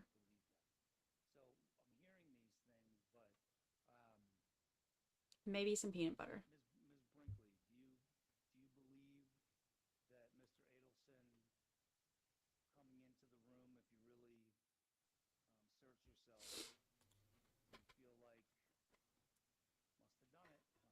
Factor meals are perfect for the single person, because it's like, this is a factor meal. It comes like this, and it's all like healthy stuff. It's really good. Like that was some kind of like jalapeno chicken with vegetables and like cauliflower rice. It's really good. But they're not frozen. They're never frozen. So it's all like they deliver it on Tuesdays. So they delivered it today. And they go right in your refrigerator. And you put them in the microwave for 2 minutes. But it's all like healthy stuff. They have the ones that you can do that are like vegetarian, the ones that are like keto, low carb, low calorie. They have like different ones you can choose from. I don't go by any of that. I just go by what sounds good. I do have wine, but I have a different refrigerator for wine. I have like a wine bar over there. It has like a little refrigerator. I do have a little bit of fruit left. I have 1 apple. Grapes and strawberries are gone. I have 1 apple and I think 1 banana left.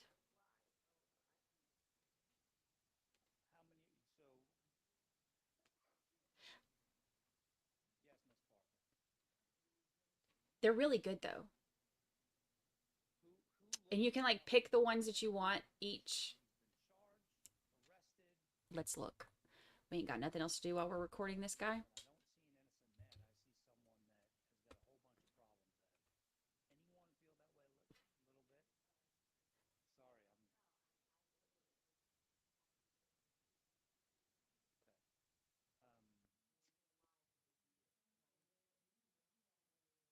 These are factor meals, so I'm not logged in.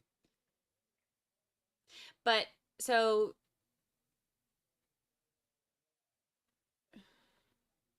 wait, that's not it. Hold on.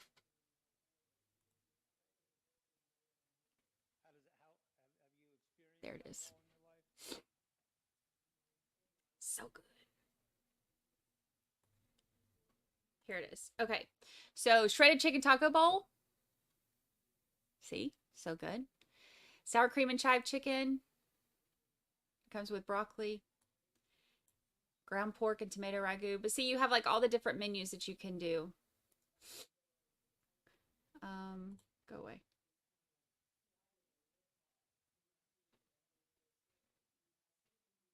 Let's go to edit meals. So see, and you can pick the ones you want.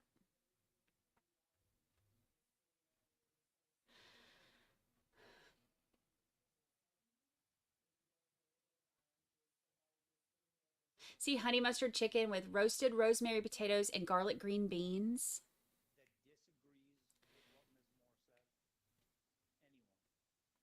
Grilled filet and truffle mushroom tortellini. See, it's like good stuff.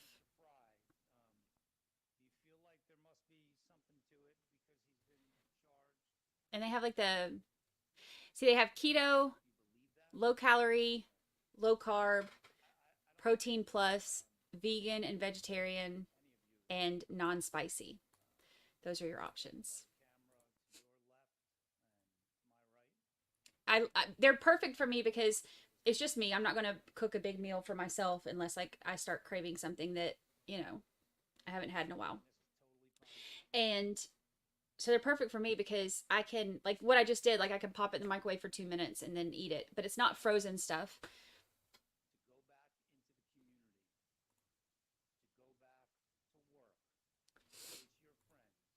It's good stuff.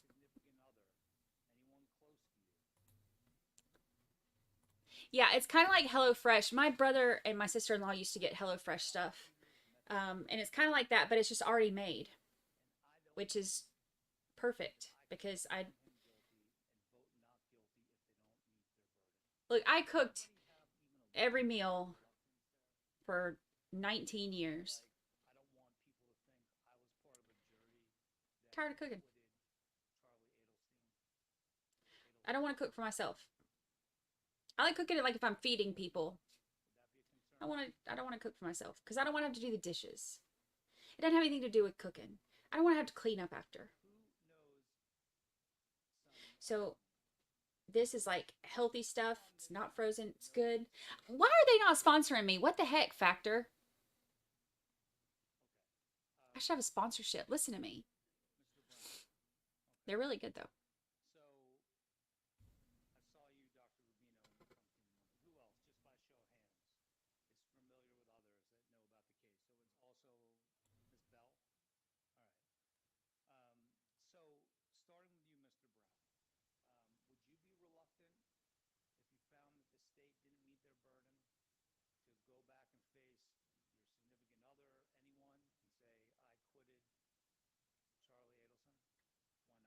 Yes, Factor. Look, I'm giving y'all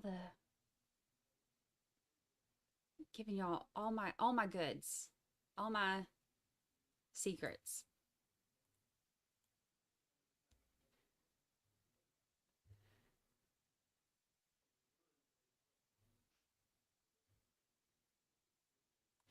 It's hard to cook every day. You know what the hardest part about cooking every day was?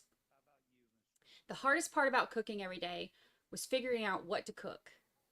Oh, he laughed. He laughed. He's in trouble. He laughed and then he caught himself. Did you see that? Mm-hmm. We saw you. We saw you. And then he caught himself. He's like, oh, I told them not to laugh. Let me not laugh.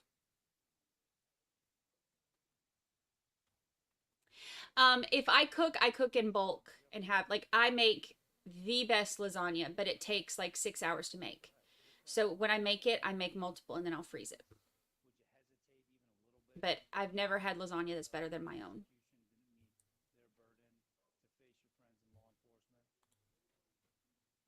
But it takes forever. Forever. So when I do stuff like that, especially when it's like a pain in the butt like that, I make extra.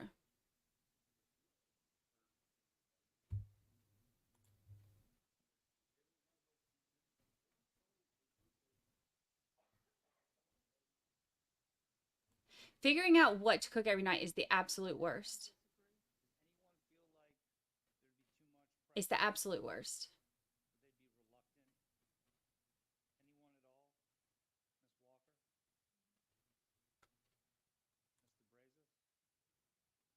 And then I have to be in the mood for something too. And I have to be in the mood to cook something. Because like there are those times when I'm like, you know what? I'm craving country fried steak. I'll make country fried steak. And there are times when I'm like, I really don't feel like cooking. It's going to be a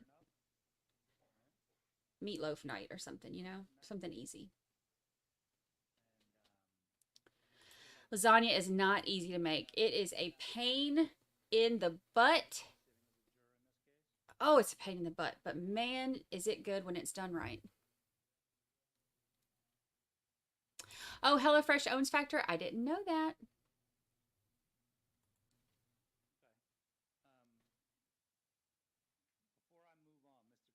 Chicken parm is good. Chicken parm is my favorite.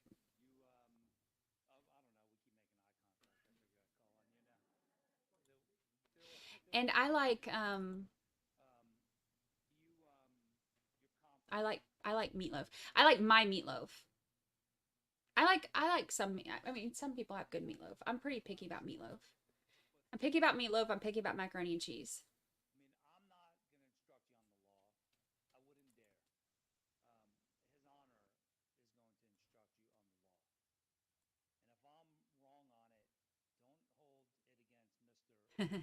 Much like Garfield, I love lasagna. Yes.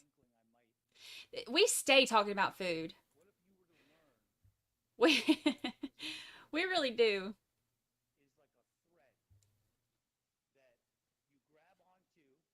Yeah, meatloaf. Oh, meatloaf with mashed potatoes, green beans, and cornbread.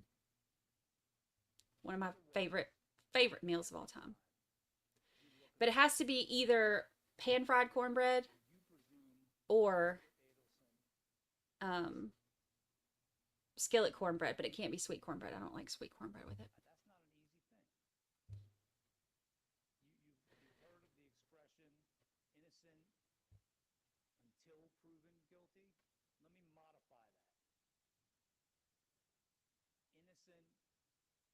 Oh, Kendall, but yeah, Tuscan chicken. Droopy, don't forget the gravy. Yeah, gravy goes good on. I like country fried steak and gravy. I've made tater tot casserole before, and it was actually really good. There are some things that I see that I'm like, what the heck is this? And then I'll try it.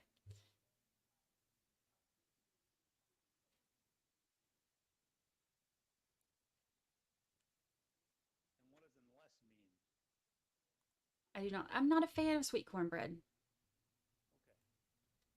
I don't feel like sugar should be in your cornbread, and I don't feel like sugar should be in your grits. Jessica, me too. I'll either make half portion of pasta or enough for a football team. There's no in between. Yeah.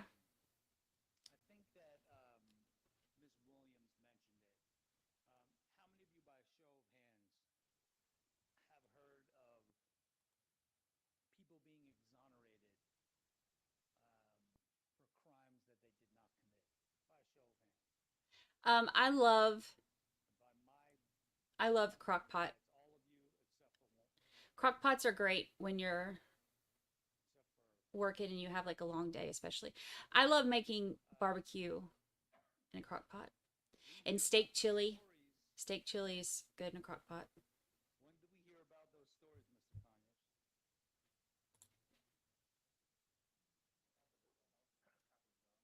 Shireen says, you Americans talk a different language when it comes to food. Sweet cornbread, grits, and tater tots. Like, we don't have those here. I can't live nowhere that don't have grits, y'all. Cannot happen.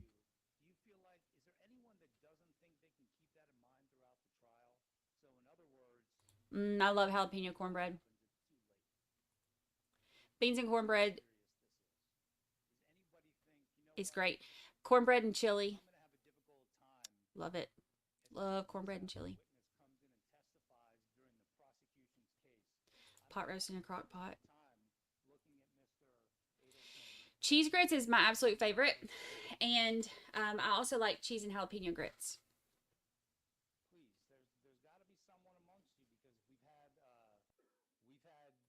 Not a fan of grits, but I do love some good hash browns. I like hash browns, but I love me some grits.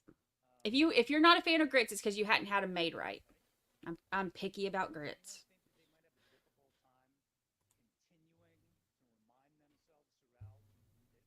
Love me some grits.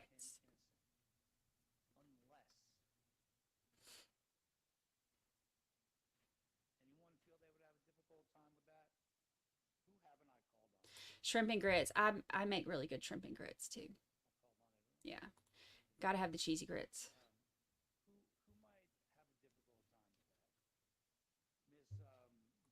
Cinnamon rolls with chili.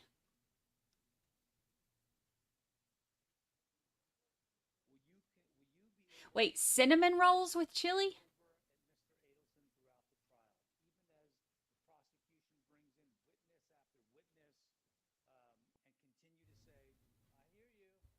I'm confused.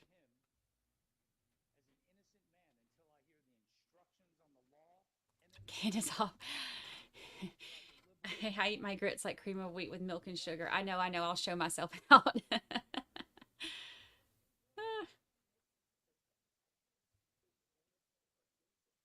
I'm over here with my sad baked potato talking about this amazing food. I love baked potatoes too. Grits are a staple in my house too. I made like grits and eggs and biscuits and bacon just about every single Saturday and Sunday morning. for my kid's entire life. Who agrees with that? Who agrees that I'm not going to presume one way or another? Love me some pork, but love me some brisket too. Brisket's good.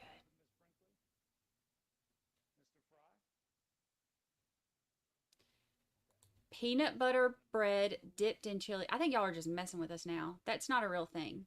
That can't be a real thing. How many of you have heard of Nancy Grace? Y'all are lying. How many of you are a fan of her shows? Y'all are lying. There's no way. Beyond, okay. When I was living in Ohio, they have Cincinnati chili, where like they had this place. Some of y'all know it. It's Skyline. I'd never heard of it, and they have chili where it's like. What was her point of view? Okay, they put cinnamon in their chili. And what are those beliefs usually clear about? And it just don't sound right, does it? But it's not bad. And then they'll put it on like spaghetti noodles, and you can get it like, it'll be like spaghetti noodles with chili and cheese and onions, and they put cinnamon in their chili, in their Skyline chili. It's crazy, right? Blew my mind. And they put it on spaghetti noodles.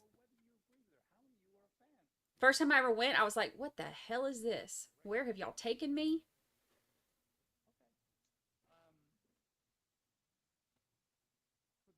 For the folks that Crazy. work for the state, People love Skyline. for municipalities, Sandra Oliver, they have the volume way down, and I have it amplified to 600 and we still can't hear him. So I'm having to record it so that then I can isolate it, amplify it, and then we can hear him. if you will, some familiarity with, There's a Skyline in Clearwater, they too work for the state. Florida. Who works for the state? Really? So I'm going to start with Ms. Walker. Remind me again. Okay.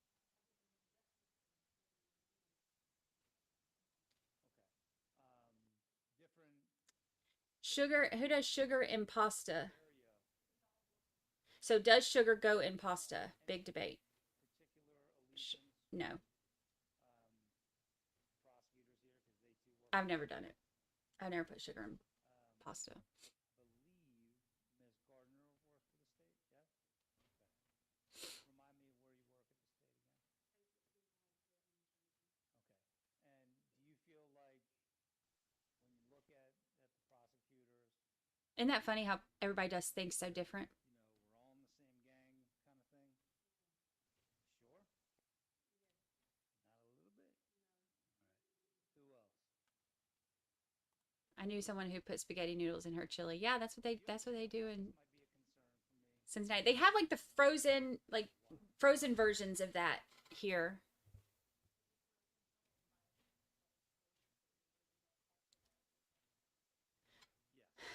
Chunk of bacon. I thought this said, I do help lower the audacity. I'm like, the audacity of who? Who we mad at? Never mind. Mr. Fry? Acidity. Oh, sorry. Acidity. Fry, Fisher, separated by a column. All right. Now you got that in my head. Okay. All right. Anyone feel that way that have family members that work for the state? So Going on a field trip. mentioned something that I'd like you all to consider. Oh, it actually helps us with acid problems for tomatoes. See, I mean, that makes sense. I try not to add sugar to anything unless, unless I have to, but like for stuff that's supposed to be sweet. But like in my sauces and stuff, I don't add sugar. Please let me know. But I also have never had problems with acid or anything, so I never had to, He says, I thought never about had it, to, and I kind of do think I might be starting off with Mr. Adelson a little behind, or I might have allegiance to the prosecutors because Every once in a while you can hear him a little bit. A guy that I work with, Fries Spaghetti. Fries Spaghetti. Had heard of the talented prosecutor, Ms. Kappelman. Okay. Mr. Brown?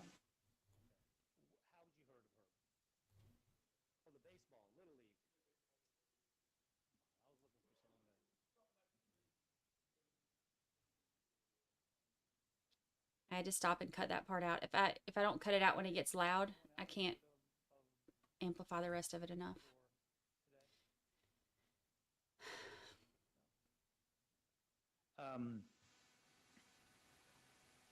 How many of you have had pleasant experiences with law enforcement? Okay. I'm going to start with Ms. Parker. Tell me about that.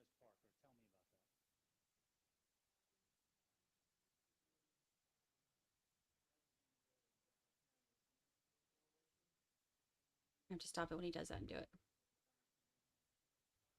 Was that on Federal Highway or on Sunrise Boulevard? Is that where you were? Fried spaghetti. I've never had fried spaghetti. Federal Highway? That's a new one.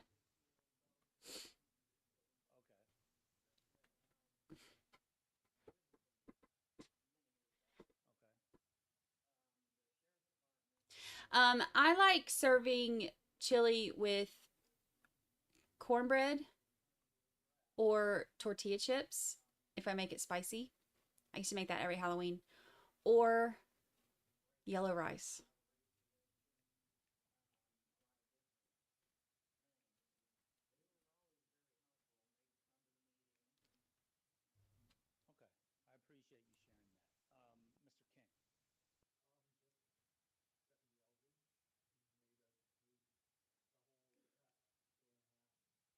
I appreciate you sharing that. Mr. King? Now, I should have known better than to ask the question without a specific caveat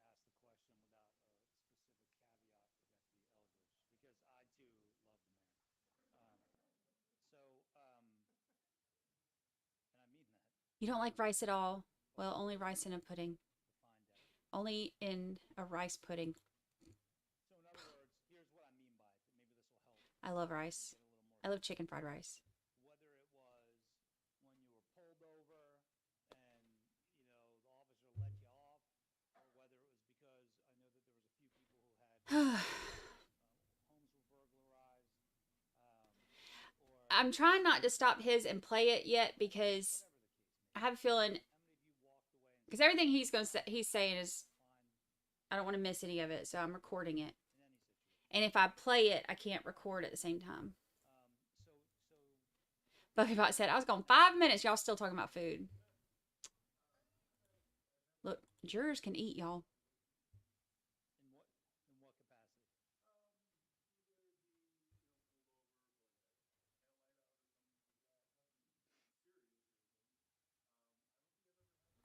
I love cold Kraft mac and cheese. I don't like Kraft macaroni and cheese. I can't really eat boxed macaroni and cheese. I've tried. Can't do it. Cannot do it.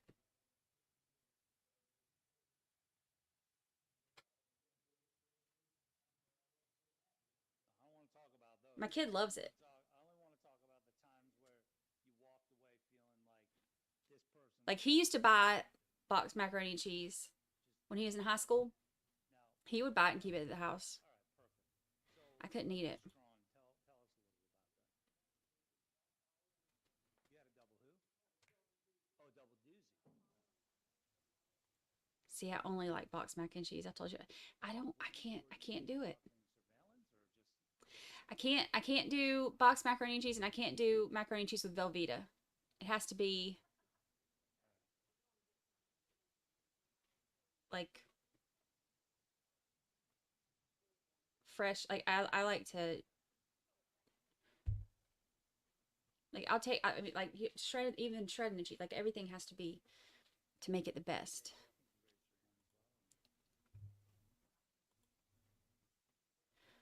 Fried pickles I love.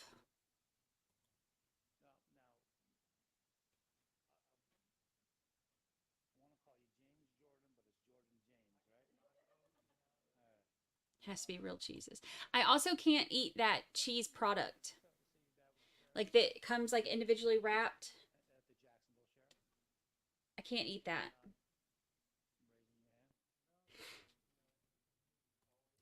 You don't know nothing about fried pickles? So for the folks here that have had, I know that you raised your hand as well, Ms. Moore. Was it in relation to anything other than like a traffic? Fried pickles and ranch dressing. Plastic cheese is what I call it. Yeah, it's cheese product. Can't do it.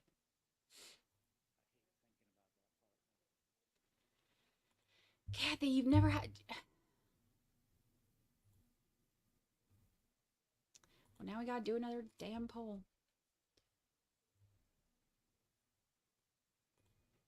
Start poll. Have you ever had fried pickles? Fried pickles are the best.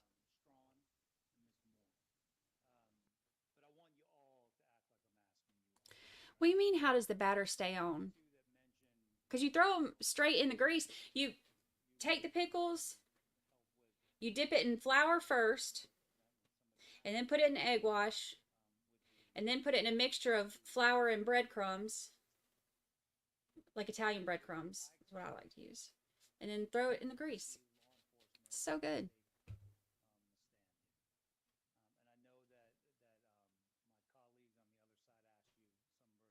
With ranch. You gotta have ranch. How many of you would give them any more or less weight? I'm asking you, do you think in light of your positive experiences with law enforcement that, you know, I know So good. Mr. Gosselin was extremely candid. But you gotta dip them in the flour first. Helps the batter stay on. So you gotta do the flour, both sides, and then the egg wash, and then I put like a little bit of flour and probably like 3 parts Italian breadcrumbs, 1 part flour, and then throw them in there. I do slices. Like cut like pickle chips.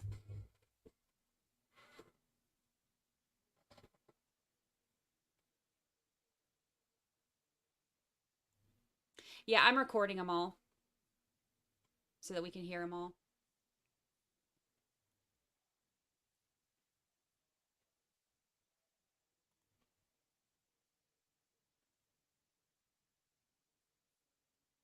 No, I make everything at home. You can make funnel cake at home too. Does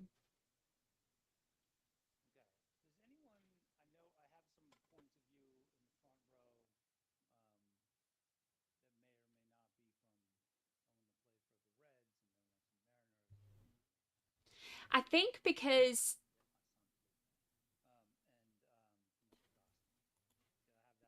they're wanting to not have the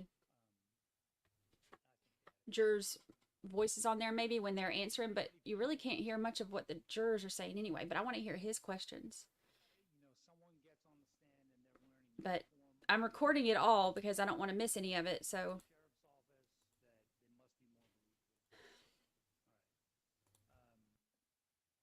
right now,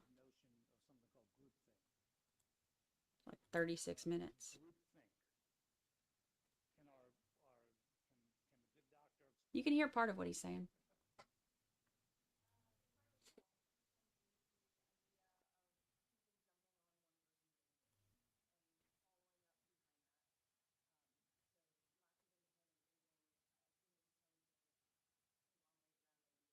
Oh, I love a Cuban sandwich.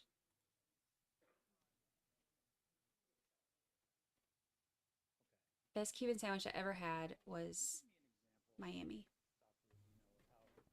Yeah, this is Charlie's lawyer.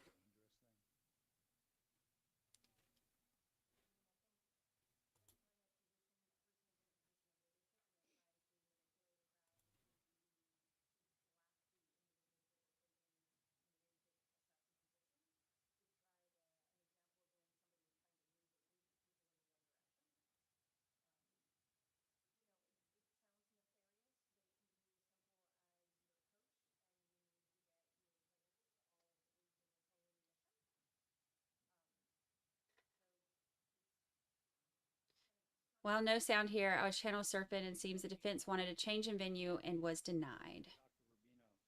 Yeah. That's good because I don't want to have to go through all of this again in another county.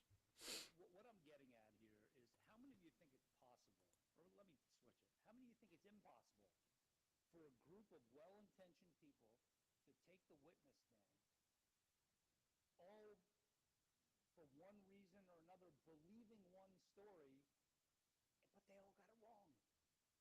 Does anyone believe that's impossible? We have great Cuban food. Where are you at? That y'all have great Cuban food. Confused about my question. Okay. Only one. That's not bad. Yeah, since they have it turned all the way down, I'm recording it so that I can isolate it and amplify it so that we can hear it. But the problem with that is it's doubling the time that we're having to deal with him because now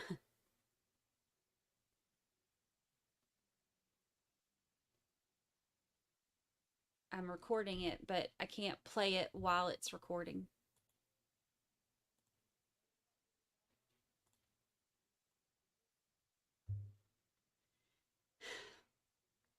Told y'all, we live here now. So in other words, it's too late. The hour is late and your attention is... Yes. Blows my mind. The fact that you're all still making eye contact and with me. So let me just get right to the point on this question. How many of you think it's impossible? Oh, I'm sure the defense would love to move it to Miami. Witness after witness. They would love that. They got all kinds of connections down there. A story that points in their minds to this man's guilt. Do you think it's impossible for that to happen and then for all to be wrong? Why not, Dr. Rubino? Why is it possible that they're all telling the same story or have a certain point of view and yet they could all be wrong?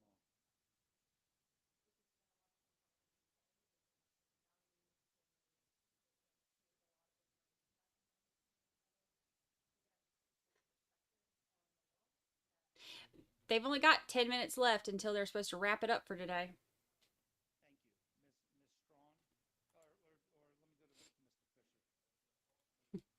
Fisher. If Wendy gets tried in Miami, I'll be there perched.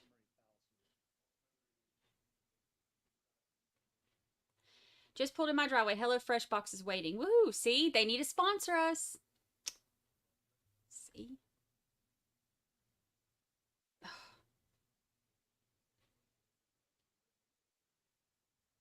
How many of you say, you know what?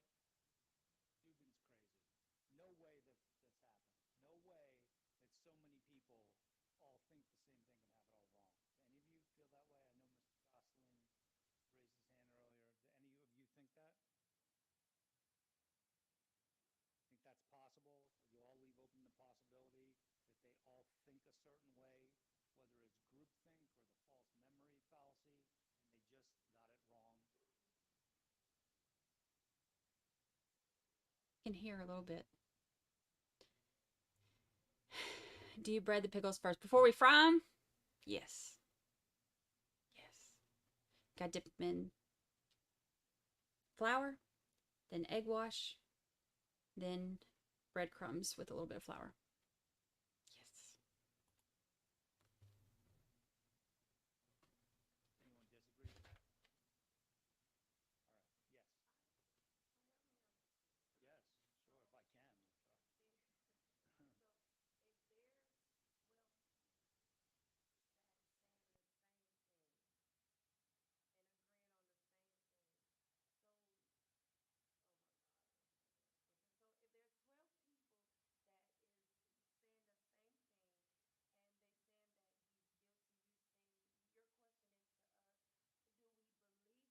doesn't involve a crime. Okay. I'm not going to make anybody the perpetrator or my co-conspirator. Right?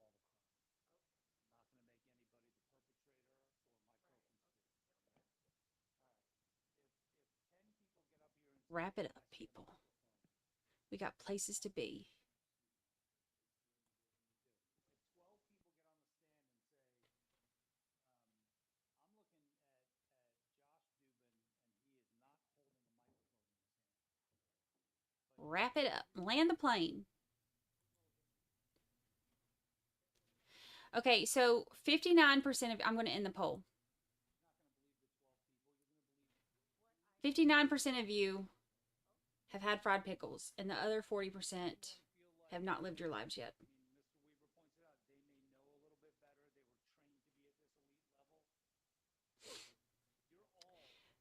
Yes, I love fried green tomatoes. I make really good fried green tomatoes too. I used to go pick them out of my garden and fry them. I had a big old garden when I lived, before I moved to the beach. Can't plant a whole lot on the beach. It used to be one of my favorite things though. Go out back and pick your supper.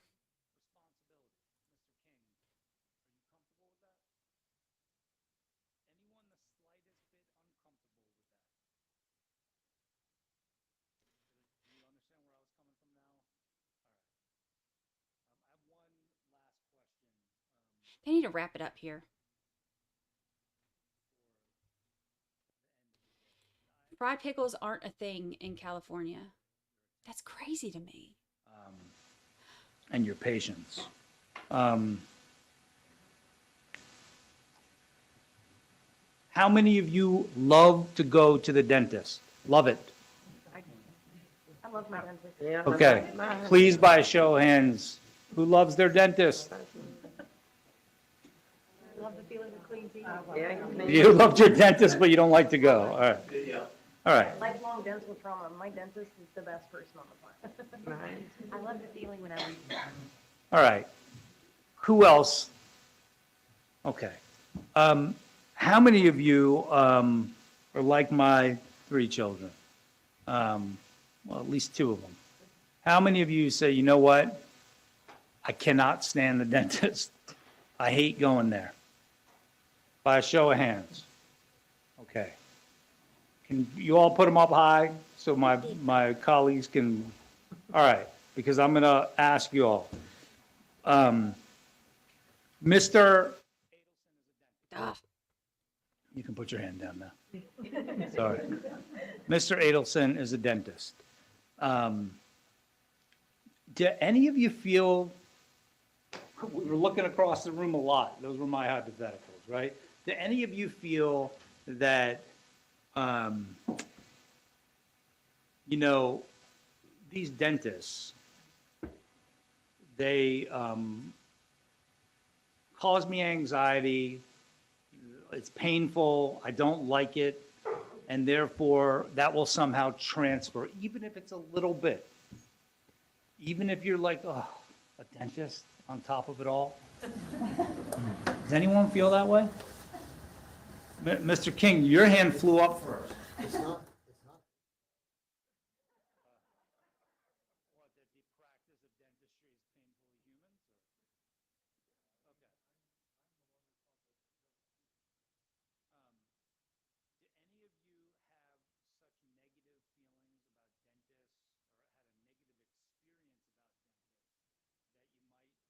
Recording again.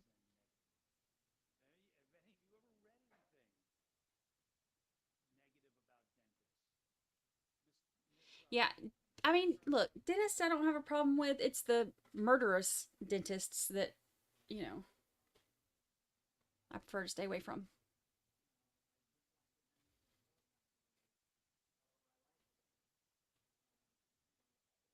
That's kind of interesting, though. It's like, hey, do any of y'all hate dentists? Like, they're going to convict him based on, you know, some dude who pissed him off when he was filling their cavity. Like, that's actually kind of funny.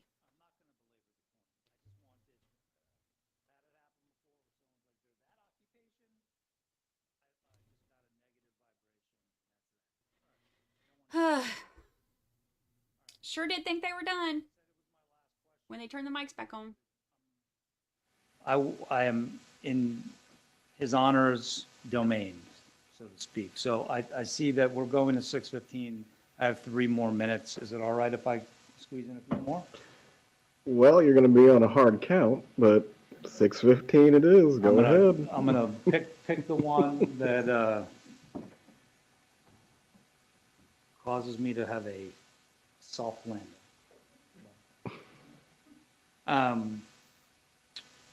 How many of you feel that everybody deals with death the same way? Okay. Who here has an expectation about how someone should act when they hear that a family member has passed away? How many of you have experienced the passing of a family member and one of your other family members doesn't cry? Mandy. Yeah. Okay. How many of you found that odd? How many of you found it odd, weird? How many of you have had the experience when a family member passes away and the other family member gets right back to their normal routine? Everybody handles their grief. Okay. What about funerals and memorial services? Is anyone here, if you hear that Mr. Adelson did not attend the funeral or memorial service of the victim, how many of you are going to say, that's suspicious to me? No. Any of you? Why not, Mr. Jordan? I mean, I know me personally, I don't like funerals, so if I.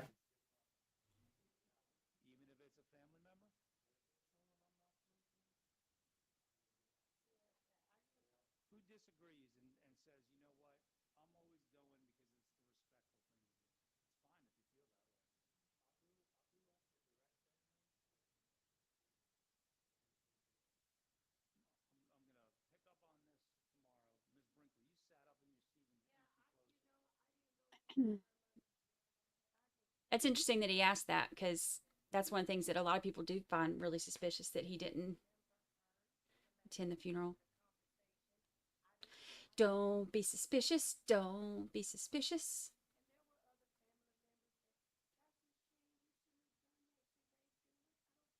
Not when they find out he didn't like him, and they will find that out. Yeah, they're going to hear about like how much they hated Dan.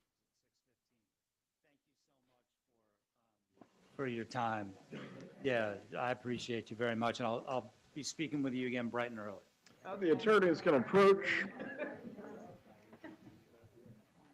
Give me a moment, everyone. You'll be dismissed in a moment, but the attorneys can approach. Okay, so the good news is I got all of his questions recorded. The bad news is it's 46 minutes long.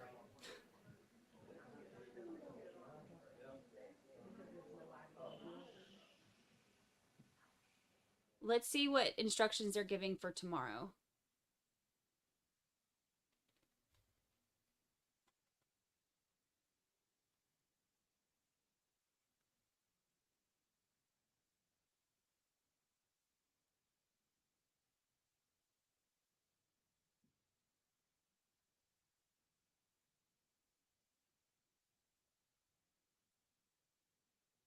Yeah, I can speed it up. Let me see.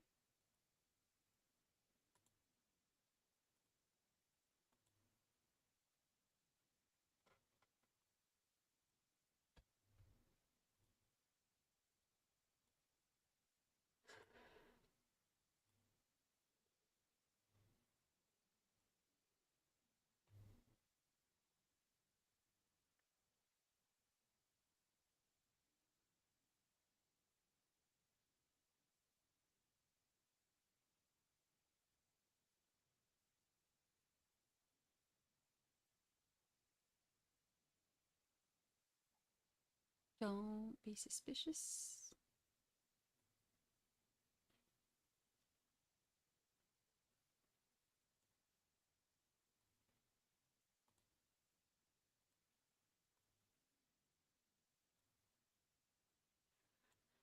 All right, let me see.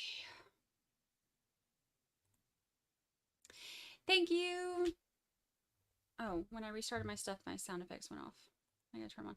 Thank you for the super sticker. Thank you, thank you, thank you. I appreciate it.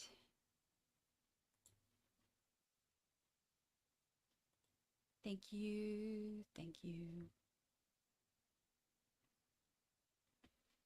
Cha-ching! There we go.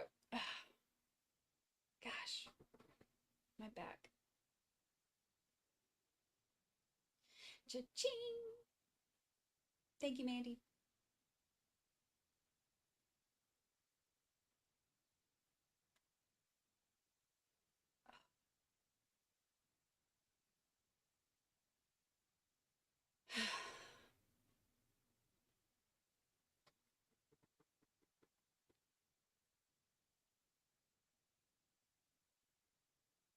Hi, Megan.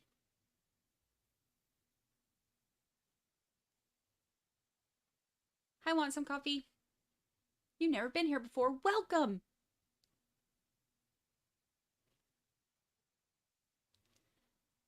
We love first timers because y'all don't know how weird I am yet.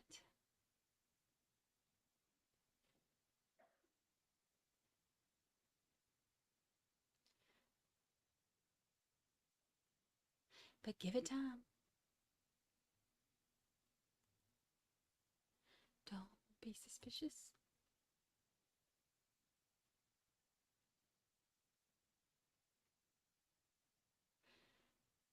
Let me see if I can figure out how to...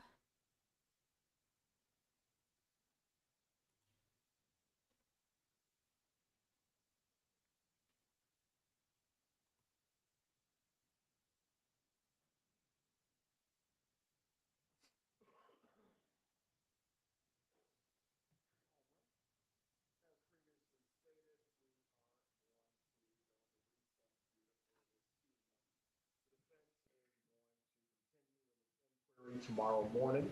You will need to report by 8:30, and from there, one of the assistant clerks will bring you all to this courtroom once again. For everyone in the gallery, you will also need to report at 8:30 tomorrow, and you will be brought up as a group. Again, it's very important, although you are not the ones that are being questioned at this time, that you're paying close attention to everything that's going on, because if we are not able to select a jury out of this group, from that point, we are going to be summoning people from the gallery to come and fill these seats and continue with the process. The instruction that you have received previously about not discussing this case with anyone else, not reviewing any news reports, or seeking any information on your own, that remains in place. This is very important to selecting this jury, that no one is breaking that court order. Again, do not discuss the case with anyone. Do not seek out any information on your own. Do not watch the news or seek any other additional information. Have a good evening. We will see you tomorrow morning and continue with the group for diary. Not as nice as 9, but Sleeping in. better. Right.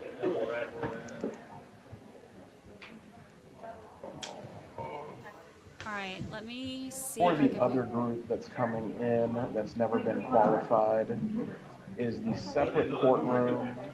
I guess it's 1A where they usually start off at.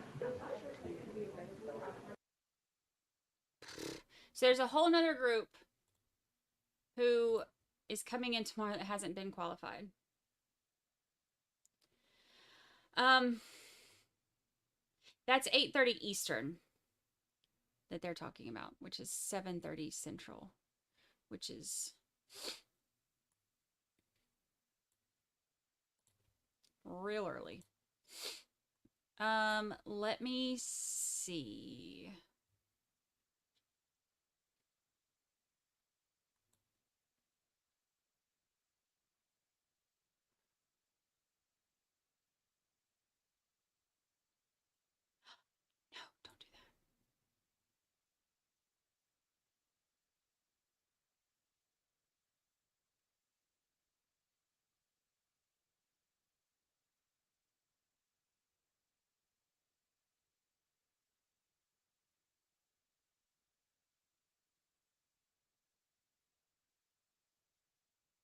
Perfect.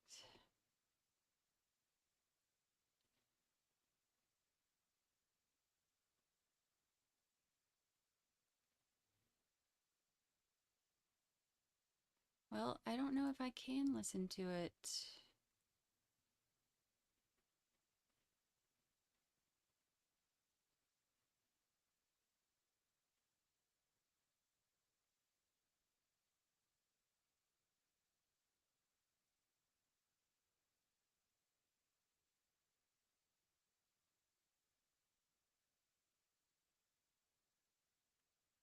Um,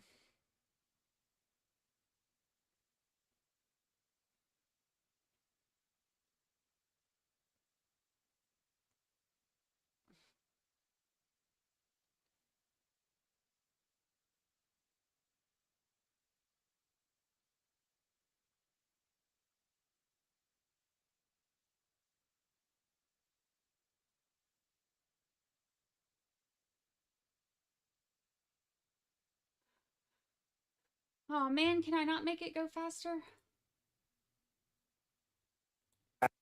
I'll start playing it now while I'm messing with it. Stronger words, I would figure out a way to do it justice. I cannot thank you enough for having the candor that you just did in a room full of strangers. Thank you. So that's perfectly fine. Oh, Stronger words, I would figure out a way to do it justice. I cannot thank you enough for having the candor that you just did in a room full of strangers. Thank you. So that's perfectly fine. Can you please tell me why you feel that way?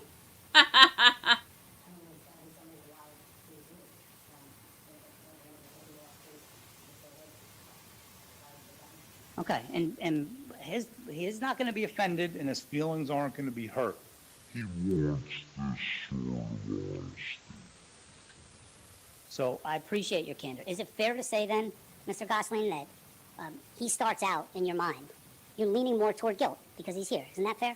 All right, I appreciate your candor. Who agrees with Mr. Gosling? Stronger words, I would figure out a way to do it justice. I cannot thank you enough for having the candor that you just did in a room full of strangers. Thank you. So that's perfectly fine. Can you please tell me why you feel that? Okay, and he is not going to be offended, and his feelings aren't going to be hurt. He wants this sort of honesty. So I appreciate your candor. Is it fair to say then, Mr. Gosling, that he starts out in your mind, you're leaning more toward guilt because he's here? Isn't that fair? All right, I appreciate your candor. Who agrees with Mr. Gosling? Hold on, let me see if I can do all of it.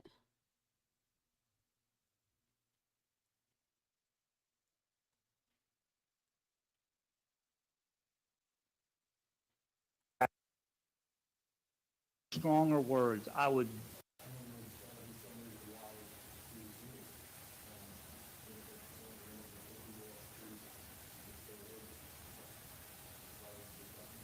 okay, and he is not going to be offended, and his feelings aren't going to be hurt. He wants this sort of honesty. So I appreciate your candor. Is it fair to say then, Mr. Gosling, that he starts out in your mind, you're leaning more toward guilt because he's here? Isn't that fair? All right, Mr. Gosling's gone. Who agrees with Mr. Gosling? Even if you agree just a little bit.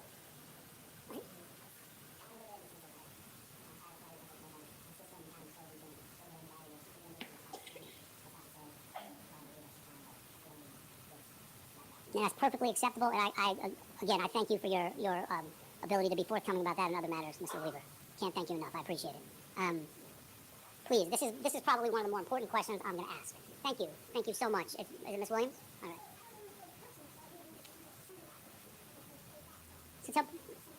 Okay. This makes it Fair so enough. much better. If you know me even a little bit, you know I'm gonna ask you some more questions about that. And just tell me the best you can to put words to that feeling. Please tell me what it is, Ms. Williams.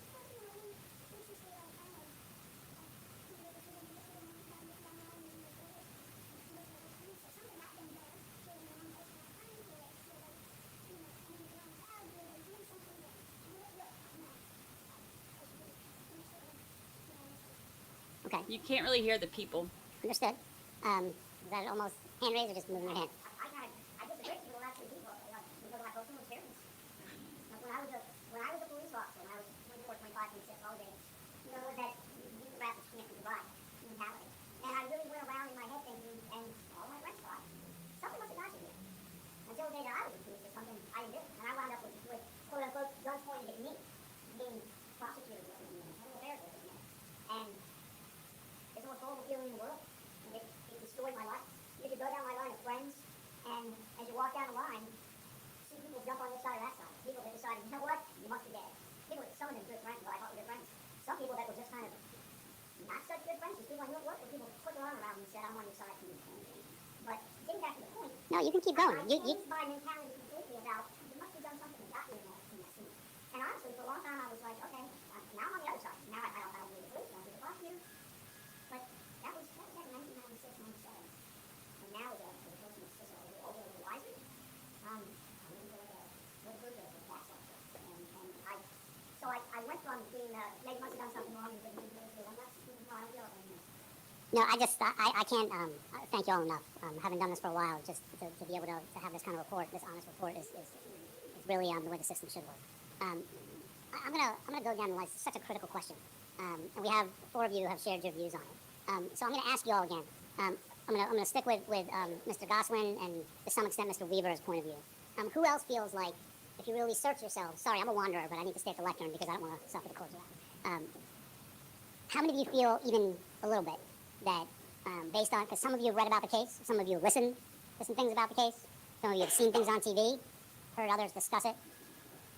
Is there anyone else that feels like, you know, I'm leaning, I hear you about the presumption of innocence? I know that's what the law says I'm supposed to do, but the way my mind operates is just a little bit different. That's fine. You're not going to get in trouble for that. This, my names aren't on my sheet. Ms. Parker? Okay. Do you feel that way about Mr. Adelson?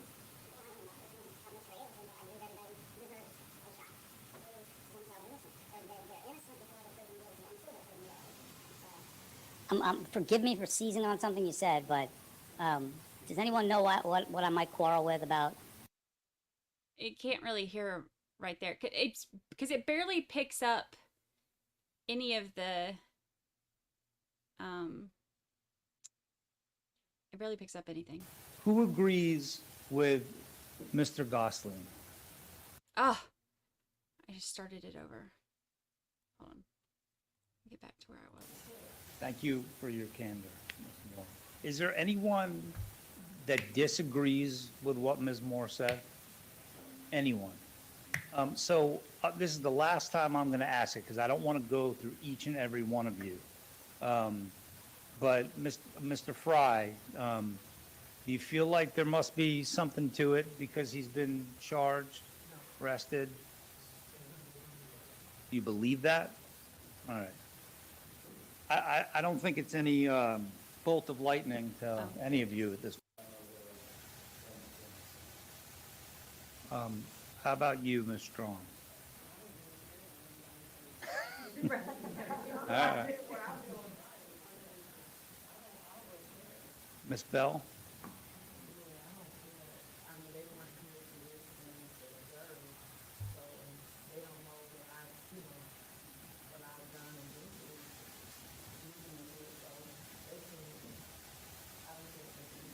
What about you, Mr. Fisher? You have friends in law enforcement, right?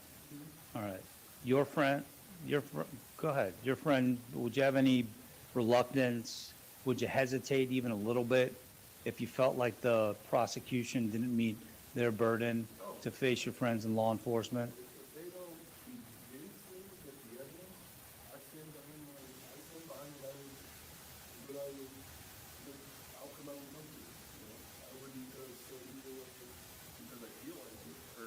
Bye, Shireen. Hold on, let me see if I can isolate that so we can hear what he's saying.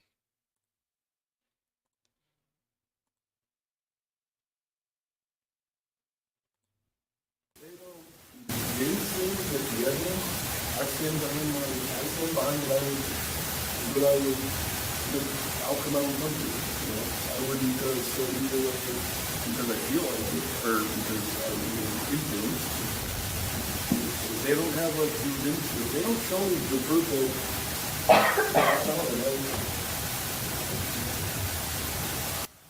See, in Does order anyone to disagree? Does anyone feel try to like hear any of that, there'd be too much pressure? Would they be reluctant? Anyone at all? Ms. Walker? Mr. Brazos? You were a juror before you were foreman, right? All right. You were kind of in charge of keeping the trains on the tracks, right? Making sure that people were able to say their piece, fair enough? Right? There was a verdict in that case? And you feel like that experience would have any impact on you sitting as a juror in this case? Why not?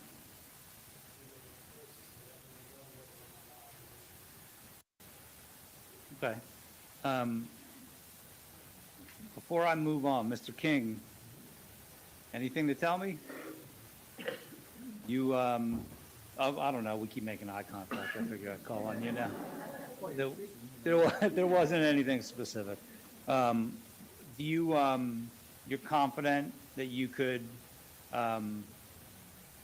look across the room, and not just when the trial starts, but through the trial?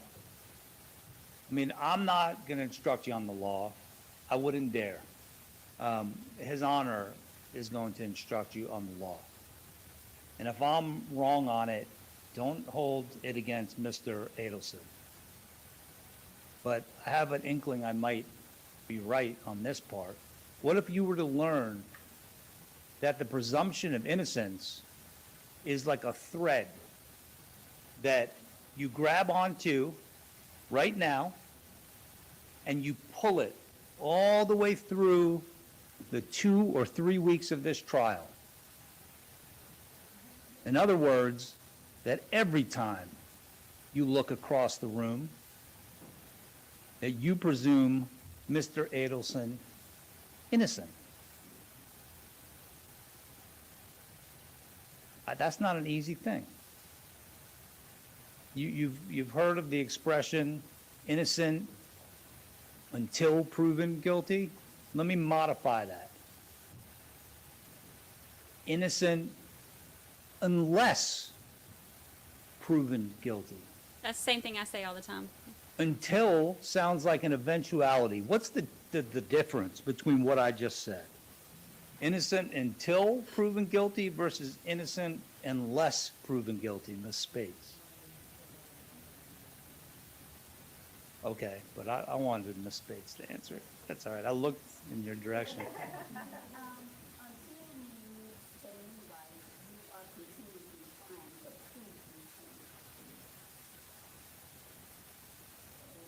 And what does unless mean? Okay. Can you appreciate the point I'm making? Does anyone disagree? All right. I'm going to move on to a different subject. I think that Ms. Williams mentioned it. How many of you, by a show of hands, have heard of people being exonerated for crimes that they did not commit? By a show of hands. And by my count, that's all of you except for one. That's all of you. Except for Possibly almost when one. I All right. We hear about these stories when? When do we hear about those stories, Mr. Conyers? I don't even know why he's talking to Mr. Conyers. Mr. Conyers is going to go. After the trial. After what? After years of incarceration. All right. All right. So they're nice stories, right? But they aren't nice for the person that went through it. So I've asked you, do you feel like, is there anyone that doesn't think they can keep that in mind throughout the trial? So in other words, once that happens, it's too late. That's how serious this is. Does anybody think, you know what, I'm going to have a difficult time as witness after witness comes in and testifies during the prosecution's case? I might have a tough time looking at Mr. Adelson and continuing to presume him innocent? Please, there's got to be someone amongst you, because we've had people come back and tell us that they've read about the case, and when you're hearing one side, it can have an effect on you, right? Does anyone think that they might have a difficult time continuing to remind themselves throughout that I have to presume him innocent Raisins. unless? Anyone feel they would have a difficult time with that? Who haven't I called on? Can you show me? I called on everyone? Didn't feel like it. Who might have a difficult time with that? Ms. Brinkley, do you feel like you'd be able to do that?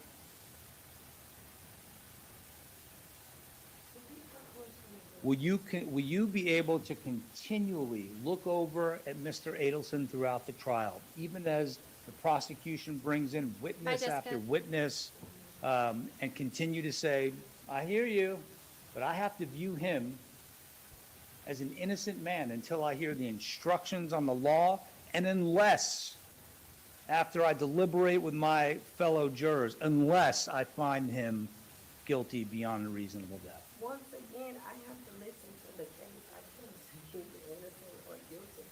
When I come in here, I have to listen to the case. I'm not gonna look at him and say he's innocent until proven guilty. I don't know. I have to listen to the case. Fair enough. I appreciate your candor. Does anyone agree? That was as honest as you can get. She said, I can't look at him and presume him innocent. That's okay. That's fine. She gone. Who agrees with that? Who agrees that I'm not going to presume one way or another? I don't care what the law says. Anyone else agree with Ms. Brinkley? Mr. Fry? Okay.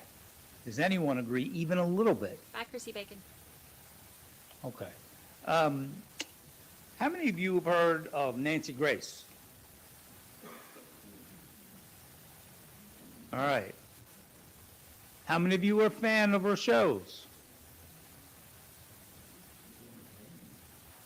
Beyond? Okay. Who can you just keep your hands up just for a moment? How many of you have watched her shows? Ms. Gardner? Have you watched her shows? Okay. And what was her point of view?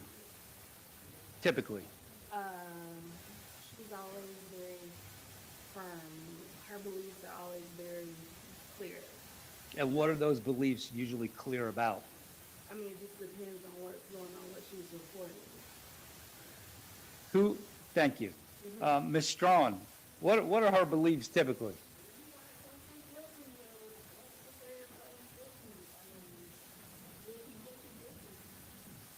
How many of you agree that have seen her shows that that's how she sort of, so tell me, and this is fine if you feel this way, whether you find her entertaining or whether you agree with her. How many of you are a fan? A regular watcher? Okay.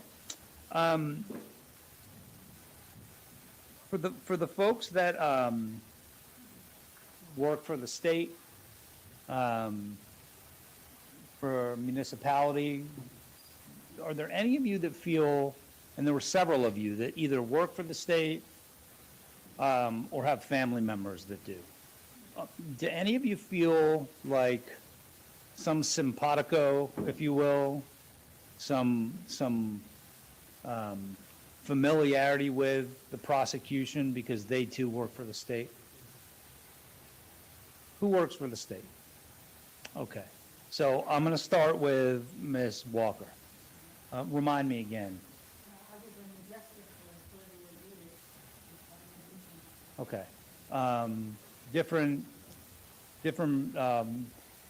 area. Okay. Any particular allegiance with the prosecutors here because they too work for the state? I believe Ms. Gardner works for the state, yes? Okay. Remind me of where you work at the state again. HSC Okay. And do you feel like when you look at the prosecutors, any bit of, we're all in the same gang kind of thing? Sure? Yeah. Not a little bit? No. All right. Who else?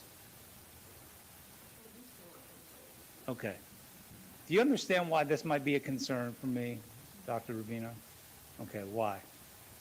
Because if we're inherently biasing ourselves towards a certain group, we might also bias ourselves towards their opinions. Yes. Spoken like a true scientist. Well, preaching of the converted. I'm just a nerd for different things. Mr. Fry? Oh, sorry. Fry, Fisher, separated by a column. All right. Now you got that in my head. No allegiances. Okay. All right. Anyone feel that way that have family members that work for the state? So Dr. Rubino mentioned something that I'd like you all to consider. This notion of inherent bias. And it's something to think about because I have a little bit of ways to go. It's something to think about overnight. If there's anything that I asked you about that you reconsider to yourself, not on the internet, not to a friend or to no one but yourself, please let me know first thing in the morning. Had that happen where someone comes back the next day and says, I thought about it, and I kind of do think I might be starting off with Mr. Adelson a little behind, or I might have allegiance to the prosecutors because they work for the state. How many of you prior to today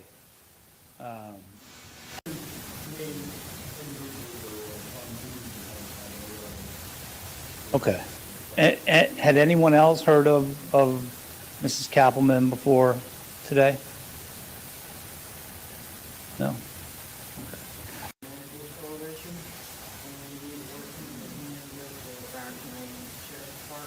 Was that on Federal Highway or on Sunrise Boulevard? Is that where you were? Well, was it on Sunrise past Federal Highway? Okay. This has been many years back. Okay. The sheriff's department would work with us in conjunction with whatever we were trying to address, our problems in the area, break-ins, robberies, evictions, a lot of different things. And they were always very helpful, and they'd come to the meetings and Audible. Okay. I appreciate you sharing that. Mr. King? Just Stephanie Eldridge, who's made us through the whole past day and a half pleasant. Now, I should have known better than to ask the question without a specific caveat for Deputy Eldridge, because I too love the man. And I mean that, but before you met the fine deputy. So in other words, here's what I mean by it. Maybe this will help me get a little more specific. Whether it was when you were pulled over and, the officer let you off, or whether it was because I know that there was a few people who had homes were burglarized, or, you needed help with directions, whatever the case may be.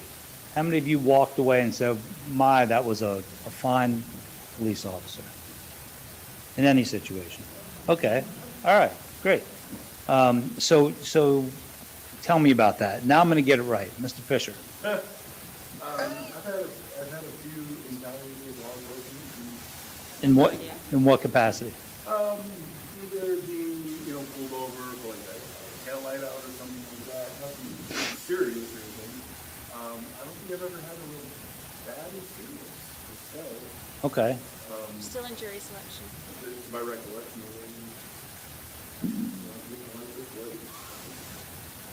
Who else? Mr. Braza?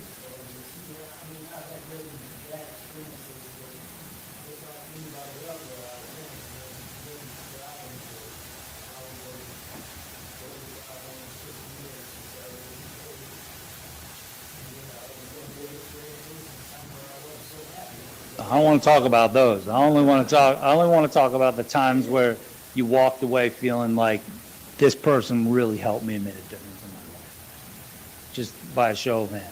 Now, all right, perfect. So, Ms. Strawn, tell us a little about that. Interesting. You had a double who? Oh, double doozy. Right.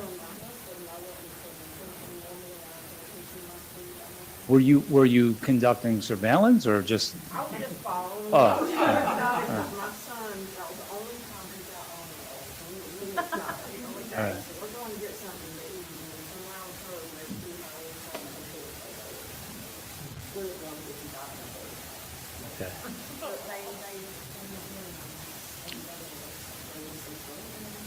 but that would have really hurt. Ms. Daigle, I think you raised your hand as well, or no? Well, I mean, just whatever. Now, I want to call you James Jordan, but it's Jordan James, right? All right. Mr. James, did I hear you right? Did you say your dad was a sheriff? At the Jacksonville Sheriff? And you're not raising your hand? No, because, he always says, every occupation is Okay. So for the folks here that have had, I know that you raised your hand as well, Ms. Moore. Was it in relation to anything other than like a traffic stop?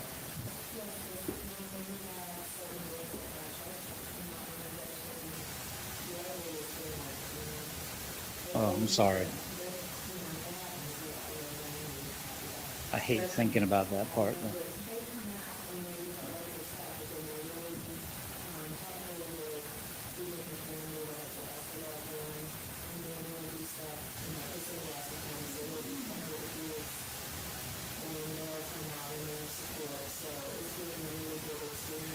Okay, so I'm going to put this question to Ms. Strawn and Ms. Moore. But I want you all to act like I'm asking you all right? But you were the two that mentioned, particular instances. You with the help with, the unfortunate event when somebody passes, and you with the double doozy.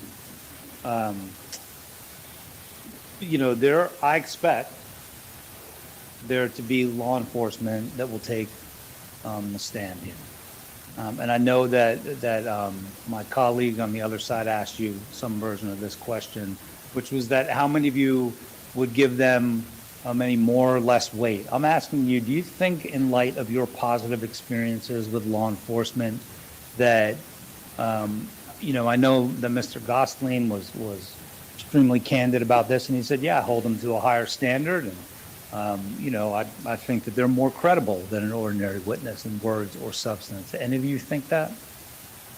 In other words, when a law enforcement officer takes a stand, that you look at them as being more credible, more believable, more reliable than another witness. How many of you feel that way? I know we already got you, Mr. Gosling, and Mr. Weaver. How many of you feel that way?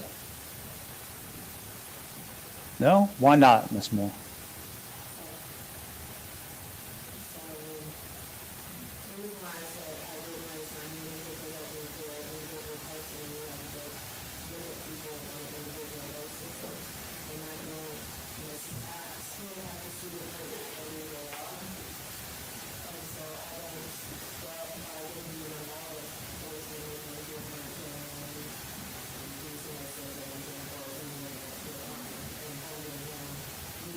Like 10 more minutes.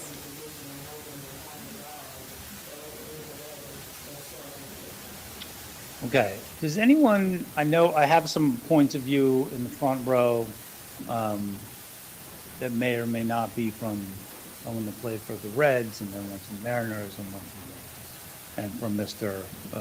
My son's a big fan. And from Mr. Gosling. Did I have that right? All right. I think you had a good season. Does anybody feel that, someone gets on the stand and they're wearing a uniform or they're part of the the Leon County Sheriff's Office, that they must be more believable. All right. How many of you have heard of this notion of something called groupthink? All right, groupthink. Can can the good doctor explain? If I recall, groupthink is the idea of people jumping on one person's images and following up behind that. So lack of independent thinking, humans tend to conglomerate around ideas. It's how we develop complete positions on a thing that conclude itself over time. Okay. Can you give me an example, Dr. Rubino, of how and when groupthink can be a dangerous thing? I think anytime a person is in a position of leadership and they're trying to manipulate a crowd to block the individuals that they're thinking needed to assess a position, we tried an example of when somebody was trying to move people in one direction. It sounds nefarious, but it can be as simple as your coach and you need to get your players to all believe in the same mission. So it's kind of structured into leadership. So let me, Dr. Rubino, thank you. I might reference you again when I need to articulate something better than I know I'm capable of. So, there couldn't have been a better explanation, I don't think. So what I'm getting at here is, how many of you think it's possible, or let me switch it, how many of you think it's impossible for a group of well-intentioned people to take the witness stand, all for one reason or another, believing one story, but they all got it wrong? Does anyone believe that's impossible?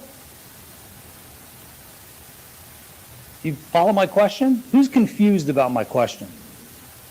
Okay, only one. That's not bad. So, what do you think I'm getting at, Ms. Williams?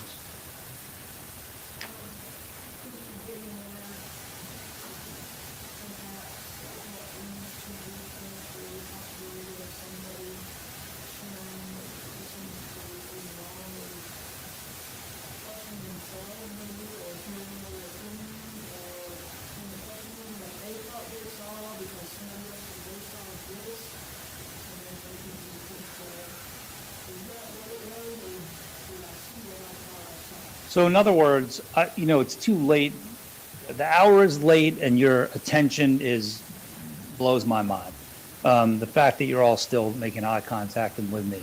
So let me just get right to the point on this question. How many of you think it's impossible for one after another, witness after witness after witness to come in here and all tell you a story that points in their minds to this man's guilt? Do you think it's impossible for that to happen and then for all to be wrong?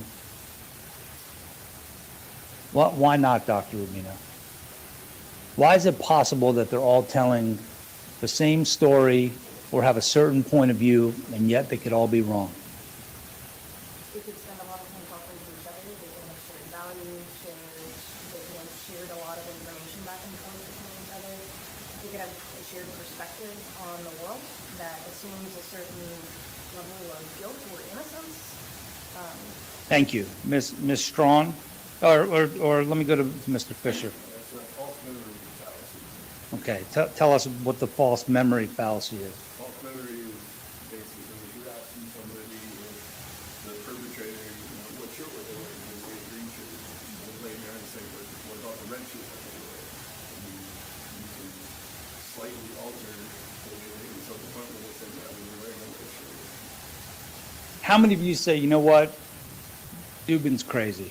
No way that this happened. No way that so many people all think the same thing and have it all wrong. Do any of you feel that way? I know Mr. Gosling raised his hand earlier. Do any of you think that? Think that's possible? Or you all leave open the possibility that they all think a certain way, whether it's groupthink or the false memory fallacy, and they just got it wrong?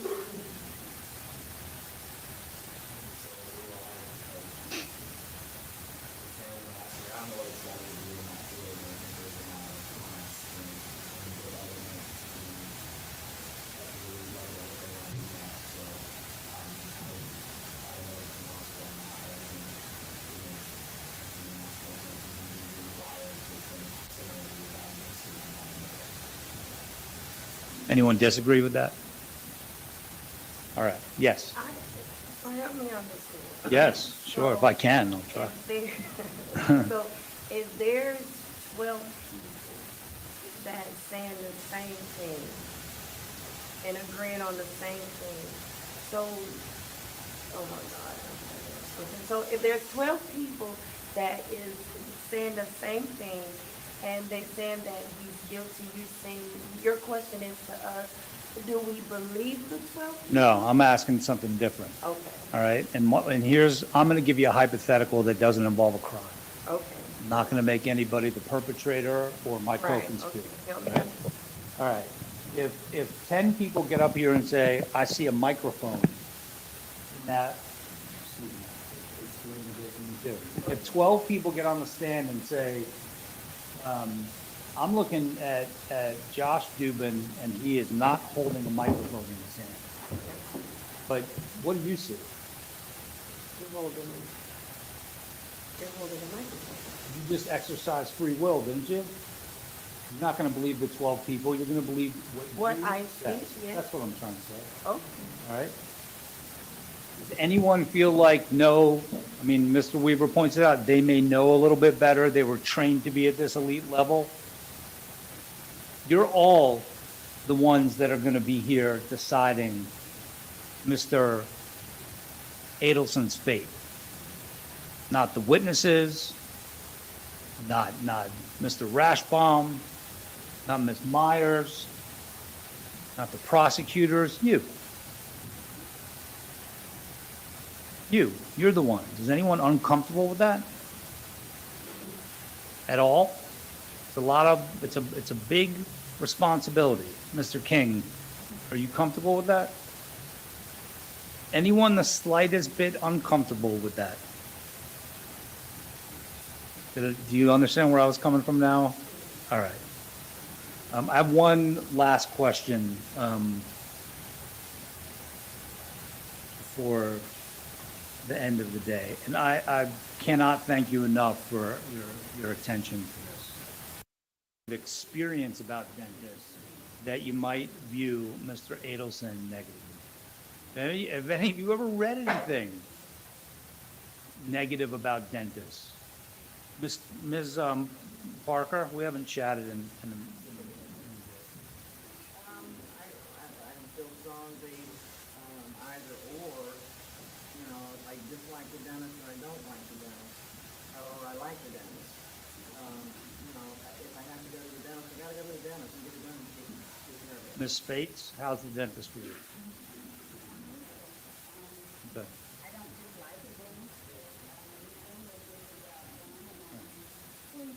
I'm not going to belabor the point. I just wanted, had it happen before where someone's like, they're that occupation.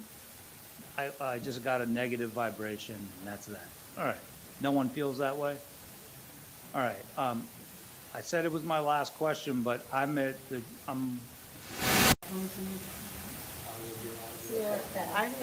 who disagrees and says, you know what, I'm always going because it's the respectful thing to do. It's fine if you feel that way. I'll do that for direct families. I'm going to pick up on this tomorrow. Ms. Brinkley, you sat up in your seat and you're inching closer. You know, I didn't go to my grandmother's funeral, and I didn't care what the rest of us had to say about it. Why not? Because I wanted to remember her the last time we had a conversation. I don't have no knowledge of her being in a casket. And there were other family members that, that's a shame, you shouldn't have done that, she raised you. Look, I don't care. I want to remember her the last time we spoke. All right, now I'm going to let go of the mic. It's at 6:15. Thank you so much for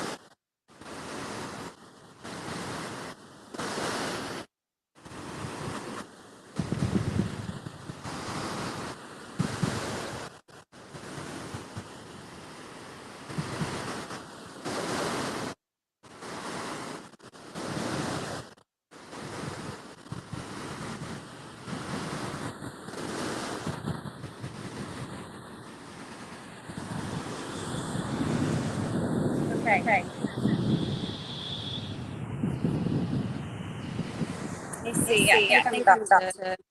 Hold on. I don't think I can say anything about this because I didn't turn it off on the phone. But we made it out here just in time. Just in time for y'all to see sunset.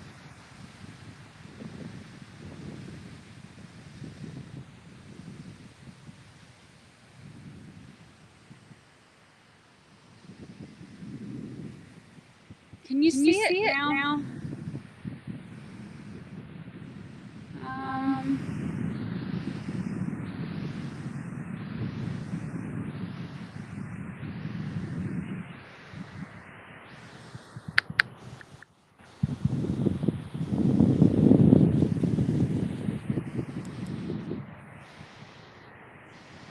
Now you can see a little bit better.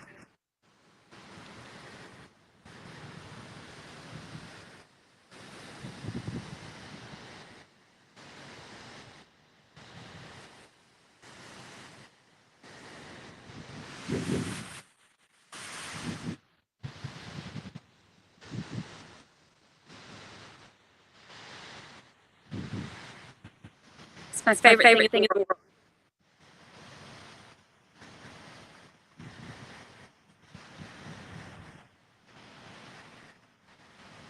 Best part about living here.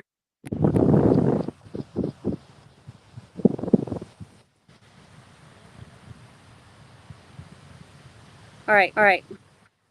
So we have been streaming now for more than 10 hours. So I'm gonna end. And tomorrow they're starting early with more jury stuff.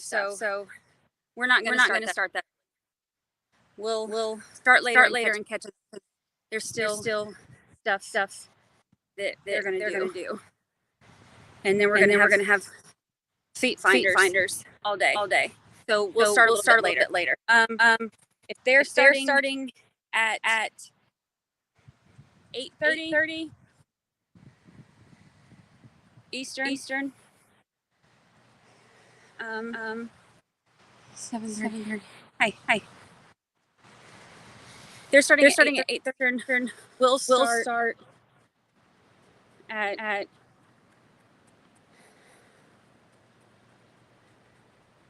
We'll start at like 9:30 ish. That should still be fine. Because all we're gonna do is catch up. So one more look before we go. It's my favorite thing in the world. All right. So I will see y'all bright and early and caffeinated in the morning. All right.